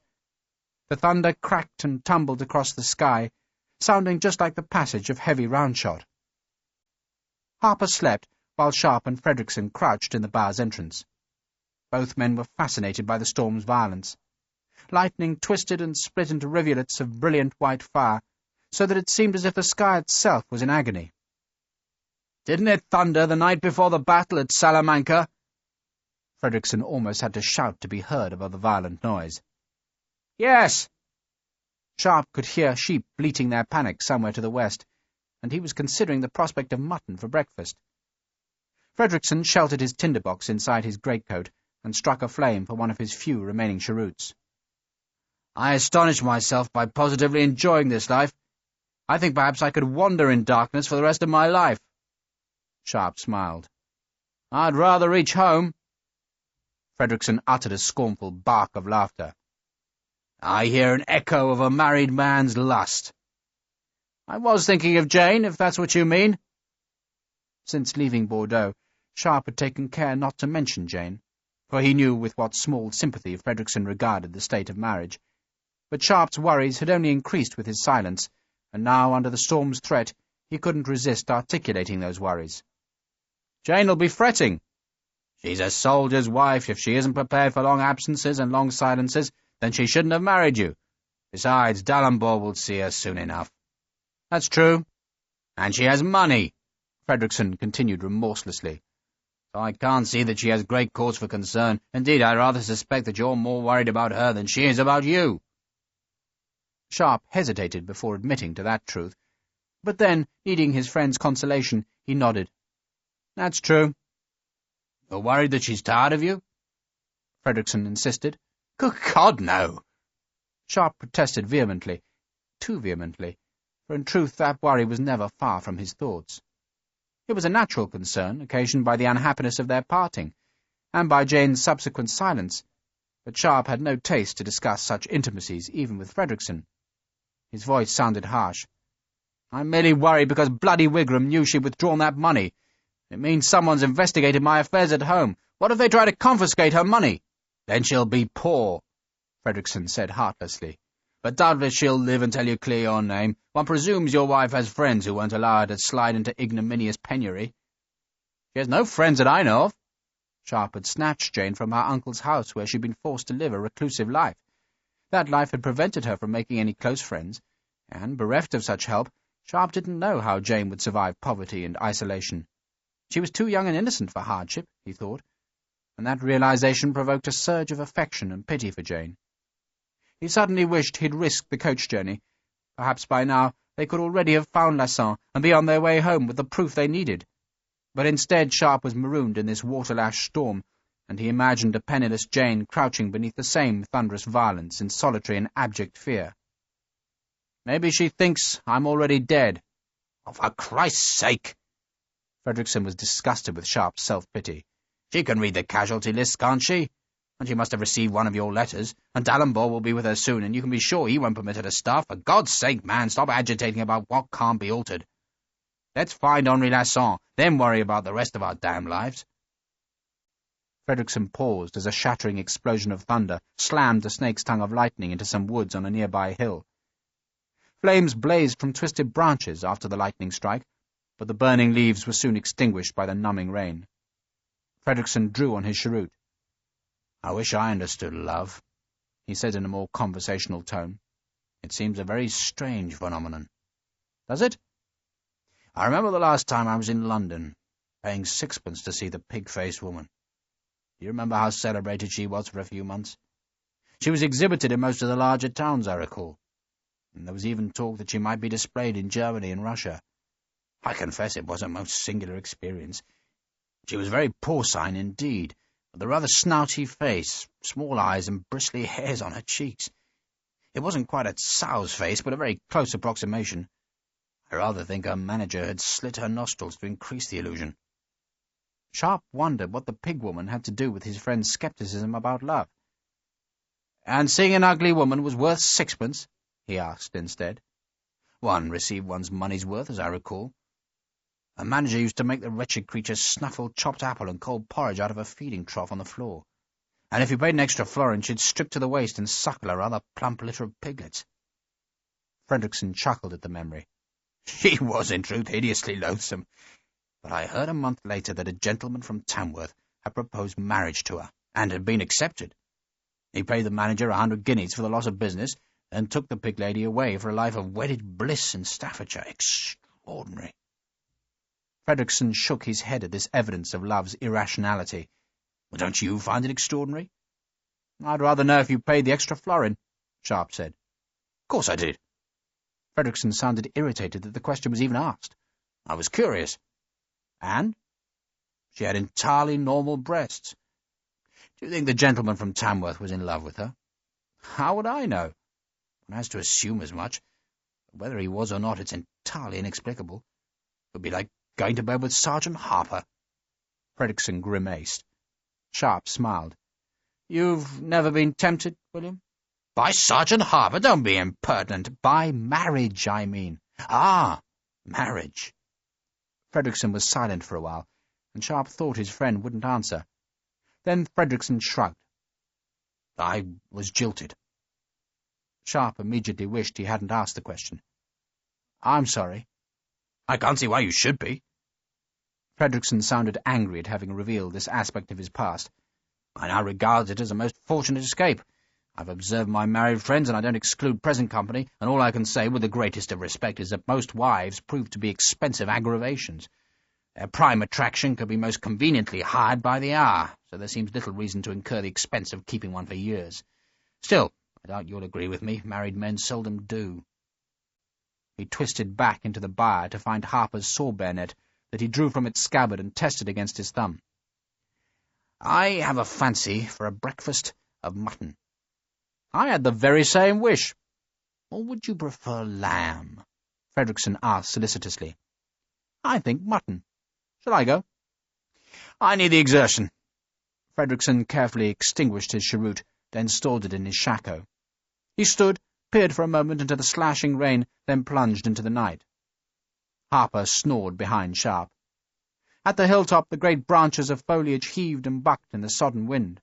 Lightning sliced the sky, and Sharpe wondered what malevolent fate had brought his career to this extremity. And then he prayed that the weather would clear, so that this journey could be done and an honest Frenchman found. Henri Lasson had struggled with his conscience. He had even gone so far as to consult with the bishop. He had prayed, until at last he had made his decision. One night, at the supper table, he informed his mother of that decision. The family was eating sorrel soup and black bread. They drank red wine, which was so bad that Lucille had put some grated ginger in the bottle to improve its taste. Henri sat at the head of the table. Maman. Henri? Henri paused with a spoonful of soup just inches above his plate. I will marry Mademoiselle Pellemont, as you wish. I'm very pleased, Henri.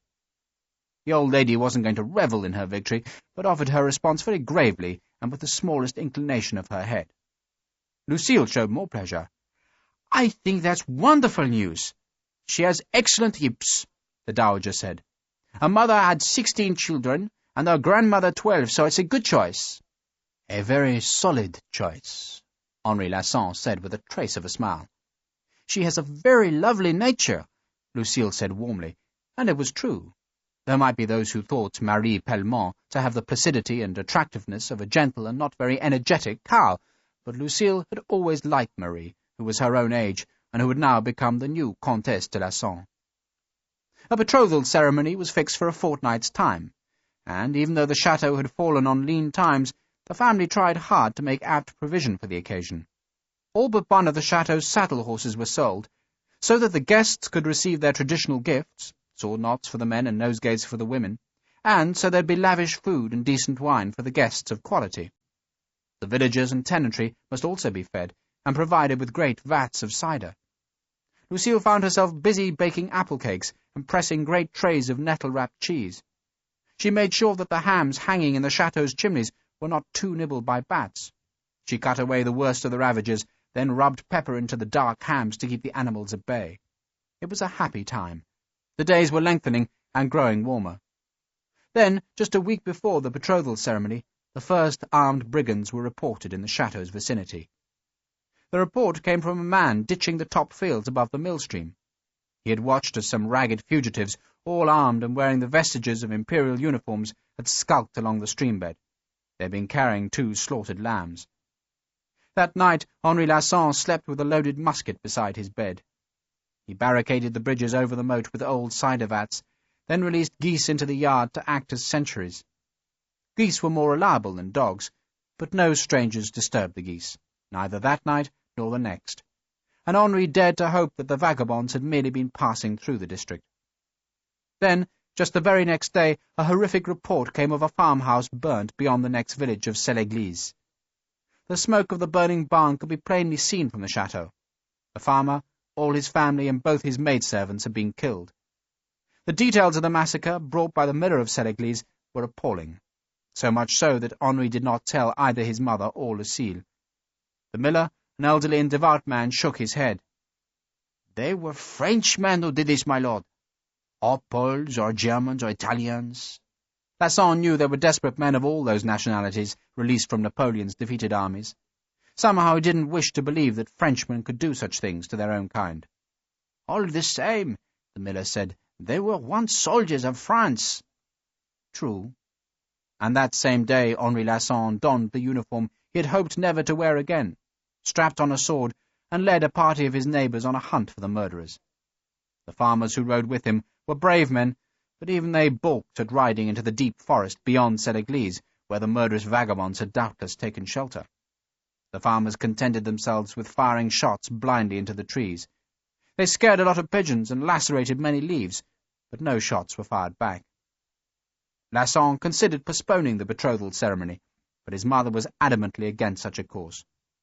It had taken the dowager the best part of 20 years to persuade her adult son to take a bride, and she was not about to risk that happy eventuality because of a few vagrant scum lurking 5 miles away.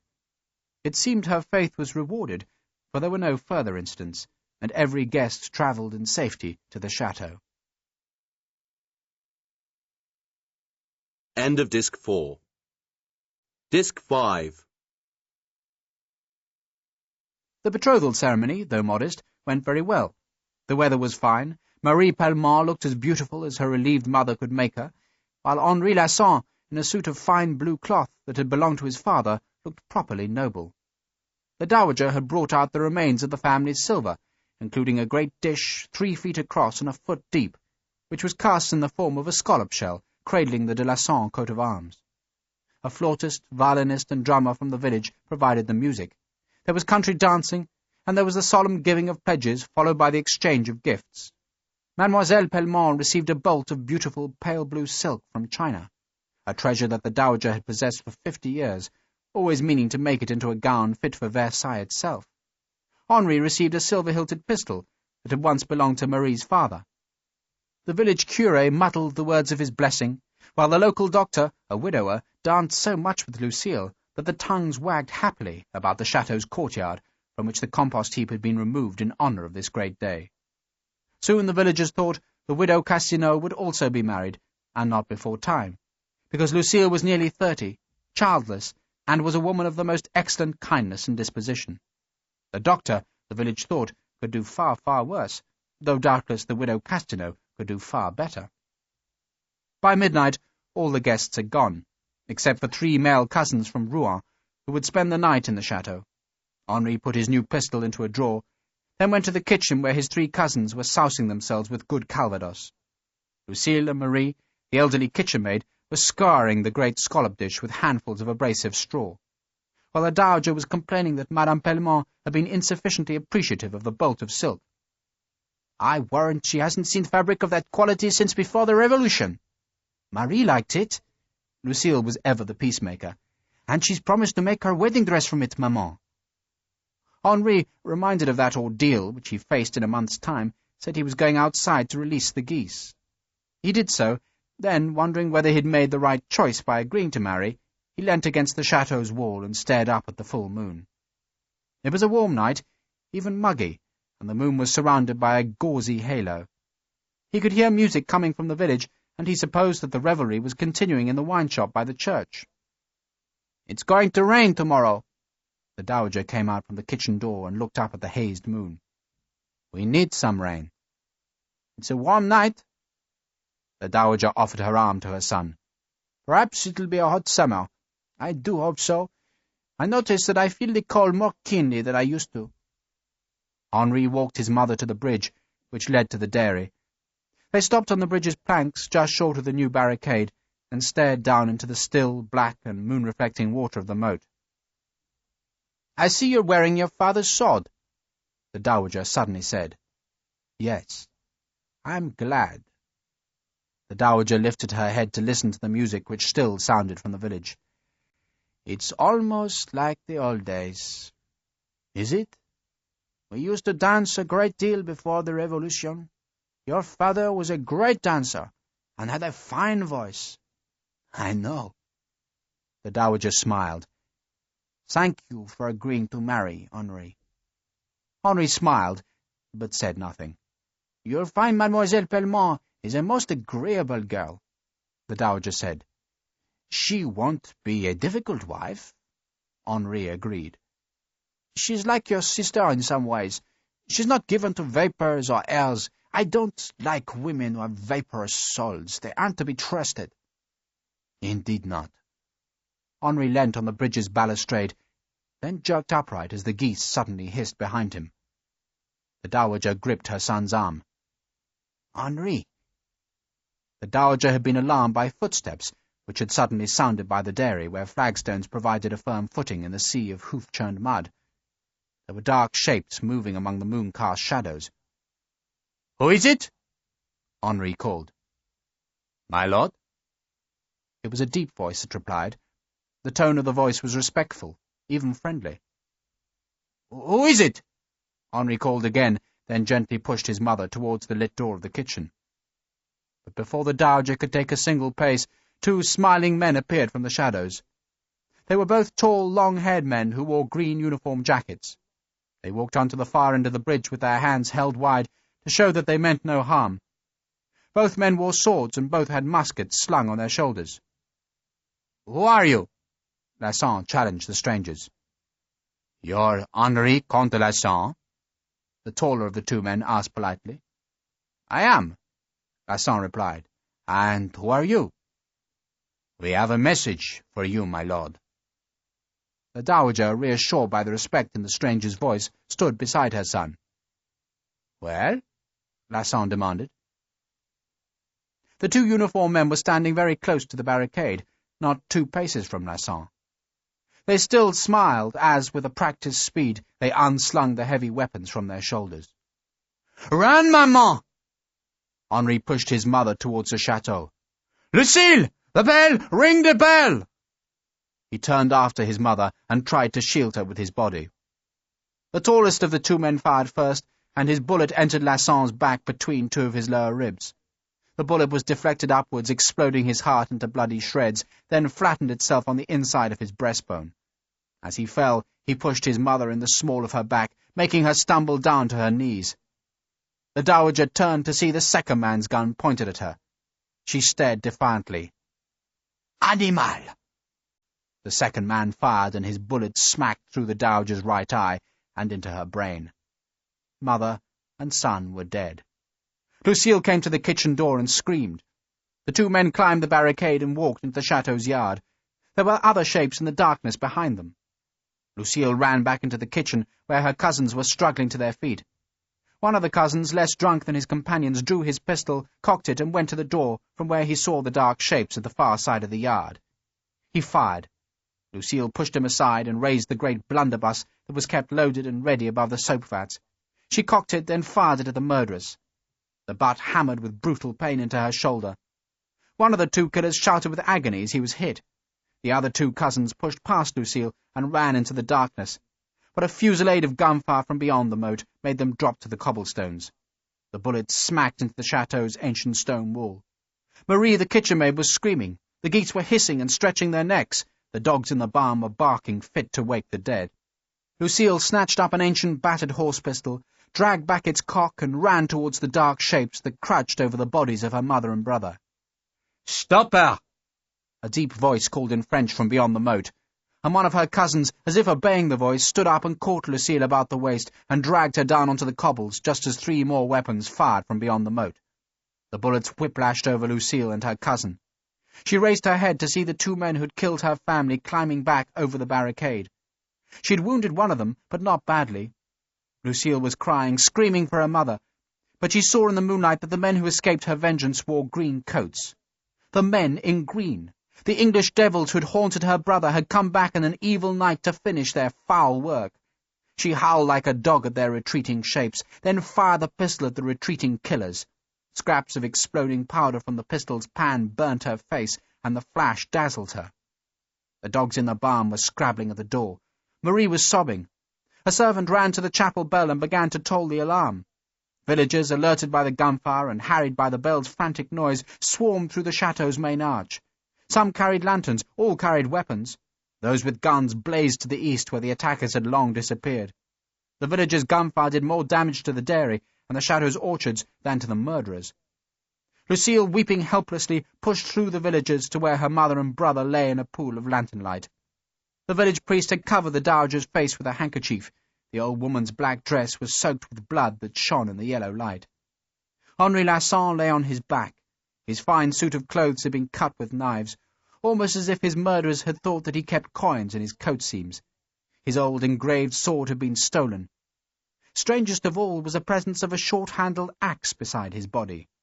The cheap axe had been used to hack off 2 fingers from Henri Lasson's right hand. The job had been done clumsily, so that his thumb and 3rd finger were half severed as well.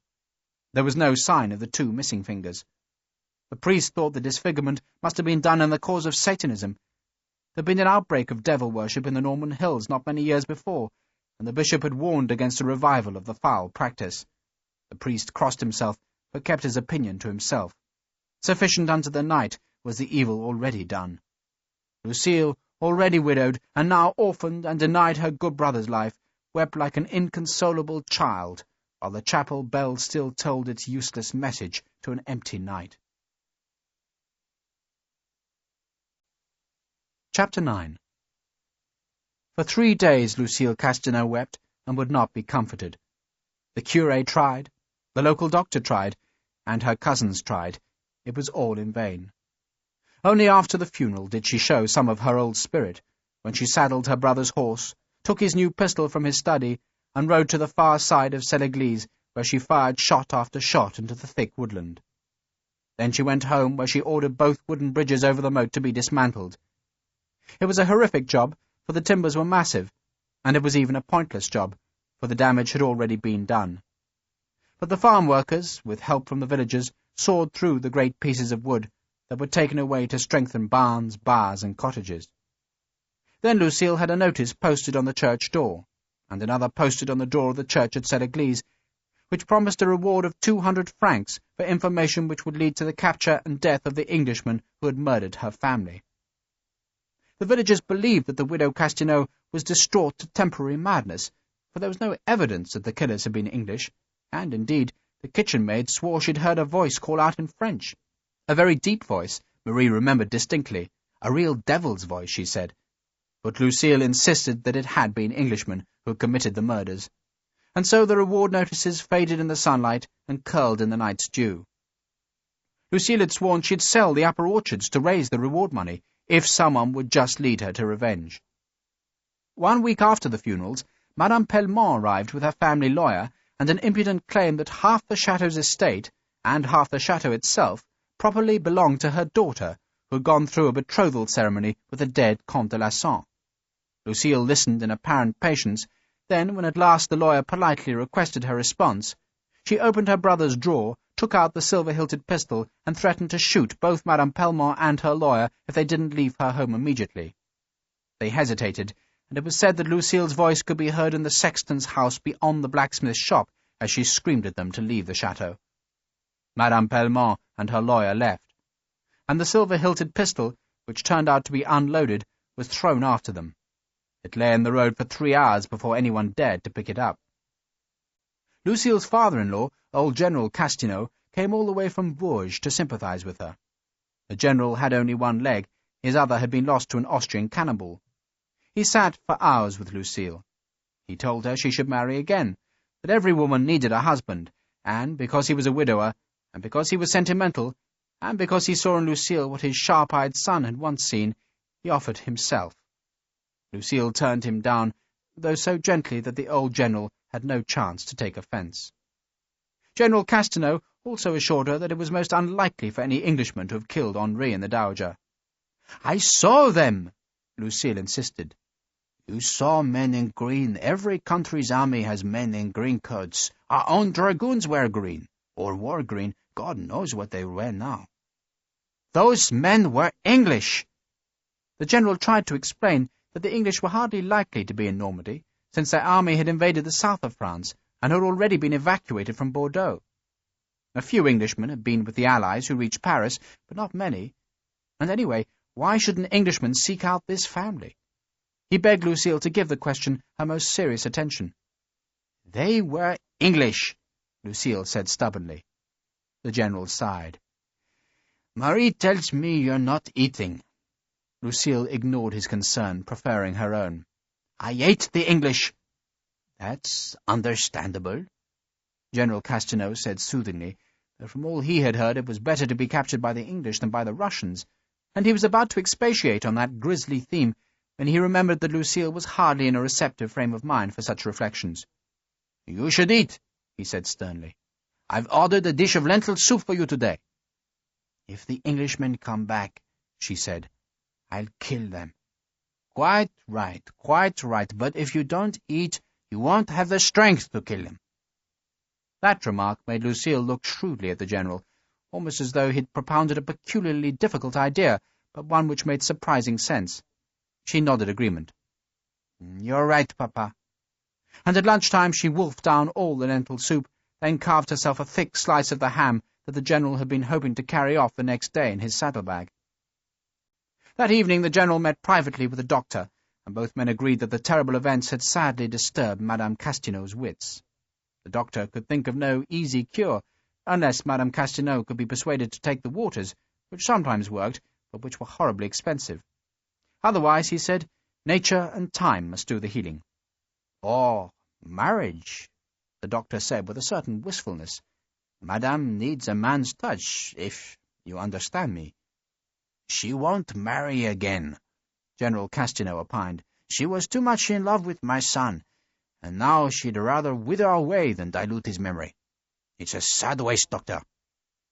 General Castaneau left next morning, though he made certain that there'd always be reliable men from the village in the chateau, in case the brigand should return. And, indeed, just 2 hours after the general had left, 5 strange horsemen approached from the northern road that dropped off the wooded ridge, and the farm workers ran to the chateau's entrance with loaded muskets and hefted pitchforks. The strange horsemen approached slowly, with their hands held in clear view. They stopped a good few yards from the moat's bridge, and their leader, a plump man, politely requested an audience with Monsieur the Comte de Lasson. "He's dead." It was the miller's son who answered truculently. Monsieur Roland, the advocate from Paris, eyed the ancient musket in the boy's hands, and chose his next words very carefully. "Then I would like to speak with a member of his family, monsieur. My name is Roland, and I have the honor to be a lawyer in the service of his most Christian Majesty." The words, gently said, impressed the miller's son, who ran to tell Madame Castaneau that yet another gentleman had come to see her. Roland, whose rump had been made excruciatingly sore by long days in the saddle, walked with Lucille in the orchards. His 4 men patrolled the edges of the trees with drawn pistols to deter any strangers from intruding on the discussion. Roland explained that he was charged by the royal treasury with the recovery of a sum of gold stolen by the English. The coins had been deposited in the Teste-de-Bouc fort, and Roland had come to Normandy to hear Commandant Lasson's evidence about the loss of the bullion. He was desolated, Roland repeated the word, desolated, to hear of the Commandant's death. "Murder," Lucille corrected him. "Murder." Roland humbly accepted the correction. "The English murdered him," Lucille said. "The men in green coats, the riflemen." Roland stopped his slow pacing and turned an astonished face on the widow. "Are you certain, madame?" Lucille, galled that no one believed her, turned in fury on the plump lawyer. "Monsieur, I am sure! I saw them. They were men in green coats, Englishmen just like those my brother feared, and they murdered my mother and my brother. They are animals, monsieur, animals. My brother had said they might come, and they did. He even knew the Englishman's name, Sharpe. I think you are right, madame, Roland said quietly. And Lucille, who till now had not been taken seriously by a single person, could only stare at the Parisian lawyer. In fact, I am sure you are right, Roland added. You believe me, monsieur? Lucille said in a very relieved and somewhat surprised voice. I do believe you. These are ruthless men, madame. Believe me, I have met this Sharpe. Roland shuddered. He and his comrade have stolen a fortune. It belongs to France, and now they will try to kill the men who can testify to their theft. I should have thought to warn your brother. Hélas, dear lady, that I did not think to do so. Lucille shook her head in denial of the lawyer's self-accusation. Henri mentioned no gold, she said after a while. A soldier should carry secrets well, and the existence of this gold was most secret. Roland, sweating profusely in the spring sunshine, turned and walked back towards the chateau. I don't think the Englishmen will return now, he said soothingly. I wish they would return. Lucille alarmed the lawyer by revealing an enormous brass-muzzled horse pistol that lay heavy in the wide pocket of her apron. If they do return, monsieur, I shall kill at least one of them. Leave the killing to those who know best how to do it. Roland, knowing this visit was wasted, was eager to return to Caen, where there was at least a vestige of civilization. He feared that Lucille would invite him to luncheon, and that the chateau's evident poverty would provide a most meagre meal, but, to his relief, Lucille made no such offer. Roland mounted his horse at the chateau's entrance. He had given Madame Castaneau his address, and begged her to write to him if the Englishman returned, though he admitted he put small faith in such a thing happening. Nevertheless, looking down at the sad Lucille, he felt a pang of sympathy. May I presume to give Madame advice? I should be honored, monsieur. Roland collected his reins. Marry again, madame. A woman such as yourself should not be alone, not in these troubled times and in this sad country. Permit me to say that I am married, madame, and that it gives me the greatest peace and happiness. Lucille smiled and said nothing. Roland turned his horse, then remembering one last question, turned the animal back again. Madame, forgive my indelicacy, but did your brother lose 2 fingers of his right hand? They cut them off! Lucille wailed the words in sudden agony. The Englishmen cut them off! Roland, thinking the loss of the 2 fingers must have happened when Sharpe's men had captured the Teste-de-Bouc fort, did not ask Lucille to amplify the answer, which already seemed to confirm Ducos's written testimony. Instead, the lawyer raised his hat. Thank you, madame, and I am sorry if I've caused you distress. That night, in his comfortable lodgings in Caen, Monsieur Roland wrote 2 reports. The first would be sent to the King's Minister of Finance, and it respectfully and regretfully reported the murder of Henri Lasson, and the consequent lack of any new evidence that might lead to the gold's recovery. Roland added his suspicions that the 2 English officers, Sharpe and Frederickson, had been responsible for Lasson's death. They must certainly be charged with murder, he wrote, and the search for them must continue, both in France and in Britain. Roland's second report was far more detailed.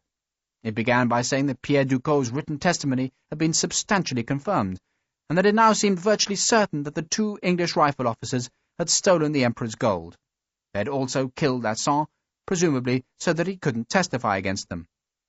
The death of Lasson prompted Roland to consider the possibility that the 2 English officers had already murdered Pierre Ducos. How else to account for Ducos's continued silence?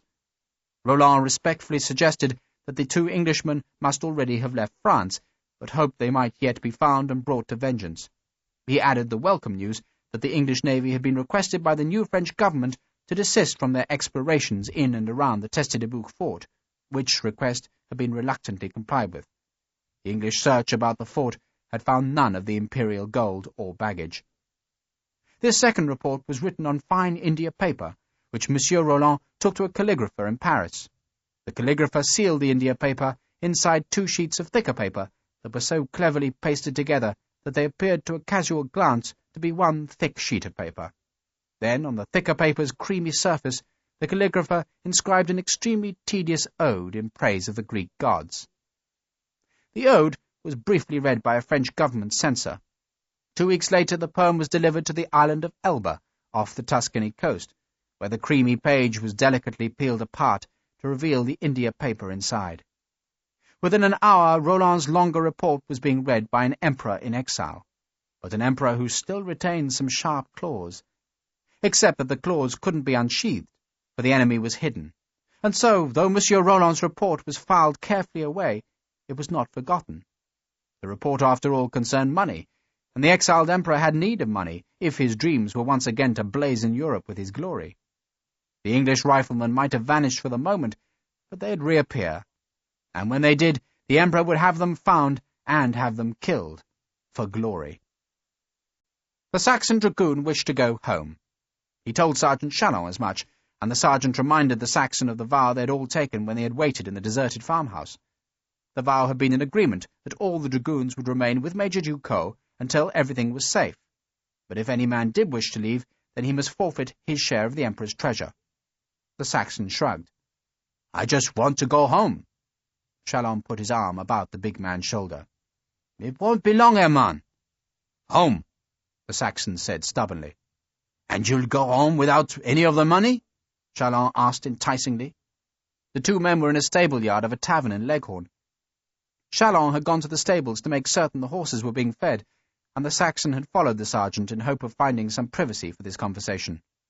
Hermann shrugged. "I deserve something, Sergeant, and you know it." It had been the Saxon who had been slightly wounded when he crossed the wooden bridge with Sergeant Chalon to kill Henri Lasson, and it had been the Saxon who had made such havoc in the Séréglise farmhouse, which Ducos had ordered attacked, so that the local people would believe the subsequent attack on Lasson the work of casual brigands. "You deserve something," Chalon said soothingly. "I'll talk to Major Ducos. He won't like it, but I'll try and persuade him to be generous. I'll tell him how loyal you've been." Chalon had smiled, begun to walk away, but then whipped back as he drew his long, straight sword. The Saxon's own blade was only half out of its scabbard as Chalon's sword ripped into his throat. 20 minutes later, the Saxon's naked body was left in the street outside the tavern yard, where it was reckoned to be just another dead sailor. Ducos sold the dragoons' horses in Leghorn, then paid the captain of a barca longa to take himself and the 7 remaining dragoons southwards to Naples. It was a nervous voyage, for the coast was infested by Barbary pirates, but the occasional presence of a British naval squadron cheered Ducos. Despite that naval protection, the barca longa, a 2-masted coastal cargo vessel, put into a safe haven each night, and the consequent delays meant that the voyage to Naples took 8 days. Sergeant Chalon, in a rare outburst of disagreement with Pierre Ducos, had argued against seeking refuge in Naples. The city was the capital of the Kingdom of Naples, and its king was a Frenchman who had once been a marshal in Napoleon's armies. Surely, Chalon argued, Marshal Murat would not offer shelter to men who had betrayed Napoleon, but Ducos patiently explained that Murat had broken with his erstwhile master. Napoleon might have put Murat on the throne of Naples, but Murat could only keep that throne if he was now seen to be an enemy of the broken emperor, to which end he was busy cultivating new alliances, and his Neapolitan troops had even marched north to expel the remnants of the imperial French army from Rome. "So, you see," Ducos patiently continued, "an enemy of the emperor's will be a friend to the Marshal." Not that Ducos had any intention of seeking an audience with Murat, yet he knew he must somehow secure the help of the authorities. Strangers were suspect in a place like Naples, so Ducos must not be a stranger. Ducos established his men in a small harbour tavern, then used his old skills, and not a little money, to discover who besides Murat was the power in this filthy and ramshackle city beneath its smoking volcano. It took Ducos 10 days, but then he found himself kneeling before an elaborate throne and kissing the plump ring of a very fat cardinal. "My name," Ducos said humbly, "is Count Poniatowski." "You are a Polish?" The cardinal was so fat that his breath rasped in his throat if he even waddled a short distance from his throne's dais to the door of his audience chamber. The throne itself was supposed to face the wall unused, except during the short period between the death of one pope and the election of the next, but the cardinal liked to sit in its cushioned magnificence and look down on the humble petitioners who knelt before its dais. I am Polish, Your Eminence, Duco confirmed. Perhaps you would prefer it if we spoke in the Polish, the Cardinal asked in French. Your Eminence is too kind, Duco replied in heavily accented Polish. The Cardinal, who spoke Italian, Latin, and French, but not a word of any other language, smiled as if he'd understood. It was possible, he allowed to himself, that this scrawny little man was truly a Polish aristocrat, but the Cardinal doubted it. Most refugees these days were from France, but the Cardinal's first, very simple trap had failed to embarrass this petitioner, so His Eminence graciously suggested that perhaps they should continue their conversation in Italian, so that the Count Poniatowski could practice that language. And allow me to ask, my dear Count, why you have come to our humble country. The country might be humble, Duco reflected, but not this monstrous prince of the church, who employed more than 120 servants in his own household, and whose private chapel had more eunuchs in its choir than had ever sung at any one time in St. Peter's. On either side of the Cardinal, young boys wielded paper fans to cool the great man's brow. At the foot of the dais were guards in yellow and black, armed with ancient halberds, which, despite their age, could still cleave a man from skull to balls in the time it would take to cock a pistol. The room itself seemed a fantasy of decorated stone, carved into adoring angels and archangels.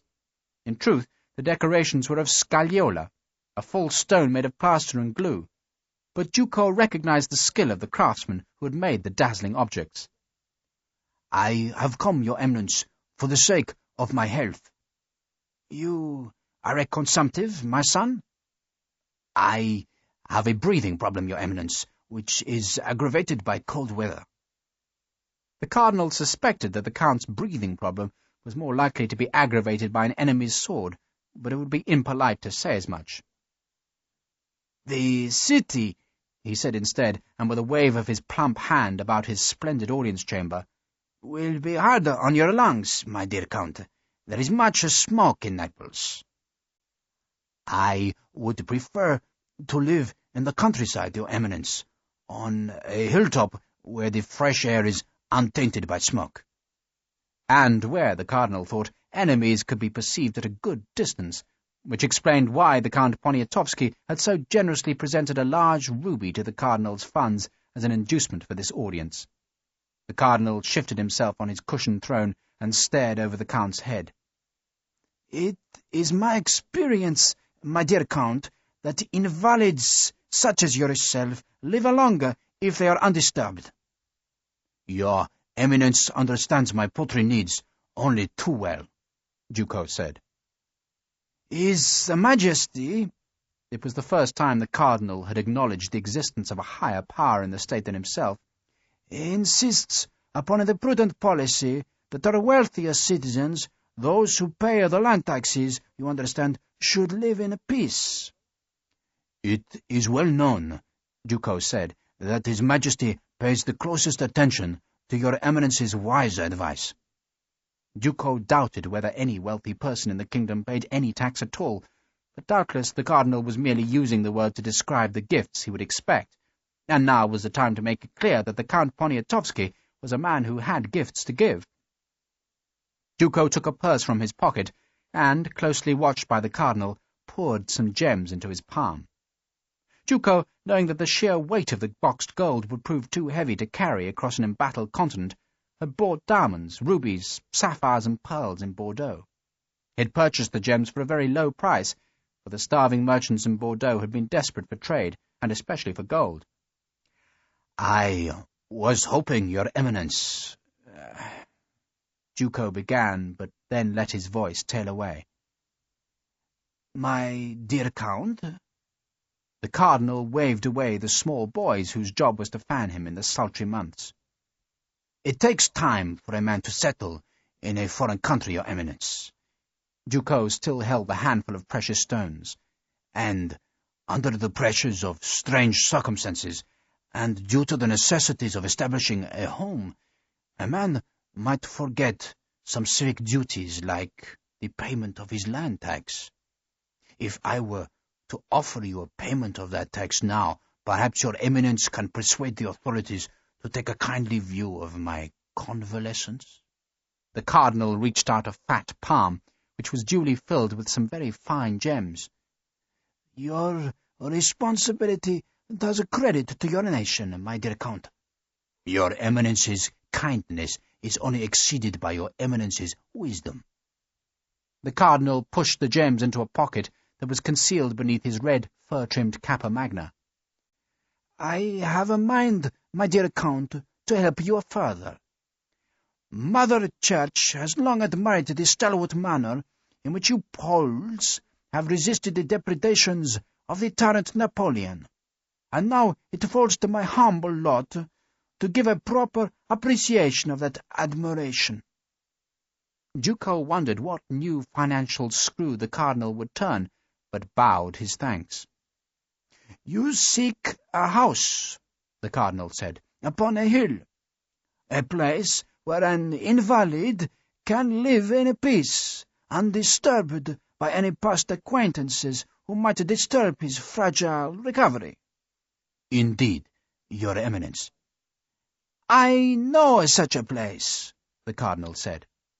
"It has belonged to my family for many years, and it would give me the keenest pleasure, my dear Count, if you were to occupy the house. You will need to give it the merest touch of paint, but otherwise—" The Cardinal shrugged and smiled. Duco realized that the house was a ruin which he would now have to rebuild at his own expense, and all the while he'd be paying this fat man an extortionate rent. But in return, Duco was receiving the protection of the Cardinal, who, more than any other man, was the real power in the kingdom of Naples. Duco accordingly offered the Cardinal a very low bow. "Your Eminence's kindness overwhelms me." "It's a very spacious house," the Cardinal said, thereby warning Duco that the rent would be concomitantly large.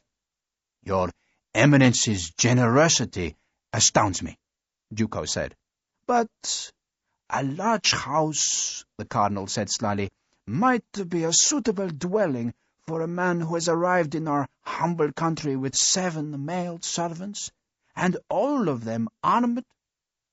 Duco spread his hands in a gesture of innocence.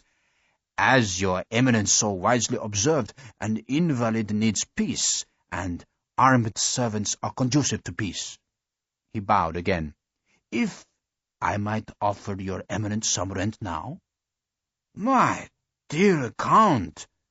The Cardinal seemed overwhelmed, but recovered sufficiently to accept the second purse, which contained a handful of French golden francs. The Cardinal was quite sure that the Count Poniatowski was neither a count nor Polish, but was almost certainly a wealthy French refugee who had fled the wrath of the victorious allies. That didn't matter, so long as the Count lived peaceably in the kingdom, and so long as he was a source of income to the Cardinal, who needed a very large income to sustain his household.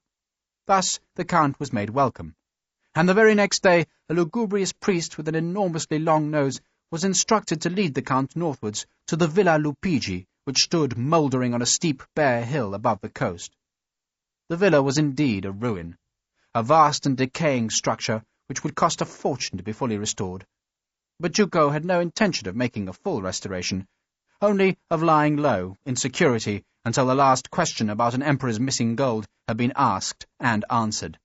He explored his new home that overlooked the astonishingly blue sea, and Duco saw how no one could approach the villa without being seen, and so he expressed to the long-nosed priest his full and grateful satisfaction.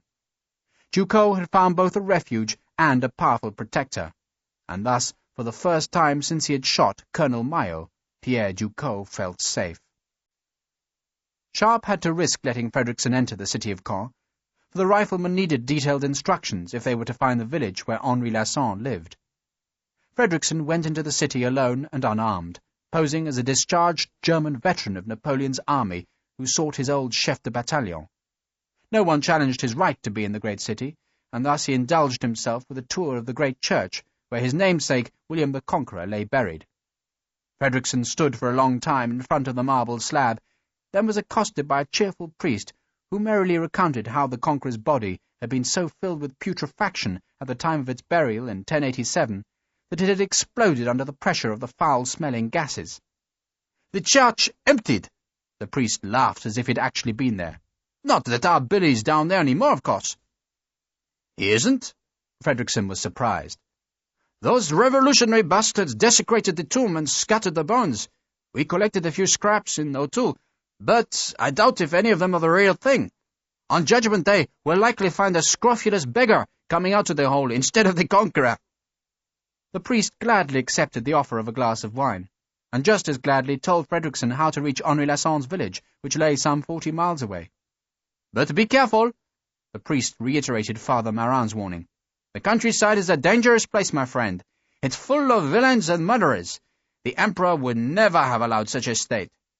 "Indeed not," Fredrickson agreed, and the two men commiserated with each other over the sad state of France now that the Emperor was gone. It was dusk before Fredrickson rejoined his companions, and night had fallen by the time Sharpe led them away from the city's environs. The 3 riflemen still planned to travel in the dark, for by daylight a man moving across country could prompt a score of telltale signs. A hare running from its lay, a pigeon startled to clatter through leaves, or even the curious gaze of somnolent cattle could alert a suspicious man to surreptitious movement. At night those dangers were lessened, for after sundown the Norman cottages were tight-barred. It was easy to avoid the cottages, even in the darkness, for each one had a great manure heap piled against an outer wall, and the rifleman's sense of smell was sufficient to send them looping far from any wakeful and suspicious villages. They travelled west. Sometimes they'd walk for miles along deep and rutted lanes like those in England's West Country. At other times they struggled through high-hedged fields, or climbed to some wooded ridge from where they could judge their position by moonlight. It took 2 nights to find the right district, and another night to discover Lasson's chateau in its deep private valley that was filled with drifts of decaying blossom. Sharpe and Harper spent the last 2 hours of that night scouting round the chateau. They saw a youth sitting in the chateau's gateway. Behind him, and silhouetted by a lantern, was a crude barricade of barrels. The youth was armed with what looked like an old fowling piece. He'd tipped his chair back and seemed asleep, and Sharpe had been tempted to make his entry there and then. He resisted the urge, but to have entered at that witching hour would have caused a frantic alarm. The boy was clearly posted to guard against the brigands who threatened the countryside, and Sharpe had no wish to be mistaken for such a villain. Instead, he and Harper went back to the high wooded spur where Fredrickson had found a hiding-place. They spent the whole of the next day on the high ground of the ridge. They were hidden by hornbeams, elms, beeches, and oaks. It was frustrating to be so close to their quarry, and yet be forced to let the daylight hours pass in inactivity. But Sharpe had decided that in their ragged state a daylight approach would cause suspicion, and might even trigger disaster. He could see from his eyrie that every man in the valley carried a gun. Even the 2 boys in the big orchard, who laboriously ringed the trunks of the apple trees with tar, carried muskets. "We'll go just after sundown," Sharpe decided. The dusk was a time when men were relaxing from a day's labours. The riflemen anticipated their success. One evening's conversation, Fredrickson averred, would be sufficient to persuade Henri Lasson to travel to England. In a week, Sharpe thought, he'd be back in London. Within 2 weeks, at the very most, he'd be back with Jane. "I'll take some leave when we're home," Fredrickson said. "You can visit us in Dorset." Sharpe had a homely dream of entertaining old friends in his well-deserved comfort. Fredrickson smiled crookedly. "I have a greater yearning to visit Rome. I'd like to stand where the emperors once stood. They say an astonishing amount of the imperial city still stands, though it's evidently much decayed. Perhaps you'll come with me," he offered to Sharpe. "Dorset will do me well enough." Sharpe, lying on the high ground and staring down at the moated chateau, envied Henri Lasson this house. Sharpe might not have rejoiced, as Fredrickson did, in the ruins of the ancient world, but he perceived a great calmness in this old Norman farmhouse. He hoped Jane had found something similar in England. He suddenly didn't want a modern house with its regular geometric windows and square angular lines. He wanted something calmer and older, like this chateau which slumbered in its deep valley. "I'll be back in Donegal," Harper said wistfully. "I'll buy some Protestant acres, so I will." "You'll be a farmer?" Sharpe asked. "Aye, sir, and I'll have a grand house, so I will. Somewhere where the children can grow in peace." Harper fell silent, perhaps thinking of how close that coveted heaven had become. "Soldiers' dreams," Fredrickson said dismissively. "Just soldiers' dreams." He rolled onto his belly, parted the leaves in front of him, and stared down the barrel of his rifle towards the distant chateau. 6 cows were being driven to the bar for milking. He could just see a man standing in the farmyard beyond the moat, and he wondered if that solitary figure was Henri Lasson. And Frederickson thought how many soldiers' dreams were fixed on that one man's honesty. A farm in Ireland, a house in Dorset, and a sketchbook in the Roman Forum. All would come true if only one honest man would tell the truth. He let the leaves fall back slowly, and then slept, waiting for the dusk. An hour after the sun had sunk, and when the light was still thick and gold about the lengthening shadows, the 3 riflemen crept from the woods and stalked down a deep hedgerow which led to the laneway which edged the moat at the front of Lasson's chateau. Sharpe reached the laneway first, and saw the same young man standing guard in the chateau's archway. The youth was clearly bored. He thought himself unobserved, and so was practising a crude arms drill of his own invention. He shouldered his fowling-piece, presented it, grounded it, then thrust it forward as though it was tipped with a bayonet. After a while, and tiring of his military dreams, the boy sidled past the crude barricade of barrels and disappeared into the chateau's yard. Frederickson crouched beside Sharpe. "Shall we go now?" he asked. Sharpe stared at the crenellated tower above the gatehouse. He couldn't imagine why Lasson hadn't thought to post a sentry on that high-commanding platform. But no man watched from that eyrie, so Sharpe decided it was safe to go.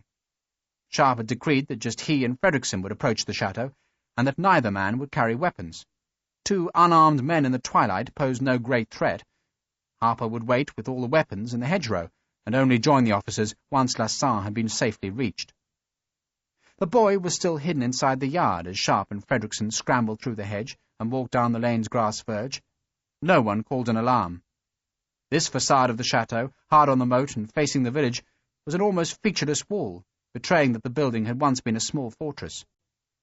"It's a very pretty house," Frederickson murmured. "Monsieur Lasson's a very lucky man," Sharpe agreed. They had to step off the verge to approach the bridge across the moat. Once on the roadbed, their boots crunched on loose stone, but still no one challenged them, not even when they reached the moat and stepped onto the moss-edged planks of the ancient drawbridge. They hurried into the shelter of the archway, then edged silently by the crude barricade of empty barrels. Sharpe saw a flock of geese cropping at a thin patch of grass at the far side of the chateau's yard. "Back!" Frederickson hissed. He glimpsed the boy coming back towards the arch. The lad had evidently gone to the kitchen to collect his supper that he was now carefully carrying in both hands. His long-barrelled fowling-piece was slung on his shoulder. The 2 riflemen pressed themselves against the wall of the arch. The boy, intent on not spilling a drop of his soup, didn't even look up as he turned into the thick shadow of the gateway. Frederickson pounced. The boy, in sudden terror, let the bowl fall as he twisted violently away. He was too slow. The wooden bowl spilt its contents across the cobbles as a knife jarred cold against his throat. An arm went round the boy's face, muzzling his mouth. "Not a word!" Frederickson hissed in French. He was holding the flat of a clasp knife's blade against the boy's Adam's apple. "Be very quiet, my lad, very quiet. You're not going to be hurt." Sharpe took the old fowling-piece from the boy's shoulder. He opened the lock's frizzen and blew the priming powder away to make the gun safe. The boy was wide-eyed and shivering. "We mean no harm." Frederickson spoke very slowly and softly to the boy. "We don't even have guns, you see? We've simply come here to talk to your master." He took his hand from the boy's mouth. The boy, clearly terrified out of his wits by the 2 scarred and ragged men, tried to speak, but the events of the last few seconds had struck him dumb. Frederickson gripped the nape of the boy's jerkin. "Come with us, lad, and don't be frightened. We're not going to hurt you." Sharpe propped the fowling-piece against the wall, then led the way out of the shadowed arch. He could see a lit window across the chateau's yard, and the shadow of a person moving behind the small panes of glass. He hurried. Frederickson kept hold of the frightened boy. 2 of the geese stretched their necks towards the rifleman. The geese began their cackling too late, for Sharpe had already reached the kitchen door, which, because the boy had to return his soup bowl, was still unlocked. Sharpe didn't wait on ceremony, but just pushed open the heavy door. Frederickson thrust the boy away from him, then ducked under the lintel behind Sharpe. 2 women were in the candlelit kitchen. One, an elderly woman with work-reddened hands, was stirring a great vat that hung on a pot-hook above the fire. The other, a much younger and thinner woman, who was dressed all in black, was sitting at the table with an account book. The two women stared in frozen horror at the intruders. "Madame?" Frederickson said from behind Sharpe, who had stopped just inside the door. "Who are you?" It was the thin woman in black who asked the question. "We're British officers, madame, and we apologize for thus disturbing you." The thin woman stood. Sharpe had an impression of a long and bitter face. She turned away from the intruders to where two water vats stood in an alcove. "Haven't you done enough already?" she asked over her shoulder. "Madame," Frederickson said gently, "I think you misunderstand us. We're only here—" "William!" Sharpe, understanding none of what was being said, turned and pushed Frederickson out of the kitchen. He had seen the thin black-dressed woman turn back from the vats, and in her hand was a great brass-muzzled horse-pistol. Her grey eyes held nothing but a bitter hatred, and Sharpe knew with a certainty of the doom that everything had gone wrong. He pushed Frederickson desperately into the yard, and he tried to throw himself out of the door, but he knew he was too late. His body flinched from the terrible pain to come. He had already begun to scream in anticipation of that pain, when Lucille Castinot pulled the trigger, and Sharpe's world turned to thunder and agony. He felt the bullet strike like massive blows, and he saw a sear of flame flash its light above him. And then, blessedly as the gun's stunning echo died away, there was just nothing. Chapter 10. Captain Peter d'Alembert sat in the drawing-room of the Cork Street house and felt acutely uncomfortable. It was not that d'Alembert was unused to luxury. Indeed, he had been raised in an affluent family of the most exquisite tastes, but his very familiarity with civilized living told him that there was something exceedingly vulgar about this high-ceilinged room. There was, he considered, simply too much of everything. A great chandelier, much too large for the room, hung from a plaster finial, while a dozen crystal sconces crowded the walls. The sconces, like the chandelier, dripped with candle wax that should long have been scraped away. The furniture was mostly lacquered black in the fake Egyptian style that had been fashionable 10 years earlier. There were 3 chaises longues, 2 footstools, and a scattering of small lion-footed tables. The gilt-framed pictures seemed to have been bought as a job lot. They all showed rather unlikely shepherdesses dallying with very ethereal young men. A box of candied cherries lay gathering dust on one table, and a bowl of almonds on another. Dust was everywhere, and d'Alembert doubted whether the room had been cleaned for days, perhaps even weeks. The grate was piled with ashes, and the room smelt overwhelmingly of powder and stale perfume. A maid had curtsied when d'Alembert had handed in his card at the door, but there was little evidence that the girl did any cleaning. D'Alembert could only suppose that Jane Sharpe was merely lodging in the house, for he could not believe that she would allow such slovenliness in her own home. D'Alembert waited patiently. He could find only one book in the room. It was the first of a 3-volume romance which told the story of a clergyman's daughter, who, snatched from the bosom of her family by brigands in Italy, was sold to the Barbary pirates of Algiers, where she became the plaything of a terrible Muslim chief. By the last page of the book, to which d'Alembert had hastily turned, she was still preserving her maidenly virtue, which seemed a most unlikely outcome, considering the reputed behaviour of the Barbary pirates, but then unlikely things properly belonged in books. D'Alembert doubted if he would seek out the remaining volumes.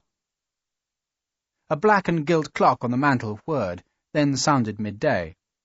D'Alembert wondered if he dared pull aside the carefully looped velvet curtains and open a window, then decided that such an act might be thought presumptuous. Instead, he watched a spider spin a delicate web between the tassels of a tablecloth on which a vase of flowers wilted. The clock struck the quarter, then the half, then the hour's third quarter. D'Alembert had come unannounced to the house, and had thus expected to wait, but he had never anticipated being kept waiting as long as this. If he was ignored till 1 o'clock, he promised himself, he'd leave.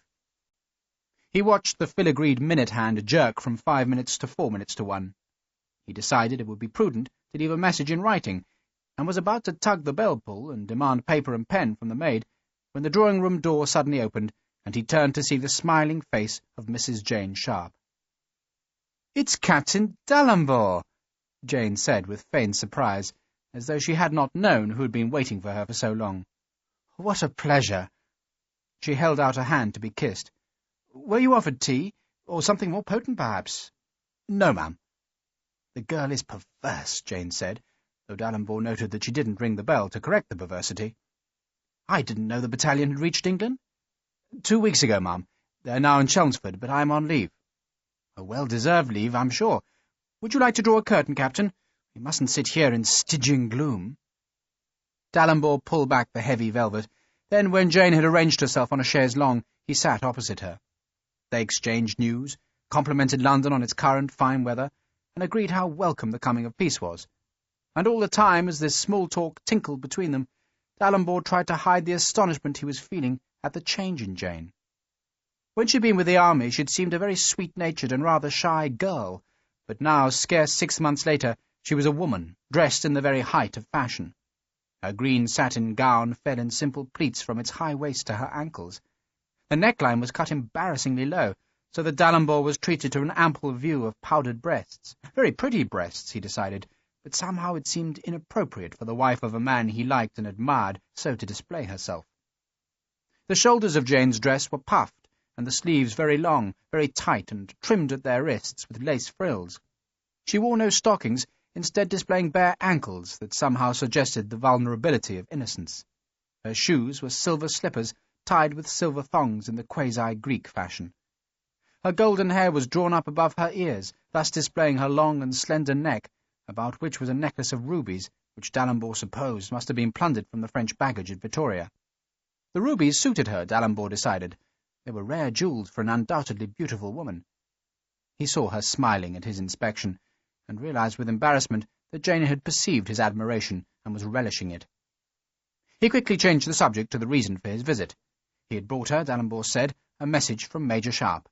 He apologized that he had brought no letter, but explained the hurried circumstances of his meeting with Sharpe in Bordeaux. "So you don't know where the Major is now?" Jane asked eagerly. "Alas, no, ma'am, except that he's gone to find a French officer who could attest to his innocence." The eagerness seemed to ebb from Jane, who stood, walked to the window, and stared down the sunlit street. She told Dalrymple that she already knew something of her husband's predicament, and explained how the 2 men from the Judge Advocate General's office had visited her with their outrageous demands. "I've heard nothing since then," Jane said, "and until your visit, Captain, I didn't even know whether my husband was alive." "Then I'm glad to be the bearer of good news, ma'am." "Is it good news?" Jane turned from the window. "Well, of course it is," she added hurriedly, "but it all seems extremely strange to me. Do you think my husband did steal the Emperor's gold?" "No, ma'am," Dalrymple protested. "The accusations against him are monstrous." Jane resumed her seat, thus letting Dalrymple sit again. She plucked the folds of her dress, then frowned. "What I don't understand, Captain, is that if my husband is innocent, which of course he is, then why did he not allow the army to discover that innocence? An innocent man doesn't run away from a fair trial, does he?" "He does, ma'am, if the only evidence against him is false. Major Sharpe is attempting to prove those falsities, and he needs our help." Jane said nothing. Instead, she just smiled and indicated that Dalrymple should continue speaking. "What we have to do, ma'am, is harness what influence we can to prevent the machinery of accusation going further. And should the Major fail to find the truth in France, then he'll need the help of influential friends." "Very influential," Jane said dryly. "He mentioned a Lord Rossendale, ma'am." Dalrymple wondered why Jane was so unresponsive, but ploughed on anyway. "Lord Rossendale is an aide to His Royal Highness, the "I know Lord John Rossendale," Jane said hurriedly, "and I've already spoken with him." Dalrymple felt a surge of relief. He had been unsettled by this interview, both by Jane's new and languid sophistication, and by her apparent lack of concern about her husband's fate. Yet now it seemed as if she had already done her duty by Sharpe. "Well, may I ask, ma'am, whether Lord Rossendale expressed a willingness to help the Major?" Dalrymple pressed. "His lordship assured me that he'll do all that is within his power," Jane said very primly. "Would that include presenting Major Sharpe's problem to the Prince Regent, ma'am?" "I really couldn't say, Captain, but I'm sure Lord Rossendale will be assiduous." "Would it help, ma'am, if I was to add my voice to yours?" Jane seemed to consider the offer, then frowned. "Of course, I can't prevent you from trying to see his lordship, though I'm sure he is a most busy man." "Of course, ma'am." Dalrymple was again puzzled by Jane's impenetrable decorum. Jane turned to look at the clock. Of course, we'll all do everything we can, Captain, though I rather suspect that the best thing to do is to allow my husband to disentangle himself. She gave a small, unamused laugh. He's rather good at that, is he not? Indeed, he is, ma'am. Very good, but, and in the meanwhile, Jane ignored whatever Dalrymple had been about to say, my duty is to make everything ready for his return. She waved a hand about the room. Do you like my new house, Captain? Extremely, ma'am. Dalrymple concealed his surprise along with his true opinion. He had imagined that Jane was merely staying in the house. Now he discovered that she owned it. The Major wished to buy a home in the country, Jane said, but once I'd returned to England, I couldn't endure the thought of burying myself in rustic ignorance. Besides, it's more convenient to look after the Major's affairs in London than from the country. Indeed, ma'am. Dalrymple wanted more details of how Jane was looking after Sharpe's affairs, but he sensed that further inquiries would reveal nothing. There was something unsettling in the situation, and Dalrymple didn't want to provoke it. So, I bought this house instead, Jane went on. Do you think the Major will like it? Dalrymple was convinced that Sharpe would detest it, but it was not his place to say so. It seems a very good house, ma'am, he said with as much diplomacy as he could muster. Of course I share the house at the moment. Jane was eager to stress the propriety of her situation. With a widow, it would hardly be proper otherwise, would it? I'm sure you would do nothing improper, ma'am. It's such a pity that the Lady Spinnaker is still abed, but dear Juliet's health is not of the best. You must visit us, Captain, one evening at 8. We usually receive downstairs at that hour, but if no link is lit outside, then you'll know that we're not at home. If a lamp is lit, then you must announce yourself, though I should warn you that London is sadly bored with soldiers' tales. Jane smiled as though she knew her charms would ameliorate the rudeness of her words. I wouldn't dream of inflicting soldiers' tales on you, ma'am. Dalrymple spoke stiffly. London has so many other fascinations to indulge besides the late wars. It'll be good for the Major to come here, I think, especially as he's made some very high connections on his last visit, and it would be impossible to preserve those connections if he buries himself in Dorsetshire. You refer to the Prince? Dalrymple said, in the hope that he'd learn more of Jane's conversation with Lord Rossendale. But none of those connections, I think, will care to travel into the remote parts of the country to hear stories of war, was Jane's only response. She looked at the clock again, then held out her hand to indicate that the conversation was over. Thank you for visiting me, Captain. It was my pleasure, ma'am. Dalrymple bowed over the offered hand. Your servant, ma'am. Once outside the house, Dalrymple leant for an instant on the black railings, then shook his head. He had a suspicion that he'd achieved nothing, but he couldn't quite pin down the reasons for that suspicion.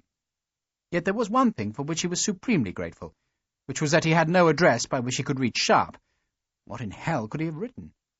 He sighed, wondered if there was anyone else he could approach for help, and then walked away. The horse pistol had been loaded with 3 small pistol bullets. The first had entered the upper part of Sharpe's left arm, where it first shattered his shoulder joint, then ricocheted to crack the blade of the big bone behind. The second bullet tore off the top half of his left ear, and gouged a deep cut in his scalp that bled horrifically, though the wound itself was slight enough. The impact of that second bullet had plunged Sharpe into an instant and merciful unconsciousness. The third bullet fractured Sharpe's right thigh bone just above the knee, and tore the leg's big artery. The blood puddled about the kitchen's threshold. Lucille Castinot, once the shot was fired, had lowered the big smoking pistol and stared defiantly at Frederickson, who was picking himself up from the mud outside the door. "Now shoot me," she said. And though her words sounded dramatic even to herself, she nevertheless felt at that moment as if her defiance embodied a prostrated and defeated France. Indeed, though she never admitted it to anyone but herself, at that proud instant she felt exactly like Joan of Arc herself. "We don't even have weapons!" Frederickson snapped the words in French, then shouted for water and rags. "Quick, woman!" He tore his snake-buckled belt free and twisted it as a tourniquet around Sharpe's right thigh. "Come on, woman, help me, damn you!" "Why should we help you?" Lucille was finding it hard to keep her Joan of Arc poise, but she managed to put a superb scorn into her voice. "You killed my brother!" Frederickson twisted the tourniquet as tight as it could go, then stared in shock at the tall and oddly calm woman. "Your brother's dead? You killed him!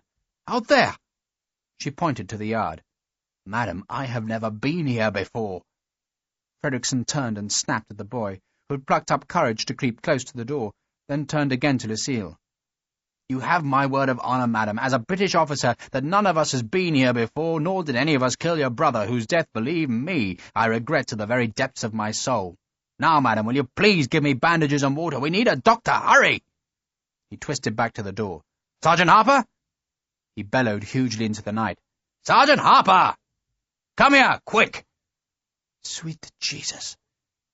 Lucille crossed herself, stared at the great pool of blood, and at last suspected that her certainty of who had murdered her family might be wrong. Then, because she was a practical woman, and because recriminations would have to wait, she tore a linen cloth into strips and sent the boy to fetch the doctor, while Sharpe, pale-faced and with a fluttering pulse, just groaned. Lord John Rossendale thought of himself as an honourable man, a decent, privileged, and fair man. His greatest regret was that he had never been permitted to leave the Prince's service to fight in the wars, for he suspected that in peacetime there had been an enviable reputation attached to those men who had brought their scars and swords back from Spain and France. He had asked to be allowed to join Wellington's army often enough, but the Prince of Wales, Regent of England during his father's bouts of madness, declared that he needed Rossendale's company. "Johnny amuses me," the Prince would explain, and he tried to compensate for Rossendale's disappointment by offering the young cavalryman promotion. Rossendale was now a full colonel, though he was required to perform no military duties other than the elegant wearing of his dazzling uniform, which duty he could carry off to perfection. Rossendale was indeed privileged, but he was not unmindful of those less exalted officers who had carried the brunt of the war against Napoleon, which was why, when Jane Sharpe's letter had first come to his attention, he had felt a pang of guilt and a start of compassion. He had also admired the snuff-box, though the gift was quite unnecessary, for Rossendale well remembered Major Sharpe, and had preserved a great admiration for the rifleman. Rossendale had therefore returned the snuff-box to Jane, and with it he had sent a charming note, which asked Mrs. Sharpe to do the honour of calling on Lord Rossendale at her leisure. Although Lord John remembered Sharpe very well, he had no exact recollection of Sharpe's wife. He did dimly recall meeting a fair-haired girl for one evening, but Rossendale met many fair-haired girls, and he couldn't be expected to remember each of them. He fully expected to find Mrs. Jane Sharpe dull, for the woman came as a petitioner, which would mean that Lord Rossendale must be forced to endure the tedium of her pathetic appeal, yet, for her husband's sake, Lord Rossendale would do his decent best to oblige. Mrs. Sharpe demonstrated an ominous desperation by calling on Lord Rossendale the very morning after he had returned the jewelled snuff-box. Lord Rossendale had been at the tables the night before, and had lost heavily. He couldn't afford to lose heavily, and so he drowned his disappointments in drink, which meant he was very late in rising, and thus kept the importunate Mrs. Sharpe waiting a full 2 hours. He muttered an apology as he entered his drawing-room, and, having apologized, he stood quite still. Because the importunate Mrs. Sharpe was undeniably lovely. "It is Mrs. Sharpe. I do have that honour." Lord Rossendale couldn't imagine how he might have forgotten meeting this woman. She curtsied. "It is, my lord." And thereafter, like the decent fair man he perceived himself to be, Rossendale attempted to help Mrs. Sharpe out of her troubles. He did it most successfully, extracting a promise that the government would take no further interest in Mrs. Jane Sharpe's finances. In the performance of that decent and fair duty, he found himself attracted to her, which was hardly surprising, for she was a girl of the most provoking looks, and if she seemed to reciprocate that attraction, then that was also hardly surprising, for Lord John Rossendale was a most elegant, handsome, and amusing young man, though admittedly somewhat heavily in debt. Jane, acknowledging her own debt of gratitude to his lordship, was only too delighted to pay his gambling debts, though each of them insisted that her payments were merely loans.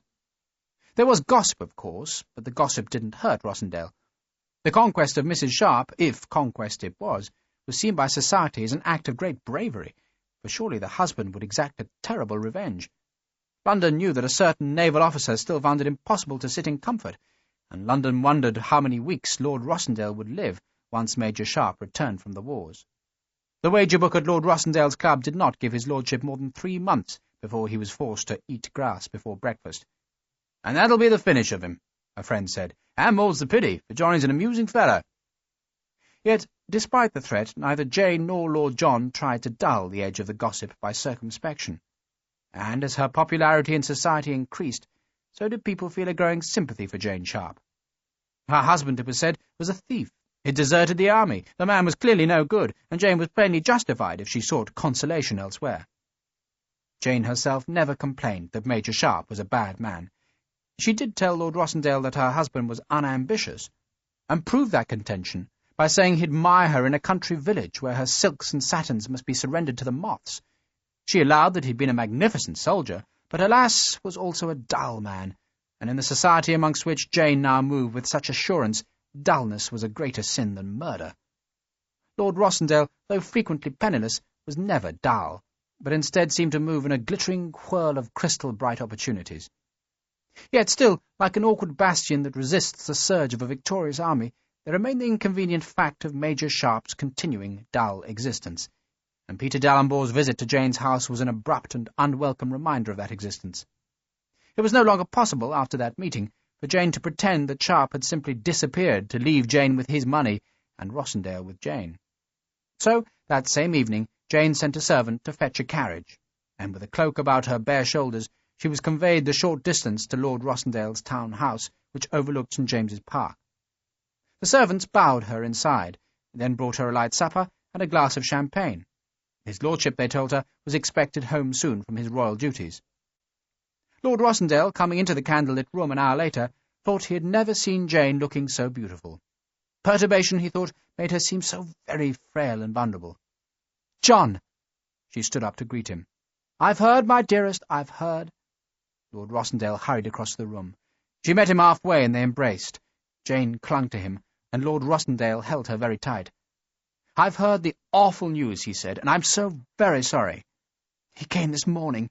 Jane's voice came in a breathless rush. "I hardly credited he'd asked for your help. When he said your name, I almost blushed. He says he'll try to see you, and I couldn't dissuade him. He wants you to see the Prince about it." "Well, who came?" Lord John feared the answer.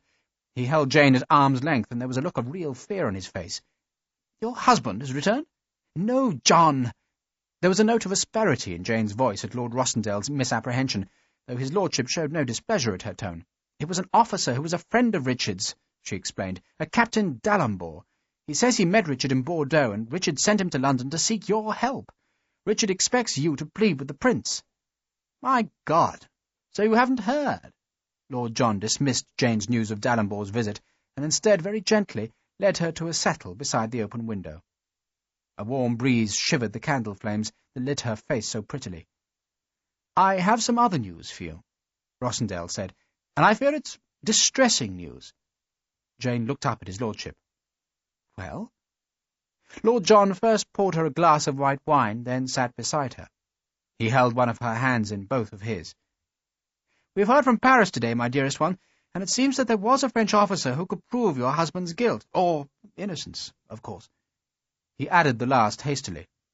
"That officer was murdered." Rossendale paused for a heartbeat. "And it seems most probable that your husband committed the murder. The French have formally requested our assistance in finding Major Sharpe." "No." Jane breathed the word. "I pray the allegations are not true." Lord John, like Jane, knew just what was proper to say at such moments. Jane took her hand from his, stood and walked to the room's far end, where she stared vacantly into the empty grate. Lord John watched her, and, as ever, marvelled at her looks. Finally she turned. "We should not be too astonished at such news, John. I fear that Richard is a very brutal man." "He's a soldier," Rossendale said in apparent agreement. Jane took a deep breath. "I should not be here, my lord," she said with a sudden formality. "My dearest!" Lord John stood. Jane held up a hand to check his protest. "No, my lord, I must think of your reputation." It was very properly and very prettily said, and the inference of noble suffering touched Lord John's heart, just as it was meant to do. He crossed the room and took a temporarily unwilling Jane into his arms. She insisted that her married name was now tainted, and that Lord John must protect himself by preserving his own good name. Lord John hushed her. "You don't understand, my dear one. I understand that my husband is a murderer," she said into his uniform coat. He held her very close. "And when he's captured, my dear one, as he will be captured, what then?" Jane said nothing. "You'll be alone," Lord John said. Then, just in case she hadn't worked out for herself the fate that would attend a convicted murderer, "and you'll be a widow." "Oh," she murmured the proper protest. "So I think it can only reflect on my reputation, Lord John said nobly, if I was to offer you my protection. And he tilted her pretty, tear-stained face to his and kissed her on the mouth. Jane closed her eyes. She was not a bad woman, though she knew well enough that what she now did was wrong in the world's eyes. She also knew that she had behaved very ill when Peter Dalrymple had visited her at Cork Street, but she had been frightened to be thus reminded of her husband's existence, and at the same time she had so wanted to impress Dalrymple with her new sophistication. She knew, too, that her husband was not the brutal, dull man she depicted, but her behaviour demanded an excuse beyond the excuse of her own appetites, and so she must blame Sharpe for the fact that she now loved another man. And Jane was in love, as was Lord Rossendale. They were not just simply in love, but consumed by love, driven by it, drenched in it, and oblivious to the rest of the world in their obsession with it. And Major Sharpe, by murdering a Frenchman, had seemingly removed their last obstacle to it. And thus, in a warm and candle-shivering night, the lovers could at last anticipate their happiness. End of Disc 5. Disc 6.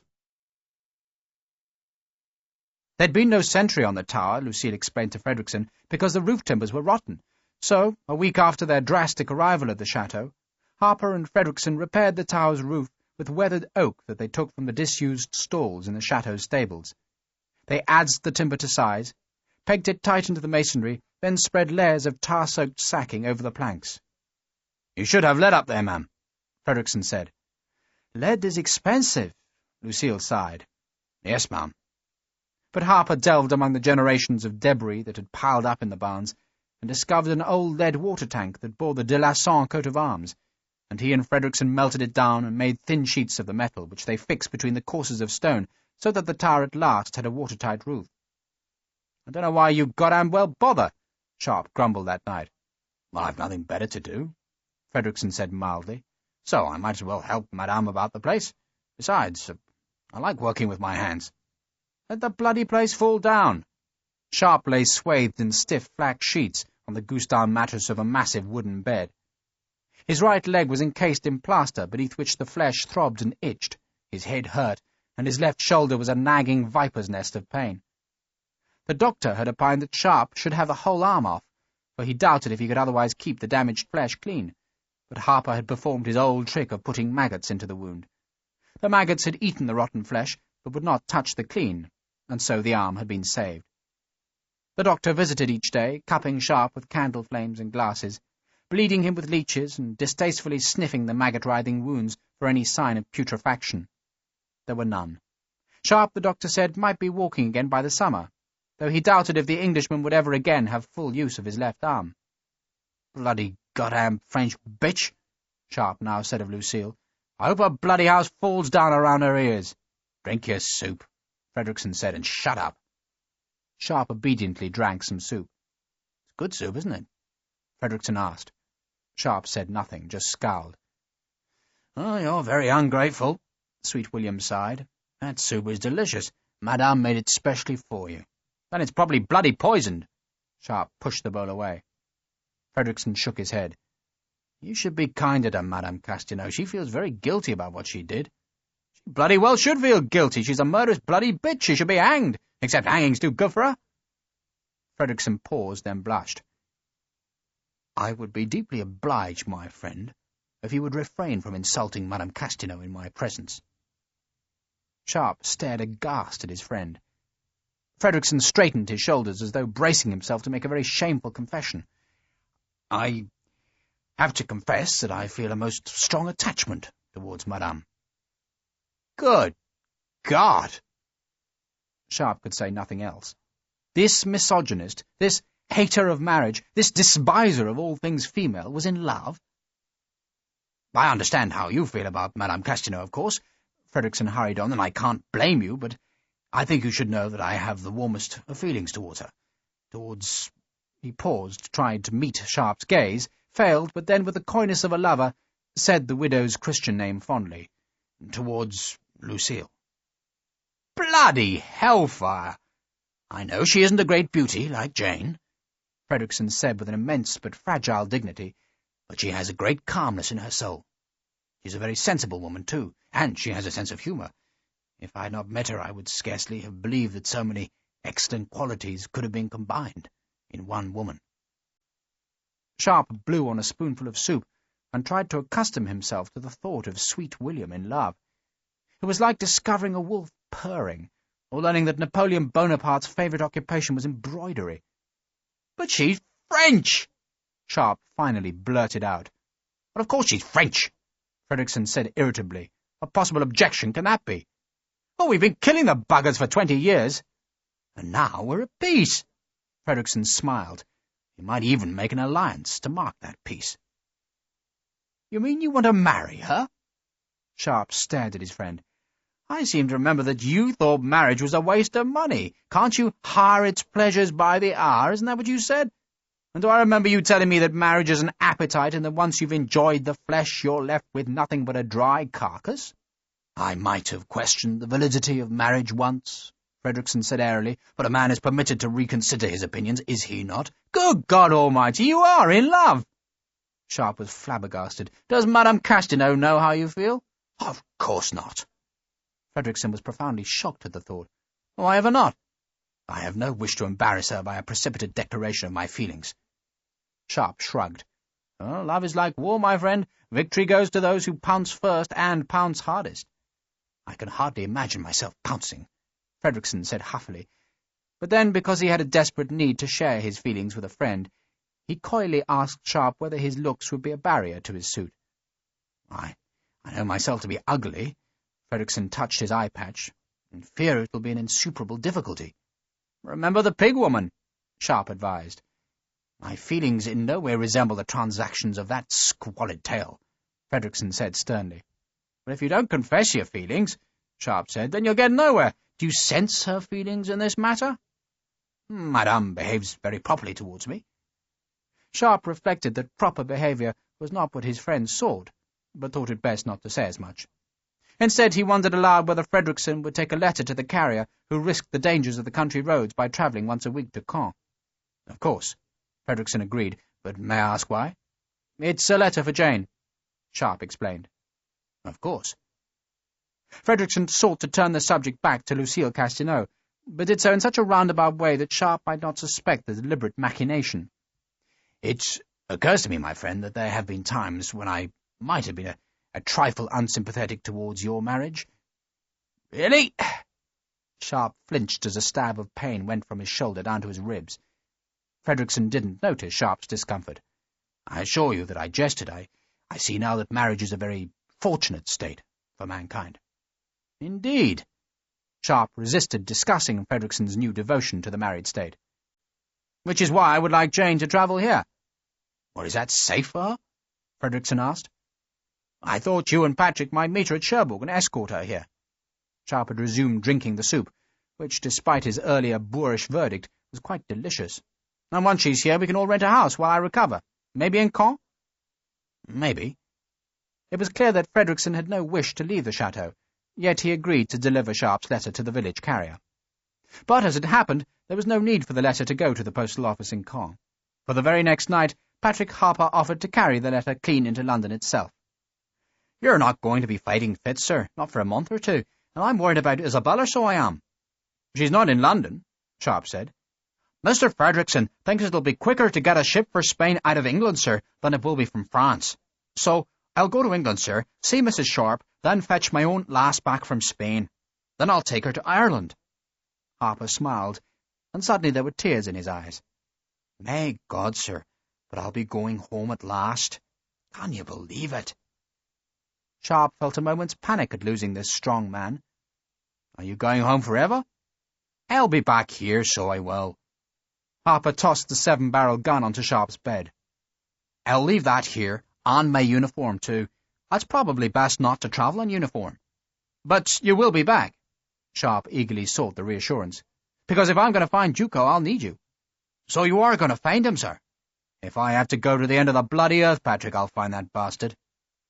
It was obvious now, from the evidence of the 2 fingers that had been hacked off Lasson's dead body, that it must have been Pierre Ducos who had killed Madame Castino's brother. Lucille herself had accepted that verdict, and her acceptance had only increased the remorse she felt for her precipitate shooting of the rifleman. Sharpe didn't care whether she felt remorse or not, nor did he much care that her brother was dead, but he did care that he should find Duco. "I'll get well first," he now told Harper, "then I'll hunt the bugger down." Harper smiled. "I'll be back here to help you, sir, I promise." "It would be harder without you," Sharpe said, which was his way of saying that he couldn't bear it if Harper deserted him now. Sharpe had always known that peace might separate their friendship, but the immediate prospect of that separation was astonishingly hard to bear. "I'll be back by the summer, sir. So long as the Provosts don't catch you, Patrick, I'll murder the bastards before they lay a hand on me." Harper left the next morning. It seemed strange not to hear his tuneless whistle or his loud, cheerful voice about the chateau. On the other hand, Sharpe was pleased that the Irishman was carrying the letter to Jane, for she had always liked Harper, and Sharpe was certain she'd respond to the big man's plea that she travel quickly into Normandy, where her husband lay ill. A week after Harper had left, Frederickson carried Sharpe downstairs so he could eat at a table which had been placed in the chateau's yard. Madame Castineau, knowing that Sharpe disliked her, had kept a very politic distance from the rifleman since the night when she'd shot him. This night, though, she smiled a nervous welcome and said she hoped he'd eat well. There was wine, bread, cheese, and a small piece of ham that Frederickson unobtrusively placed on Sharpe's plate. Sharpe looked at Frederickson's plate, then at Madame Castineau's. "Where's yours, William?" "Madame doesn't like ham." Frederickson cut himself some cheese. "But you like it. I've seen you kill for it." "You need the nourishment," Frederickson insisted. "I don't." Sharpe frowned. "Is this place short of money?" He knew that Madame Castineau spoke no English, so had no qualms about talking thus in front of her. "They're poor as church mice, sir. Rich in land, of course, but that doesn't help much these days, and they rather emptied the coffers on Henri's betrothal party." "Bloody hell!" Sharpe sliced the ham into 3 ludicrously small portions. His actions were very clumsy, for he could still not use his left arm. He distributed the meat evenly between the 3 plates. Madame Castineau began to protest, but Sharpe growled her to silence. "Tell her my wife will bring her some money from England," he said. Frederickson translated, then offered Lucille's reply, which was to the effect that she would accept no charity. "Tell the bloody woman to take what's offered." "I'll hardly tell her that," Frederickson protested. "Damn her pride, anyway." Lucille blanched at the anger in Sharpe's voice, then hurried into a long conversation in French with Frederickson. Sharpe scowled and picked at his food. Frederickson tried to include him in the conversation, but as it was about the chateau's history and the styles of architecture that history reflected, Sharpe had nothing to offer. He leant his chair back and prayed that Jane would come soon. Surely, he persuaded himself, her previous silence had been an accident of the uncertain delivery of mail to the army. She would have already spoken to D'Alembert, and would doubtless welcome Harper's arrival. Indeed, it was probable that Harper was already in London, and Sharpe felt a welcome and warm hope that Jane herself might arrive at the chateau in less than a week. Sharpe was suddenly aware that Frederickson had asked him a question. He let the chair fall forward, and was rewarded with an agonizing stab of pain down his plastered right leg. "Jesus bloody Christ!" he cursed. Then, with a resentful glance at the widow, "I'm sorry. What is it, William?"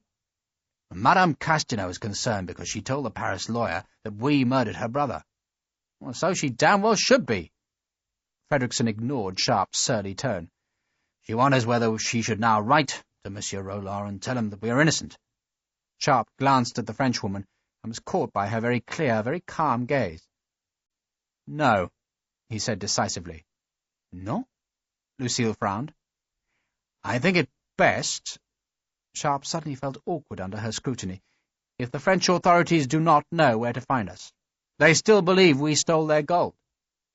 Frederickson translated, listened to Lucille's response, then looked at Sharpe. "Madame says her letter will surely persuade the authorities of our innocence." "No!" Sharpe insisted a little too loudly. "Why not?" Frederickson asked. "Because the damn French have already faked evidence against us, so why should we trust them now? Tell Madame I have no faith in the honesty of her countrymen, so I would be most grateful if, for so long as we're in her house, she would keep our presence a secret from Paris."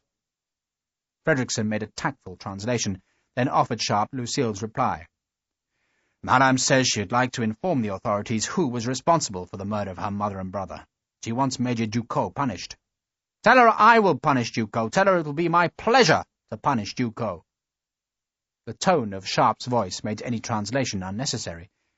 Lucille looked at Sharpe's face with its slashing scar that gave him such a mocking look, and she tried to imagine her brother, her gentle and kind brother, facing this awful man in battle. And then she tried to imagine what kind of woman would marry such a man. Frederickson began to interpret Sharpe's reply, but Lucille shook her head. "I understand, Captain. Tell the Major that I will be forever grateful if he can bring Major Ducos to justice." "I'm not doing it for her," Sharpe said in curt dismissal, "but for me." There was an embarrassed pause, then Frederickson studiedly returned the conversation to the Chateau's history. Within minutes he and Lucille were again absorbed, while Sharpe, warm in the evening sun, dreamed his soldiers' dreams that were of home and love and happiness and revenge. Chapter 11. Patrick Harper liked London's cheerfully robust chaos. He couldn't have contemplated living there, though he had relatives in Southwark, but he had enjoyed his 2 previous visits, and once again found an endless entertainment in the hawkers and street singers. There were also enough Irish accents in the capital to make a Donegal man feel comfortable. Yet he was not comfortable now. He should have been, for he was sitting in a tavern with a pot of ale and a steak and oyster pie, yet a very unhappy Captain Dallenbaugh was threatening to capsize Harper's well-ordered world. "I think I can understand why it's happened," Dallenbaugh said painfully. "I just don't want to believe that it's true." "It's not true, sir," Harper said stoutly, and in utter defiance of all Captain Dallenbaugh's evidence. "Mrs. Sharpe's good as gold, so she is. Take me round there, sir, and she'll be as happy as a child to see me." Dallenbaugh shrugged.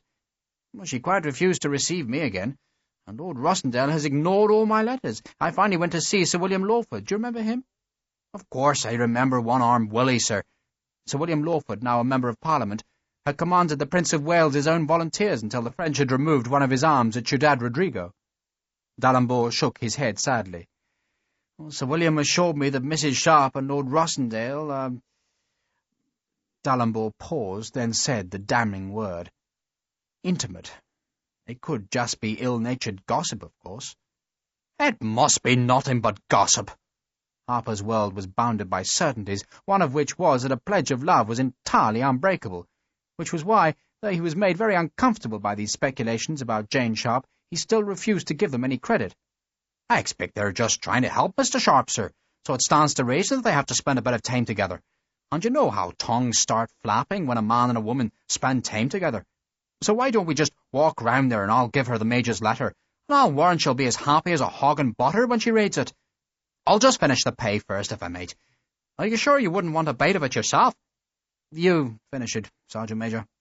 "I'm not a soldier any more, sir," Harper said proudly, then plucked at the hem of his new coat as proof. He discarded the old clothes Madame Castelnau had given him, and replaced them with a suit of thickly woven wool, stout boots, gaiters, and a neckcloth which he'd purchased with part of the money he'd left in London, where, like Sharpe, he'd sold his Victoria jewels.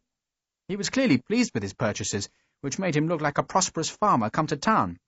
His only weapon now was a thick and ungainly cudgel. "I haven't got my papers yet," he admitted to Dallenbaugh, "but once Mr. Sharpe's off the hook, then I'll dare say he'll get them." "Be careful you're not arrested." "Who dare?" Harper grinned and gestured towards the cudgel. The pie finished and the ale drunk, the 2 men walked slowly westwards. It was a lovely spring evening. The sky was delicately veined with thin cloud beyond the gauzy pall of London smoke, and the new leaves in the squares and wider streets had still not been darkened by soot, and so looked spring-bright and full of hope. The beauty of the evening infused Harper with a quite unwarranted optimism. "It's going to be all right, sir, so it is," he insisted. "Just wait till Mrs. Sharpe sees me. It'll be grand to see the lass again." He dropped a coin into the upturned shako of a legless beggar. Dallenbaugh didn't have the heart to tell Harper that the vast majority of wounded indigents were not, despite their remnants of army uniforms, veterans of the war, but were merely taking advantage of the generosity of officers home from France. "Have you thought," Harper went on, "of writing to Nosey?" Nosey was the newly created Duke of Wellington, who, for lack of any better government appointment in London, had just been made ambassador to Paris. "Well, I've written to him," Dallenbaugh said, "but I've had no reply." "Nosey won't let Mr. Sharpe down, sir." "He won't defend him if he thinks he's a murderer." "Well, just have to prove he hasn't." Harper tossed another penny, this time to a man with empty eye sockets. They turned into Cork Street, where Harper sniffed his disapproval for the elegant houses. "Oh, Mr. Sharpe will never live here, sir. She'll have to change her tune a bit smartish, I can tell you. He's sat in the countryside, so he is. And I tell you, she's set her heart on London. But she's the woman, isn't she? So she'll have to do what he wants. That was another of Harper's unshakable certainties. Hold hard. Dalrymple put a hand on Harper's arm. That's the house, see? He pointed to the far end of the street, where a varnished gleaming phaeton was drawn up outside Jane's house.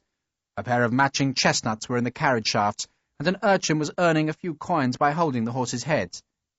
See her? Dalrymple was unable to hide the disgust he felt. Jane was being handed down the steps by a very tall and very thin young man in the glittering uniform of a cavalry colonel. He wore pale blue breeches, a dark blue jacket, and had a fur-lined pelisse hanging from one shoulder. Jane was in a white dress covered by a dark blue cloak. The cavalryman helped her climb into the high, perilous seat of the phaeton, which was an open sporting carriage much favoured by the rich and reckless. "That's Lord Rossendale," Dalrymple said grimly. For the first time since meeting Dalrymple, Harper looked troubled.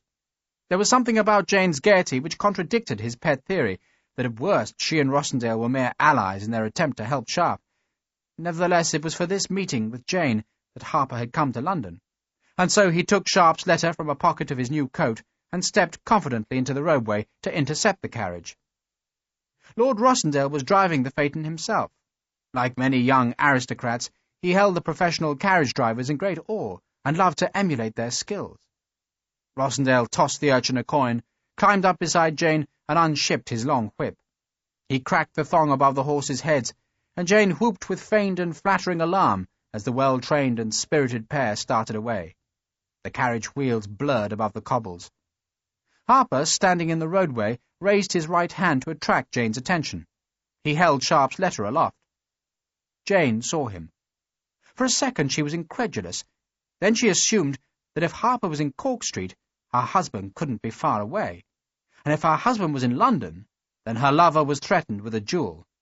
That prospect made her scream with genuine fright. "John! Stop him!" Lord Rossendale saw a huge man holding a cudgel. It was early in the day for a footpad to be on London's more fashionable streets, but Rossendale nevertheless assumed that the big man was attempting a clumsy ambush. He flicked the reins with his left hand and shouted at the horses to encourage them to greater speed. "Mrs. Sharpe! Ma'am, it's me!" Harper was shouting and waving. The carriage was 20 yards away and accelerating fast towards him. "John!" Jane screamed with fright. Lord Rossendale stood. It was a dangerous thing to do in so precarious a vehicle, but he braced himself against the seat, then slashed the whip forward so that its thong curled above the horses' heads. "Sergeant!" Dalrymple shouted from the pavement. The whip's thong cracked and its tip raked Harper's cheek.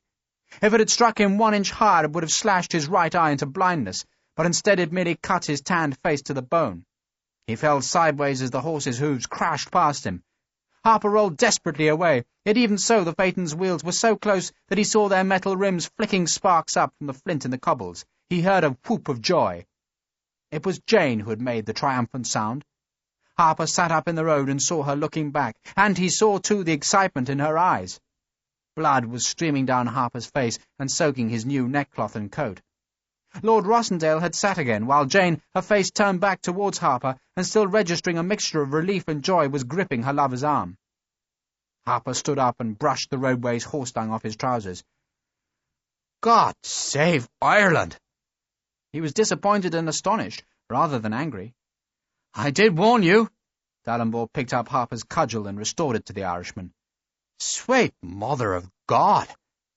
Harper stared after the carriage until it slewed into Burlington Gardens.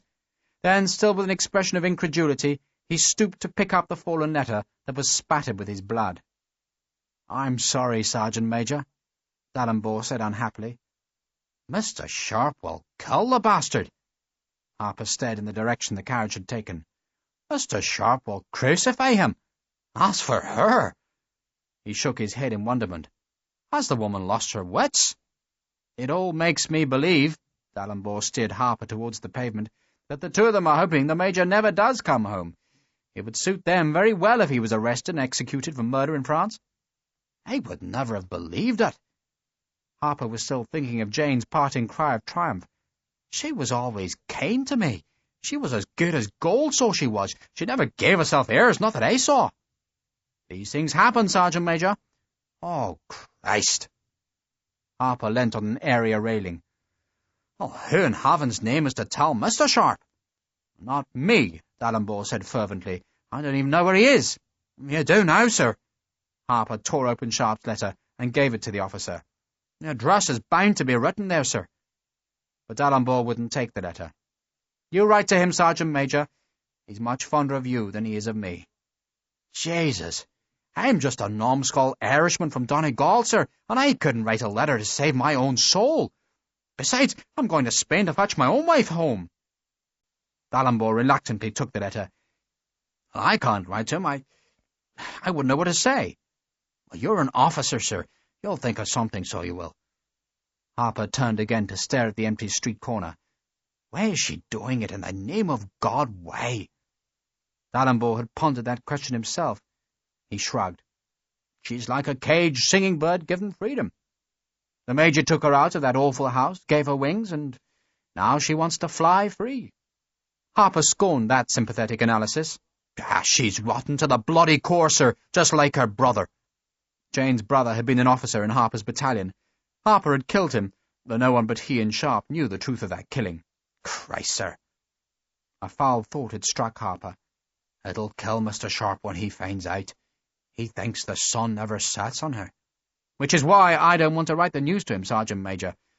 D'Alembert pushed the letter into his coat's tail pocket. So perhaps it's better for him to live in ignorant bliss. Christ on his cross. Harper brushed at the blood on his cheek. I don't want to be the one who has to tell him, sir. But you're his friend. God help me, that I am. Harper walked slowly down the street, and dreaded the moment when he'd go back to France and be forced to break the news. It'll be like stabbing him to his heart, so it will. To his very heart. By the end of May, Sharpe could walk to the chateau's mill and back. He had made himself a crutch, yet still he insisted on putting his weight onto his right leg. His left arm was stiff and couldn't be fully raised. Doggedly he persisted in exercising it, forcing the joint a fraction further each day. The exercise was horribly painful, so much so that it brought tears to his eyes, but he wouldn't give up. Nor did he give up hope of Jane's arrival. He liked to sit in the chateau's archway and stare up the village street. One day an impressive carriage did appear there, and Sharpe's hopes soared, but it was only a church dignitary visiting the priest. No message came from Harper, nor from D'Alembert, who surely must have learnt of Sharpe's whereabouts from the Irishman. Perhaps Harper was arrested, Sharpe suggested to Frederickson. He's a very hard man to arrest.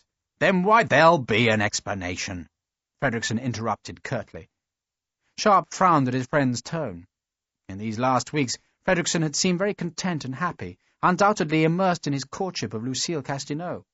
Sharpe had watched the two of them walking in the orchards or strolling beside the stream, and he had seen how each seemed to enjoy the other's company.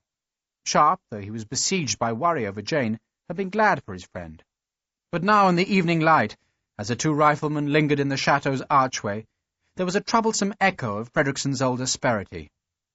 There'll be a perfectly simple explanation, Frederickson reiterated, but for now I'm more worried about Duco. Yes, I am too. Sharpe was prising at the edge of the ragged plaster which still encased his thigh. The doctor insisted that the plaster should stay another month, but Sharpe was impatient to cut it away. You shouldn't think about Duco, Frederickson said airily, not while you're still peg-legging. You should be intent on your recovery, nothing else. Why don't you let me worry about the bastard? I rather thought you had other concerns, Sharpe suggested carefully. Frederickson pointedly ignored the comment. He lit a cheroot. I rather suspect I'm just wasting my time here. Unless we believe that Duco will simply walk down that road and ask to be arrested. Well, of course he won't.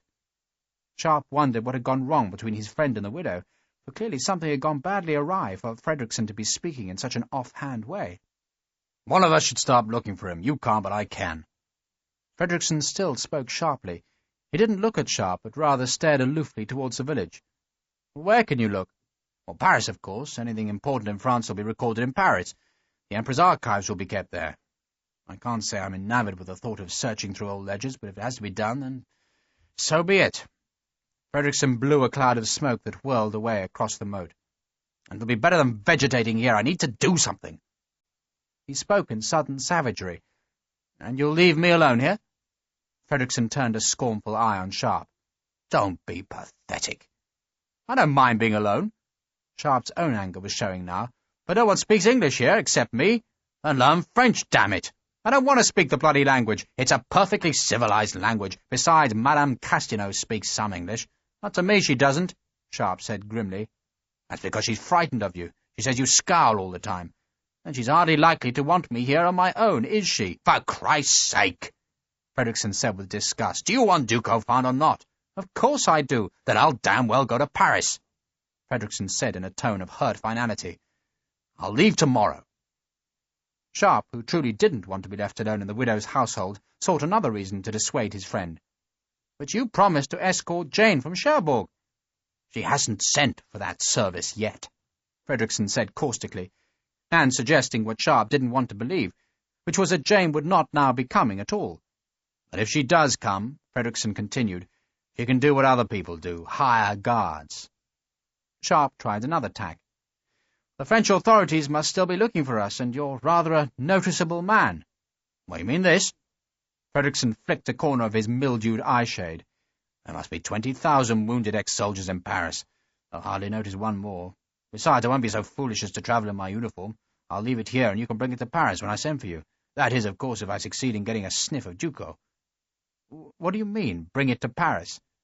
"Well, that's perfectly coherent English, I would have thought, but if you need a translation, it means that you can bring me my jacket when you come to Paris." Fredrickson stared at the birds wheeling about the church steeple. "I mean that when I've discovered some trace of Pierre Ducos, I will send you a message, and should you be sufficiently recovered, and should Sergeant Harper have returned, you can come and join me. Is that so very hard to comprehend?" Sharpe didn't say anything until Fredrickson turned and looked at him. Then, staring into the single truculent eye, Sharpe asked the feared question. "Why are you not coming back here, William?" Fredrickson looked angrily away. He drew on the cheroot, and for a long time he said nothing. Then at last he relented. "I asked Madame Castineau for the honour of her hand this afternoon." "Ah," Sharpe said helplessly, and he knew the rest of the story, and he felt a terrible sorrow for his proud friend. "She was entirely charming," Fredrickson went on, "just as one would expect from such a lady, but she was also entirely adamant in her refusal. You ask why I will not return here? Because I would find it grossly embarrassing to continue an acquaintanceship which has proved so unwelcome to Lucille." "I'm certain you're not unwelcome," Sharpe said, and when Fredrickson made no reply, he tried again. "I'm so very sorry, William." "Well, I can't possibly imagine why you should be sorry. You don't like the woman, so presumably you should be glad that she won't become my wife." Sharpe ignored the bombast. "Nevertheless, William, I am truly sorry." Fredrickson seemed to crumple. He closed his eyes momentarily. "So am I," he said quietly. "I want to blame you in some ways." "Me?" "Well, you advised me to pounce. I did. It seems I missed." "You pounced before you proposed. For God's sake, William, can't you see that women want to be pursued before they're caught?" Fredrickson said nothing, and Sharpe tried further encouragement. "Well, try again. One doesn't reinforce failure. Isn't that the very first lesson of successful soldiering? Besides, she was quite clear in her refusal. Oh, I made a fool of myself, and I don't intend to stay here and endure the embarrassment of that memory." "Oh, so go," Sharpe said brutally, "but I'll come with you." "You mean to hop to Paris? And what if Jane does come to the chateau, and how will Harper find you?" Fredrickson threw down the cheroot and ground it under the toe of his boot. "What I'm trying to tell you, my friend, is that I seek my own solitary company for a while. Misery does not make the best entertainment for others." He turned and saw the elderly Marie carrying dishes to the table in the yard. "Ah, I see supper is served.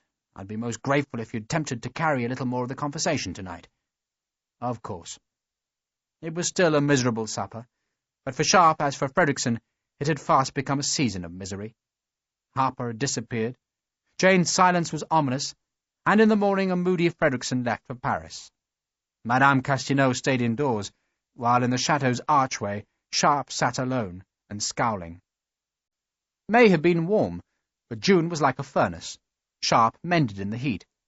Lucille Castelnau would watch as he exercised his left arm, holding the great cavalry sword outstretched for as long as he could, before the muscles became nerveless, and after a moment's quivering collapsed. He couldn't raise the arm very high, but each day he forced it a fraction higher. He drenched himself with sweat as he exercised. He disobeyed the doctor by cutting away the brittle plaster from his right leg, and though he was in agony for 3 days, the pain slowly ebbed. He stumped doggedly about the yard to strengthen his atrophied thigh muscles. He had let his black hair grow very long, so that the missing chunk of his left ear would be hidden.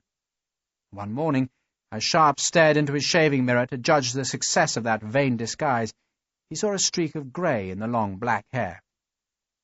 No news came from London, and none from Frederickson in Paris. Sharpe looked for tasks about the chateau, and took a simple pleasure in their completion. He rehung a door in the dairy, remade the bed of the cider press, and repaired the kitchen chairs. When he couldn't find work, he went for long walks, either between the apple trees or up the steep northern ridge, where he forced his pace until the sweat ran down his face with the exertion and pain. Lucille saw the pain on his face that evening. "You shouldn't try to—" she began, but then said nothing more, for her English was not good enough. Most of all, Sharpe liked to climb up to the tower roof that Frederickson and Harper had mended, and where he'd spend hours just staring down the 2 roads which met at the chateau's gate. He looked for the return of friends or the coming of his beloved, but no one came. In late June he struggled to clear a ditch of brambles and weeds. Then he repaired the ditch's long-disused sluice gate. The herdsman was so pleased that he sent for Madame Castelnau, who clapped her hands when she saw the water run clear from the mill race to irrigate the pasture. "The water, how do you say, no water for years, yes?" "How many years?" Sharpe was leaning on a billhook. With his long hair and filthy clothes, he might have been mistaken for a farm labourer. 40? Sharpe's French came slowly, but night by night, sitting awkwardly at the supper table, he was forced to communicate with Madame Castelnau. By the end of June he could hold a conversation, though there were still annoying misunderstandings, but by the middle of July he was as comfortable in French as he had ever been in Spanish. He and Lucille now discussed everything: the late war, the weather, God, steam power, India, the Americas, Napoleon, gardening, soldiering, the respective merits of England and France, how to keep slugs out of vegetable gardens, how to grow strawberries, the future, the past, aristocrats. "There were too many aristocrats in France," Lucille said scornfully. She was sitting in the last of a summer evening's sunlight, darning one of the big flax sheets. "It wasn't like England, where only the eldest son inherits. Here, everyone inherited, so we bred aristocrats like rabbits." She bit the thread and tied off her stitches. "Henri would never use his title, which annoyed Maman.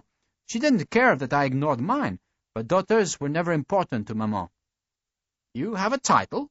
Sharpe asked in astonishment. "I used to have one, before they were all abolished during the Revolution. I was only a child, of course, nothing but a little scrap of a child, but I was still formally the Vicomtesse de Celle-Église." Lucille laughed. "Oh, what a nonsense!" "I don't think it's a nonsense. You're English, which means you are a fool," she said dismissively. "It was a nonsense, Major. There were noblemen who were truly nothing but peasants who lived off beans, but still they were accounted aristocrats because their great-great-grandfather had been a viscount or a duke. Look at us." She gestured about the farmyard. "We call it a chateau, but it's really nothing more than a large and penniless farmhouse with a very inconvenient ditch around it." "It's a very beautiful farmhouse," Sharpe said. "To be sure." Lucille liked it when Sharpe praised the house. She often said that all she now wanted was to live in the chateau forever.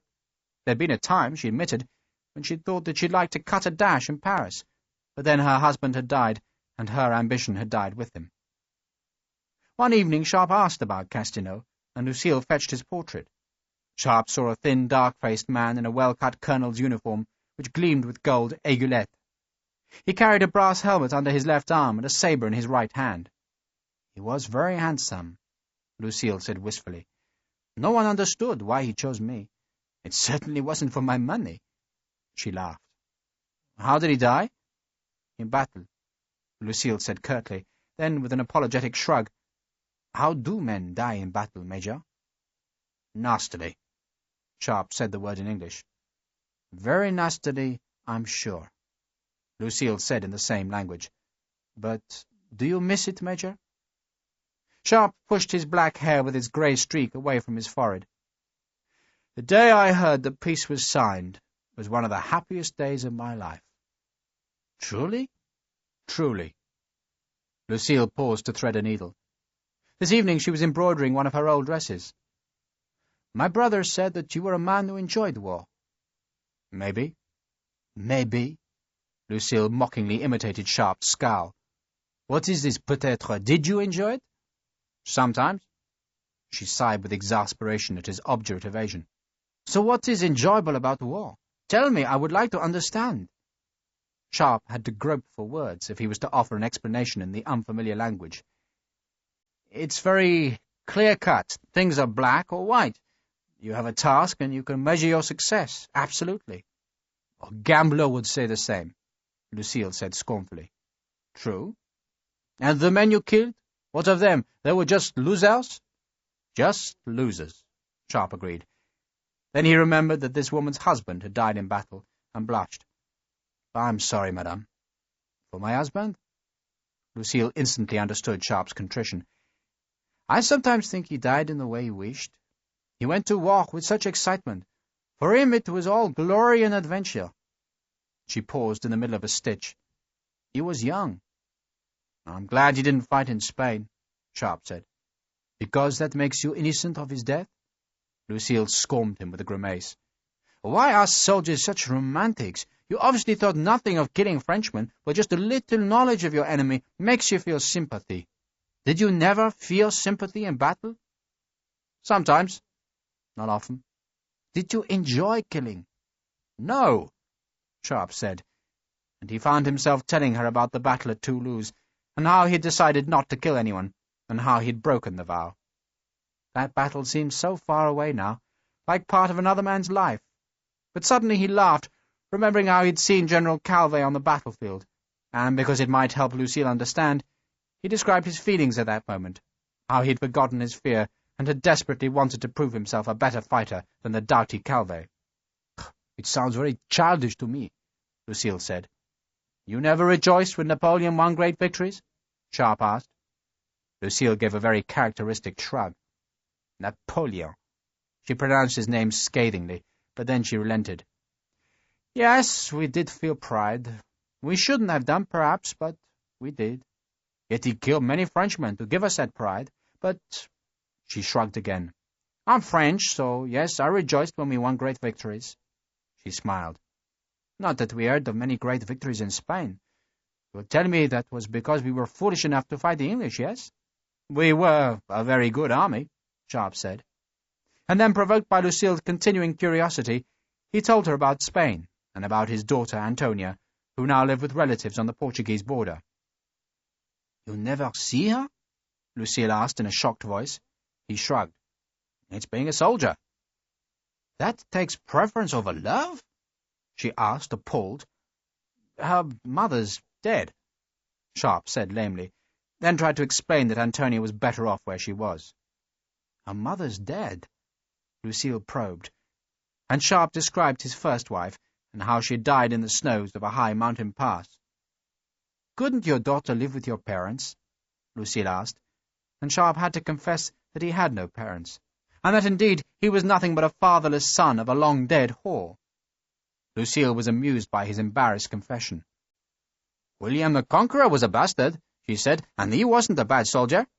"For a Frenchman," Sharpe allowed. "He had Viking blood," Lucille said. "That's what Norman means, Northman." When Lucille told him facts like that, she made Sharpe feel very ignorant, but he liked listening to her, and some days he'd even take one of her books up to the tower and try hard to read what she'd recommended. Lucille gave him one of her brother's favourite books, which contained the essays of a dead Frenchman called Montesquieu. Sharpe read most of the essays, though he frequently had to shout down to the yard for the translation of a difficult word. One night Lucille asked him about his future. "We'll find Duco," Sharpe answered, "but after that, I suppose I'll go home." "To your wife." "If I still have a wife," Sharpe said, and thus for the first time acknowledged his besetting fear. That night there was a thunderstorm as violent as the one which had punctuated Sharpe's long journey north through France. Lightning slashed the ridge north of the chateau. The dogs howled in the barn, and Sharpe lay awake listening to the rain pour off the roof and slosh in the gutters. He tried to remember Jane's face, but somehow her features wouldn't come clear in his memory. In the rinsed daylight next morning, the carrier arrived from Caen with a letter addressed to Monsieur Tranchant, which was the name Frederickson had said he would use if he had news for Sharpe. The letter bore a Paris address and had a very simple message. "I've found him. I will wait here till you can come. I am known as Herr Friedrich in my lodging-house. Paris is wonderful, but we must go to Naples. Write to me if you cannot come within the next fortnight. My respect to Madame." There was no explanation of how Frederickson had found Ducos's whereabouts. "Captain Frederickson sends you his respects," Sharpe told Lucille. "He's a good man," Lucille said very blandly. She was watching Sharpe grind an edge onto his sword with one of the stones used to sharpen the chateau's sickles. "So, you're leaving us, Major?" "Indeed, madame. But if you have no objections, I would like to wait a few days to see if my sergeant returns." Lucille shrugged. "D'accord." Harper returned a week later, full of his own happy news. Isabella was still in her native Spain, but now safely provided with money and a rented house. The baby was well. It had taken Harper longer than he had anticipated to find a ship going to Passages, so he had temporarily abandoned his plans for taking Isabella back to Ireland. "I thought you and I should finish our business first, sir." "That's kind of you, Patrick. It's good to see you again." "Good to see you, sir. You're looking grand, so you are." "I'm going grey." Sharpe touched his forelock. "Just a badger's streak, sir." Harper had been about to add that it would attract the women, but then he remembered Jane and he bit the comment off just in time. The two men walked along the stream which fed the mill race. Sharpe liked to sit by the stream with a horsehair fishing line and some of Henri Lasson's old lures. He told Harper of Frederickson's letter. He said they'd leave in the morning, bound first for Paris, then for Naples. He said he was feeling almost wholly fit, and that his leg was very nearly as strong as ever. He added a lot more entirely inconsequential news, and only after a long time did he ask the question that the Irishman dreaded. Sharpe asked it in a very insouciant voice that didn't in the least deceive Harper. "Did you manage to see Jane?" "So Captain Dallenbohr didn't write to you, sir?" Harper had continued to hope that Dallenbohr might have broken the bad news to Sharpe. "No letter reached me. Did he write?" "I wouldn't know, sir. It's just that he and I saw Mrs. Sharpe together, sir, so we did." Harper couldn't bear telling the truth, and tried desperately to return the conversation to its former harmless pattern. He muttered that the cows across the stream looked good and fleshy. "They don't give a bad yield, either," Sharpe said with a surprising enthusiasm. "Madame has her dairymaid rub butterwort on the teats. She says it gives more milk." "I must remember that one, sir." Harper stripped a grass stalk of its seeds, which he scattered into a drainage ditch. "And would that be the sluice gate you rebuilt, sir?" Sharpe proudly showed Harper how he had stripped the worm gear of rust and smeared it with goose fat, so that the rebuilt blade would once again rise and fall. "See?"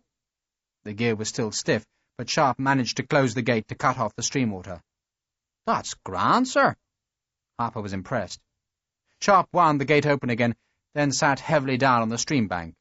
He stared away from Harper, looking across the water towards the beech trees that climbed up the northern spur of the hills. "Tell me about Jane." Harper still tried to evade telling the truth. "I didn't speak to her, sir." Sharpe seemed not to hear the evasion. "It isn't hard to explain, is it?" "What's that, sir?" Sharpe plucked a leaf of watercress from the stream's edge. "I saw an eel trap once, and I was wondering whether I could put one down by the spillway." He pointed downstream towards the mill. "But I can't remember how the damn thing worked exactly." Harper sat a pace or two behind Sharpe. "It's like a cage, isn't it?" "Something like that." Sharpe spat out a shred of leaf. "I suppose she took the money and found herself someone else." "I don't know what she did with the money, sir," Harper said miserably. Sharpe turned and looked at his friend. "But she has found another man." Harper was pinned to the truth now. He hesitated for a second, then nodded bleakly. "It's that bogger called Rossendale." "Jesus Christ!" Sharpe turned away so that Harper wouldn't see the pain on his face. For a split second that pain was like a red-hot steel whip slashing across his soul. It hurt. He had more than half expected this news, and he had thought himself prepared for it, but it still hurt more than he could ever have dreamt. He was a soldier, and soldiers had such high pride, and no wound hurt more than damaged pride. God, it hurt. "Sir?" Harper's voice was thick with sympathy. "You'd better tell me everything." Sharpe was like a wounded man aggravating his injury, in the vain hope that it wouldn't prove so bad as he had at first feared. Harper told how he'd tried to deliver the letter, and how Lord Rossendale had scarred him with his whip. He said he was certain Jane had recognized him. His voice tailed away as he described Jane's whoop of triumph. "I'm sorry, Sir Jesus. I'd have killed the bugger myself, but Mr. Dallenbohr threatened to turn me over to the prophets if I did." "He was quite right, Patrick. It isn't your quarrel." Sharpe pushed his fingers into the soft earth beside a water rat's hole. He watched the otters in this stream and envied them their playfulness. "I didn't really think she'd do it," he said softly.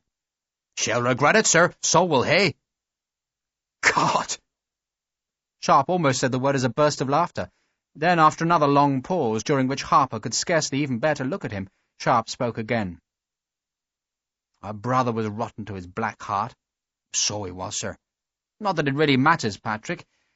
Not that it really matters at all," Sharpe said in a very odd voice. "It's just sauce for the goose, I suppose." Harper didn't understand, nor did he like to ask for any explanation. He sensed Sharpe's hurt, but he didn't know how to salve it, so he said nothing. Sharpe stared at the northern hill. "Rossendale and Jane must think I'm done for, don't they?" "I suppose so, sir. They think the crappos will arrest you for murder and chop your head off." "Perhaps they will." Not 6 months before, Sharpe thought, he commanded his own battalion, had a wife he loved, and could have called upon the patronage of a prince. Now he wore a cuckold's horns, and would be the laughing-stock of his enemies. But there was nothing he could do except bear the agony. He pushed himself upright. "We'll not mention this again, Sergeant." "No, sir." Harper was feeling immensely relieved. Sharpe, he thought, had taken the news far better than he'd expected. "And tomorrow we leave for Paris," Sharpe said brusquely. "You got money?" "I fetched some from London, sir." "We'll hire horses in Caen. Perhaps if you'd be kind enough you'll lend me some so I can pay Madame Castelnau for her services to me. I'll repay you when I can." Sharpe frowned. "If I can." "Don't even think about repaying it, sir."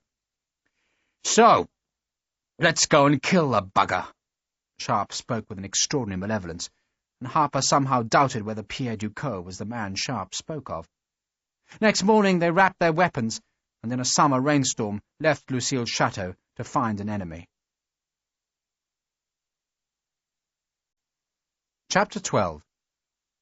If William Frederickson was in need of solace after his disappointment that Lucille Castelnau had rejected his proposal of marriage, then no place was better provided to supply that solace than Paris.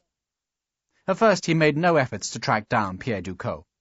Instead, he simply threw himself into an orgy of distraction to take his mind away from the widow Castelnau. He wandered the city streets and admired building after building. He sketched Notre Dame, the Conciergerie, the Louvre, and his favourite building, the Madeleine.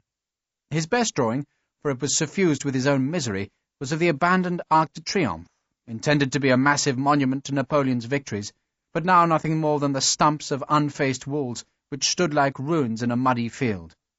Russian soldiers were encamped about the abandoned monument, while their women hung washing from its truncated stonework. The city was filled with the troops of the victorious Allies. The Russians were in the Champs-Élysées, the Prussians in the Tuileries, and there were even a few British troops bivouacking in the great square where Louis XVI's head had been cut off. A prurient curiosity made Frederickson pay a precious sou to see the souricière, the mousetrap, which was the undercroft of the Conciergerie, where the guillotine's victims had been given their toilette before climbing into the tumbrils. The toilette was a haircut that exposed the neck's nape so that the blade wouldn't be obstructed, and Frederickson's guide, a cheerful man, claimed that half Paris's mattresses were stuffed with the tresses of dead aristocrats. Frederickson probed the thin mattress in his cheap lodging-house and was disappointed to find nothing but horsehair. The owner of the house believed Herr Friedrich to be a veteran of the Emperor's armies, one of the many Germans who had fought for France. On the day after his visit to the Conciergerie, Frederickson met an Austrian cavalry sergeant's wife, who had fled from her husband and now sought to protect her. For a week, Frederickson thought he'd successfully blotted Lucille out of his mind, but then the Austrian woman went back to her husband, and Frederickson again felt the pain of rejection. He tried to exercise it by walking to Versailles, where he drowned himself in the chateau's magnificence. He bought a new sketchbook, and for 3 days he feverishly sketched the great palace, but all the while, though he tried to deny it to himself, he was thinking of Madame Castaneau. At night he had tried to draw her face, until, disgusted with his obsession, he tore up the sketchbook and walked back to Paris to begin his search for Pierre Ducos. The records of the Imperial Army were still held in the Invalides, guarded here by a sour-faced archivist who admitted that no one had informed him what he was expected to do with the Imperial records. "No one is interested any more." "I am," Frederickson said, and at the cost of a few hours' sympathetic listening to the archivist, he was given access to the precious files. After 3 weeks, Frederickson had still not found Pierre Ducos. He had found much else that was fascinating, scandals that could waste hours of time to explore, but there was no file on Ducos. The man might as well never have existed. The archivist, sensing a fellow bitterness in Herr Friedrich's soul, became enthusiastic about the search, which he believed was for Frederickson's former commanding officer. "Have you written to the other officers you and he served with?" "I tried that," Frederickson said, but then a stray idea flickered into his thoughts. It was an idea so tenuous that he almost ignored it, but because the archivist was breathing into his face, and because the man had lunched well on garlic soup, Frederickson admitted that there was one officer he had not contacted. "Commandant Lasson," he said. "I think he commanded a coastal fort. I didn't know him, but Major Ducos often talked of him." "Well, let's look for him. Lasson, you said?" The idea was very nebulous. Frederickson could now wander freely among the file shelves, but before Napoleon's surrender, regulations had strictly controlled access to the imperial files. Then, any officer drawing a file had his name and that day's date written on the file's cover, and Frederickson had been wondering whether Ducos had discovered Lasson through these dusty records, and if so, whether the dead man's file would show Ducos' signature on its cover. If it did, the idea was very tenuous, the archivist might remember the man who had drawn that file. "It shows an address in Normandy." The archivist had discovered Lasson's slim file. "The Château Lasson. I doubt that one of the great houses of France. I've never heard of it." "Merci." Frederickson took the file and felt the familiar pang as he saw Lucille's address. Then he looked at the file's cover. There was only one signature, that of a Colonel Joliot. But the date beside Joliot's name showed that this file had been consulted just 2 weeks before Lasson's murder. The coincidence was too fortuitous, so, rejecting coincidence, Colonel Joliot had to be Pierre Ducos. "Joliot," Frederickson said. "That sounds a familiar name." "It would be if you wore spectacles." The archivist touched an inky finger to his own eyeglasses. "The Joliot brothers are the most reputable spectacle makers in Paris." Ducos wore spectacles. Frederickson recalled Sharpe describing the Frenchman's livid anger when Sharpe had once broken those precious spectacles in Spain. Had Ducos consulted this file, then scribbled a familiar name on its cover as a disguise for his own identity? Frederickson had to hide his sudden excitement, which was that of a hunter sighting his prey. "Where would I find the Joliot brothers?" "They're behind the Palais de Chaillot, Capitaine Friedrich, but I assure you that neither of them is a colonel." The archivist tapped the signature. "Well, I need to see a spectacle maker anyway," Frederickson said. "My eye, monsieur, it's sometimes made tired by reading." "It is age, mon capitaine, nothing but age." That diagnosis was echoed by Jules Joliot, who greeted Captain Friedrich in his elegant shop behind the Palace of Chaillot. Joliot wore a tiny gold bee in his lapel as a discreet emblem of his loyalty to the Emperor.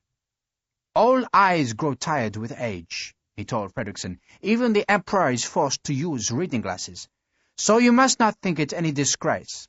And, Capitaine, you will forgive me, but your one eye is forced to do the labor of two, so, alas, it will tire more easily. But you have come to the best establishment in Paris." Monsieur Joliot boasted that his workshops had dispatched spyglasses to Moscow, monocles to Madrid, and eyeglasses to captured French officers in London and Edinburgh. Alas, he said, the war's ending had been bad for business. Combat was hard on fine lenses. Frederickson asked why a captured officer would send for spectacles from Paris when surely it would have been swifter to buy replacement glasses in London. "Not if he wanted fine workmanship," Joliot said haughtily. "Come." He led Frederickson past cabinets of fine telescopes and opened a drawer in which he kept some of his rival's products. "These are spectacles from London. You perceive the distortion at the edge of the lens? But if an officer loses his spectacles, Fredrickson insisted, how would you know what to send him as a replacement? Joliot proudly showed his visitor a vast chest of shallow tray-like drawers, which each held hundreds of delicate plaster discs. Joliot handled the fragile discs with immense care. Each human eye, Joliot said, was subtly different, and great experimentation was needed to find a lens which corrected any one eye's unique deficiency. Once that peculiar lens was discovered, it was copied exactly in plaster, and the casts were kept in these drawers. This one is an eyeglass from Marshal Ney. This one for the left eye of Admiral Suffren. And here, Joliot could not resist the boast, are the Emperor's reading glasses. He opened a velvet-lined box in which 2 plaster discs rested. He explained that by using the most delicate gauges and calipers, a skilled workman could grind a lens to the exact same shape as one of the plaster discs. No other firm is as sophisticated as we, but, alas, with the war's ending, we are sadly underemployed. We shall soon have to begin making cheap magnifying glasses for the amusement of children and women. Fredrickson was impressed, but Fredrickson had no way of discovering that the Joliot brothers had never ground a lens in their lives, or that they simply supplied the same Venetian lens that every other spectacle maker used. The plaster discs, with their promise of scientific accuracy, were nothing but a marvellous device for improving sales. Now, Joliot said, we must experiment upon your tired eye, Captain. You will take a seat, perhaps? Fredrickson had no wish to be experimented on. I have a friend, he said, whose spectacles came from your shop, and I noticed that his lens suited my eye to perfection. His name? Pierre Ducos. Major Pierre Ducos. Let us see. Joliot seemed somewhat disappointed at not being able to dazzle Fredrickson with his array of experimental lenses. Instead, he took Fredrickson into a private office where the firm's Audiobook rested on a long table. Pierre Ducos, you say? Indeed, monsieur, I saw him last at Bordeaux, but alas, where he is now I cannot tell. Then let us see if we can help. Monsieur Joliot adjusted his own spectacles and ran a finger down the pages. He hummed as he scanned the lists, while Fredrickson, not daring to hope, yet fearing to lose hope, stared about the room, which was foully decorated with large plaster models of dissected human eyes. The humming suddenly ceased. Fredrickson turned to see Monsieur Joliot holding a finger to an entry in the big ledger. Ducos, you say? Monsieur Joliot spelled the name, then said it again. Major Pierre Ducos. Indeed, monsieur. You must have very bad sight, mon capitaine, if his lenses suited your eye. I see that we supplied him with his first eyeglasses in 09, and that we urgently dispatched replacements to Spain in January of 13. He is a very short-sighted man. Indeed, but most loyal to the Emperor. Fredrickson thus tried to keep Monsieur Joliot's cooperation. I see no address in Bordeaux, Joliot said, then beamed with pleasure. Ah, I see a new order arrived only last week. Fredrickson hardly dared ask the next question for fear of being disappointed. A new order? For no less than 5 pairs of spectacles, and 3 of those pairs are to be made from green glass to diminish the sun's glare. Then suddenly Joliot shook his head.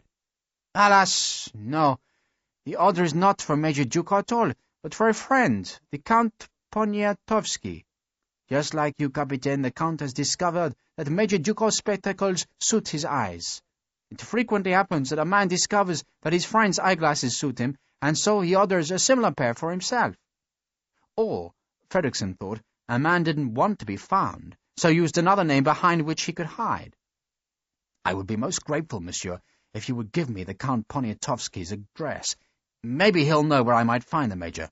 As I told you, we were close friends, and the war's ending has left us sadly separated. Well, of course. Monsieur Joliot had no scruples about betraying a client's address, or perhaps his scruples were allayed by the thought that he might lose this customer if he did not comply. It's in the Kingdom of Naples. Joliot scribbled down the Villa Lupigi's address, then asked whether Captain Friedrich could remember which lens of Ducos' spectacles had suited his eye. The left, Fredrickson said at random, then was forced to pay a precious coin as a deposit on the monocle which Monsieur Joliot promised to frame in tortoiseshell and to have ready in 6 weeks.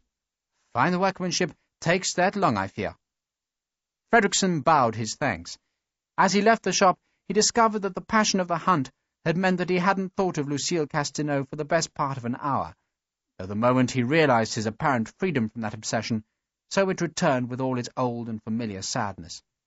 Nevertheless, the hounds had found a scent, and it was time to summon Sharpe to the long run south. It was the ignorance that was the worst, Ducos decided, the damned ignorance. For years he'd moved in the privileged world of a trusted imperial officer. He'd received secret reports from Paris. He'd read captured dispatches. He'd known as much as any man about the workings of the empire and the machinations of its enemies. But now he was in darkness. Some newspapers came to the Villa Lupigi, on the coast north of Naples, but they were old, and, as Ducos knew well, unreliable. He read that a great conference would decide Europe's future, and that it would meet in Vienna. He saw that Wellington, newly made a duke, would be Britain's ambassador in Paris. But that was not the news Ducos sought. Ducos wished to learn that a British rifle officer had been court-martialed. He wanted to be certain that Sharpe was disgraced, for then no one else could be blamed for the disappearance of the Emperor's gold. Lacking that news, Ducos' fears grew until the rifleman had become a nemesis to stalk his waking nightmares. Ducos armed himself against his worst fears. He had Sergeant Chalon clear the undergrowth from the hill on which the decayed Villa Lupigi stood, so that by the time the work was done, the old house seemed to be perched on a mound of scraped earth on which no intruder could hope to hide. The villa itself was a massive ruin. Ducos had restored the living quarters at the building's western end, where he occupied rooms which opened onto a great terrace from which he could stare out to sea. He couldn't use the terrace from midday onwards, for he found that the brilliant sunlight reflecting off the sea hurt his eyes, and until the Joliot brothers sent him the tinted spectacles, he was forced to spend his afternoons indoors. Sergeant Chalon and his men had the rooms behind Ducos' more palatial suite. Their quarters opened onto an internal courtyard built like a cloister. An old fig tree had split one corner of the cloister. Each of the dragoons had his own woman living in the house, for Chalon had insisted to Ducos that his men could not live like monks while they were waiting for the day when it would be safe to leave this refuge. The women were found in Naples and paid with French silver. The eastern half of the villa, which looked inland to the olive groves and high mountains, was nothing but a ruined chaos of fallen masonry and broken columns. Some of the ruined walls were 3 stories high, while others were just a foot off the ground. At night, when Ducos' fears were at their highest, 2 savage dogs were unleashed to roam those fallen stones. Sergeant Chalon tried to ease Ducos' fears. No one would find them in the Villa Lupigi, he said, for the cardinal was their friend. Ducos nodded agreement, but each day he'd demand another loophole made in some exterior wall. Sergeant Chalon had other fears himself. "The men are happy enough now," he told Ducos, "but it won't last. They can't wait here forever. They'll get bored, sir. And you know how bored soldiers soon become troublemakers. They've got their women. That's their nights taken care of, sir, but what use is a woman in daylight?" "We have an agreement," Ducos insisted. And Chalon agreed that they did indeed have an agreement, but now he wanted its terms altered. Now, he suggested, the remaining dragoons should only stay with Ducos until the year's end. That was enough time, Chalon insisted, and afterwards each man would be free to leave and to take his share of the gold and jewels. Ducos, presented with the ultimatum, agreed. The year's end was a long way off, and perhaps Chalon was right in his belief that by the new year the dangers would be gone. "You should enjoy yourself, sir," Sergeant Chalon said slyly. "You've got the money, sir, and what else is money for?" And Ducos did try to enjoy himself. One week, after a comet had been discovered, he fancied himself as an astronomer and ordered celestial globes and telescopes to be sent from Naples. That enthusiasm died to be replaced with a burning desire to write the history of Napoleon's wars, which project evaporated after 4 nights of feverish writing. He devised a scheme for irrigating the high fields behind the village, which lay between the villa and the sea. Then he took up painting, and insisted that Sergeant Chalon fetch the prettiest girls from the village to stand before his easel. He obsessively worked at mathematical problems. He tried to learn the spinet. He found a fascination in maps on which he refought the campaigns of 2 decades, and in so doing pushed the bounds of empire further than Napoleon had ever done. He took to wearing the uniforms that had been in the Emperor's baggage, and the villagers spoke of the mad, half-blind French marshal who paced his vast house dressed in gold braid, and with a huge curved sword hanging by his skinny legs. Duco might call himself the Count Poniatowski, and claim to be a sickly Polish refugee, yet the villagers knew he was as French as their own king, who had once been a real French marshal. Sergeant Chalon endured all the enthusiasms, for the benefits of indulgence were manifold. There truly was so much money to be divided that this temporary exile was endurable. Chalon knew that Duco would go on spending money like water, and there'd still be a fortune at the year's end. Even so, when Duco insisted that more guards be hired, Chalon felt constrained to offer a warning note. "The lads won't be too happy to pay them, sir." "I'll pay them." That generosity was easy to offer, because Duco had insisted that he himself guard the treasure, which was stored in a great iron chest cemented to the floor in Duco's rooms.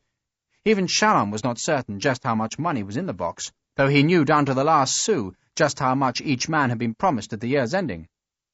Duco, to keep faith with the dragoons, only had to ensure that those shares were faithfully paid when the time came, and in the meantime the balance was his to spend. He knew, even if Chalon did not, that the balance was an emperor's ransom, more than even the greedy cardinal might imagine. Chalon again tried to change Duco's mind. "There might be trouble, sir, between my lads and these new fellows." "You're a sergeant, Chalon. You know how to prevent trouble." Chalon sighed. "The new men will want women." "They may have them." "And weapons, sir." "Buy only the best." So Chalon went to the waterfront at Naples and found 20 men who'd once served as soldiers. They were scum, Chalon told Duco, but they were scum who knew how to fight. They were deserters, jailbirds, murderers and drunks, yet they'd be loyal to a man who could pay good wages. The newly hired men moved into the half-ruined rooms in the villa's centre. They brought women, pistols, sabres, and their muskets. There was no trouble, for they recognized Chalon's natural authority and were well rewarded for very little effort.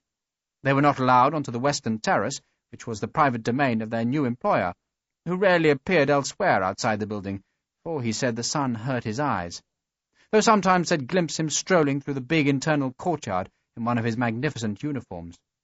It was rumoured that he rarely had a woman in his rooms, though once, when he did, the girl reported that the Count Poniatowski had done nothing except stare north, to where, far beyond the horizon, another imperial exile had his small kingdom in the Mediterranean.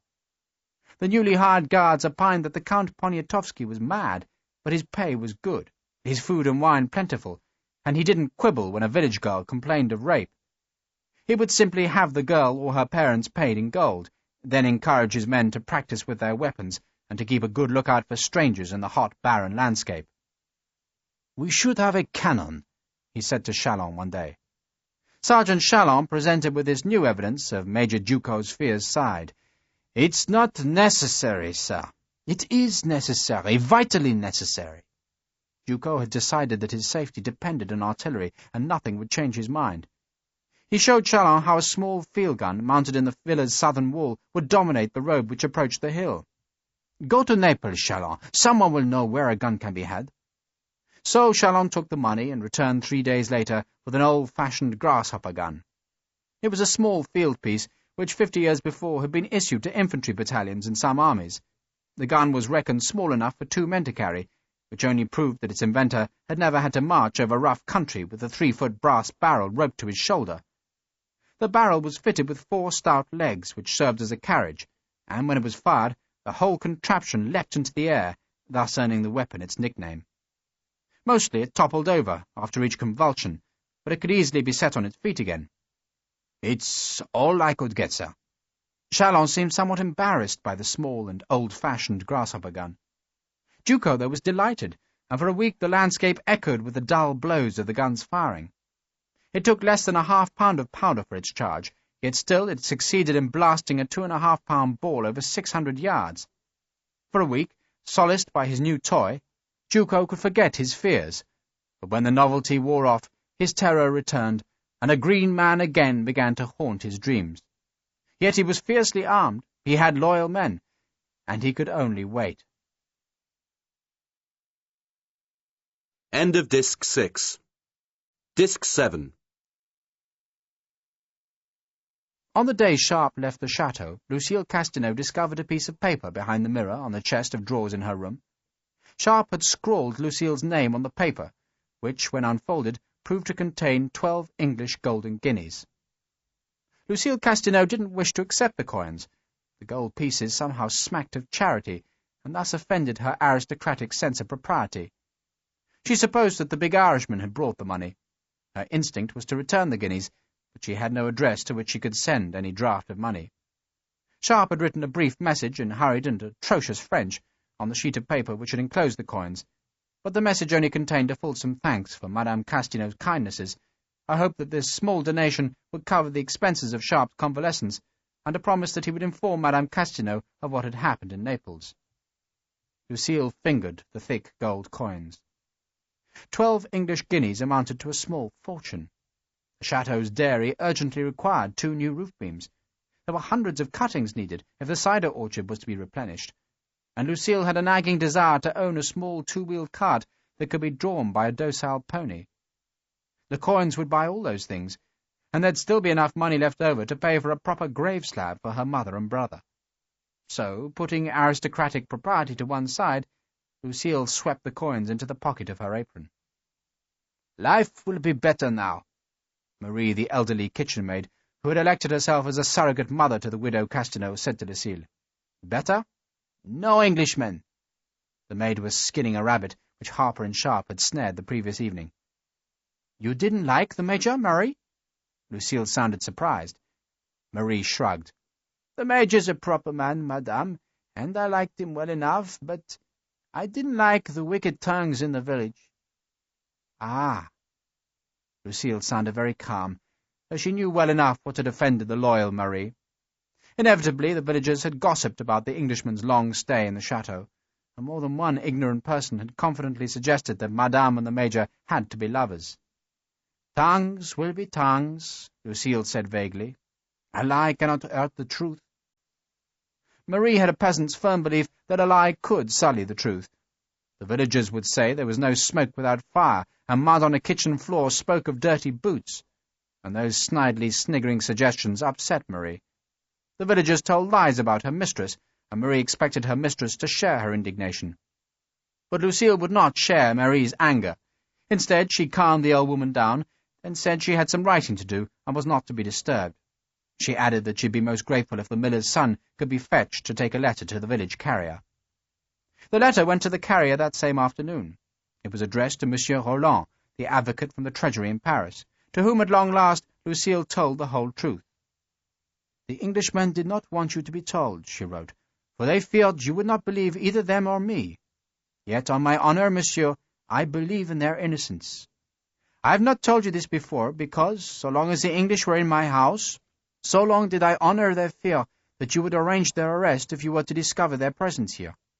Now they are gone, and I must tell you that the scoundrel who murdered my family, and who stole the Emperor's gold, is none other than the man who accused the Englishman of his crime, Pierre Ducos. He now lives somewhere near Naples, to which place the Englishmen have gone to gain the proof of their innocence. If you, monsieur, can help them, then you will earn the gratitude of a poor widow." The letter was sent, and Lucille waited. The summer grew oppressively hot, but the countryside was safer now, as cavalry patrols from Caen scoured the vagabonds out of the woodlands. Lucille often took her new pony cart between the neighbouring villages, and the old gossip about her faded, because the villagers now saw that the widower doctor frequently served as the pony cart's driver. It would be an autumn marriage, the villagers suggested, and quite right too. The doctor might be a good few years older than Madame, but he was a steady and a kindly man. The doctor was indeed a confidant of Lucille, but nothing more. She told the doctor, and only the doctor, about the letter she had sent, and expressed her sadness that she had received no reply. Not a proper reply, anyway. Monsieur Roland did acknowledge that he had received my letter, but it was only that, an acknowledgment. She made a gesture of disgust. Perhaps Major Sharpe was right. "In what way?" the doctor asked. He had driven the pony cart to the top of the ridge, where it rolled easily along a dry-rutted road. Every few seconds there were wonderful views to be glimpsed between the thick trees, but Lucille had no eyes for the scenery. "The Major did not want me to write. He said it would be better if he was to find Ducos himself." She was silent for a few seconds. "I think, perhaps, he would be angry if he knew I'd written." "Then why did you write?" Lucille shrugged. "Because it is better for the proper authorities to deal with these matters, n'est-ce pas?" Major Sharpe didn't think so. Major Sharpe is a stubborn man, Lucille said scornfully. A fool. The doctor smiled. He steered the little cart off the road, bumped it up onto a patch of grass, then curbed the pony in a place from where he and Lucille could stare far to the south. The hills were heavy with foliage and hazed by heat. The doctor gestured at the lovely landscape. France, he said with great complacency and love. A fool. Lucille, oblivious of all France, repeated the words angrily. His pride will make him go to be killed. All he had to do was to speak to the proper authorities. I would have travelled to Paris with him, and I would have spoken for him, but no, he has to carry his sword to his enemy himself.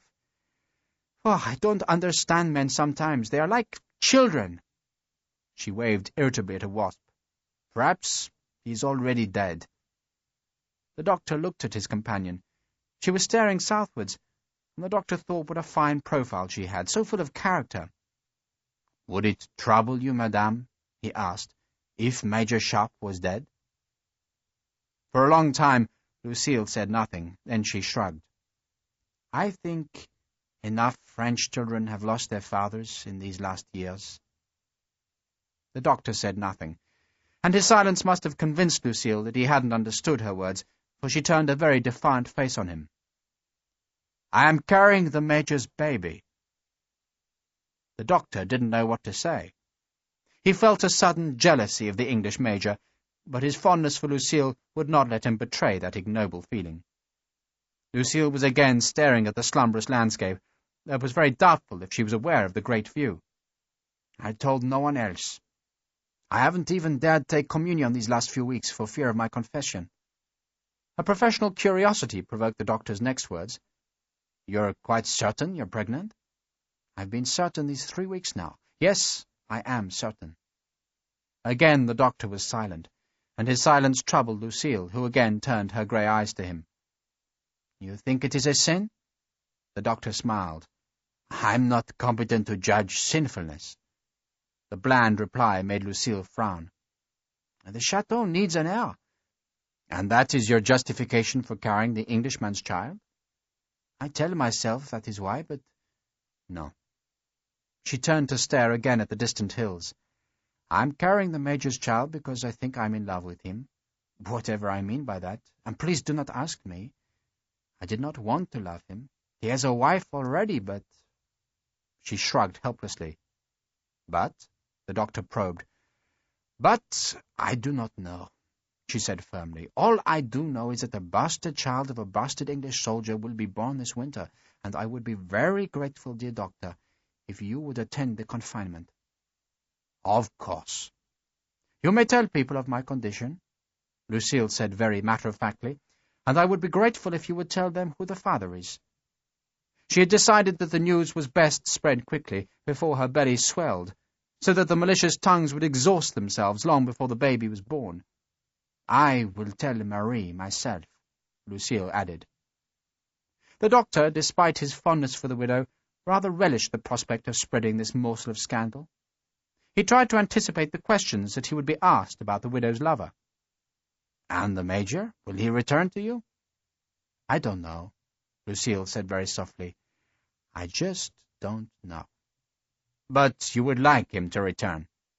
She nodded, and the doctor saw a gleam in her eye. But then Lucille cuffed the tear away, smiled, and said it was time they went back to the valley. Lucille made her confession that week, and attended Mass on the Sunday morning. Some of the villagers said they'd never seen her looking so happy, but Marie knew that the happiness was a mere pose which she had assumed for the benefit of the church.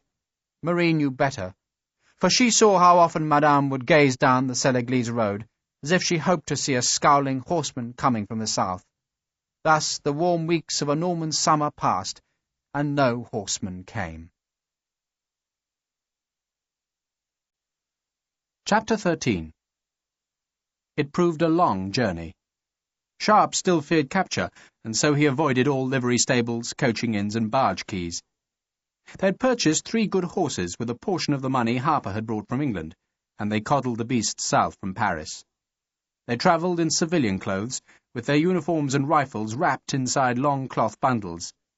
They avoided the larger towns and spurred off the road whenever they saw a uniformed man ahead. They only felt safe from their shadowy enemies when they crossed the border into Piedmont. From there they faced a choice between the risk of brigands on the Italian roads or the menace of the Barbary pirates off the long coastline. "I'd like to see Rome." Fredrickson opted for the land route. "But not if you're going to press me to make indecent haste." "Which I shall," Sharpe said. So instead they sold the horses for a dispiriting loss and paid for passage on a small decaying coaster that crawled from harbour to harbour with an ever-changing cargo. They carried untreated hides, raw clay, baulks of black walnut, wine, woven cloth, pigs of lead, and a motley collection of anonymous passengers, among whom the 3 civilian-clothed riflemen, despite their bundled weapons, went unremarked. Once, when a dirty grey topsail showed in the west, the captain swore it was a North African pirate, and made his passengers man the long sweeps which dipped futilely in the limpid water. 2 hours later, the pirate ship turned out to be a Royal Navy sloop, which disdainfully ghosted past the exhausted oarsmen. Fredrickson stared at his blistered hands, then snarled insults at the merchant ship's captain. Sharpe was impressed by his friend's command of Italian invective, but his admiration only earned a short-tempered reproof. "I am constantly irritated," Fredrickson said, "by your naive astonishment for the mediocre attainments of a very ordinary education. Of course I speak Italian. Not well, but passably. It is, after all, merely a bastard form of dog Latin, and even you should be able to master its crudities with a little study. I'm going to sleep. If that fool sees another pirate, don't trouble to wake me." It was a difficult journey, not just because circumspection and Harper's shrinking store of money had demanded the most frugal means of travel, but because of Lucille Castino. Fredrickson's questions about the widow had commenced almost as soon as Sharpe rejoined his friend in Paris. Sharpe had answered the questions, but in such a manner as to suggest that he hadn't found anything specifically remarkable in Madame Castino's life, and certainly nothing memorable. Fredrickson, too, had taken care to sound very casual, as though his inquiries sprang from mere politeness. Yet Sharpe noted how often the questions came. Sharpe came to dread the interrogations, and knew that he could only end them by confessing a truth he was reluctant to utter. The inevitable moment for that confession came late one evening, when their cargo ship was working its slow way towards the uncertain lights of a small port. "I was thinking—" Fredrickson and Sharpe were alone on the lee rail, and Fredrickson, after a long silence, had broached the dreaded subject. "That perhaps I should go back to the chateau when all this is over. Just to thank Madame, of course." It was phrased as a benign suggestion, but there was an unmistakable appeal in the words. Fredrickson sought Sharpe's assurance that he would be welcomed by Lucille. "Is that wise?" Sharpe was staring towards the black loom of the coast. Far inland a sheet of summer lightning flickered pale above jagged mountains. "I don't know if wisdom applies to women," Fredrickson said in heavy jest, "but I would appreciate your advice." "I really don't know what to say." Sharpe tried to shrug the topic away. Then, in an attempt to head it off entirely, he asked Fredrickson if he had tasted anything odd in the supper served on board that night. "Well, everything on this ship tastes odd." Fredrickson was irritated by Sharpe's change of subject. "Why?" "Oh, they said it was rabbit, but I was in the galley this morning and noted that the paws of the carcasses had been chopped off." "Well, you have a sudden taste for rabbit paws?" It's just that I was told that rabbit carcasses sold without paws, or almost certainly not rabbit at all, but skinned cats." "Well, it's undoubtedly useful information," Fredrickson said very caustically, "but what in hell has that got to do with my returning to the chateau? I do you the distinct honour of asking for your advice about my marital future, and all you can do is blather on about dead cats. For Christ's sake, you've eaten worse, haven't you?" "I'm sorry," Sharpe said humbly. He still stared at the dark coast rather than at his friend. "I've been thinking about my behaviour." Fredrickson now adopted a tone of ponderous dignity. "And have decided that I was wrong and you were right. I should have pounced before proposing. My mistake, I believe, lay in treating Madame Castino with too great a fragility. Women admire a more forthright attitude. Is that so?" "Sometimes," Sharpe said awkwardly. "A very useful reply," Fredrickson said sarcastically, "and I do thank you for it. I'm asking your advice, and I'd be grateful for more substantial answers. I know your feelings about Madame Castino." "I doubt you do," Sharpe began the feared confession. "You have a distaste for her," Fredrickson insisted on continuing, "and I can understand that attitude, but I confess that I have found it impossible to exorcise her from my thoughts. I apologize profoundly if I embarrass you by raising the matter, but I would be most grateful if you could tell me whether, after I'd left the chateau, she showed even the slightest attachment to my memory." Sharpe knew how very hard it was for Fredrickson to reveal these private agonies, but Sharpe also knew it was time for him to make those agonies much worse, with the admission that he had himself become Lucille's lover. He feared that his friendship with Fredrickson would be irreparably damaged by such an admission, but it was clearly inescapable. He hesitated for a bleak moment, then seized his courage. "William, there is something that you ought to know, something I should have told you much earlier, indeed. I should have told you in Paris, but I don't wish to hear unwelcome news." Fredrickson, hearing the despondency in Sharpe's voice, interrupted brusquely and defensively. "It is important news. You are going to tell me that Madame does not wish to see me again." Fredrickson, anticipating the bad news, was trying to hurry it. "I'm sure she would be very happy to renew your acquaintance," Sharpe said feebly, but that she would not be happy if I was to renew my attentions. I do understand." Fredrickson spoke very stiffly. He had interrupted Sharpe again in a desperate attempt to finish the conversation before his pride was lacerated any further. "Will you oblige me by not mentioning this matter again?" "I must just say, I insist on saying—" "I beg you!" Fredrickson spoke very loudly.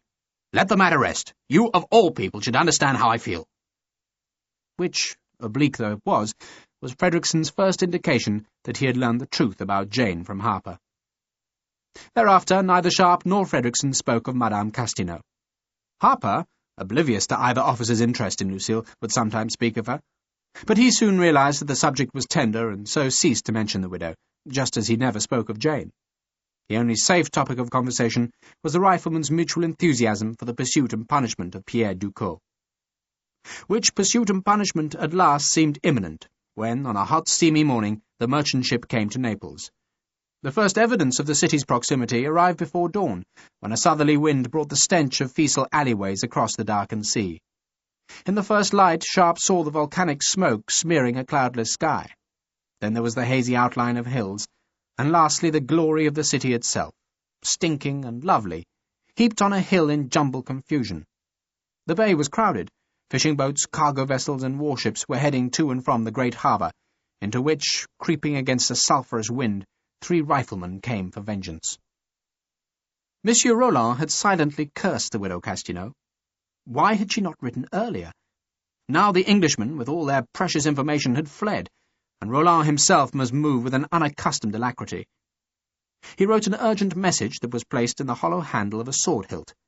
The sword belonged to a Swiss doctor who half killed 6 horses in his haste to reach the Mediterranean coast, where a sympathizer carried him in a fast brigantine to Elba. The Royal Naval frigate, ostensibly guarding Elba's small harbour at Porto-Ferraio, didn't search the brigantine, and if she had, her crew would merely have discovered that one of the Emperor's old doctors had arrived to serve his master. The message was unrolled in an antechamber of an Emperor's palace that was nothing more than an enlarged gardener's cottage, which stood in a grand position high above the sea. The Emperor himself was somewhere in the island's interior, where he was surveying land that could be used to plant wheat. A messenger was sent to summon him. That evening the Emperor walked in the small garden behind his palace. A man had been found among his exiled entourage who both knew Pierre Ducos and, by some fluke of good fortune that could hardly be expected to attend a fallen idol like Napoleon, had even met the 2 English riflemen. "You'll sail for Naples tomorrow, and you will take a dozen soldiers with you," the Emperor ordered. "I doubt that Murat will want to help me, but we have little time, so you will have to seek his aid." The Emperor stopped and jabbed a finger into the chest of his companion. "But do not, my dear Calvet, tell him that there is money at stake. Murat's like a dog smelling a bitch on heat when he scents money." "Then what should I tell the bastard?" "You must be clever with him." The Emperor paced the gravel walk in silence. Then, realizing that his companion was not a subtle man, he sighed. "I will tell you what to say." Yet, in the event, Joachim Murat, once an imperial marshal but now King of Naples, would not receive General Calvet. Instead, in subtle insult, Napoleon's envoy was sent to the Cardinal, who, enthroned in his perfumed grandeur, was annoyed that this squat and battle-scarred Frenchman had not gone on his knees to kiss the cardinal's ring. Yet His Eminence was well accustomed to French arrogance, and it was high time, the cardinal believed, to punish it. "You come on an errand," the cardinal spoke in good French. "From the Emperor of Elba?" "On a mission of goodwill," Calvé replied very grandly. "The Emperor of Elba is eager to live in peace with all his fellow monarchs." "The Emperor always said that," the cardinal smiled, "even when he was killing the soldiers of those fellow monarchs."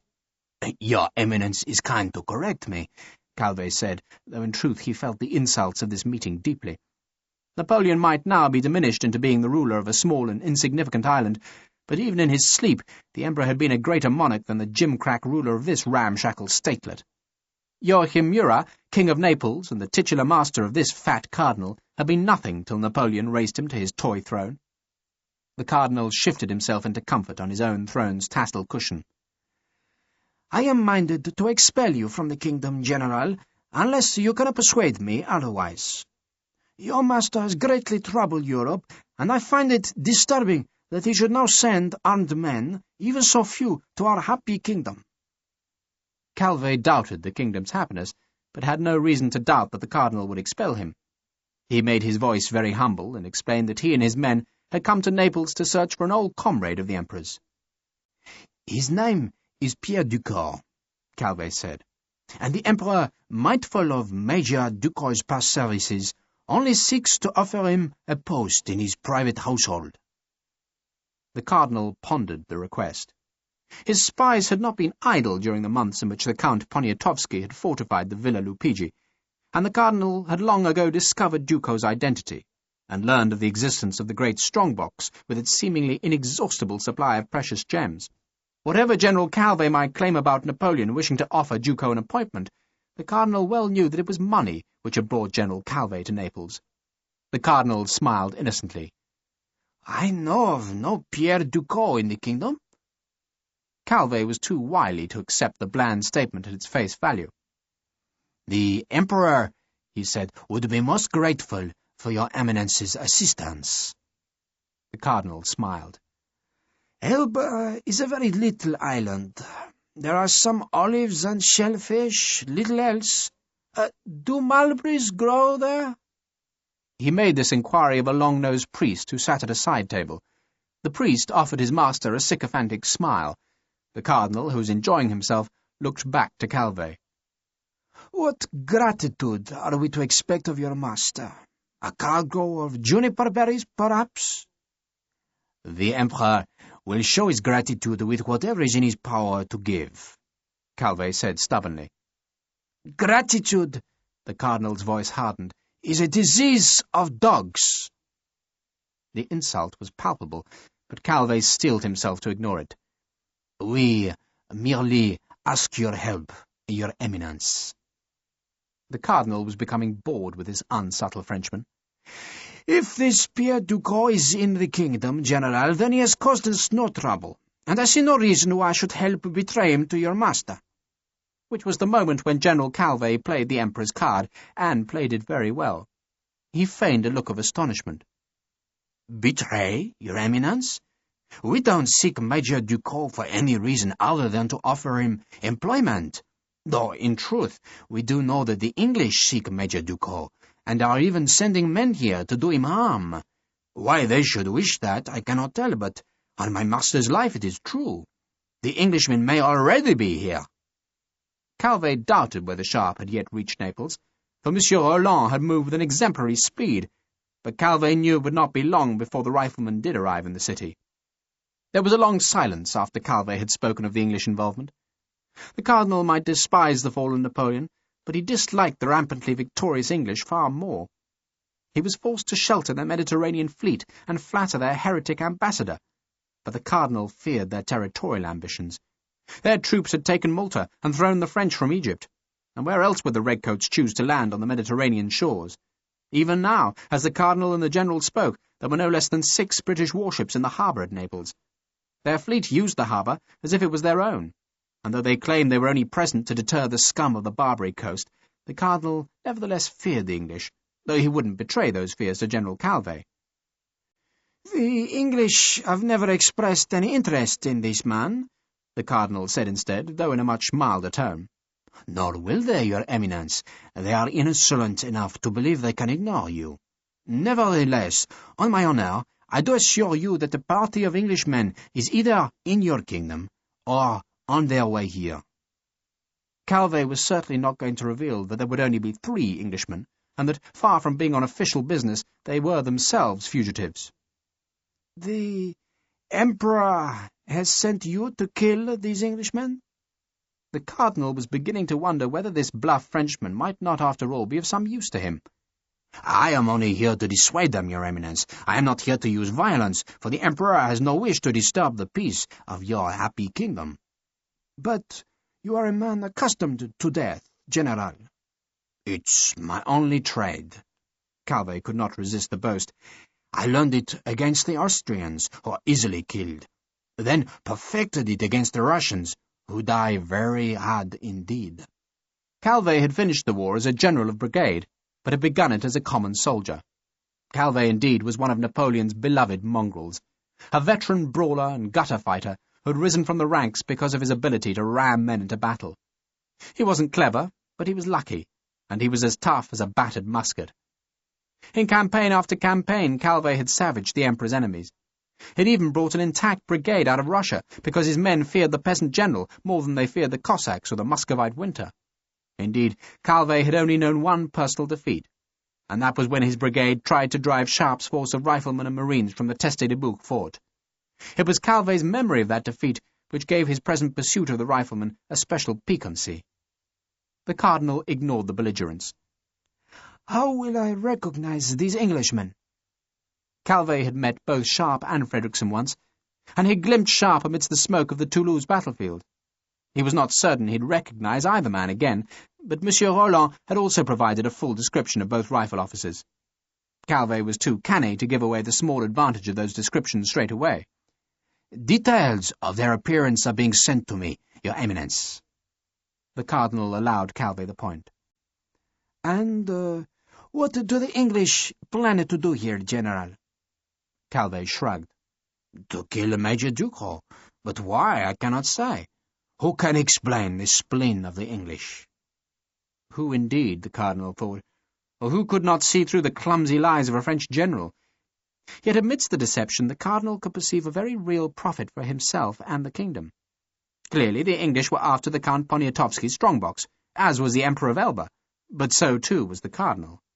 His spies in the Villa Lupigi had reported that Ducrot and his men were planning to leave the kingdom at the end of the year, and when they left, the strongbox would leave too. There'd be no more lavish bribes from the Villa Lupigi, and no more extortionate rents. The golden goose would fly north. But in the arrival of General Calvé, the Cardinal saw a heaven-sent way of preventing that flight. He smiled on the general. "Help us find the meddling English, General, and perhaps we might then discover that there is indeed a Pierre Ducrot hiding in the kingdom." Calvé hesitated.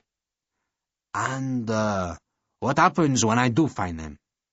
"You shall bring them here, and we shall see whether a spell of Neapolitan prison life satisfies their curiosity." "And afterwards," Calvé insisted, "you will direct me to Major Ducrot?" "Yes." The Cardinal spoke as though to an importunate child. "I promise you that." He sketched a vague blessing, then watched the short, squat Frenchman leave. "Do you think," the Cardinal asked when the door was closed, "that he believed me?" Father Lippi, the long-nosed priest, shrugged to suggest he couldn't answer the question.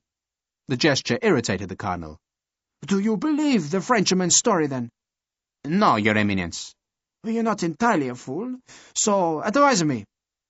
Father Lippi, whose whole career depended on the Cardinal's favour, shrugged. "The Count Poniatowski is a valuable contributor to Your Eminence's treasury." "So?" Lippi rubbed long, thin hands together as he nervously thought the matter through.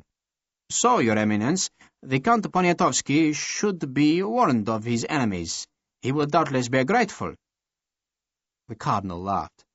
"You must learn cleverness, Father Lippi. The future strength of Mother Church does not always rest upon doing the obvious." What do you think will happen when General Calvé discovers these Englishmen? He will hand them into our custody? Of course he will not. The Cardinal was irritated by Lippy's stupidity. The General is a man of war, not of diplomacy. He was not sent here to make peace, but to fight. And when he does find these English, if they exist, he'll endeavour to discover whether they know how to find Pierre Ducos. And if they do know, and tell him, then Calvé will abandon his promise to hand the Englishman into our custody, but will attack the villa himself. His master is after money, Lippy, money. And when Calvé does attack the villa, what then? Father Lippy frowned. There will be bloodshed. Precisely.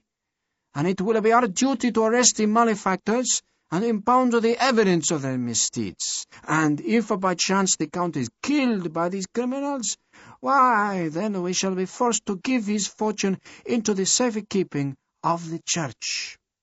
By which the Cardinal meant his own treasury, but it was almost the same thing. And if by chance this General Calvé fails to capture the Count Poniatowski, then we shall still arrest him for affray, which will please the Count, and doubtless provoke the gratitude you mentioned. Either way, Father Lippy, the Church will be the richer. Lippy bowed in acknowledgment of the Cardinal's subtlety. And the English? How do we find them? By helping the General, of course. He will give us their description, but we shall still let him deal with them. There would be the most pompous and threatening protests from London if Naples was to kill Englishmen, so it was better to let the foolish General Calvé run that risk. The Cardinal smiled. And once Calvé has dealt with the English, our forces will deal with General Calvé. Politics was so very simple, the Cardinal thought, just so long as a man believed no one, double-crossed everyone, kept a full treasury, and inveigled others into doing the dirty work. He waddled down from his throne, plucked his cape about him, then went for some supper. The optician Joliot had betrayed Ducos's address to Frederickson, but the location of the Villa Lupigi still had to be found, and it took Frederickson 2 whole days to discover that the building was not in Naples itself, and another full day to find a carrier, who, for the last piece of Harper's gold, grudgingly offered Frederickson directions. The villa lay a day's march northwards, close to the sea and secure on a steep hill. "It'll be guarded," Sharpe observed. "Of course it'll be guarded," Frederickson snapped. "So we'll approach by night." Sharpe ignored his friend's short temper. "And we'll leave when?" Harper hated the bitterness that he detected between the two officers. He spoke mildly, trying to be a peacemaker. "Tonight," Sharpe said. It was already evening. "We should arrive at dawn, we can watch all day, then attack tomorrow night. Do you agree, William?" He asked the question only to placate Frederickson. "It seems an obvious course of action, yes, I agree." They left the tavern at nightfall. There was a nervous moment as they passed the slovenly blue-uniformed guards at the city outskirts, but none of the soldiers gave the 3 travellers a second's notice. Nevertheless, Sharpe didn't feel secure until they had long left the city's last houses and were alone again in a sultry countryside. It was good to be marching again, to feel a flinty road beneath boot soles, and to know that a task awaited at the road's end. It was not a task confused by the demands of peace, but a soldier's task, something best done swiftly and brutally. And when the task was over, Sharpe thought, and his enemy was confounded, then he would have the confusing tasks to face. Jane and Lucille. The names echoed in his head to every scrape and crunch of his boots on the road. What if Jane wanted him back? Which woman did he want himself?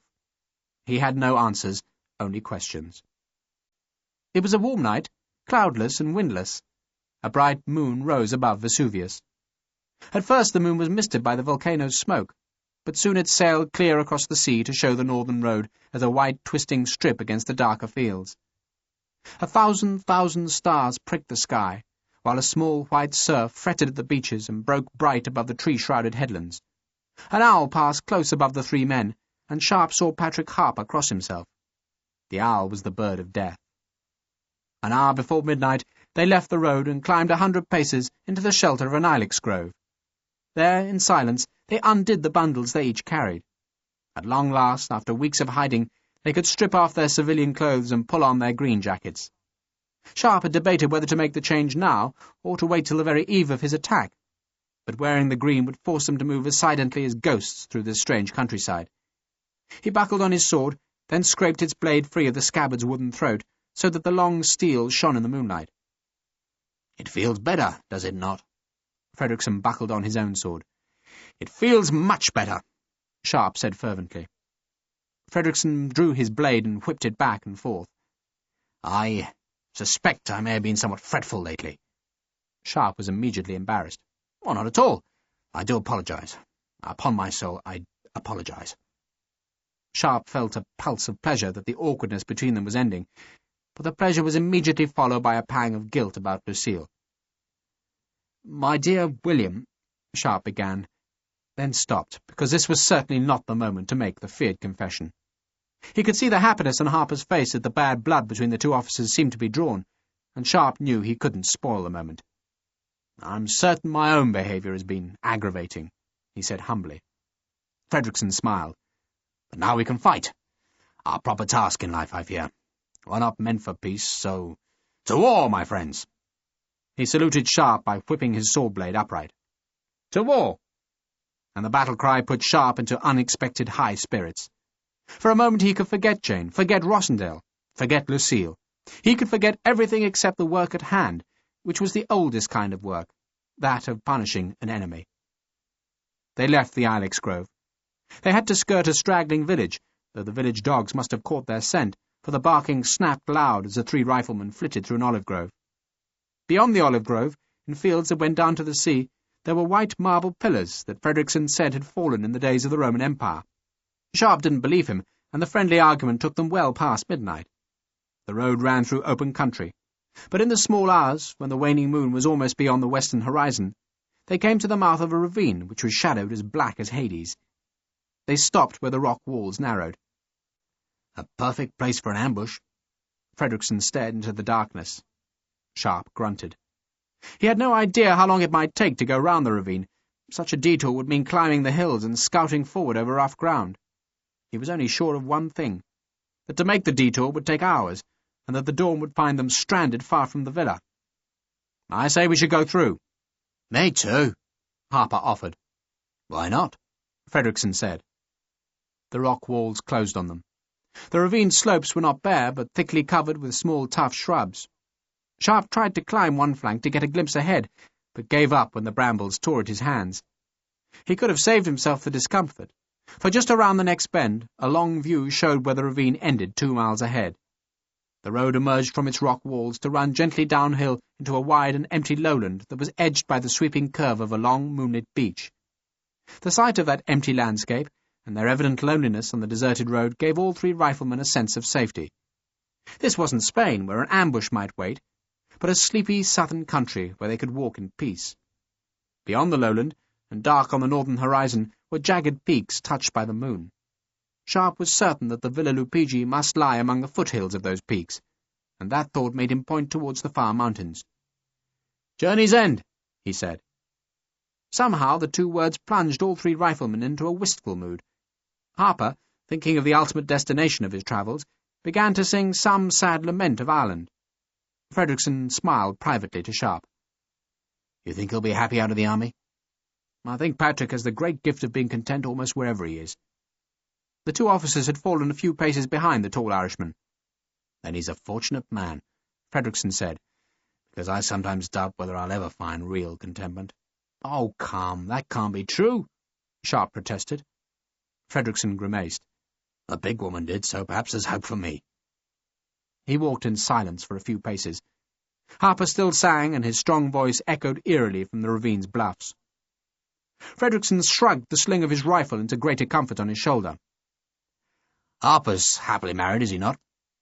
Sharpe's heart plunged as he sensed the imminent conversation. "They're very happy. Isabella's a tough little creature, despite her pretty face." Fredrickson found the opening he wanted. "Do you think Madame Castino is strong?" "Very." "My thoughts, too. It can't have been an easy life for her." "Lots have it harder," Sharpe said sourly. "True, but she's preserved that chateau despite all the deaths in her family. A very strong woman, I'd say." Sharpe desperately tried to change the subject. "How far do you reckon till we're in open country? A mile?" Fredrickson glanced casually at the road ahead. "Just under a mile, I'd say." Then, with much greater enthusiasm, he spoke of his plans for further journeys. "I shall go to London to straighten my career. Then, just as soon as I can, I'll return to Normandy. You don't abandon a siege just because the first assault fails, do you? I've been thinking about that a great deal." He gave a short, embarrassed laugh. "Indeed, I confess that's why my temper hasn't been of the best lately. But I cannot believe that I should fail a second time with Madame. But she surely needs some proof of my seriousness. My first proposal was a mere statement of intent, but now I shall reinforce it with an assiduous devotion which must persuade her. Good women, like bad, do yield to siege warfare, do they not?"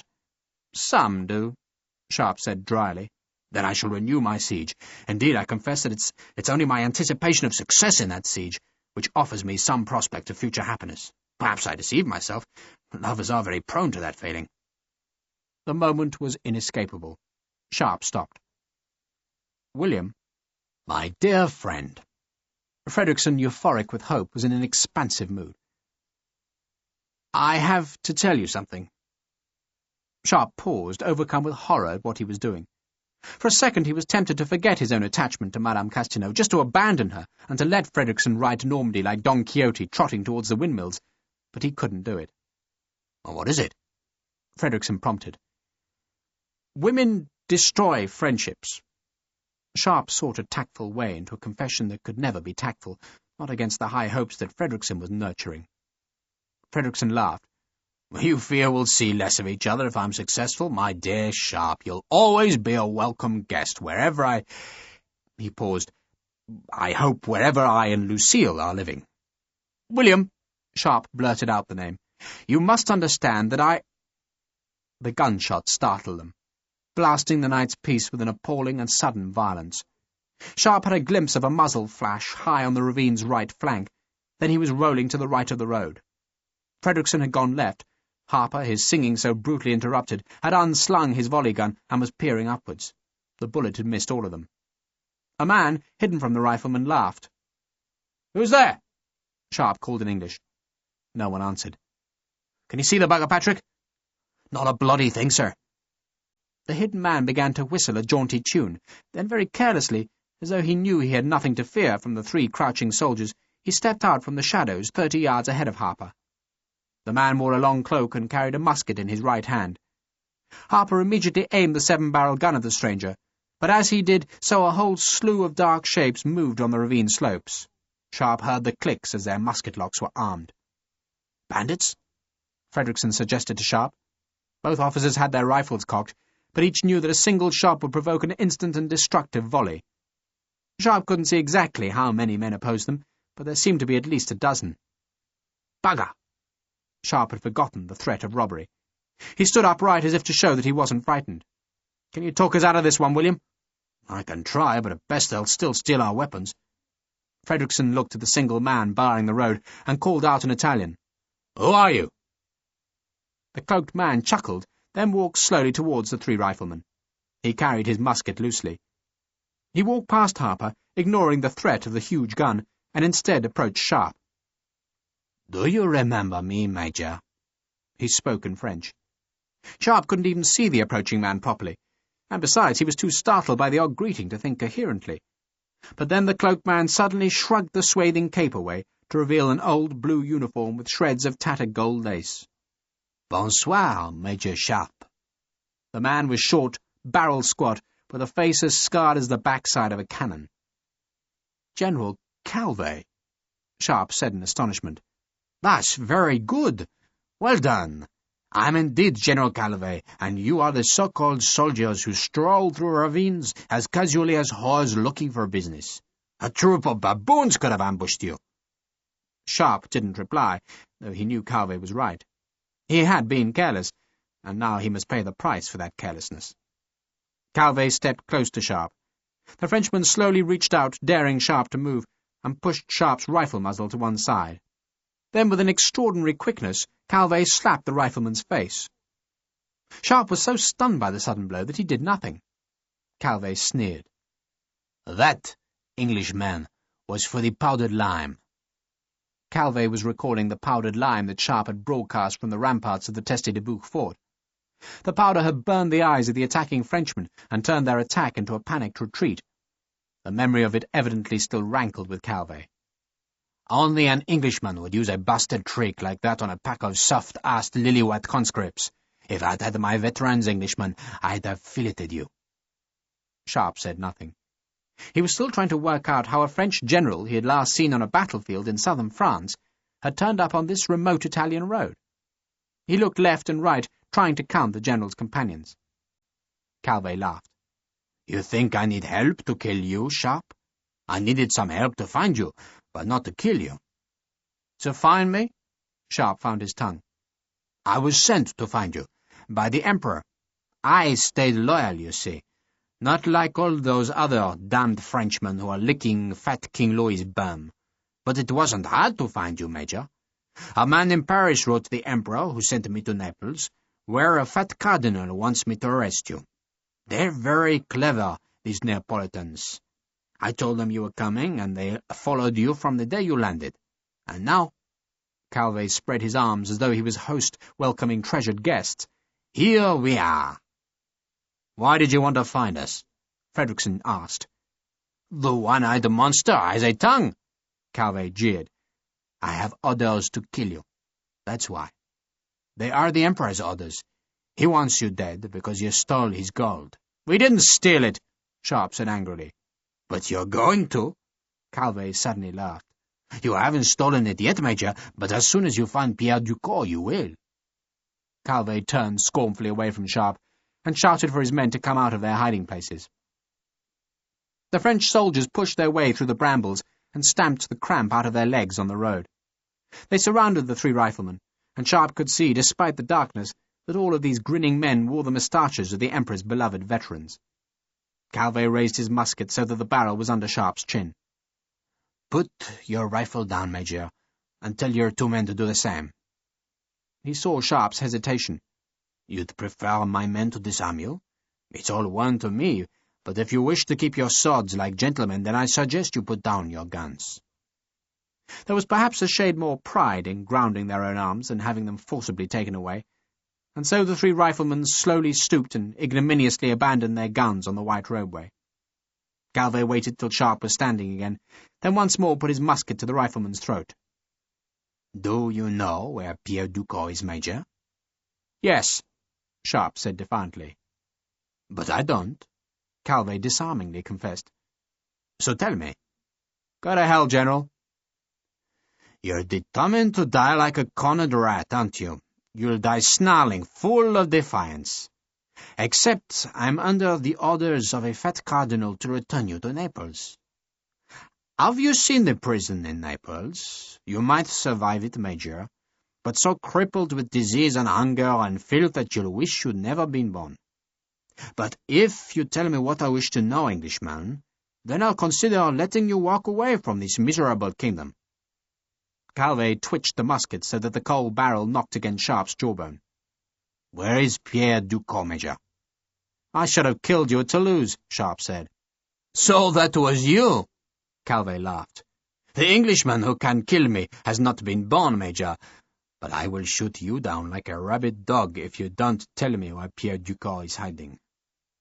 He twitched the musket again to jar its foresight against Sharpe's chin. "Tell me, Englishman." Sharpe stared into the Frenchman's eyes. Then, with a speed that equalled Calvé's earlier quickness, he slapped the general's face. The blow sounded like a pistol shot. Calvé's head was jerked to one side. He stepped back, brought the musket into his shoulder, and aimed it between Sharpe's eyes. "Bastard!" he snarled. "Bugger off!" Sharpe said in English. Calvé pulled the trigger. Sharpe twisted away, reached for his sword hilt, and he had drawn a clear foot of the steel clear of the scabbard before he realized that the musket hadn't been loaded. Calvé laughed. "You can stop pissing your britches, Major. The gun wasn't loaded. So pick up your bloody rifles and take me to Ducos." He turned away from Sharpe and ordered his men to fall in. The moustached veterans obediently made two ragged ranks, but the three riflemen didn't move. Calvé turned on them with feigned astonishment. "Don't just stand there. Move!" Still none of the three riflemen shifted. "You expect us to take you to Ducos?" Sharpe asked. "Listen, you goddamn fool!" Calvé, who was plainly enjoying himself, walked back and planted himself squarely in front of Sharpe. "Why should I send you to the cardinal? All he wants to do is steal the gold for himself, and the Emperor wants it back, and that's my task, Major. And to help me fulfill it, I'm offering you an alliance. You tell me where Ducos is hiding, and I will let you live. Indeed, I will even offer you the greater privilege of fighting under my command. For a change, Englishman, you and I will be on the same side. We are allies, except that I am a general of Imperial France, and you are a piece of English toad shit, which means that I give the orders, and you obey them like a lily-white-arsed conscript. So stop gulping like a novice nun in a gunner's bathhouse, and tell me where we're going. I don't think we have very much choice, Frederickson observed dryly. And nor did they. Thus Sharpe was under orders again, back in an army's discipline, but this time serving a new master, the Emperor of Elba himself, Napoleon. Chapter 14. Of course the Cardinal wants the money. He's nothing but a tub of greed, but what high churchman isn't? General Calvet spoke quietly to Sharpe. The two men were lying at the crest of a steep ridge, from where they could observe the Villa Lupigi, which lay on yet a higher hill a mile to the west.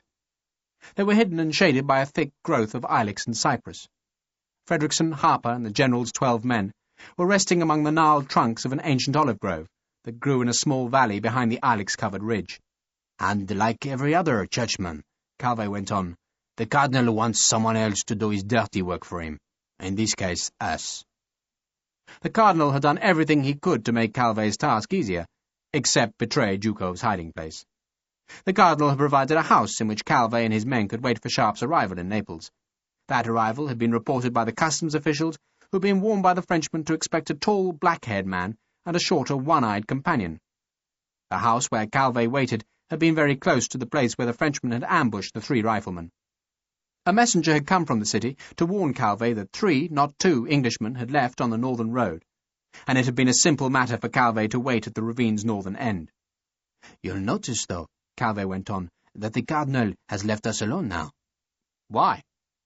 Calvet said nothing for a few seconds, but just stared at the Villa Lupigi through an ancient battered telescope. Finally he grunted. "Why?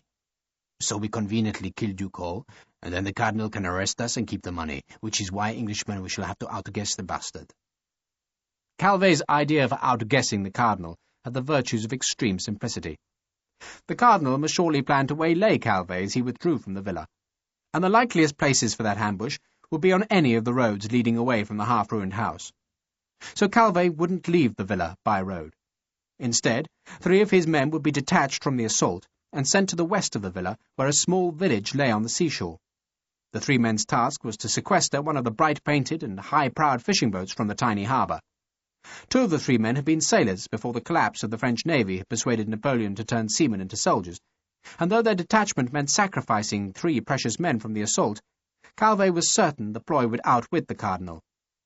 "We'll also attack at night," Calvet had decided, "because if that fat fool has sent troops, then you can be certain they're almost as useless as you are." Raw troops were easily confused by night fighting, which was why, Calvet continued, he hadn't launched his brigade of conscripts against the Teste de Bouc fort during the night. "If I'd had my veterans, Englishmen, we'd have gobbled you up that very first night." "Many French veterans have tried to kill me," Sharpe said mildly, "and I'm still here." "That's just the luck of the devil." Calvet spotted some movement at the villa and went silent as he gazed through the glass. "How did you learn French?" he asked after a while. "From Madame Castino." "In her bed?" "No," Sharpe protested. "Is she beautiful?" Calvet asked greedily. Sharpe hesitated. He knew he could deflect Calvet's impudent inquiries by describing Lucille as very plain, but he suddenly found that he could not so betray her. "I think so," he said very lamely. Calvet chuckled at the answer. "I'll never understand the women. They'll turn down a score of prinked-up thoroughbreds, then flop onto their backsides when some chewed-up mongrel like you or me hangs out his tongue. Mind you, I'm not complaining. I bedded an Italian duchess once, and thought I'd shock her by telling her I was the son of a ditch-digger, but it only made her drag me back to the sheets." He shook his head at the memory. "It was like being mauled by a troop of Cossacks." "I told you," Sharpe lied with fragile dignity, "that I didn't go to Madame Castinot's bed." "Then why should she try to protect you?" Calvé demanded. He had already confessed to Sharpe that it was Madame Castinot's unwitting letter that had alerted Napoleon to Ducos's treachery, and he now described how that letter had tried to exonerate the rifleman. "She was insistent you were as innocent as a stillborn baby. Why should she say that?" "Because we are innocent," Sharpe said, but he felt a thrill of gratitude at such evidence of Lucille's protective care. Then, to change the subject, he asked whether Calvé was married. "Christ, yes." Calvé spat out a shred of chewing tobacco. "But the good thing about war, Englishman, is that it keeps us away from our own wives, but very close to other men's wives." Sharpe smiled dutifully, then reached out and took the General's telescope. He stared at the villa for a long time, then slid the tube shut. "We'll have to attack from this side." "Oh, that's bloody obvious. A schoolboy with a palsied brain could have worked that one out." Sharpe ignored the General's sarcasm. He was beginning to like Calvé, and he sensed that the Frenchman liked him. They'd both marched in the ranks, and both had endured a lifetime of battles. Calvé had risen much higher in rank, but Calvé had a devotion to a cause that Sharpe didn't share. Sharpe had never fought for King George in the same fanatic spirit that Calvé offered to the Emperor. Calvé's devotion to the fallen Napoleon was absolute, and his alliance with Sharpe a mere expedience imposed by that forlorn allegiance. When Calvé attacked the Villa Lupigi, he would do it for the Emperor, and Sharpe suspected that Calvé would cheerfully march into hell itself if the Emperor so demanded it. Not that attacking the Villa Lupigi should be hellish.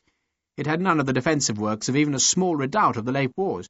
There was no glacis to climb, no ravelins to flank, no embrasures to gout cannon fire. Instead, it was merely a ragged and fading building that decayed on its commanding hilltop. During the night, Calvé and Sharpe had circled much of that hill, and had seen how the lantern light glowed in the seaward rooms, while the eastern and ruined half of the building was an inky black.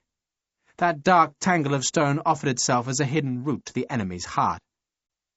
The only remaining question was how many of that enemy waited in the rambling and broken villa. During the morning, Sharpe and Calvé had seen at least 24 men around the villa. Some had just lounged against an outer wall, staring to sea. Another group had walked with some women towards the village harbour. 2 had exercised large wolf-like dogs. There had been no sight of Pierre Ducos. Calvé was guessing that Ducos had about 36 men to defend his stolen treasure, while Calvé, less his 3 boat-snatchers, would be leading just 10. "It'll be a pretty little fight," Calvé now grudgingly allowed. "It's the dogs that worry me." Sharpe had seen the size of the 2 great beasts which had strained against the chains of their handlers. Calvé sneered. "Are you frightened, Englishman?" "Yes." Sharpe made the simple reply, and he saw how the honesty impressed Calvé. Sharpe shrugged. "It used not to be bad, but it seems to get worse. It was awful before Toulouse." Calvé laughed. "I had too much to do at Toulouse to be frightened. They gave me a brigade of wet-knicked recruits who would have run away from a schoolmistress's cane if I hadn't put the fear of God into the bastards. I told them I'd kill them myself if they didn't get in there and fight." "They fought well," Sharpe said. "They fought very well." "But they didn't win, did they?" Calvé said. "You saw to that, you bastard." "It wasn't my doing. It was a Scotsman called Nairn. Your brigade killed him." "They did something right then," Calvé said brutally. "I thought I was going to die there. I thought you were going to shoot me in the back, and I thought to hell with it. I'm getting too old for it, Major. Like you, I find myself pissing with fright before a battle these days." Calvé was returning honesty with honesty. "It became bad for me in Russia. I used to love the business before that. I used to think there was nothing finer than to wake in the dawn and see the enemy waiting like lambs for the sword blades. But in Russia, I got scared. It was such a damned big country that I thought I'd never reach France again, and that my soul would be lost in all that emptiness." He stopped, seemingly embarrassed by his confession of weakness. "Still," he added, "brandy soon put that right." "We use rum." "Brandy and fat bacon," Calvé said wistfully. "That makes a proper bellyful before a fight." "Rum and beef," Sharpe countered. Calvé grimaced. "In Russia, Englishman, I ate one of my own corporals. That put some belly into me, though it was very lean meat." Calvé took his telescope back and stared at the villa, which now seemed deserted in the afternoon heat. "I think we should wait till about 2 hours after midnight, don't you agree?" Sharpe silently noted how this proud man had asked for his opinion. "I agree," he said. "And we'll attack in 2 groups." "We will?" Calvé growled. "We go first," Sharpe said. "We? Englishmen?" "The Rifles, General, the 3 of us, the experts, us." "Do I give orders or you?" Calvé demanded belligerently. "We're riflemen, best of the best, and we shoot straighter than you." Sharpe knew it was only a soldier's damned pride that had made him insist on leading the assault. He patted the butt of his Baker rifle. "If you want our help, General, then we go first. I don't want a pack of blundering Frenchmen alerting the enemy. Besides, for a night attack, our green coats are darker than yours." "Like your souls," Calvé grumbled, but then he grinned. "I don't care if you go first, Englishman, because if the bastards alert, then you're the 3 who'll get killed." He laughed at that prospect, then slid back from the skyline. "Time to get some sleep, Englishman. Time to get some sleep." On the far hill, a dog raised its muzzle and howled at the blinding sun. Like the hidden soldiers, it waited for the night. Calvé's infantrymen, like the 3 riflemen, wore their old uniforms. The 12 grenadiers were all survivors of Napoleon's elite corps, the Old Guard, the Imperial Guard. Just to join the Imperial Guard, a man must have endured 10 years of fighting service, and Calvé's dozen grenadiers must have amassed more than a century and a half of experience between them. Each of the men, like Calvé, had abandoned royal France to follow their beloved emperor into exile, and they now wore the uniforms which had terrified the emperor's enemies across Europe. Their dark blue coats had red turnbacks and tails, and their bearskins were faced with brass and chained with silver. Each man, in addition to his musket, was armed with a short, brass-hilted sabre briquet. The grenadiers, as they assembled in the olive grove, made a formidable sight. Yet it was also a very noticeable sight, for their white breeches reflected very brightly in the moonlight, so brightly that Sharpe's earlier proposal that the green jacket should go first made obvious good sense. At midnight, Calvé led the small force out of the olive grove, across the ilex ridge, and down to the valley at the foot of the villa's hill. The 3 men, who had secured the fishing boat, had already left for the small harbour. Calvé had threatened the 3 with death if they made even the smallest noise on their journey, and he reiterated the warning now to his own party, which thereafter advanced at an agonizingly slow pace. It was thus not till well after 2 o'clock that they reached a stand of cypress trees that was the last available concealment before they climbed the steep, scraped hillside towards the villa's eastern ruins. The inconveniently bright moon shone above the sea to silhouette the ragged outline of the high building. Calvé stood with Sharpe and stared at the silhouette. "If they are awake and ready, my friend, then you're a dead Englishman." Sharpe noted the mon ami and smiled. "Pray they're asleep." "Damn prayer, Englishman. Put your faith in gunpowder and the bayonet." "And brandy?" "That too." Calvé offered his flask. Sharpe was tempted, but refused. To have accepted, he decided, would be to demonstrate the fear which he had earlier confessed, but which now, on the verge of battle, must be hidden. It was especially important to hide it when he was being observed by these hardened men from Napoleon's own guard. Tonight, Sharpe vowed, 3 riflemen would prove themselves more than equal to these proud men. Calvé had no qualms about displaying a fondness for brandy. He tipped the flask to his mouth, then, to Sharpe's astonishment, gave the rifleman a warm embrace. "Vive l'Empereur, mon ami!" Sharpe grinned, hesitated, then tried the unfamiliar war cry for himself. "Vive l'Empereur, mon général!" The Imperial Guardsman smiled, while a delighted Calvé laughed. "You get better, Englishman, you get better! But you're also late, so go, go!" Sharpe paused, stared up the hill, and wondered what horrors might wait at its black summit. Then he nodded to Frederickson and Harper, and led the way into the moonlight. The long journey at last was ending. It was simple at first, merely a tough upwards climb of a weed-strewn hillside that was more trying on the leg muscles than on the nerves. Once Sharpe stepped on a loose stone that tumbled back in a stream of smaller stones and earth, and he froze, thinking of the scorn Calvé would be venting in the trees below. Harper and Frederickson watched the great building above, but saw no movement except for the bats that flickered about the broken walls. No light showed. If there were guards in the ruins, they were very silent. Sharpe thought of the great wolf-like dogs. But if the beasts waited, they too were silent. Perhaps, as Frederickson had dared to hope, they were nothing but pets. which at this moment slept in some deep recess of the silent villa. The three riflemen pushed on, angling to their right so that they could take the greatest advantage of the building's mooncast shadow that spread its blackness a quarter way down the eastern slope. Still no one challenged them. They moved like the skirmishers they were, spread apart with one man always motionless, a rifle at his shoulder to cover the other two.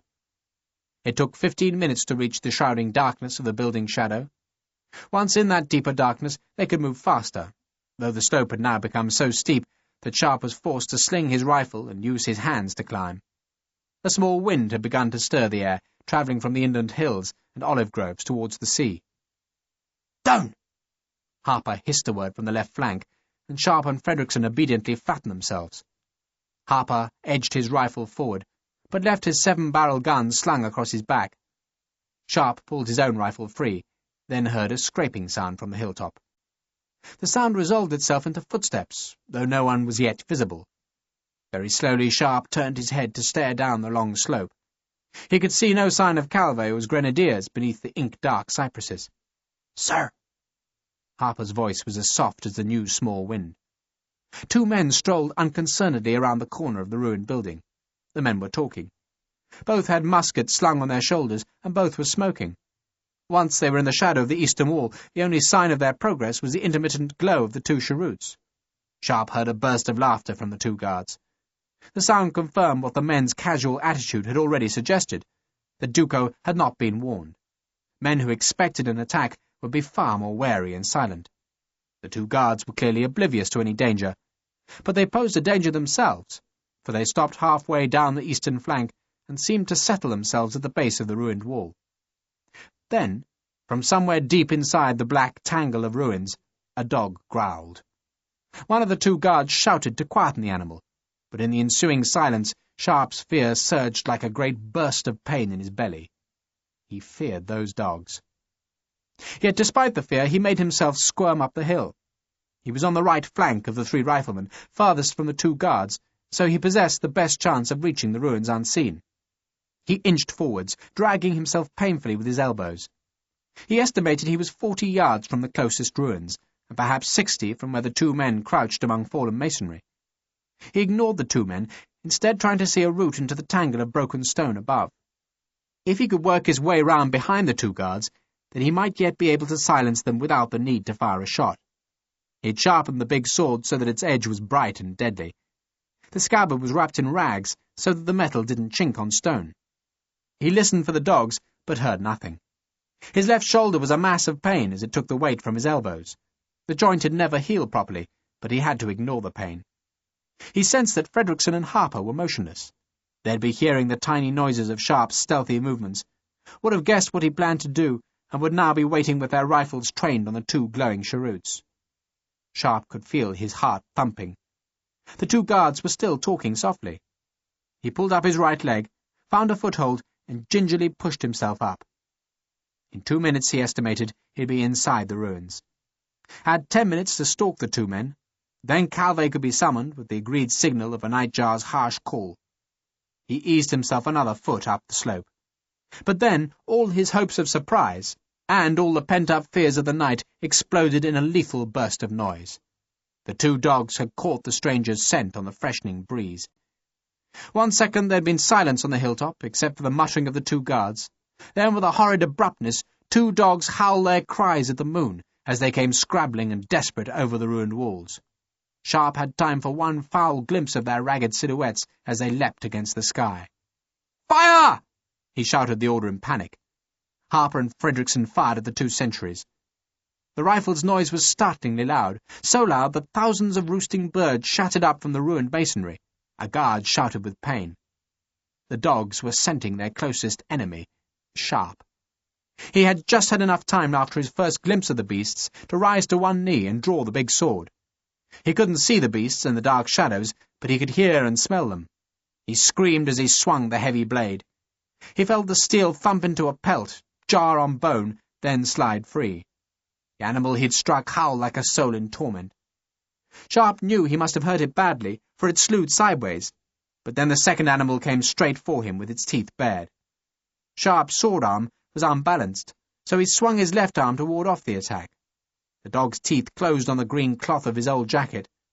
Then the animal swung all its weight on the fragile cloth that ripped, but not before the impact of the attack had sent Sharpe tumbling down the slope. He was nerveless with fear. He knew how to fight men, but this feral violence was something he could neither anticipate nor understand. He lost both sword and rifle as he fell. The second dog had also lost its balance and spilt sideways on the slope. The first dog, bleeding from its flank and with a broken foreleg, lunged at Sharpe. He scrambled away from it and, in his desperation, sprawled onto his back. But then the second dog, with shreds of green cloth hanging from its teeth, sprang onto his belly. Sharpe smelt its rancid breath and knew the dog was about to rip his windpipe open. Sharpe desperately lunged up with his right hand, caught the dog's throat and squeezed. A musket fired from the hilltop, and the dog's eyes reflected sudden and red in the muzzle's flash. Calvé was shouting orders at the foot of the hill. Saliva dripped onto Sharpe's face. The dog was a heavy mass of bone and muscle, nothing but a killing beast. It scrabbled for a foothold on Sharpe's chest and belly, shook its head to loosen the terrible grip on its sinewy throat, and thrust its weight down so that its teeth could flint the skin from Sharpe's face. Somewhere on the hilltop a man screamed. Another musket fired, but nowhere near Sharpe. He wanted to shout for help, but he needed all his strength to hold off the dog's lunges. End of Disc 7. Disc 8. Sharpe twisted, heaved, and rolled the dog over onto its wounded companion. He still had his right hand hooked and clawed into the animal's throat. He screamed at it in impotent rage, then wrenched his grip as if he'd tear the windpipe clean out. The wounded dog snarled at him. Another musket fired, and in its burst of flame Sharpe saw the sheen of dark light on his fallen sword blade. He picked up the weapon in his left hand, holding it by the blade, and stabbed it down. The force of the blow rammed his hand down the edge, slicing his palm open, but he hurt one of the dogs badly, for it whined, and Sharpe felt the steel jerk as the beast tried to twist free of the blade. He let go of the dog's throat with his right hand, seized the sword hilt, and stood up. Both dogs wrenched towards him, but he hacked down as if the sword was an axe, then went on hacking till there was nothing but bloodied pelts and butchered flesh. "Sir!" Harper shouted from the ruins. "Where are you, sir?" "What's happening, for Christ's sake?" "Two dead uns here, sir." "Get into the ruins!" Sharpe clenched his slashed left hand to stem the blood that poured from his palm. His right leg and left shoulder were hurting like the devil. Beneath him he could see Calvé's men desperately climbing towards the ruins. Sharpe couldn't see his rifle. He knelt again and felt around the slope, finally discovering the weapon's stock beneath the still-warm gobbets of dog flesh. He dragged the blood-sticky weapon free, then limped up to the hilltop. Fredrickson found him there. "Harper shot one man, I killed the other. Are you all right?" "No, I'm not. Bloody dogs!" Sharpe still shivered with the remembered fear of the dogs. He ripped a scrap of torn cloth from his left sleeve and wrapped it round his cut hand. A man shouted from the villa's corner, telling Sharpe that other pickets had come to join the fight. He'd ignore them. Calvé's Imperial Guardsmen could suffer and deal with their threat, because the important thing, the only thing, was to get deep inside the building. "Come on!" Harper had already found a way across the outer broken wall, and now waited for Sharpe in the crumbling remains of an old courtyard. In some places the ancient masonry reached up 2 stories, while in others it was just a few weed-grown feet high. "Quick! Move!" Sharpe was hissing with pain, but it had to be suppressed. Surprise was gone, so now the attack must lunge like a blade as fast and deep as it could before the enemy rallied. He led the 2 riflemen into a maze of broken walls and collapsed arches, dodging from shadow to shadow, always heading west towards the intact part of the house.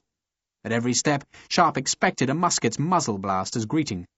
But each corner turned and each wall jumped revealed nothing but silence and motionless ruin. Stone columns lay fallen over roofless corridors, and beams were half buried in fallen walls. It was a place for birds, lizards, snakes, and silence. "This way!" Harper called. He had found an undamaged cloister that seemed to offer a way through to the western end of the building. Sharpe followed the Irishman. One of Calvé's men shouted from behind, but Sharpe ignored the call. Muskets suddenly crashed from the eastern face of the ruins. Sharpe stumbled on a broken piece of masonry, then fell into the deep shadow of the intact cloister. Fredrickson followed, and the 3 riflemen, temporarily hidden, stopped to draw breath. "Is everyone loaded?" Sharpe asked. All 3 rifles were charged. Sharpe sheathed his sword and cocked his own rifle.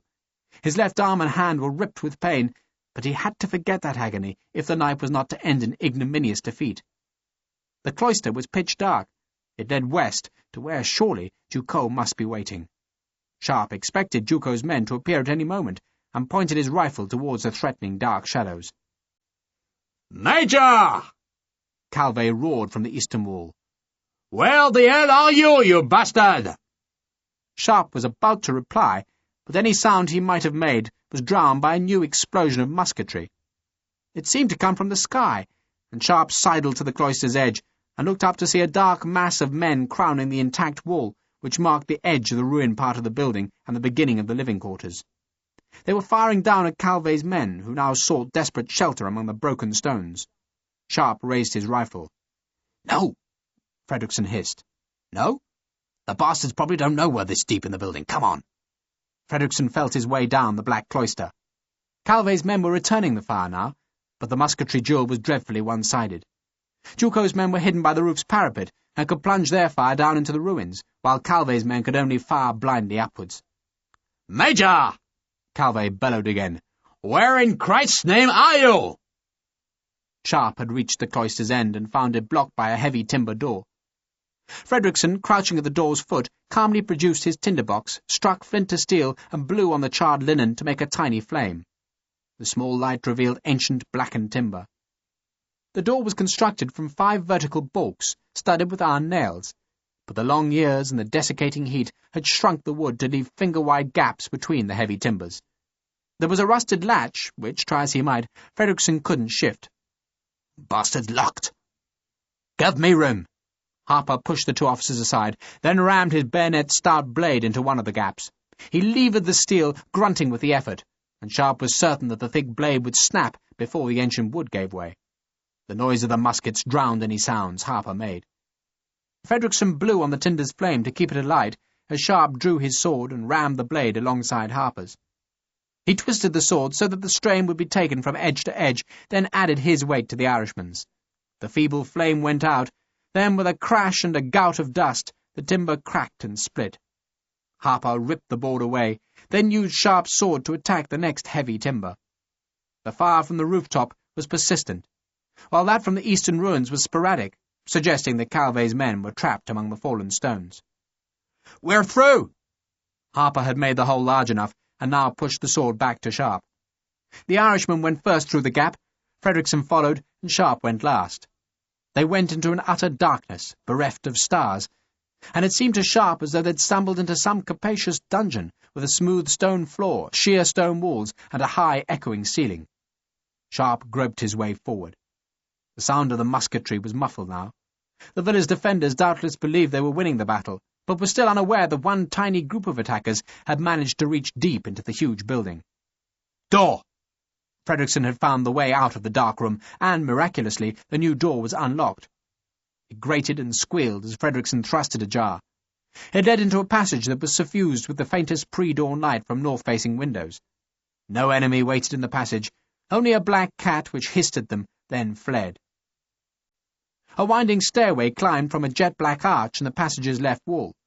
Sharpe knew this was no moment to be cautious, speed was all, and so he hefted his bloodied sword and climbed. He didn't try to be silent, but just blundered up the winding stair 2 steps at a time. The stairway opened into a stone-walled room, where a flickering tallow candle revealed 2 terrified girls clutching each other in the remnants of their beds. Men's clothes were on the floor, though doubtless the men themselves were among the defenders on the roof. One of the girls opened her mouth to scream, and Sharpe instinctively threatened her with a sword. She went very still. Harper pushed past Sharpe, saw the girls, and aimed his rifle on which his bayonet was now locked. The girls shook their heads as if to show that they wouldn't make any noise. Fredrickson appeared in the room. He had prepared for battle in his usual way by stowing his eye patch and false teeth in his ammunition pouch, and he thus presented a fearsome sight which made one of the girls draw breath to scream. Harper rapped the side of her head with the edge of his blade. She froze. The blanket dropped away to show that she was naked. "Kill the bitches!" Fredrickson came into the room last. "Tell them that if they make a noise, we'll kill them both," Sharpe ordered. Fredrickson seemed disgusted at this display of weakness, but obeyed. One of the 2 girls nodded to show that she understood, and Sharpe plucked a blanket from the floor and tossed it over their heads. "Come on!" A second winding stairway led from the room. Sharpe again climbed it first. The sound of musketry was much louder now, betraying that the riflemen were close to Ducos's men. At the top of the stairway was a half-open door, which Sharpe knew would lead onto the flat roof from which Ducos's men poured their fire down onto Calvé's soldiers. Sharpe remembered a moment like this on the Portuguese border, when he and Harper had climbed just such a stair in the certain knowledge that the enemy waited at its top. He felt like a rat in a barrel, and the fear slowed his step. Through the half-open door he could see the sky. There was a high wisp of cloud, lit silver-grey against the dark. "Move yourself, sir!" Harper unceremoniously pushed Sharpe aside to take the lead. He'd slung his rifle and bayonet on his left shoulder so he could use his favourite weapon, the big 7-barreled gun. The Irishman licked his lips, crossed himself, then pushed the door fully open. Harper froze. He could see the enemy, and Sharpe could not. Fredrickson tried to push on, but he couldn't get past Sharpe. "God save Ireland," Harper whispered, and Sharpe knew that the big man, like himself, was scared. There was a hard knot in Sharpe's belly, put there by the certainty that death waited beyond the open door. "How many?" he whispered to Harper.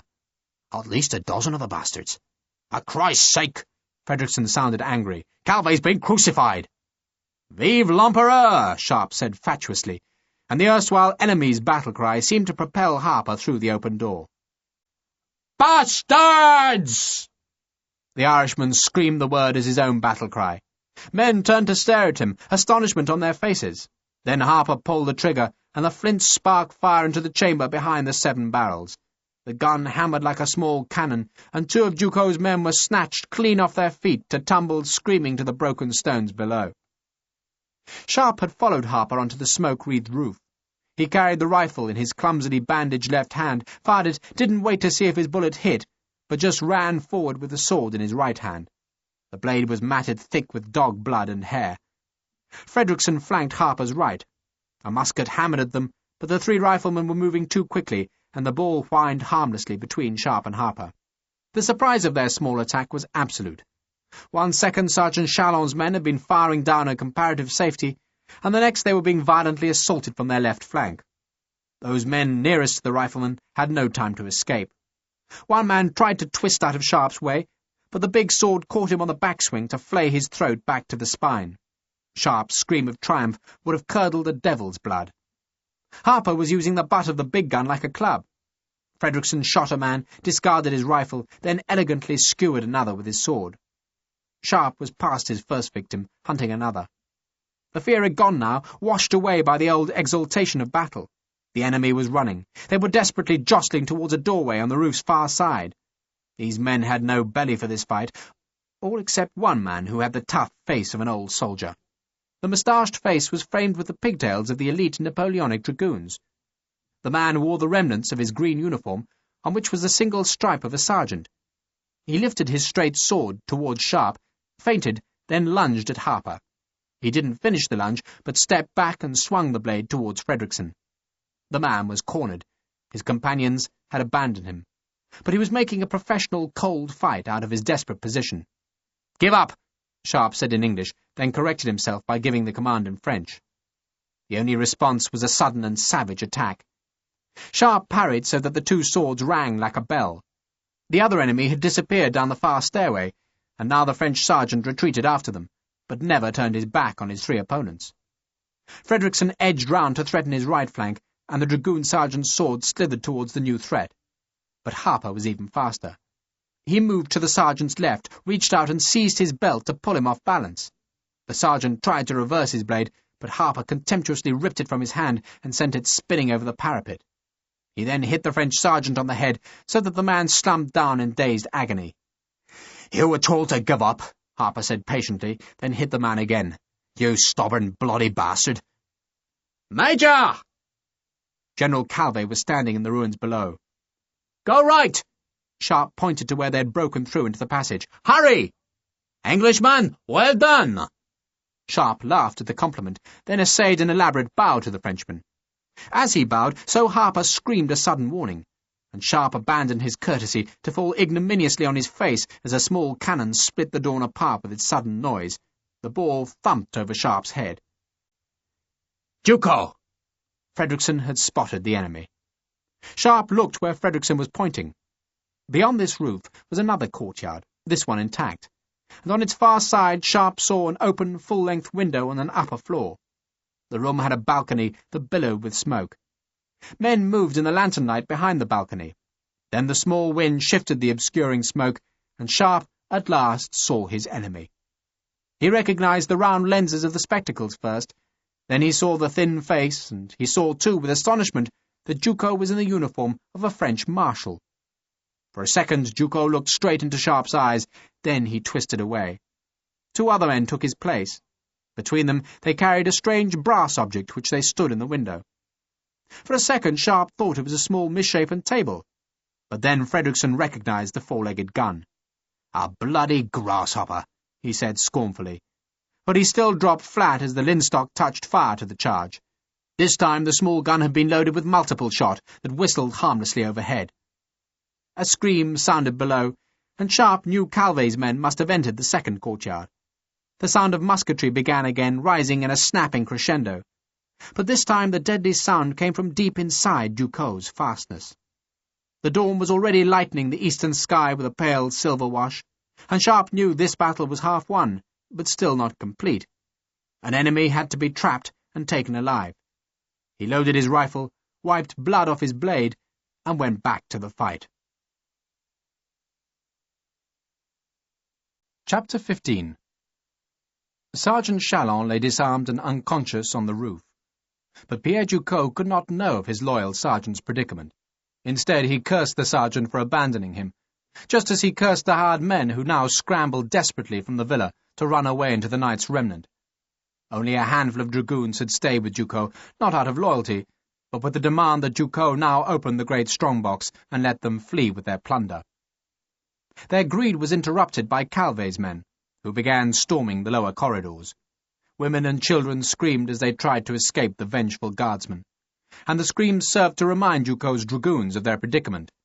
They slammed doors shut to cut the strongbox off from the attackers, then axed loopholes in the doors so they could keep Calvé's men at bay. The grasshopper gun fired once more at the far roof, but the three green uniformed men seemed to have gone, and the gun was brought down into the curtained archway that faced towards the sea. From that position it could slaughter any enemy who tried to outflank the loophole doors by crossing the paved and balustraded terrace. "If we just hold long enough," Ducos urged his 6 remaining men, "I promise we'll get help." Ducos loaded 2 gilt-chased pistols that had been gifts from the Tsar of Russia to the Emperor of France before the two nations fell into enmity. He carried the pistols to the window facing the courtyard and fired them both at the place where he believed he had seen Sharpe. No one could be seen on that far roof now, so Ducos merely shot at phantoms. He was trying to persuade himself that Sharpe's appearance had been just that, a phantom sprung on him by his overheated fears, and made more palpable by the dawn's bad light. Yet he could hear that the men in the corridors outside the locked doors were no phantoms. They were fellow Frenchmen come for a treasure that Ducos would not surrender. Some of the products of that treasure were now used to barricade the archway where the grasshopper gun stood. A celestial globe was heaped on top of a japanned chest of drawers. A green silk-covered chaise longue made a breastwork, while beneath it an ebony table with a surface of inlaid silver and ivory was stacked as a shield for enemy bullets. Cushions, curtains, rugs, and bedclothes were crammed between chairs to make the barricade yet more formidable. Only the heavy green curtain which shielded the deep alcove where the strongbox was hidden was left in its place. 2 men crewed the grasshopper gun in its cushioned embrasure, while the other 4 dragoons took it in turns to fire through the 2 loophole doors. Ducos, his gaudy uniform hanging from him like finery draped on a scarecrow, paced between the 3 positions and spun a fantasy of imminent Neapolitan rescue. The 2 loophole doors were old and tough. A musket bullet could not penetrate the wood. At first the fire from the corridors was frightening in its intensity, but the dragoons soon learned they were safe, and soon discovered they could drive the attackers away by firing from the loopholes. They'd made a fortress within the villa, and the only entrances into the fortress were through the 2 doors or across the terrace that would prove a killing ground for the small brass gun. The dragoons missed Sergeant Chalon's reassuring presence, but they felt safe enough now, and even found a grim enjoyment in their successful defiance. Ducos made himself useful by loading every spare musket, carbine, and pistol, so that any determined attack could be met by an unrelenting fire. "Pity about the women," one dragoon muttered. "They'll come back." His companion fired through one of the splintered loopholes, and his bullet ricocheted down the dark corridor. The attackers had taken cover from the fire, and their answering shots were as ill-aimed as they were infrequent. The man who had fired stepped back and glanced scornfully at Duco. "First time I've met a Marshal of France loading a musket." "We'll drive these bastards off," his companion muttered. "Then we'll kill the little runt and take the money home." It had only been Sergeant Chalon's stubborn loyalty that had prevented such a desirable solution before, but Chalon was now gone. The man fired through the door again, stepped back, then glanced up as an odd sound attracted his attention. He gaped at the high ceiling, then grabbed a loaded musket which he pointed directly overhead and fired. The fortress within a fortress was not quite as safe as it might have seemed. The musket bullet buried itself in a floorboard beneath Harper's feet, but struck with such force that the heavy board seemed to quiver beneath him. Dust jarred up along the timber's formidable length. Harpe wrenched at a crack between the boards with his bayonet. "I need a bloody axe." "We haven't got a bloody axe," Fredrickson said curtly, then jumped back as 3 more gunshots thumped into the floor. "Why don't we just set the bloody place on fire?" Neither Sharpe nor Harper answered. Both had stouter blades than Fredrickson's slim sword, and both were levering at the old thick timbers. They had made their way around the villa's roof to find this dusty attic directly over the enemy's inner sanctuary. Sharpe had knocked tiles from the roof to get into the dusty space where bat droppings lay thick on the floor. "It's moving!" Harper alerted Sharpe, who went to the other side of the heavy floorboard. Sharpe slid his sword under the wood and levered. Both men were crouching back from their work. Bullets were slamming noisily into the underside of the floor, and Sharpe feared that one would strike the tip of his sword and break the steel. He stood upright, put his foot on the hilt, and shoved downwards so that the timber creaked and heaved along its whole length. The far end of the board was still held fast by ancient nails, and the consequent tension threatened to snap the timber back like a spring until Fredrickson jammed his rifle beneath to hold the raised end firm. Duco's men were shouting below. One musket bullet found the gap and smashed a tile not a foot from Fredrickson's head. Harper found his 7-barrel gun, poked it under the raised timber, and fired blindly down. The noise was huge in the confined space, but even so the rifleman could hear a scream from the room below as the 7 bullets ricocheted wildly from its stone walls and floor. Sharpe fired his rifle into the gap, then both men stepped back to reload. Fredrickson crouched to fire Harper's rifle into Duco's lair. "Like shooting rats in a barrel," he said grimly. Then suddenly all the riflemen were deafened, and Fredrickson, the rifle still unfired, fell back. The raised board seemed to have exploded and jumped up at him. The attic was filled with a rending and splintering crash, beneath which sound, and mixed with it, was the vast echoing report of the small grasshopper cannon. The gun had been placed upright, balanced on its hind legs and breech, and then fired upwards. Its round shot had mangled one of the attic's floor timbers, then splintered on up through the tiles. Fredrickson lay motionless. His face was bleeding from a score of splinters, but Sharpe could find no other wounds. The closeness of the cannonball's passage must have literally knocked him out. Sharpe had seen men similarly felled by a buffet of a round-shot's air. Fredrickson would live, but within a few hours his face would be one huge bruise. "He'll live," Sharpe told Harper. Then, vengefully, he picked up the unfired rifle and fired it down through the hole torn by the round shot. Harper was grimly loading his 7-barrel gun, and at the same time counting the seconds it would take for the men below to reload the small cannon. Fredrickson groaned woefully. One of the splinters had lodged in his empty eye socket that was now filling with blood. "Mind yourself, sir," Harper warned. He was guessing that the grasshopper gun was reloaded. The 2 riflemen went very still. If the men below had any wit, they wouldn't fire at the same place, but would blast the shot into an unbroken part of the ceiling. Sharpe felt the fear of utter helplessness, knowing that at any second a cannonball could drive up beneath his feet. "Fire, you bastards," he muttered. The gun fired. The men below had guessed wrong, and the shot smashed through the attic's far end. Dust and noise billowed about the confined space, while broken tiles clattered down the roof and smashed themselves in the courtyard.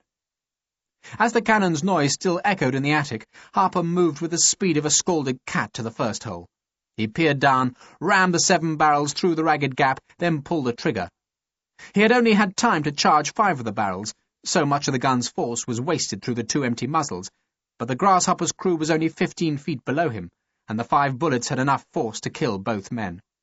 Sharpe fired his own reloaded rifle through the newer hole, then went to help Harper, who was levering at the tension floorboard. Fredrickson moaned, rolled onto his side, then lay still. The floorboard, weakened by the cannonball's strike, snapped, and Sharpe and Harper could at last peer down at their enemy. 2 men lay dead beside the fallen Grasshopper gun, which, because it had been placed on its butt to fire upwards, now had 2 bent back legs. A third wounded man lay in a puddle of blood by the far door. The other dragoons had taken shelter in the corners of the room. One of them raised a carbine, and both Sharpe and Harper ducked back. Sharpe reloaded his rifle. Fredrickson was breathing hoarsely now. There was silence from below. Ducos and the remaining dragoons feared the awesome destructive power of the 7-barrel gun, and none of them dared step into the room's centre to retrieve their small cannon, and so they shrank back into corners and stared in fear at the broken ceiling. They were still staring as Calvet's men came to the loophole doors and thrust their muskets through. "No, no!" one of the dragoons shouted. Sharpe took one of the rifles and worked to the board beside the broken one. It had been loosened by the 2 cannon blows and came up with surprising ease. He saw the dragoons with their hands up, and he saw the muskets protruding from the doors, but he couldn't see Ducos. "General!" he shouted. "Major!" Calvet's voice was muffled. "Wait there, I'll open up." Harper tried to stop Sharpe. "You'll break your bloody leg, sir." But Sharpe wanted Ducos alive. Sharpe wanted to capture the small, cunning enemy who had dogged his footsteps from the Portuguese border to this broken house in Italy. And Sharpe, this close to his old enemy, would not be denied. He lowered himself through the gaping hole, hung for a second by his hands, then dropped. The height from ceiling to floor was 15 feet. Sharpe had shrunk that distance by hanging from the broken boards, but he still dropped the best part of 9 feet. The fall jarred him. He spilled sideways on the stone floor, and a pain shrieked up from his right ankle to his newly mended thigh. He screamed with the pain, rolled to his right, and snarled at the dragoons to stay still. He expected a bullet at any second. Harper was above him, threatening the room with his rifle. None of the dragoons fired.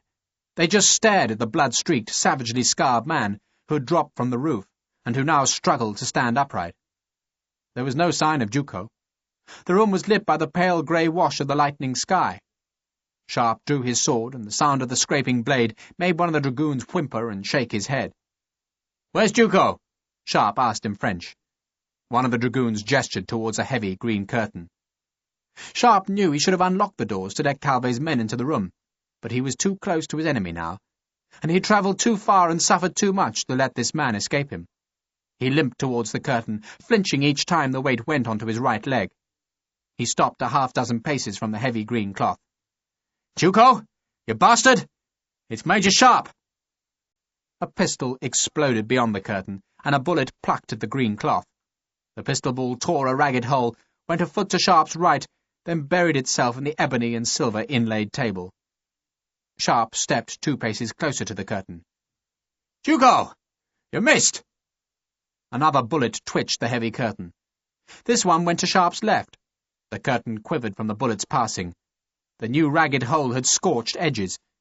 The dragoons stared at the limping madman who was playing this insane game with death. Sharpe stepped so close that he could have reached out a hand and touched the green curtain. "You missed again!" He could hear the Frenchman breathing hoarsely beyond the curtain. Then he heard the click as another weapon was cocked. Sharpe sensed from the sound that Ducos was standing well back from the green material and must be firing in blind panic at its heavy folds. "Ducos! Try again!" he called. The third bullet jerked the cloth. It went to Sharpe's right, but so close that it couldn't have missed by more than a sword blade's thickness. Dust sprang from the curtain's thick weave to drift in the silvery dawn light. Sharpe laughed. "You missed!" "Open the door!" Calvet roared angrily through one of the loopholes. "Ducos!" Sharpe called again, and once again the hidden Frenchman fired one of his stock of pistols. But this time the shot was not greeted by Sharpe's mockery. Instead, the rifleman screamed foully, gasped in awful pain, then moaned like a soul in sobbing torment. Ducos shouted his triumph aloud. He ran to the curtain and snatched the heavy cloth aside, and there, at the moment of his personal victory, he stopped short. He stopped because a sword blade flashed up to dig its point into the skin of his throat. An unwounded Sharpe, with dog blood lining the scars on his powder-stained face, stared into Duco's eyes. The Frenchman held a last unfired pistol, but the huge sword was sharp in his throat, and the eyes that stared into his were like dark ice. "No, no, no." Duco moaned the words. Then his gun dropped onto the floor as his bladder gave way, and a stain spread on the white silk of his French martial breeches.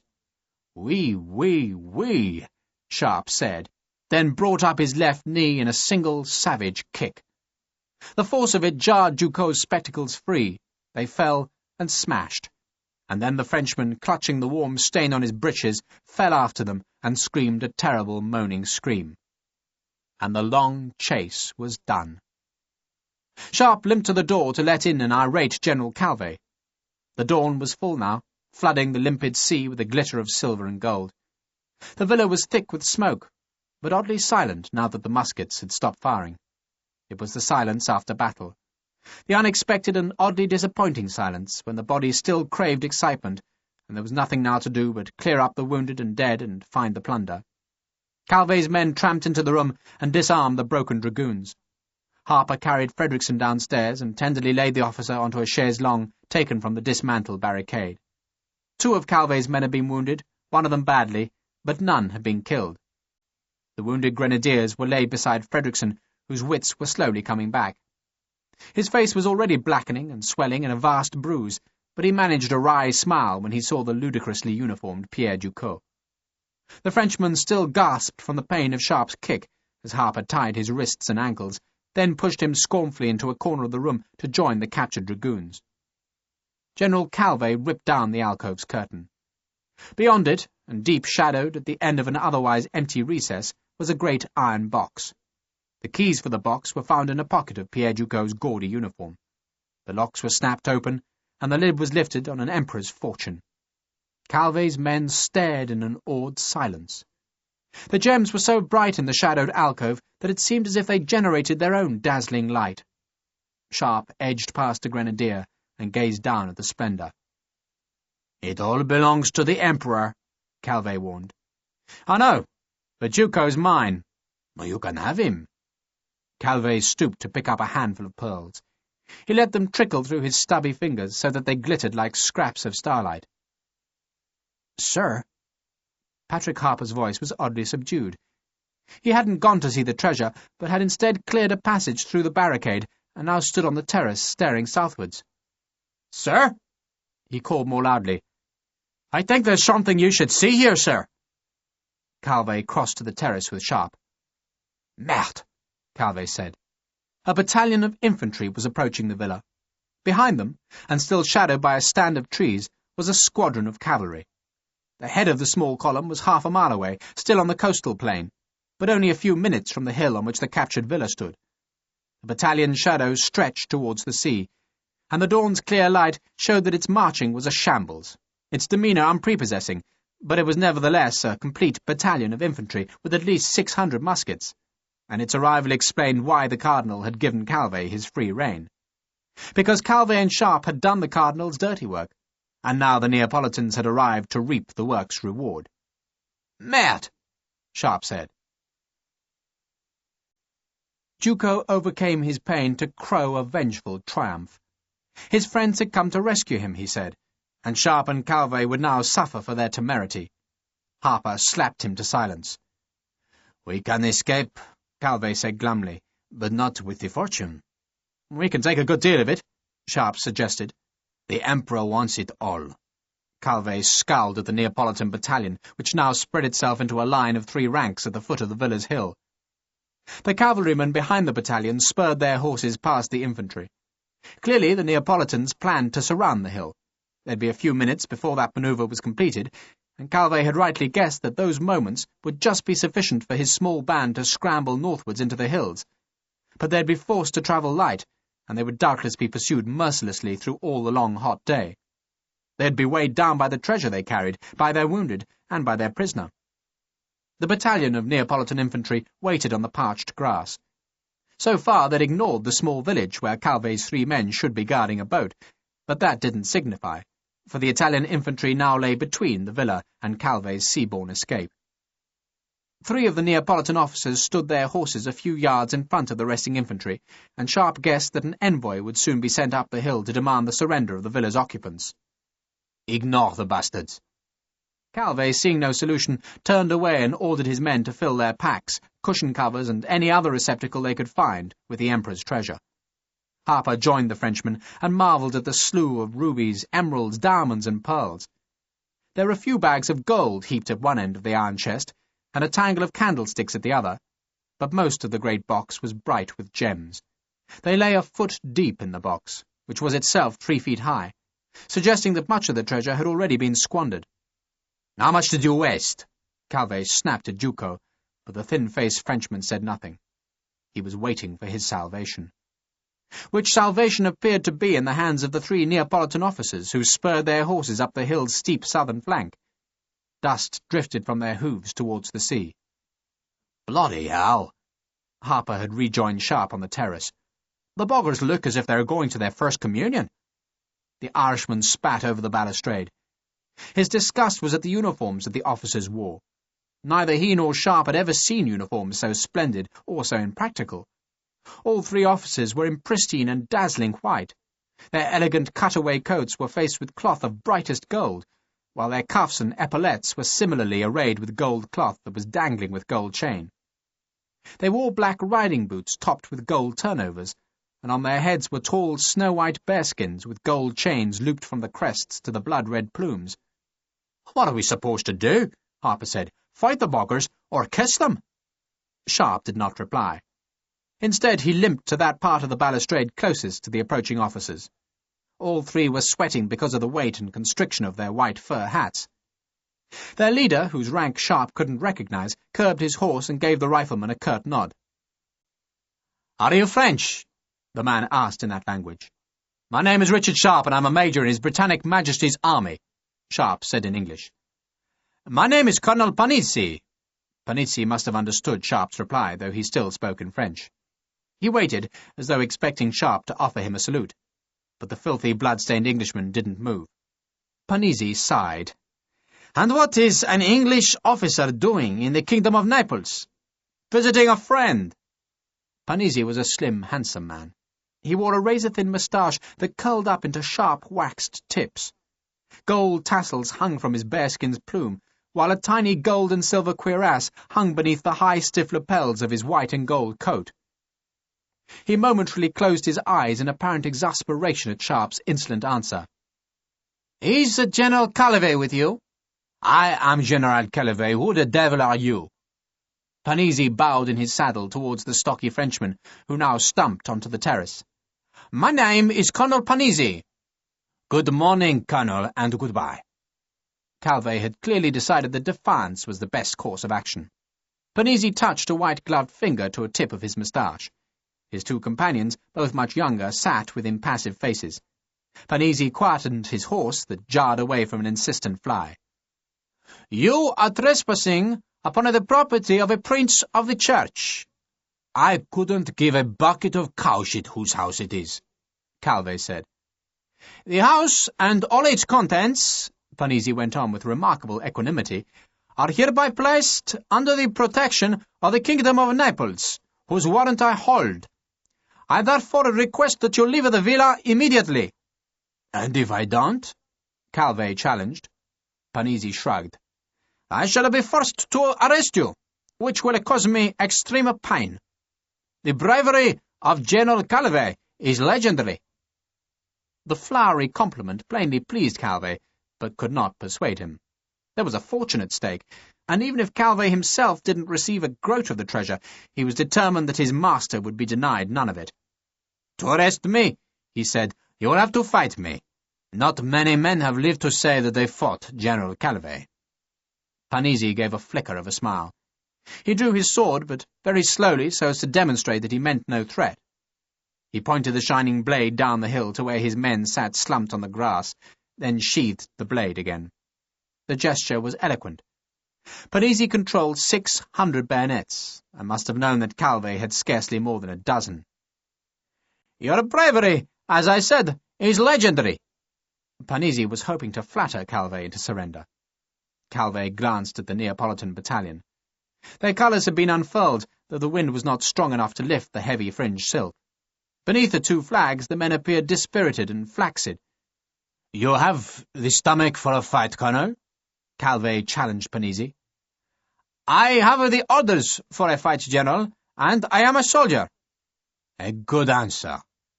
Calvé scowled down the hill. He knew better than anyone how hopeless this fight was. Yet he was a soldier too, and he also had his orders. "And if we surrender to you now?" he asked with evident distaste for the question. Panizzi looked shocked. "My dear General, there is no question of your surrendering. You are invited to be the guests of the Cardinal, the most honoured guests. Consider my regiment to be nothing more than an escort sent to conduct you with due honour into the city." Calvé had the grace to smile at the outrageous description. "And if we choose not to be the Cardinal's guests?" "You are free to leave the kingdom, all of you." "Free?" Calvé probed. Panizzi nodded. "Entirely free, and you may take with you your uniforms and personal weapons." He paused. "But nothing more." The threat was in those last 3 words. Panizzi knew what treasure lay in the villa, and he didn't care what became of Calvé, Sharpe, or their men, so long as the treasure became his. Calvé turned abruptly to stare north. The Neapolitan horsemen had cut off that escape route. He turned back. "You will give us 15 minutes to consider our position, Colonel." 10, Panizzi said, then drew his sword again. He saluted Calvé with the shining blade. "And you will do the honour of breakfasting with my officers, General?" "Only if you have bacon," Calvé said. "I have great liking for fat bacon." Panizzi smiled. "Bacon will be found for you, General. You have 10 minutes to anticipate its taste." The Neapolitan colonel sheathed his sword, nodded a summons to his 2 companions, then galloped back down the hill. "Merde! Merde! Merde!" Calvé said. "Lime!" Calvé snarled at Sharpe. "I had you trapped in a fort, and you escaped with powdered lime, so tell me what foul trick you have this time." Sharpe didn't reply immediately.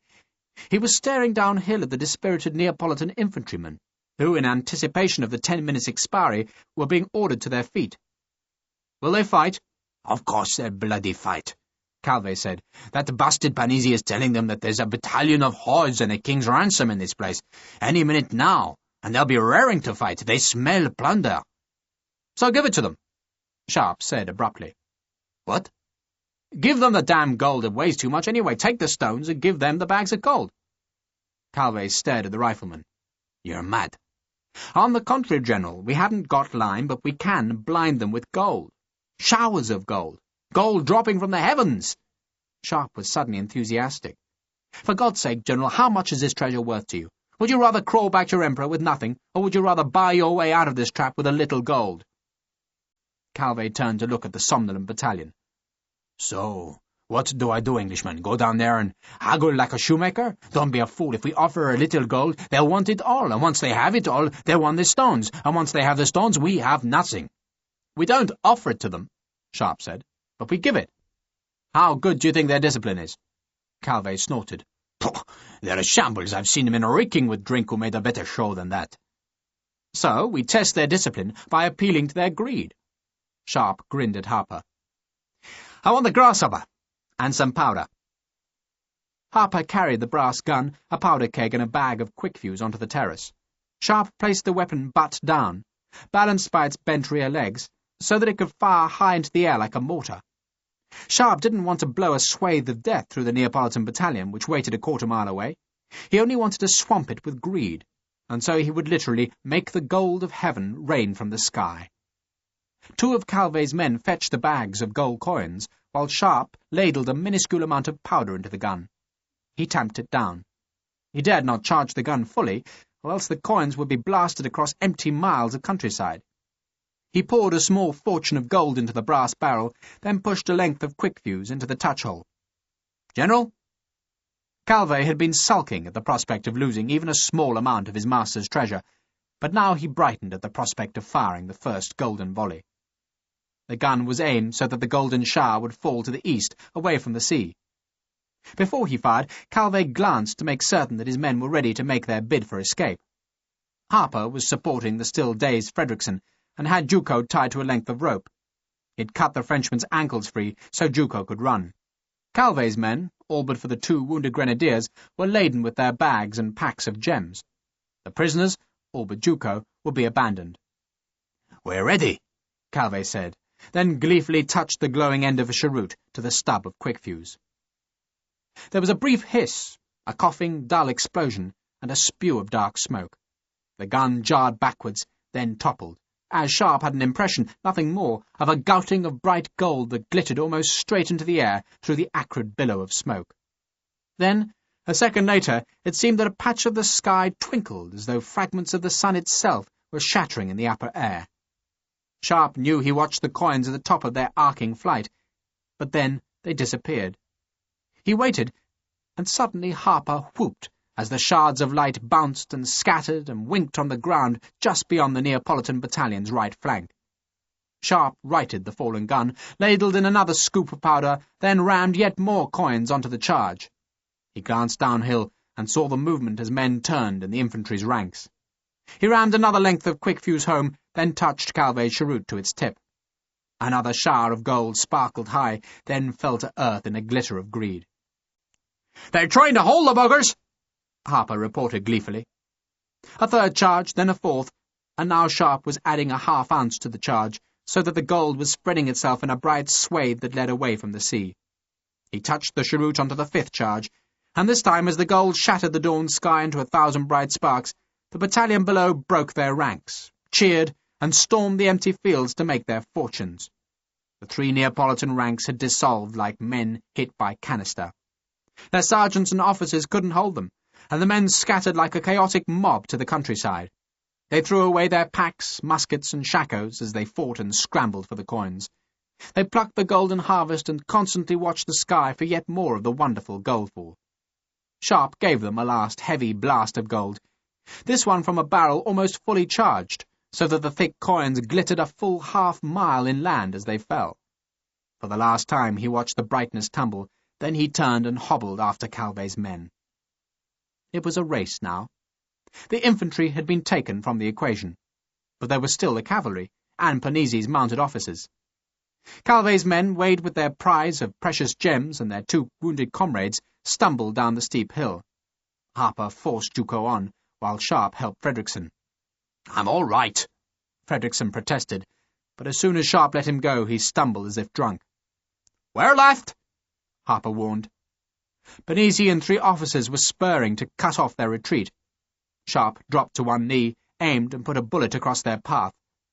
The crack of the Baker rifle sounded very purposeful, and the spurt of dust in front of Panizzi's small group was more than enough to check their ardour. Sharpe ran on.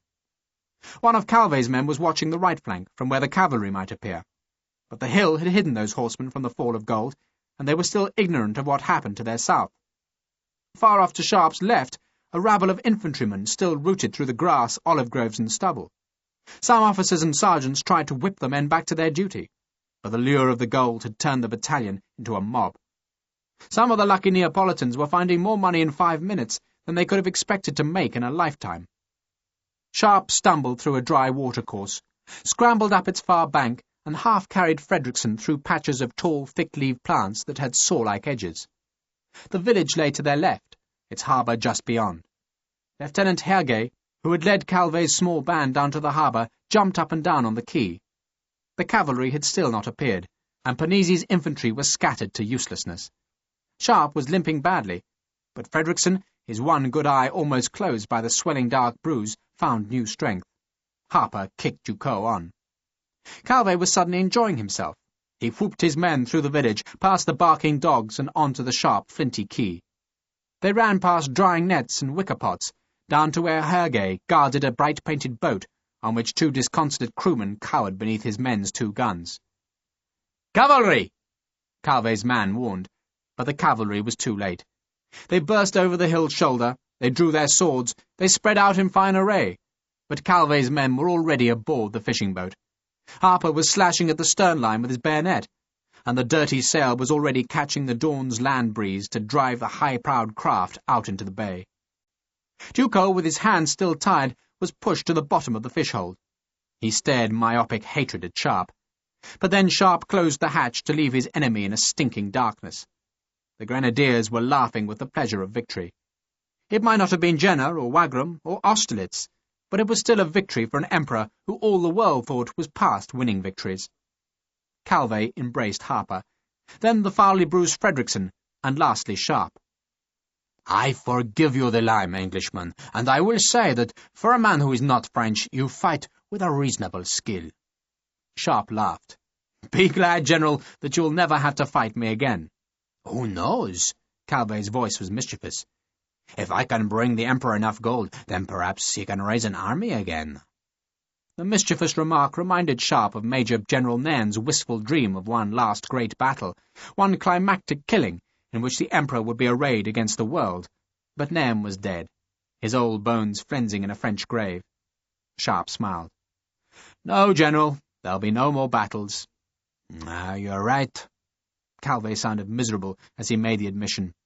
"You and I are finished, my friend. The world's at peace, and we're useless now. We're the hunting dogs, but the rabbits rule the earth now." Calvé turned to watch the Neapolitan cavalry curb their horses on the far quay. "But I tell you, my friend, that within a year you and I will be wishing for battle again." "I won't," Sharpe said fervently. "You wait." Calvé turned away from the land and stared out to sea where two sails showed on the hazy horizon. "So, what will you do now, my friend?" he asked Sharpe. "Take Ducos to Paris and present him to Wellington. After that, he'll be given to the authorities." "Which authorities?" "The ones who will execute him for the murder of Henri Lasson." Calvé offered Sharpe a mocking smile. "That small crime worries you?" "It worries Madame Castineau." Calvé still smiled. "And why should Madame Castineau's concerns be of any interest to you?" Sharpe turned away because one of the Neapolitan cavalrymen had fired a carbine at the fishing boat. The ball splashed uselessly 100 yards astern. None of the boat's occupants even bothered to raise a weapon in reply. Calvé fished in his pouch and brought out a handful of gems. He sorted through them with a grimy finger, then selected one flawless blood-red ruby. "Give that to Madame Castineau. For, even if unwittingly, by writing her letter, she did a great service for France." Sharpe hesitantly took the jewel. "For France, General, or for Elba?" "Napoleon is France, my friend. If you tied him in chains and dropped him to the ocean's deepest pit, he would still be France." Calvé folded Sharpe's hand over the precious jewel. "I will give you nothing more, Englishman. And does that hurt, that you must go empty-handed from a fight where we filled the morning sky with gold?" "I lived," Sharpe said simply. "And you left empty-handed." Calvé smiled. "So, you see, Englishman, the French won after all." "Vive l'Empereur, mon général!" "Vive l'Empereur, mon ami!" An hour later they accosted a Piedmontese merchant ship, which, for a handful of imperial gold, and under the threat of a dozen muskets, agreed to take the soldiers on board. Calvé would go to Elba, and Sharpe, with his prisoner, would seek a royal naval ship. Thereafter they would be unwanted hounds in a kingdom of rabbits. But they had lived, when so many had died, and that at least was something. Thus, in their separate ways, they sailed towards peace. Epilogue. Pierre Ducos died in a fortress ditch, shot by a firing squad from France's royalist army. No one mourned him, not even those soldiers in the firing squad who were still secretly loyal to the exiled emperor. Ducos had betrayed Napoleon just as he had betrayed France, and thus he was shot like a dog and buried like a suicide in an unmarked grave beyond the fortress glacis. In London, an aide-de-camp to the Prince Regent heard of Ducos' death, and, as a result, suffered sleepless nights. The Frenchman's execution was a triumph for a rifleman who had come from ignominy to regain his reputation, and any day now that man would cross the Channel. Lord Rossendale contemplated flight to the remnants of his family's Irish estates, but his pride forced him to stay and show a bravado he did not feel. Each morning he went to a fencing master in Bond Street, and each afternoon he shot with long-barreled dueling pistols at targets in the yard of Clarence House. He claimed he was just honing his military skills, but all society knew he was practising for the ordeal of grass before breakfast. "He's left Paris," Rossendale told Jane one autumn morning. Jane didn't need to be told who he was. "Well, how do you know?" "A courier came from the embassy yesterday. All three of them rode for Calais." Jane shivered. Beyond the window rain swept in grey curtains across the park. "What will happen?" she asked, though she well knew the answer. Rossendale smiled. "Well, it's called grass before breakfast." "No," Jane protested. "He'll call me out, I'll choose the weapons, and we'll fight." Rossendale shrugged. "I imagine I shall lose." "No!" Jane remembered the terrible arguments that had preceded Sharpe's duel with Bampfylde. She had lost those arguments, but now she would lose the man she had come to love. "I'm not a swordsman," Rossendale said ruefully. "I'm a rotten shot with a pistol." "Then don't fight," Jane said fiercely. He smiled. "Well, there's no choice, my love, none. It's called honour." "Then I'll go to him," Jane said defiantly. "I'll plead with him." "Well, where's the honour in that?" Rossendale shook his head. "You can't cheat honour," he added, though he had done little else for months, which only proved that honour could be cheated, but that the price of it would still have to be paid before breakfast one wet, drab morning. Thus Lord Rossendale and Jane could only wait, for honour would not let them run away, while the man for whom they waited came to Calais. Sharpe and Frederickson had been reinstated, then reassured that their honour was still bright and their ranks inviolate. Apologies had been made, and now in Calais they breakfasted in the private room of a harbour tavern. Their plates were heaped with mutton chops, eggs, garlic sausage, and black bread. "You'll go to London first, of course?" Frederickson poured coffee. "Well, will I?" Sharpe asked. "Unfinished business," Frederickson said grimly. "Or shouldn't I mention it?" "You mean Lord Rossendale?" Sharpe sipped the newly poured coffee. "I'm to kill him?" "Stop being obtuse. Of course you're to kill him. I'll be a second, if you'll let me have that honour. Naturally, the duel will have to be secret. We both have our careers to think of now." Frederickson smiled. His face was still darkened by the bruise, though the swelling had long subsided. "I assume you're no longer contemplating a Dorset retirement?" Sharpe leant back in his chair. Through the window he could see the packet-boat loading by the quay. The ship would leave on the tide in 2 hours' time, and, if he chose, it would take him to the foul mess of an unfaithful wife and pistols at dawn. "And Jane?" he asked Frederickson. "What am I to do with Jane?" "Give her a damn good thrashing, of course, then cast her off. If you can't bear to face her, then I'll gladly tell her myself. You can give her a pittance, if you must, but don't be too generous. She can become a governess or a companion." "Or a whore," Sharpe thought sadly, but he didn't say as much. "You're very kind, William." Frederickson shrugged away the compliment, then mopped up his egg yolk with a hunk of bread. "Well, you're surely not still thinking of retiring to Dorset, are you?" "The countryside has a certain appeal." "Oh, for God's sake, Sharpe, you heard the Duke. There's restitution to be made. My God, man, you could have a battalion." "In peacetime?" Frederickson grimaced. "Oh, we don't have much choice, do we? We can hardly order another war for our own convenience." "No." And indeed the Duke of Wellington was going from his Paris embassy to a great congress at Vienna to ensure that there would not be another war. The Duke, Sharpe allowed, had been kindness itself in Paris. Even after his embassy had been invaded by 3 fugitive riflemen bearing the bruised and terrified Pierre Ducos, the French royalist authorities had been perturbed that General Calvet had taken a fortune to Elba, and the Neapolitan embassy had made a stiff protest about uniformed thieves disturbing their kingdom's peace. But the Duke had scornfully ridden down such diplomatic carping. All was forgiven. There was even an implicit promise of promotion for Sharpe and Frederickson, though it was difficult to see how such a promise was to be kept, with no battles to create vacancies. "So, London first." Frederickson planned their joint future with relish. "Then we'll demand a battalion of our own, and you'll be in command, of course, though I shall be senior major, and can assure you I'll be demanding a spate of leave just as soon as we're settled." "Leave?" Sharpe smiled. "So soon?" Frederickson looked very coy. "Well, you know very well why I want to leave. You might be despairing of marriage, but I haven't abandoned all hope. Far from it. I'll establish myself first, of course. Promotion, perhaps, a spot of money, and a new uniform. He smiled as though the accretion of those things would guarantee the success of his courtship. "I know you're not fond of Madame Castino, but in many ways she's ideal for me. A widow, you see, so I don't suppose she'd expect too much from marriage, and once I can persuade her to live in England, I'm sure she'll be very happy. Mind you, I can't say I'm averse to her property. That'll be worth a tidy sum in the future." "No," Sharpe said brutally. Frederickson frowned. "No?" "No," Sharpe said again.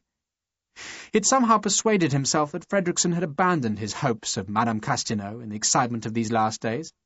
But instead his friend was betraying these hopeless dreams, which would now have to be cruelly shattered. It was time for Sharpe to say the thing that should have been said weeks before. It was time to break a friendship, and Sharpe flinched from the deed, but knew he could not hold back. "I'm not going to England." Sharpe looked up at his friend. "Patrick took my luggage off the boat an hour ago. I'm only here to see you safe on your way, William. But I'm not going with you. I'm staying here." "In Calais? Well, that's a very bleak choice, if you'll forgive me." Frederickson frowned suddenly. "My God, it's your damn pride, isn't it? You fear to go to England because of Jane and that wretched man. You think you'll be mocked because you've been cuckolded." Frederickson scorned the fear with a dismissive flick of his napkin. "My dear Sharpe, kill the man in a duel and no one will dare mock you." "No." Sharpe hated saying it, but it had to be said. "It's nothing to do with Jane, and I'm not staying in Calais. I'm going back to Normandy." Frederickson stared at Sharpe for a long, long time. And for a long, long time he said nothing. But then, and as though it took a great effort, he finally found his voice. "To Lucille?" "To Lucille," Sharpe confirmed. "And she—" Frederickson hesitated. There was real pain on his bruised face, evidence of just how hard his dreams were breaking into misery. "And she will consent to your arrival at the chateau?" "I believe she will." Frederickson briefly closed his one eye. "And may I ask whether you have grounds for this belief?" "Yes." Sharpe spoke very quietly. "I do." "Oh, God." Now it seemed there was nothing but hatred in Frederickson's gaze, or else he felt a pain so deep that it could only show on his face as hatred. Sharpe tried to explain. He heard himself stammering as he told the old story, of how a dislike of the woman had turned into a friendship, and then how the friendship had turned into love. And he remembered, but did not tell Frederickson, how on that black night of sky-breaking thunder he and Lucille had met in the passageway, and not a word had been said, but she had come to his room, and afterwards, as she slept, and as Sharpe had listened to the rain pouring from the gutters, he had thought that never before had he known such peace. "Well, I should have told you weeks ago," he said miserably, but somehow— Frederickson broke Sharpe's words off by abruptly standing and turning away. He walked to the fireplace and stared down at the coal fire, which sputtered damply in the grate. "I don't want to hear any more." "I didn't want to hurt you," Sharpe said lamely.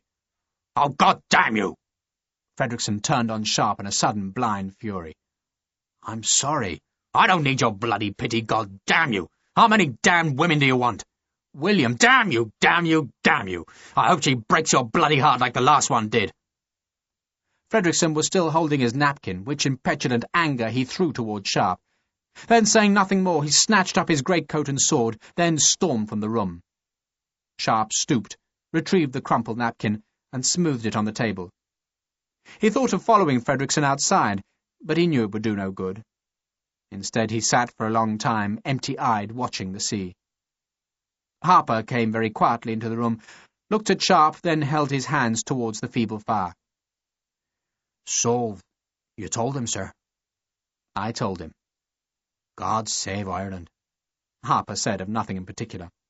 Then he stooped and shoved at the coals with a poker made from an old French bayonet.